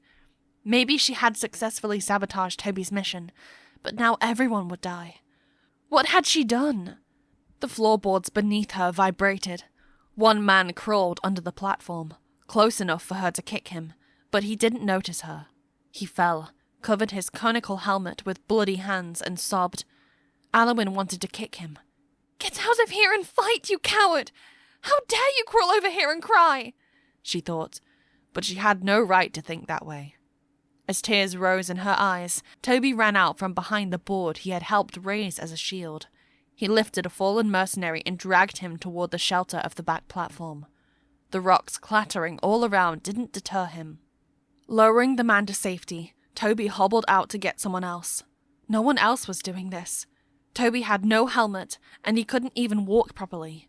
But that didn't stop him from pulling back the wounded. If the crucible of chaos exposed a person's true nature, Toby displayed only selflessness. And Zelryn, at his young age, fought with a ferocity that made shivers rain down her back. He was not just fighting for himself. He was defending all of them. After all that she had seen, were Toby and Zelryn still her enemies? The mercenary still lay curled before her, shaking with muffled sobs. Aliwyn struggled to remain standing. Was this man pining for his wife and children? Maybe she could help him up, but shame paralyzed her. Zelryn screamed. She had subconsciously focused on his bright voice. Now, halfway across the ship, he was face down on the floor. As men stomped around him, fetching rocks and dodging projectiles, she couldn't see Zelryn move in the shadows. He was the smallest of the team, and the others would stomp him to a pulp. No air came from her lungs when she tried to call for help. When Toby didn't appear to help Zelryn, her gaze fell on the circular shield discarded by the man at her feet. She pulled it up and bolted. Aliwyn left the shelter of the back platform, and part of her screamed to turn back. The memories of being shot at outside her watermill flashed before her eyes. Scenes of the past melded with the shifting shadows before her in a bewildering mirage. The shield's strap bit into her arm, and the wood struck her knees as she darted between the mercenaries, like a frantic hen after her chick. Rocks struck the other side with deafening thunks in her ear. Toby was nowhere to be seen. Fear for his safety almost buckled her knees, but Zelryn was still writhing on the floor. She sucked in her breath and kept running. The least she could do was shield them both. The floorboards beneath her rose like the belly of an inhaling beast. Aliwyn's eyes rounded at the feeling of weightlessness before she landed again with a twinge of her ankle. Everyone on deck froze to readjust their balance. The shouting resumed with renewed frenzy, now punctuated with cheers. Aliwyn didn't understand the cheering. She ran as soon as her footing allowed and shouted Zelryn's name. With men dashing by his side, the youngster raised his head from the floor. The lower half of his face was bloody, and the whites of his eyes flashed in the moonlight. Aliwyn almost ground to a halt at the ghastly sight. A mercenary rammed into her shoulder, but she kept going. Zelryn fell again, with his back curled to her. By the time she ducked beside him, she couldn't feel her legs. The rocks banging against her shield made her quake. She squeezed her eyes shut and gasped for air that didn't satisfy. With a jerking arm, she felt for the youngster beside her. How bad were his injuries? Her arm struck emptiness. Aliwyn swerved around but couldn't see him in the darkness. Had Zelryn gotten up and left? She hardened her jaw. Even when she tried to be helpful, she wasn't. When another mercenary cursed and stumbled into her, Aliwyn tried to scurry out of the way. The ship rose again, and her body floated before falling. Her knees and shield landed with a groaning shudder of the ship. Could it be? The waves were lifting the rear of the vessel. The ship began rotating into the sea with its stern turning outward, and the momentum pulled Aliwyn to one side. Overhead, the sail she had scorned day and night billowed unevenly in the wind, but the half that was full and undamaged was on the side of the waters. The oarsmen continued to row on that same side. Finally, their efforts were spinning the ship free. As the ship swung out, fewer rocks made the distance to strike the deck. Or maybe the Vasfians were already satisfied to see the trespassers leaving. A flicker of hope flashed in the darkness of her mind. But as the ship turned, its momentum increased. Precious fresh water spilled from barrels chained along the rail. The heavy cauldron, once immobile on its sandbox, crashed into the floorboards with a rattling of loose chains. It bashed into a mercenary, changed course for the ship's stern, and continued its rickety roll over scattered firewood toward where she lay. Aliwyn wanted to get up, but her limbs wouldn't react. She shrieked when arms wrapped around her from behind. "Aliwyn!" Toby's voice was hoarse in her ear. With a burst of gratitude, she reached up and squeezed his forearms. The round shield slipped from her wrist as Toby dragged her out of harm's way. He steadied Aliwyn on her feet and guided her toward the railing as the cauldron crashed into the ship's stern. Aliwyn exhaled with relief. Zelryn was already slumped against the same railing. Hold on to this, Toby said. He smelled of sweat and blood as he sat her down, grabbed her hand and closed her fingers around a rough rope, once securing shields to the railing. Thanks for protecting Zell, he panted, getting up again. I couldn't move fast enough. Aliwyn mustered a smile at his grimy face. Toby hadn't seen what she'd done just before helping Zelryn. She hoped he'd never find out. Toby limped away, picked up an oar, and disappeared behind the men gathered to row. The loud straining and intense gaze of this row of men now facing her made her stomach twist. Their ship was back in the water, so why weren't they relieved? The vessel continued to spin, and its mast groaned in the stutters with the whistling wind. Arrows scattered on deck skirted past Aliwyn's legs in a jerky dance, and the rotational forces pressed her back against the railing. She shivered all over. Maybe there was such a thing as turning too much, too fast. When the men frowned up at the mast towering beside them, she followed their eyes. Please don't have the mast topple over now, she thought. Zelryn coughed beside her, and she caught a metallic scent drifting from his body. When he lifted his head to look at her, his blood-streaked face moist below the eyes, her vision clouded. The ship's movement slid her toward the stern. She fought it, and hooked one arm around Zelryn's. Her other arm wrapped around the railing's rope. Zelryn tilted his head back, his chest heaving. Something bad is going to happen, he croaked. Aliwyn was too afraid to acknowledge she thought the same. Edward shouted orders to the men, who changed the direction of their rowing several times as frigid waters sprayed up the side of the ship. The crew cursed and oars flailed at random. Despite their efforts, the vessel continued to turn with its stern swinging outward from shore. Aliwyn braced Zelryn's arm as the dark hills in the distance swung from one side of the ship to another. The sail's horizontal support beam twisted around the mast in a way she had never seen it do. Finally, the vessel turned a half circle, so that the bow and the stern switched places. A gust plastered the sail against the mast, and the yelling on board intensified. Overhead, a loud crack pierced the night. "The yard!" someone cried. The yard was the horizontal beam suspending the sail on the mast, and it had just cracked in two. Groaning echoed over the deck. A man laughed bitterly. Edward, undaunted, continued to shout orders. The mercenaries fell silent and obeyed his commands. The ship began to turn in the right direction, but the wind only fluttered the sides of the limp sail. Half of it inflated, only to deflate again. In the powdery moonlight, it hung like a wrinkled rag. Aliwyn couldn't breathe. Edward was going to pummel Toby for beaching the ship, but beaching the vessel had not been the most devastating incident. The ship had been jerking forward, on its way to sailing again, when Aliwyn had cut the rigging. Perhaps the ship's rear rotating outward had been the only way to free it, but it had turned too much. Aliwyn withdrew her arm from Zelryn and covered her head with her hands. It had taken a near-fatal accident for her to admit the truth. That if Zelryn and Toby died because of her actions, she would never forgive herself. Was she still willing to jump and bring the Normans to torture these two rebels? Would she be content to watch Emma scream as her loved ones were dragged away? Aliwyn imagined Toby's and Zelryn's corpses dangling and rotting outside the manor gates as an example for all to see. She shuddered and clawed at her scalp. She couldn't do it. She couldn't turn in this ship. Then what about the cargo? Who was going to confiscate it? She couldn't jump overboard and seek sanctuary until she was sure the cargo wouldn't reach its target. Zelryn slammed back against the railing. Torn from her thoughts, Aliwyn stared as he grabbed his head with both hands and bared his teeth in misery. "Make it stop!" "Make what stop?" "My head's spinning. It won't stop." "You all right, Zell?" Someone hollered from the row of oarsmen. He wasn't. Aliwyn struggled to rise above her in a storm when Zelryn turned to her in a panic. "What's wrong with me?"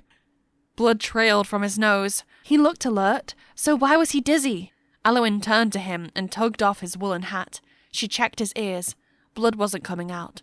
She parted his messy brown hair in sections and looked for injuries. "Where did the rock hit you?"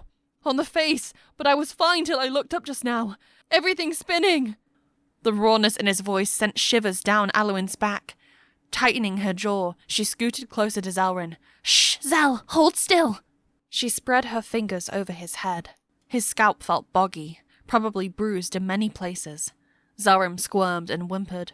He could be recklessly brave against an external threat, but was still terrified when his body failed.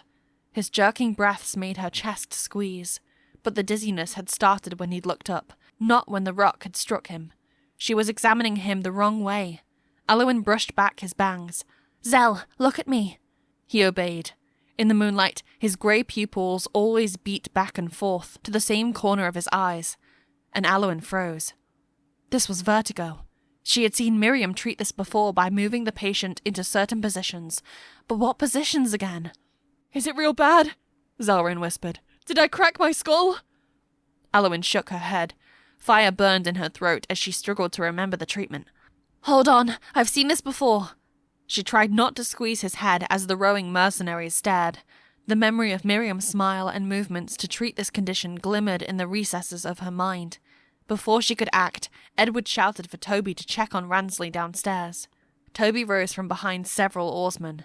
He started for the stairwell, but skidded to a stop, mouth hanging open, when he saw Aliwyn and Zalrin. She was kneeling and holding the teen's head. "Toby, go help someone else!" Zalrin cried. "Aliwyn's got me!" Toby's gaze locked with Aliwyn's and his frown faded. Her eyes blurred as he turned to hobble down the stairs. Both Toby and Zalrin had faith in her. Too much faith. "Zell," she said, "I'm going to lie you down on one side. After a bit, I'll get you up and make you lie on the other side, all right?" One corner of his mouth jerked upward. "How's that going to help? But I'll do it." The two of them were close to the back platform, and Aliwyn settled the youngster on his side. Nearby, at the steering oar, Edward greeted his crew in English, but the rest of his speech followed in Danish. Goosebumps prickled Aliwyn's neck as the rowers watched their captain and rowed with full vigour. Had Edward announced they were stopping somewhere to fix the ship? If only she could understand that gibberish.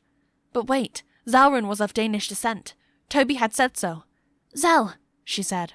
"What is Edward saying, do you know?" Zalrin had squeezed his eyes shut. No one had cleaned his bloody face, and Aliwyn dipped her chin.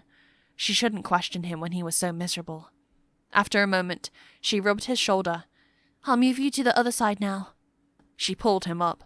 He was ridiculously heavy for how slender he looked.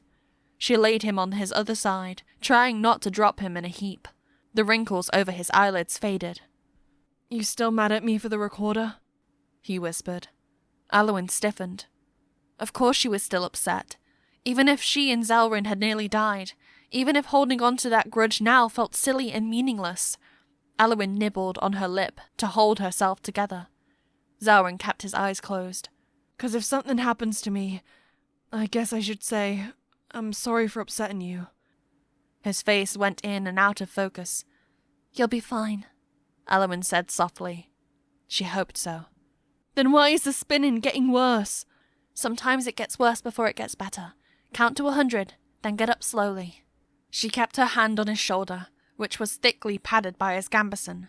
Sniffling, she wanted to erase the heartbreaking image of Zalrin hurling Aelfric's recorder overboard, but she couldn't.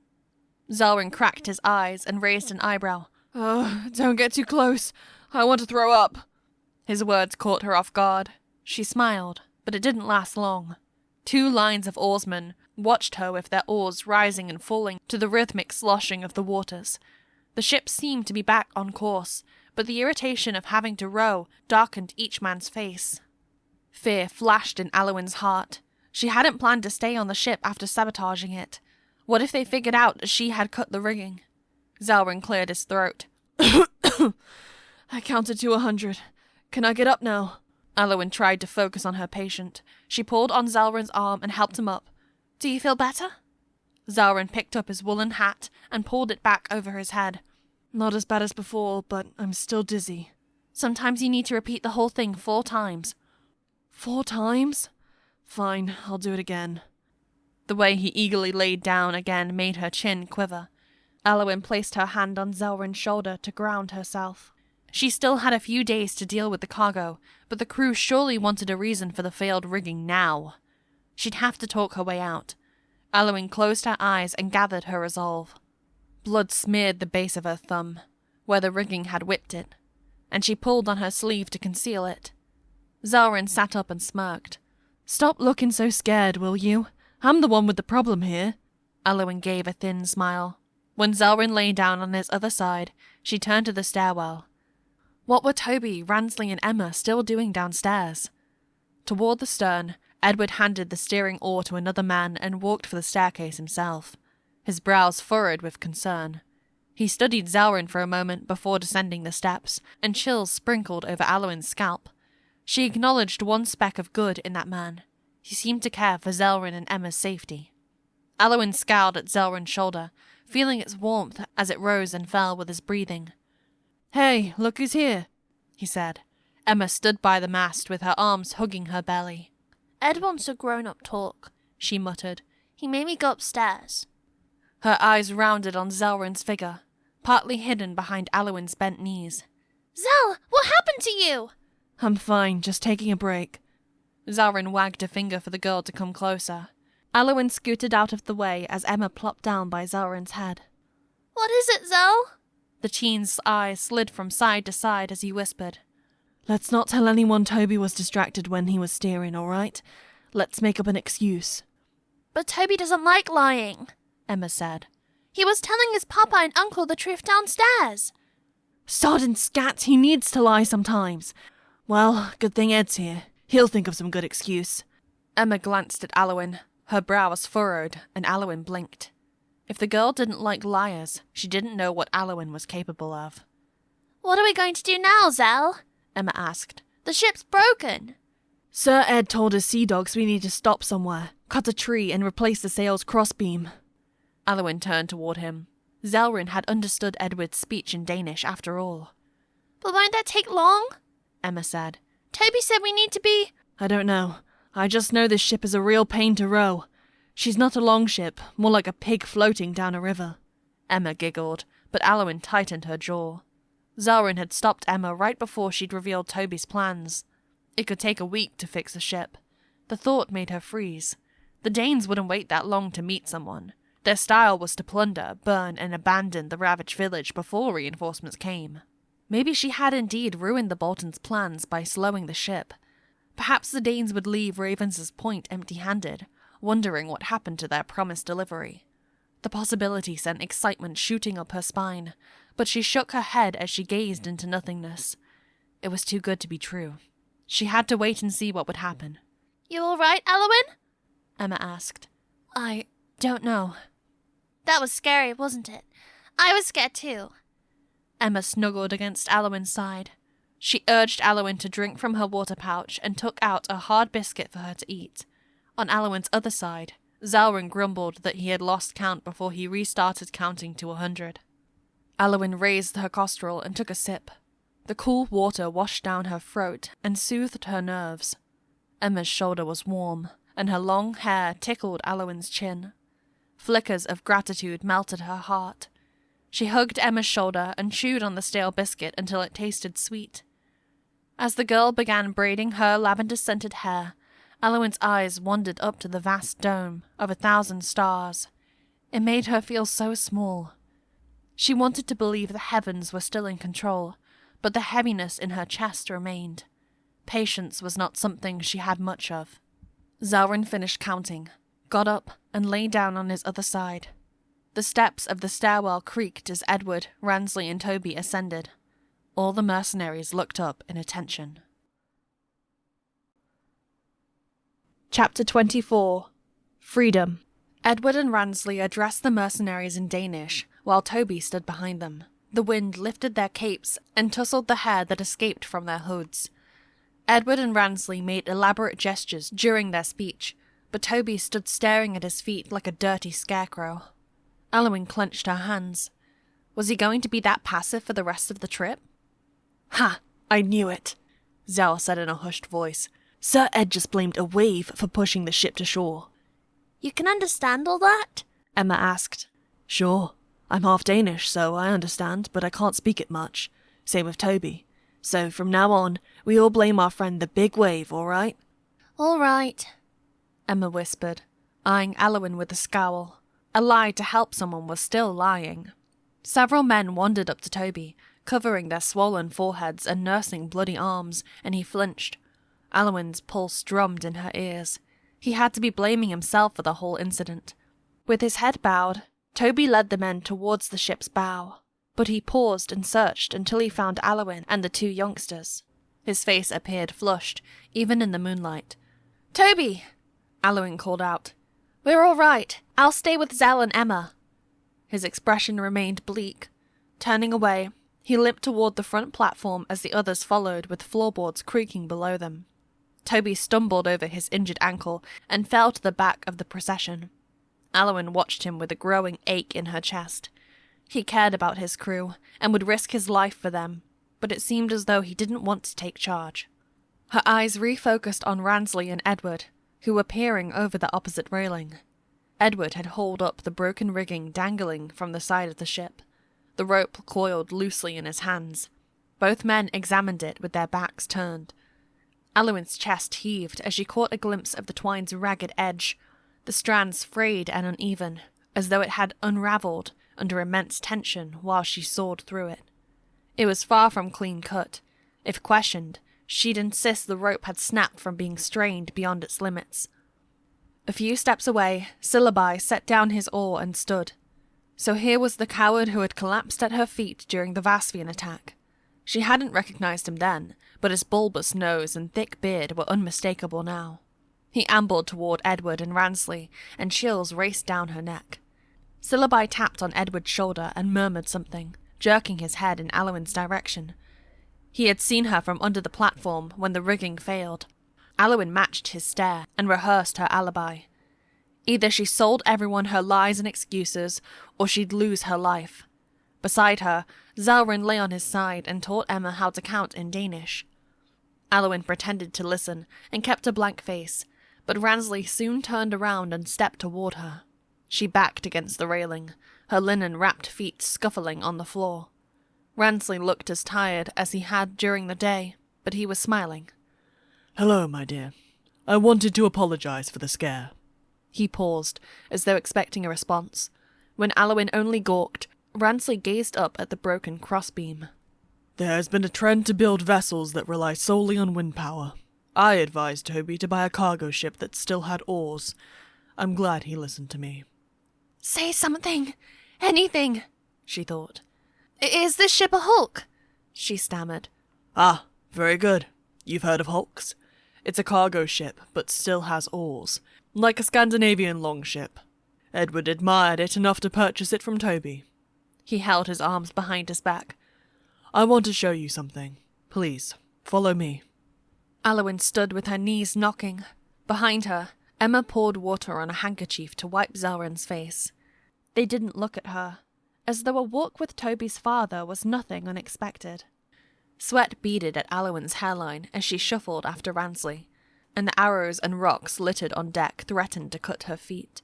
They passed the steering oar and arrived before the back platform, where the capes which had concealed her sabotage still swayed on a clothesline. Aliwyn offered to take them down with a faltering voice. "No need to hurry," Ransley said. "You've worked all day. After I show you the canoe, you should go to sleep." What canoe was he talking about? "Thank you, sir." "Please, call me Ransley." Disbelief choked her. This soft-spoken man had almost killed Matthew Marcotte's entire family. Behind his courteous facade was a cavern of vipers. Ransley was about to lift aside one cloak when Edward called his name from behind, and Aliwyn spun around. Walking beside Edward was Syllabi. As the two men approached, both glowering at Aliwyn, she stumbled back, until a bolt of courage nailed her to the floorboards. She had been preparing to face their questions. "Rans, are you chaining her to the aft castle?" Edward asked. "No, I want to show her the canoe."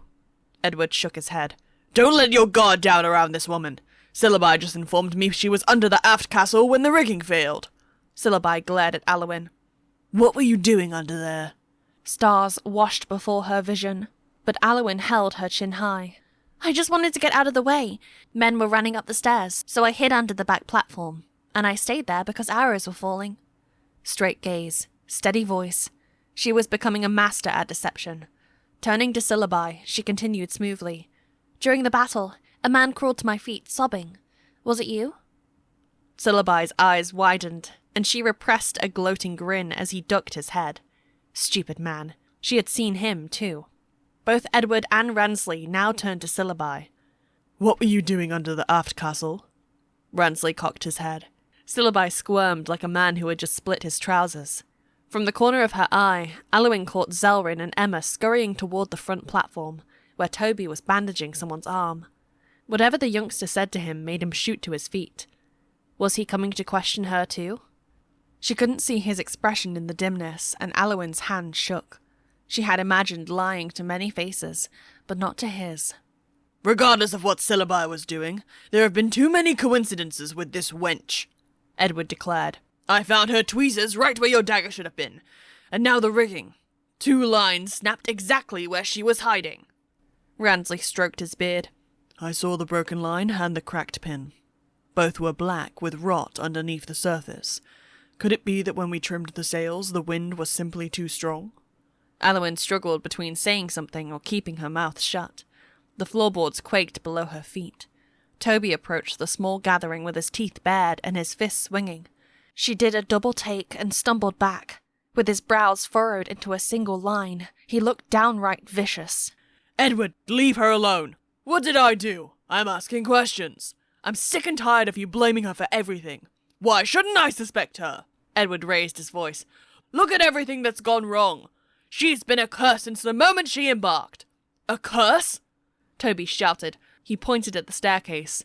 You said the same about cats on board, and look at the rat problem we have now.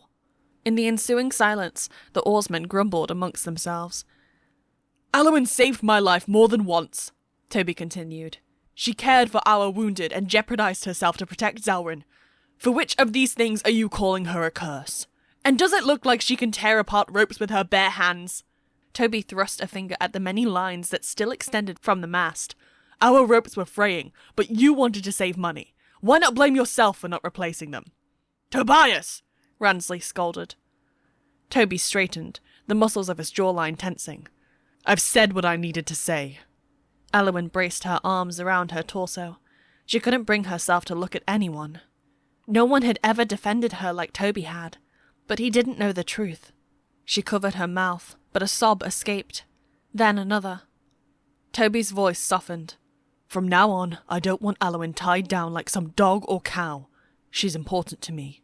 You treat her as you would treat me. No one had ever called her important, and Aliwyn covered her face with both hands. Edward and Ransley spoke some more. Toby spoke also, but he no longer yelled.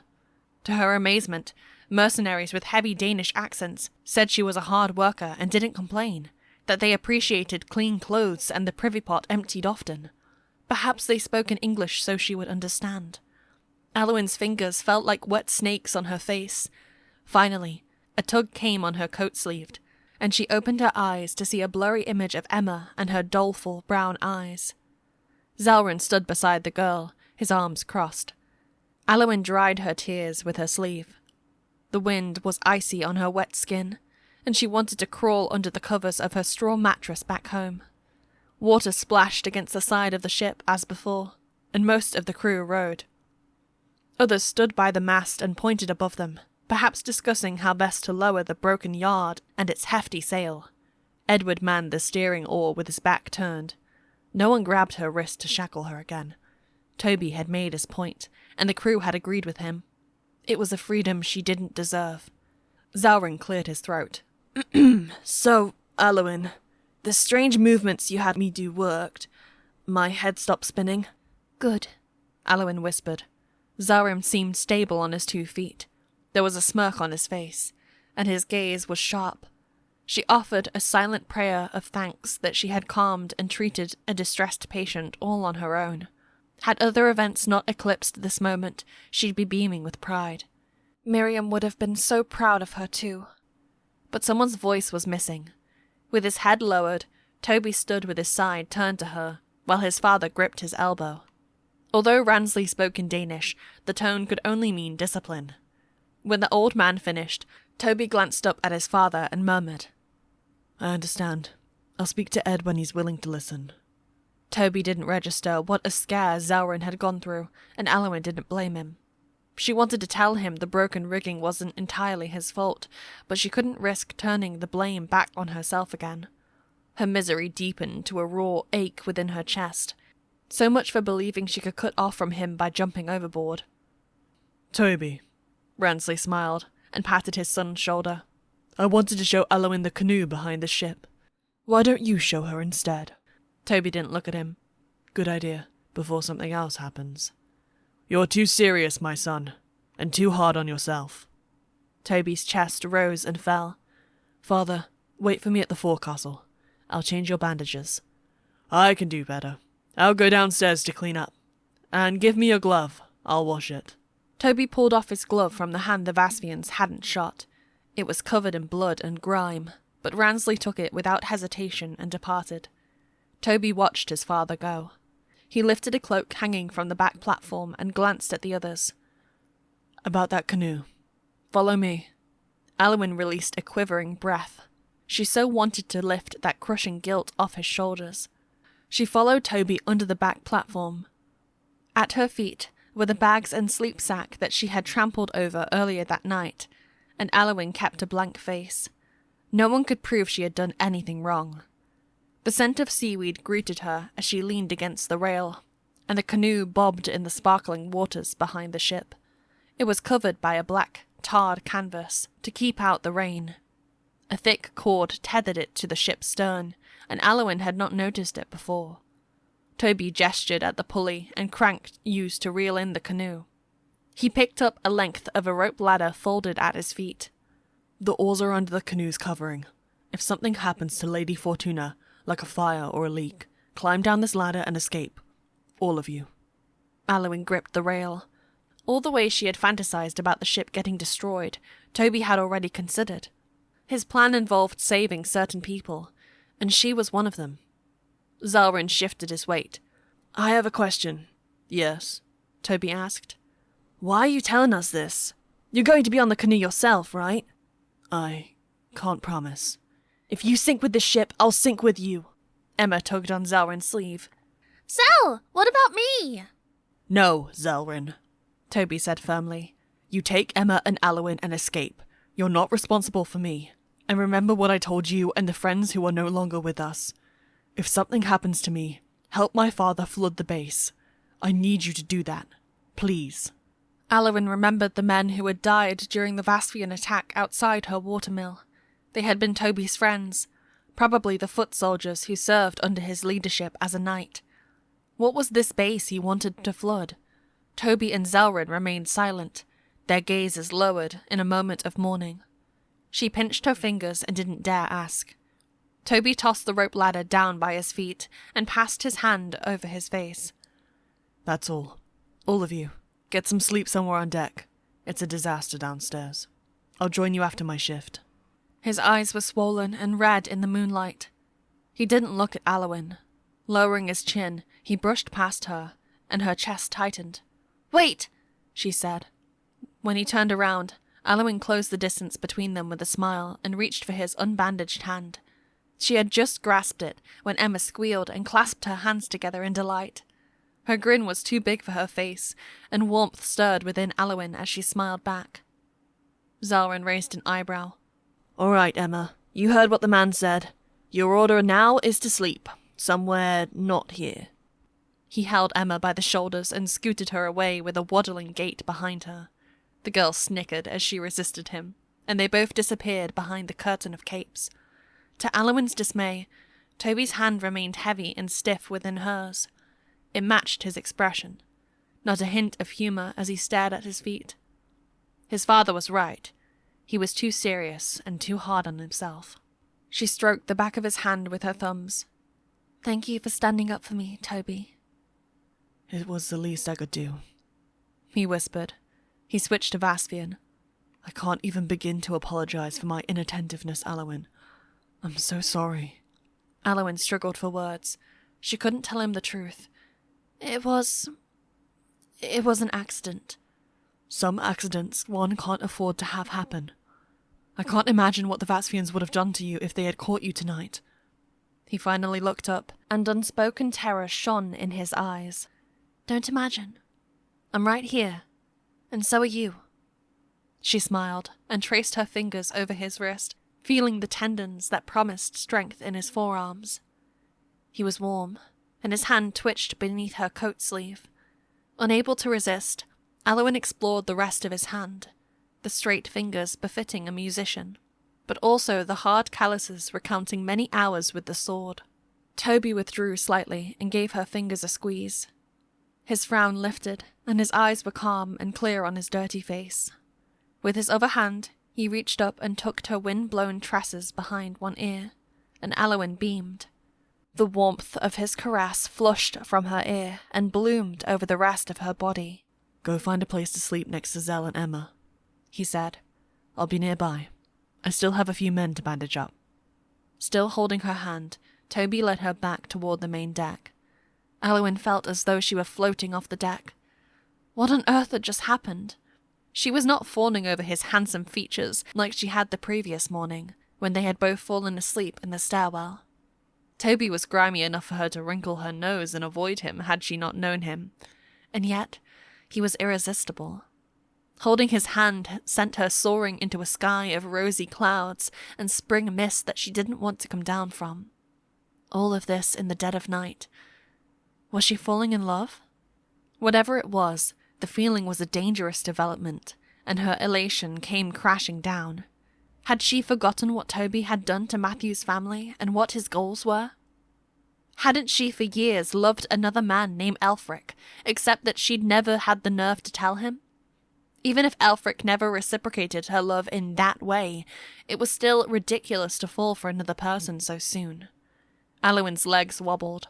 She wallowed in this bewildering attraction like a fly in honey, stuck in something delicious while drowning at the same time.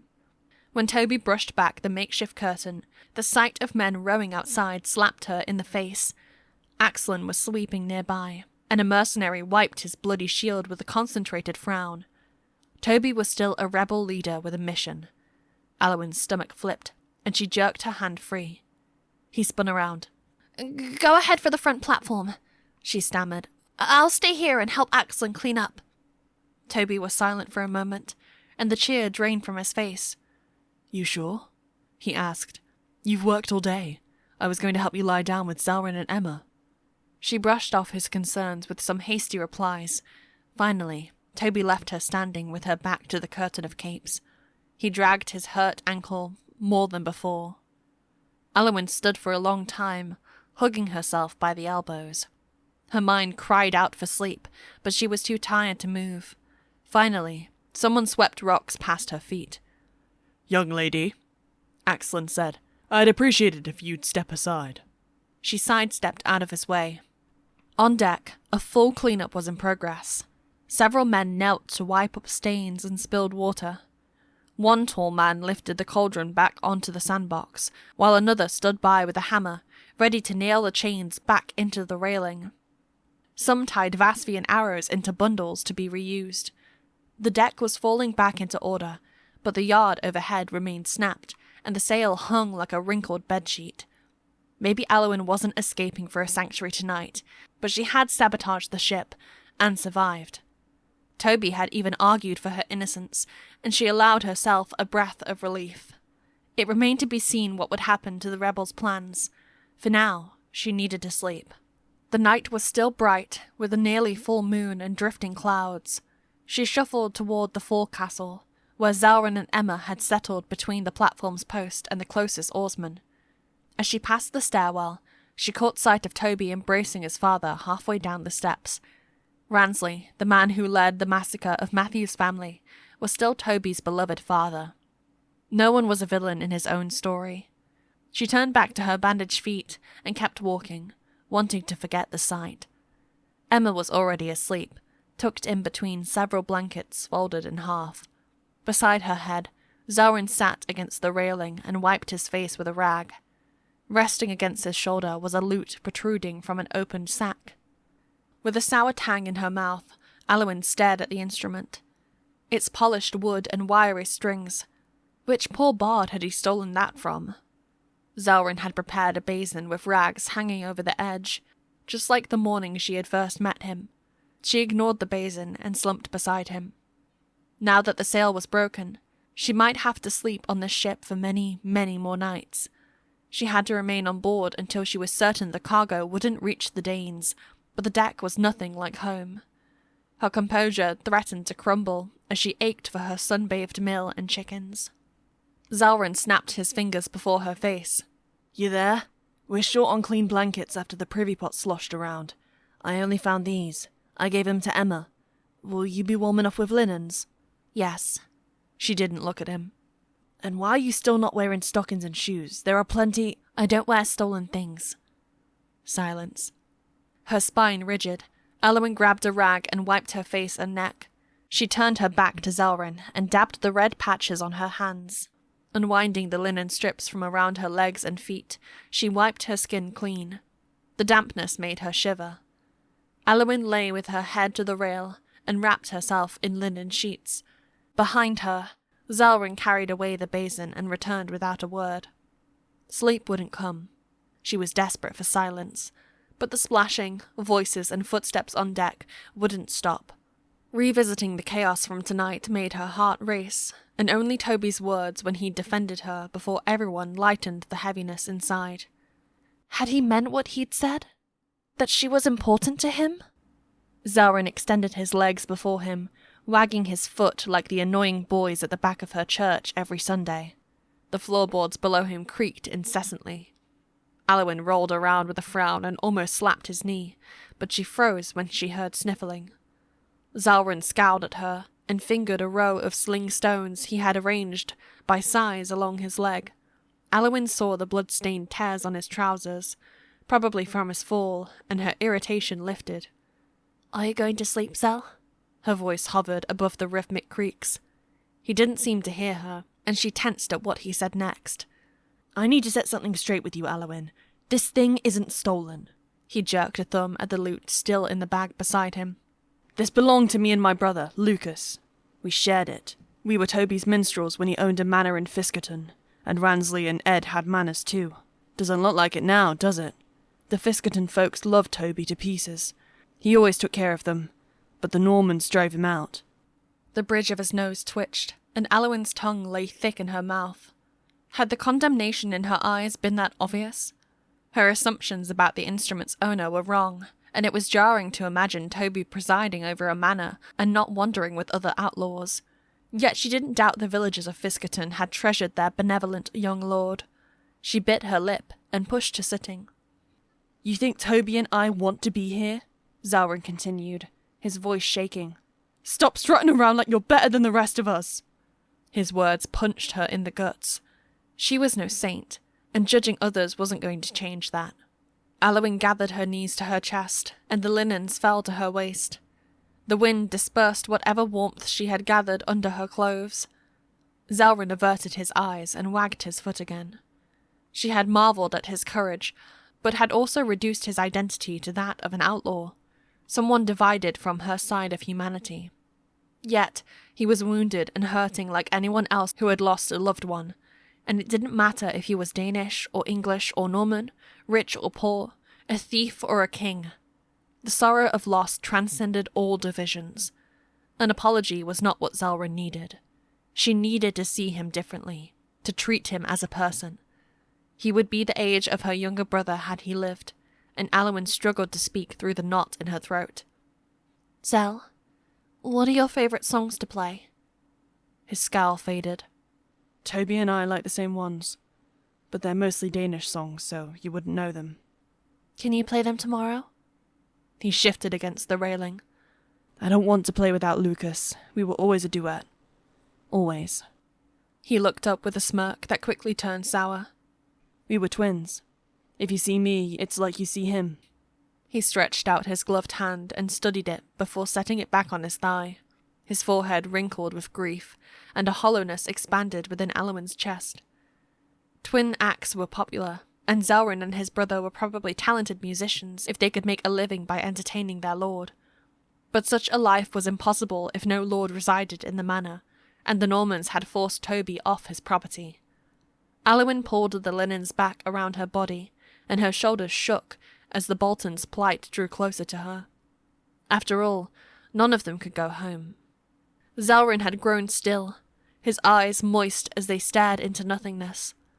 Aliwyn wanted to rub his shoulder. It must have been devastating to watch an identical twin die. "Zelryn," she said softly, "I hope you play again one day." I don't know. Why aren't you sleeping? He wagged his foot again, although not as fast as before, and the floorboards creaked in cadence. "Well, what about you? Aren't you tired?" I can't sleep. I've barely slept since Lucas died. Now I have these shaken fits that something will happen to Emma or Toby whenever I shut my eyes. "Zell, you know Toby is with others. He's not in danger. And what if you hold Emma as you sleep? Would that help?" Zelryn hesitated. He ran his forearm over his eyes and sniffled. Maybe. He stopped wagging his foot and collected his sling stones, some for his pockets, some for a bag tied to the rail. Turning the lute on its side against the rail, he slipped under the covers beside Emma and lay with his head perpendicular to the instrument. He gathered the sleeping girl into his arms, and Aliwyn smiled. She took the loose edge of the woolen blanket behind Zelryn's back. She's lucky. He smirked up at Aliwyn. Always sleeps like a little piglet. "And she's safe with you. Just close your eyes." He did, and Aliwyn's smile faded. She and Zelryn had their differences, but he had taken Toby's orders to keep her safe seriously, while she had fantasized of drowning him. It wasn't right. She still had a decision to make. To forgive him, or not, for throwing away Aelfric's recorder. Aliwyn scowled at her spindly fingers, and could almost see the instrument materialize on her palm. But it wouldn't, no matter how long she slogged in resentment. And she had to admit something. Had she experienced Zelryn's side of the story, she would also despise Aelfric. Aliwyn had to let go. She blew out her bitterness in a puff of air, and the burden within lightened for a moment, before the sadness descended again. She rubbed her eyes and watched Zelryn sleep. It seemed like forgiveness was a path to undertake, not a sappy decision to make once and forget about. Maybe one day this moment would bring her peace. Aliwyn lay with her back to the teen, and his blanket warmed her back. Her groggy mind recalled how he had declared Toby's mission to be blasted stupid. Zelryn might be on her side after all, but it was too early to tell. The mercenaries roamed the deck, performing their duties and not roaring mad as she had expected. A few men sat along the railing, sipping from their costrals, and she scrutinized their movements. What did they still have up their sleeves? Chapter 25. Light of the Stars. Aliwyn drifted into a light sleep, but the scent of something burning jolted her awake. She scrambled to sit up. Her head spun from the exertion, but no danger jumped from the shadows. Zelryn and Emma slept beside her, as before, while a dozen men sat cross-legged and slurped from their bowls. Further down the ship, and against the opposite rail, Toby stood by the hearth and wiped porridge from the side of the cauldron. He had taken off his gambeson in the heat, and it lay folded on top of a barrel. Axlin was amongst the men sitting. He looked up from his bowl and chuckled. "She's not happy with you, Toby." "Someone burn porridge?" Aliwyn asked, her pulse still racing. I did. Toby raised his eyebrows and rubbed his forehead. I thought making pottage was like boiling water, but it wasn't. I promise not to cook again. "It's oats flambe!" Axlin kissed the tip of his fingers. "Today's special flavour. Maybe you'll like it, Aliwyn." She mustered a smile through her exhaustion.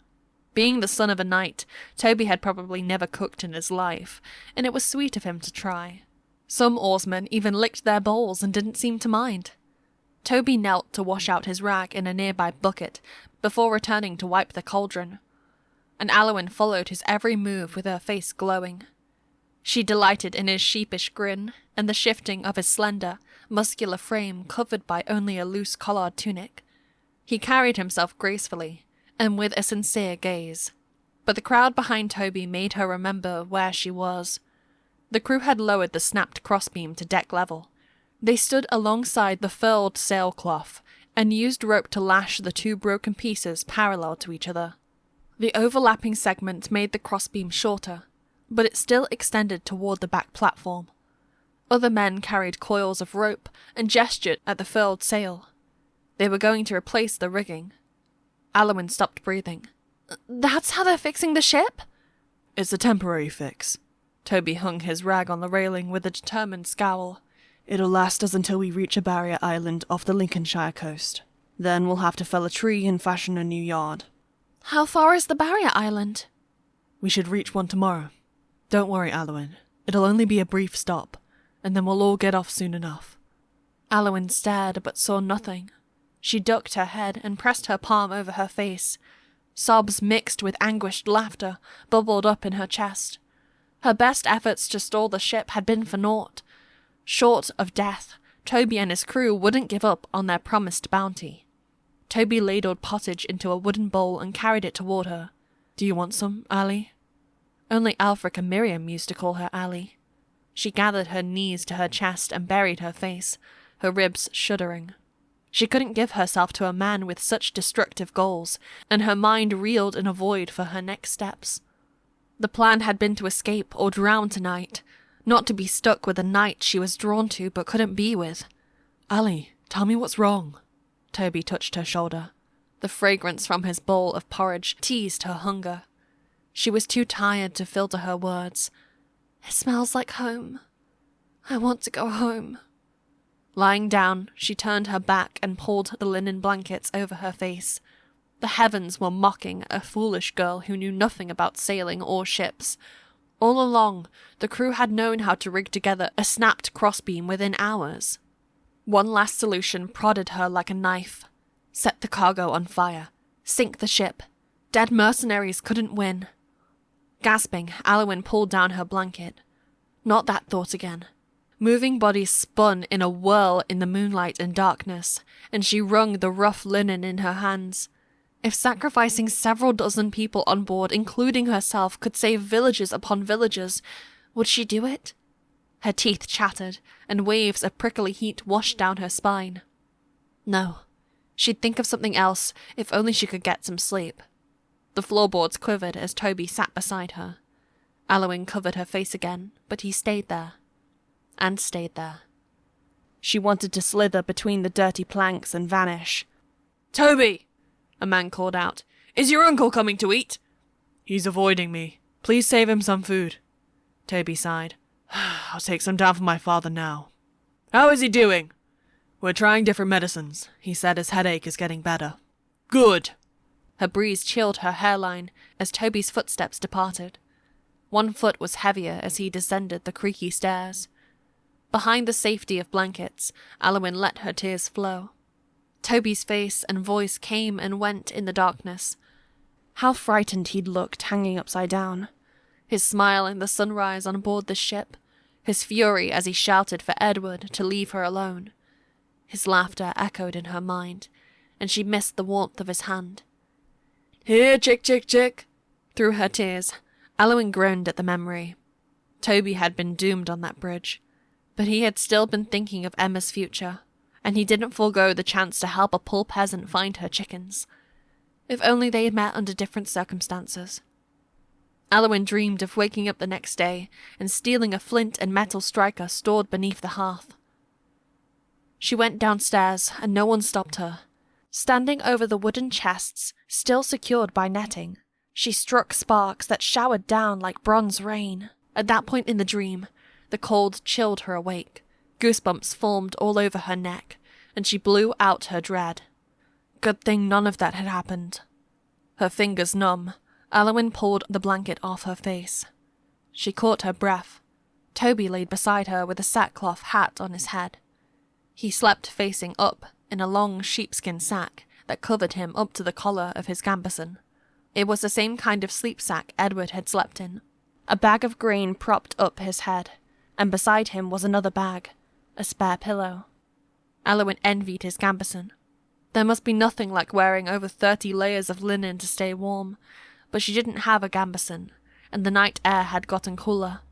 Pins and needles shot from her toes. Aliwyn sniffled and curled into a ball. Her heart skipped a beat when Toby opened his eyes and turned to her with a smile. Ali, I found this hood fat in a bag downstairs. Are you willing to share it with me? So he wasn't sleeping after all. She felt tricked, but curiosity overtook her. What is a hoodfat? He chuckled. Sorry, I don't know why I assumed you knew. A hoodfat is the sleeping bag I'm in. He hesitated. It's meant for 2 people. You can see the hired hands sleeping in them. These brawny men sleeping in pairs? Aliwyn pushed up on her stiff arms. The deck was littered with these hoodfats, with 2 men asleep in each of them like oversized children. Was this how the Norsemen once slept on the deck of longships? Are you willing to share one with me? Toby's voice faltered. The second bag of grain was ready to serve as Aliwyn's pillow, and her neck was indeed sore. Aliwyn's teeth clattered as a breeze scattered her hair. Desperate for warmth, she nodded. Toby's eyes were half open as he grinned. Aliwyn crawled toward the hoodfat. The linen blanket she'd used slipped off her back, but she was too tired to care. She stuck one foot into the sack. Her toes wiggled into soft woolen tufts that embraced her in luxurious warmth. But they were warm because of Toby. He lay blinking at the sky, and Aliwyn sighed. Things could be worse.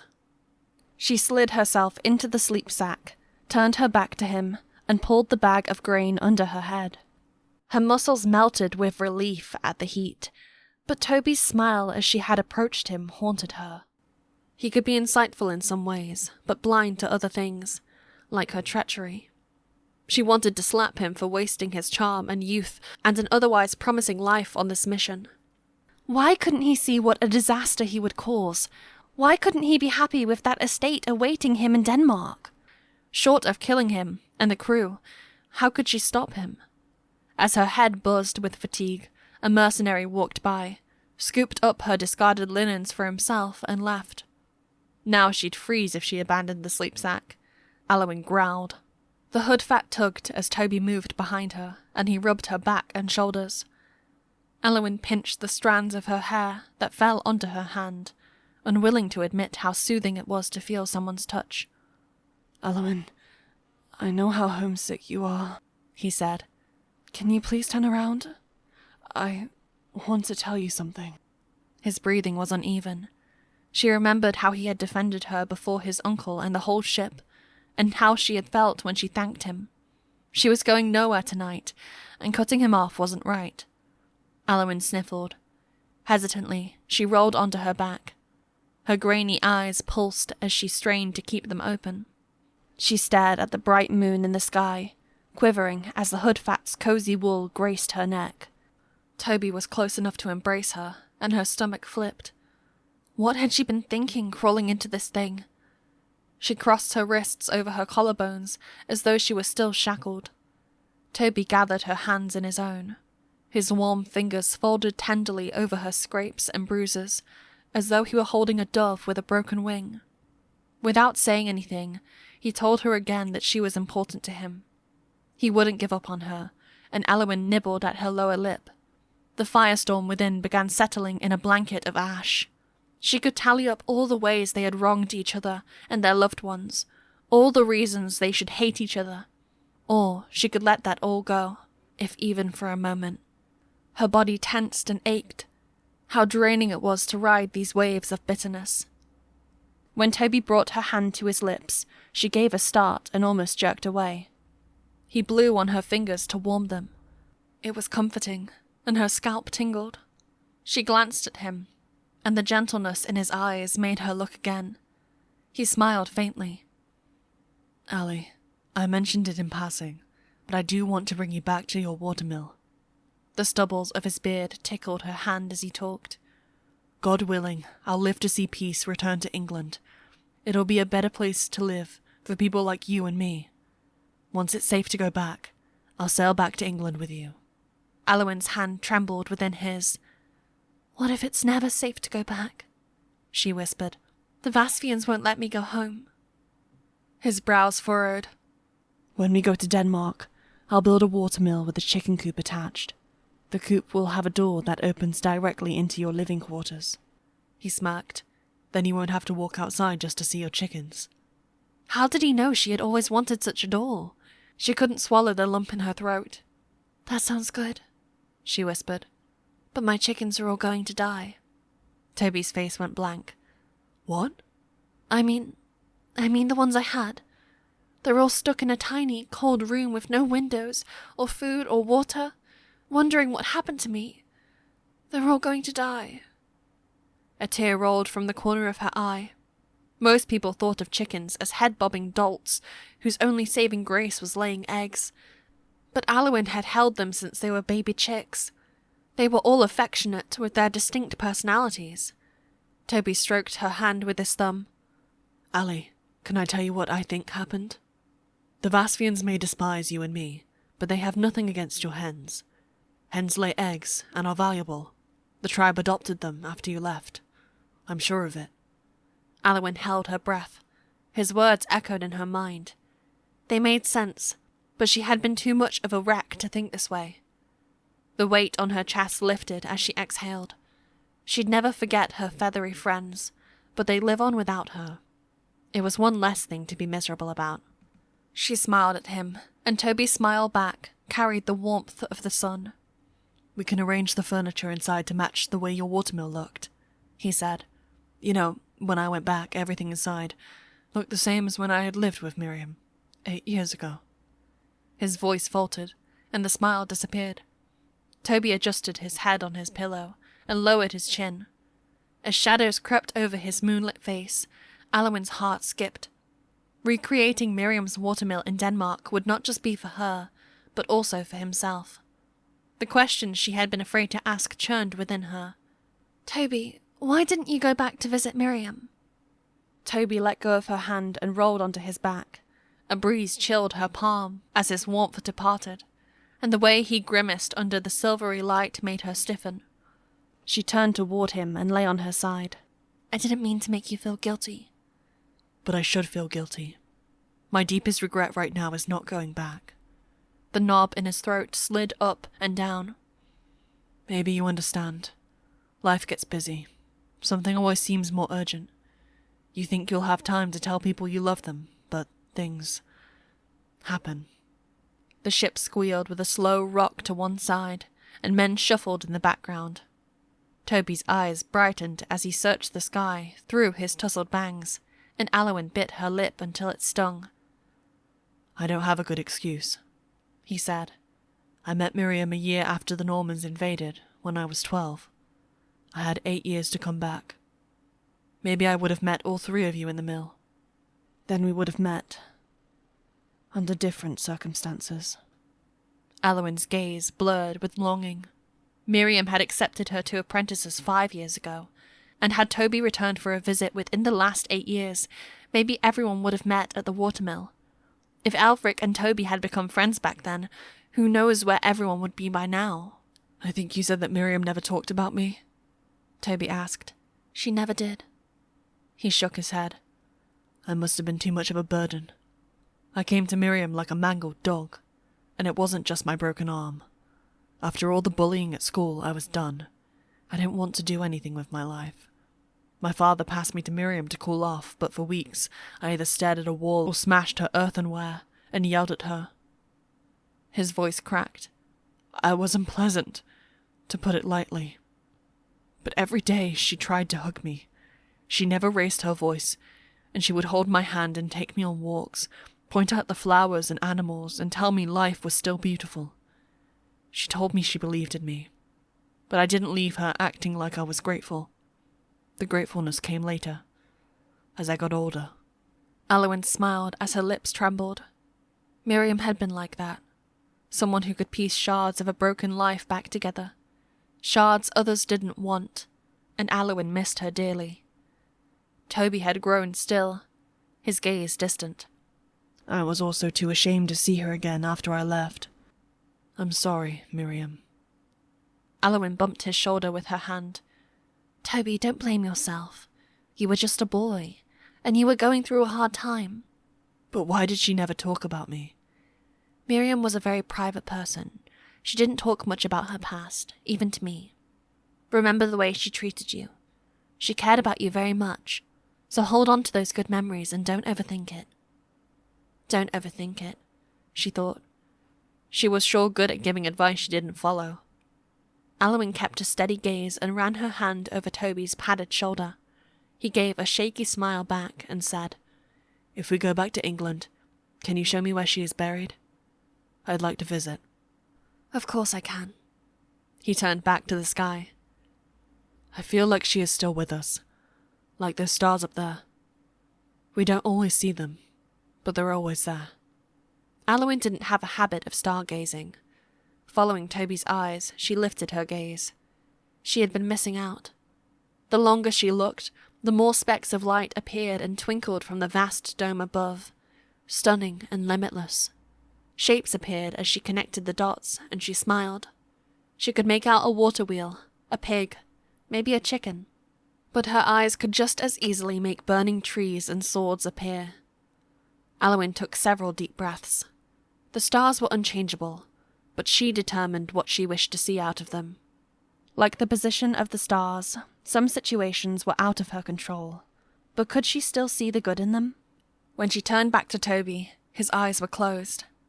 Aliwyn snuggled against his shoulder. Talking to him just now, she had forgotten that he was a Bolton. Forgotten about what his family had done and planned to do. Toby was patient and considerate. A thought thawed the iciness within, like the first crack of a frozen pond at springtime. Under different conditions, her enemies could have been her friends, and her friends could have been her enemies. No one was perfect enough to be always lovable. Sooner or later, even a compassionate, selfless person would make appalling mistakes, but it was still possible to love that person despite his actions. All the inner turmoil expressed in those around her shouldn't stop her from caring about them. Their brokenness wasn't a reason to shut herself in and never love again. Heaven knew how many times Aliwyn had hurt those who loved her, especially her father. All those screeching fits she had thrown whenever he tried to court another woman, because young Aliwyn couldn't stand the thought of her father replacing her deceased mother. Aliwyn's father never remarried. After every outburst, he would welcome her back into his arms. He had loved her anyway. Mistakes, flaws, tantrums and all. She studied Toby's face, the deeply set eyes and the straight nose. Her affection for him grew unbridled, and she pressed her face against his gambeson with her cheeks burning.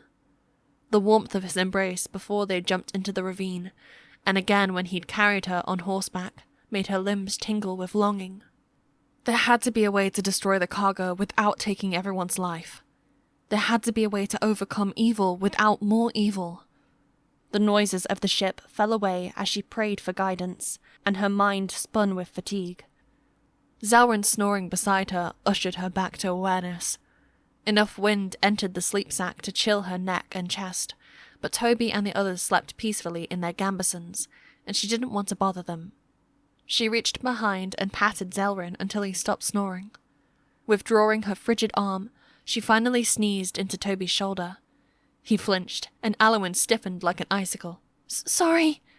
Toby sat up, and she stared at him. Would her sneeze send him away in disgust? But Toby barely opened his eyes. Taking off his gambeson, he spread half of it over the hood fat, on the side where she lay. He lay down again, under the other half of his gambeson, and pulled Aliwyn against him. The burning warmth of his body made her gasp. She drew up her legs and accidentally kneed him on the thighs. Toby jerked back, and the cold air rushed in between them. "I apologize." His arm hovered in the air, his eyes wide.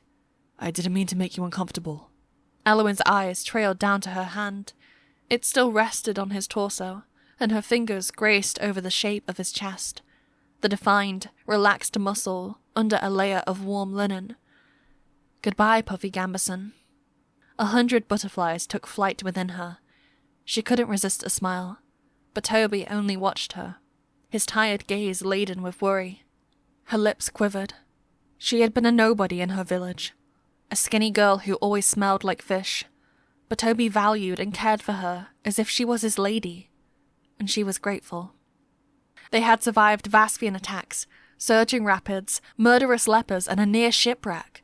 She had seen more depth and honor in Toby over the past 3 days than in other men in the past 3 years.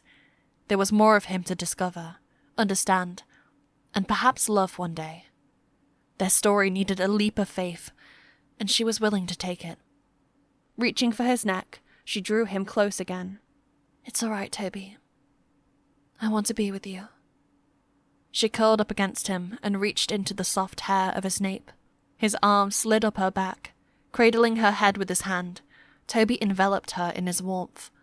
His chest rose against hers with the drumming of his heart, and Aliwyn closed her eyes and tried not to shake. To say she wanted to be with him was a bold statement, but it wasn't another lie. Her fingers descended for the warmth of his sides. It was heinous to keep plotting behind his back. She'd had enough of the excuses. With the web of deceit she spun only to ensnare herself in a deeper tunnel of lies. She had to confront Toby's reality and probe him about his intentions for the cargo as though she didn't already know. If she cared about him, she wouldn't let him spiral down a destructive path she doubted he wanted to take. Perhaps, in his drive to please his father and uncle, he was drifting under a fog of denial. Until she challenged his motivations, all she did was hack at thorns without destroying their roots. Aliwyn would whittle away at his goals with carefully chosen words. She would talk to him about throwing his cargo overboard and sailing straight to Denmark, where he still had a future. The Normans were unlikely to pursue and kill him if he exiled himself and never returned to England, but everything could go wrong thanks to her meddling. She could lose Toby, shatter the fragile tolerance of the crew, get herself killed. Tears filling her eyes, Aliwyn wrapped her arms around the firmness of Toby's back. He stroked her hair, and his fingers loosened the tangled strands as his palm warmed her ear. His soft touch smoothed the biting edge of her fears. Toby adjusted the gambeson covering them both, and Aliwyn withdrew her arms to warm them against his chest. He pulled back and looked down at her. She didn't expect to see such sadness in his gaze. Her breath came in gasps, and she shivered despite the warmth shimmering through her body. "What's wrong?" she whispered. Tension wrinkled his forehead. "I'm sorry for how I treated you outside the leper cabin, and again in the tunnel leading to this ship." He looked away, his lips pressed into a thin line, and Aliwyn's throat swelled. She had not looked back to those moments when Toby had been at his worst. People could become unrecognizable during times of war. She had heard about it in Aelfric's last days, and had witnessed it in herself. Aliwyn opened her hand and stroked Toby's collarbone with her thumb. "I forgive you, Toby. Don't blame yourself any more." She smiled when he looked at her again. "We can move on." His hazel eyes and sweeping bangs seemed to glow in the moonlight.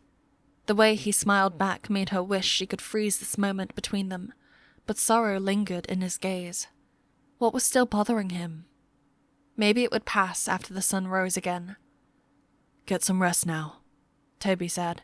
"Tomorrow I have some things to show you downstairs." "Like what?" she thought. She smiled, but before she could ask, Toby turned with a passing grimace to lie on his back.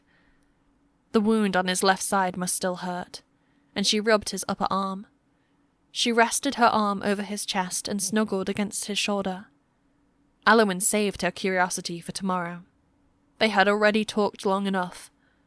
His body rose and fell under her arm, and she caught the scent of pine and burnt porridge.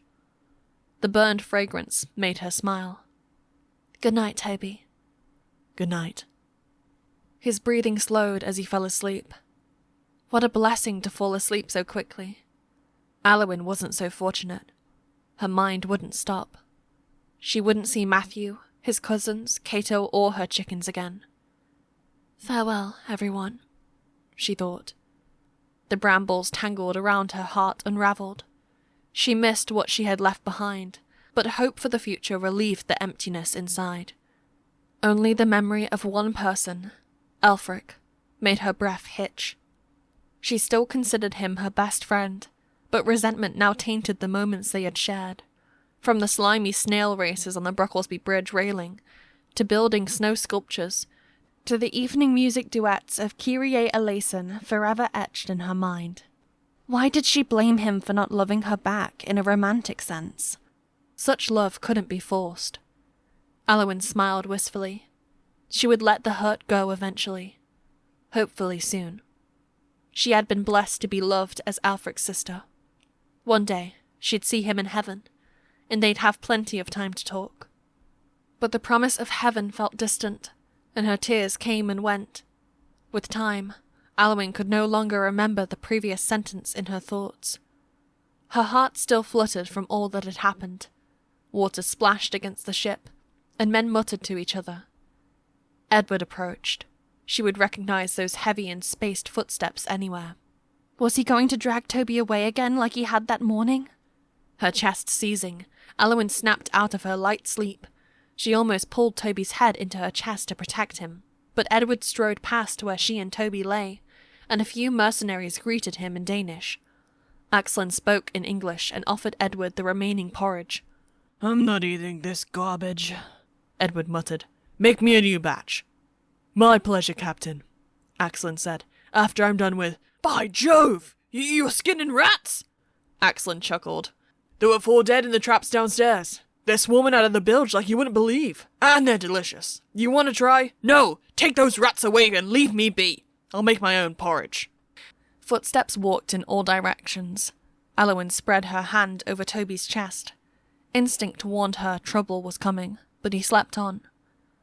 After a moment, Axlin said, Captain Edward, can I ask you what you said to the mercenaries earlier?" Edward grunted. Yes. I forget you don't speak Danish." He paused, and someone poured water into the cauldron. "In short, I pledged to find someone to buy our cargo, so everyone will get paid.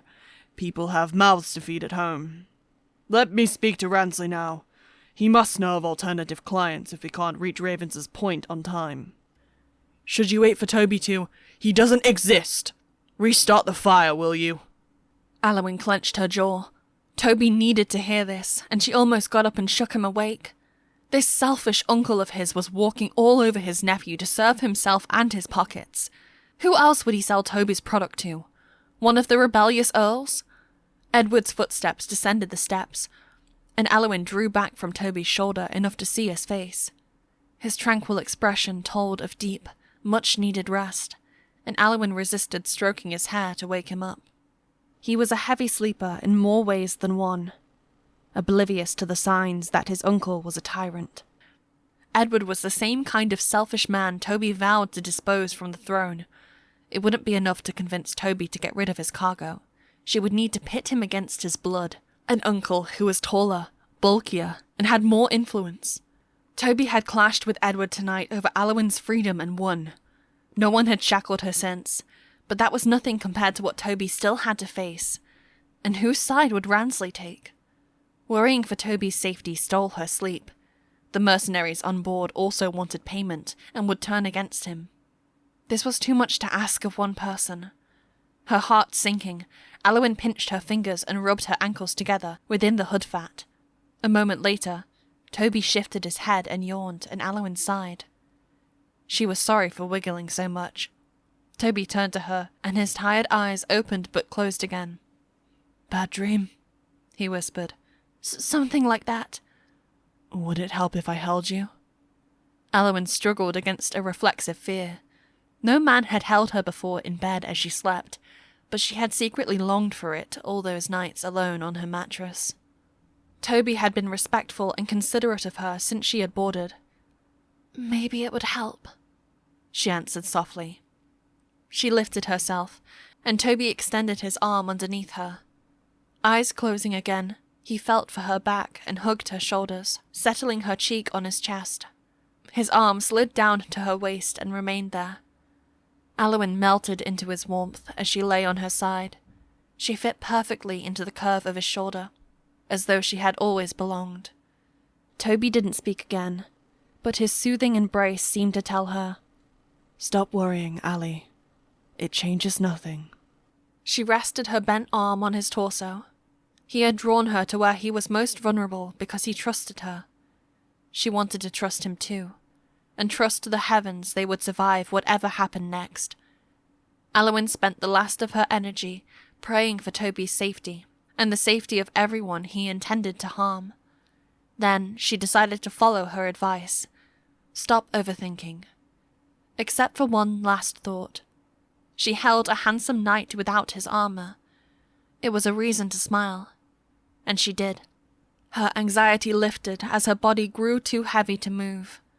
The footsteps, squeaky floorboards, and splashing gave way to the sound of Toby breathing and the steady beat of his heart. Aliwyn fell asleep with his arm still around her side. Epilogue. October 2nd. Vasvian warriors of the Ahitan tribe descended the cliff toward the shore of the North Sea. They collected arrows as they went, and many murmured about the mysterious ship that had slid onto their beach the night before. Despite the colours of the sail, the ship had not belonged to the Normans. Who were they trying to fool? The whole crew had been screaming in Danish. Crumpled black clothing appeared on the beach in the distance, wet from the waves that lapped the shore. They hadn't been present yesterday afternoon. The golden embroidery on the cloth shimmered in the early sunlight. A Vasvian woman picked up the clothing and unfurled it. She grimaced. It was a surcoat typically worn by those dirt-headed outsiders, and it smelled like a serious case of indigestion. Although the surcoat was torn and had partially sewn patches, the golden griffin embroidered across the front was unmistakable. Her eyebrows shot up. Waving over her comrades, she shook out the surcoat for all to see. "The spirit of Linus is smiling upon us today!" she cried. "Send Rhea a message! The Boltons passed us a few hours ago!" The end. You can receive a free ebook of the Enemy's Keeper prequel, The Thief's Keeper, by signing up for the author's newsletter at kyriewang.com. Thank you for listening. All books and audiobooks by Kyrie Wang can be found at books.kyriewang.com. A medical note regarding how Toby survived hanging upside down and Zelryn's vertigo can be found at kyriewang.com/notes. Reviews are the lifeblood of indie authors. They encourage us to keep writing and help our books get discovered. Your review is unique and so greatly appreciated. Please consider writing one for Healer's Blade on Amazon, Goodreads, and/or BookBub. Thank you.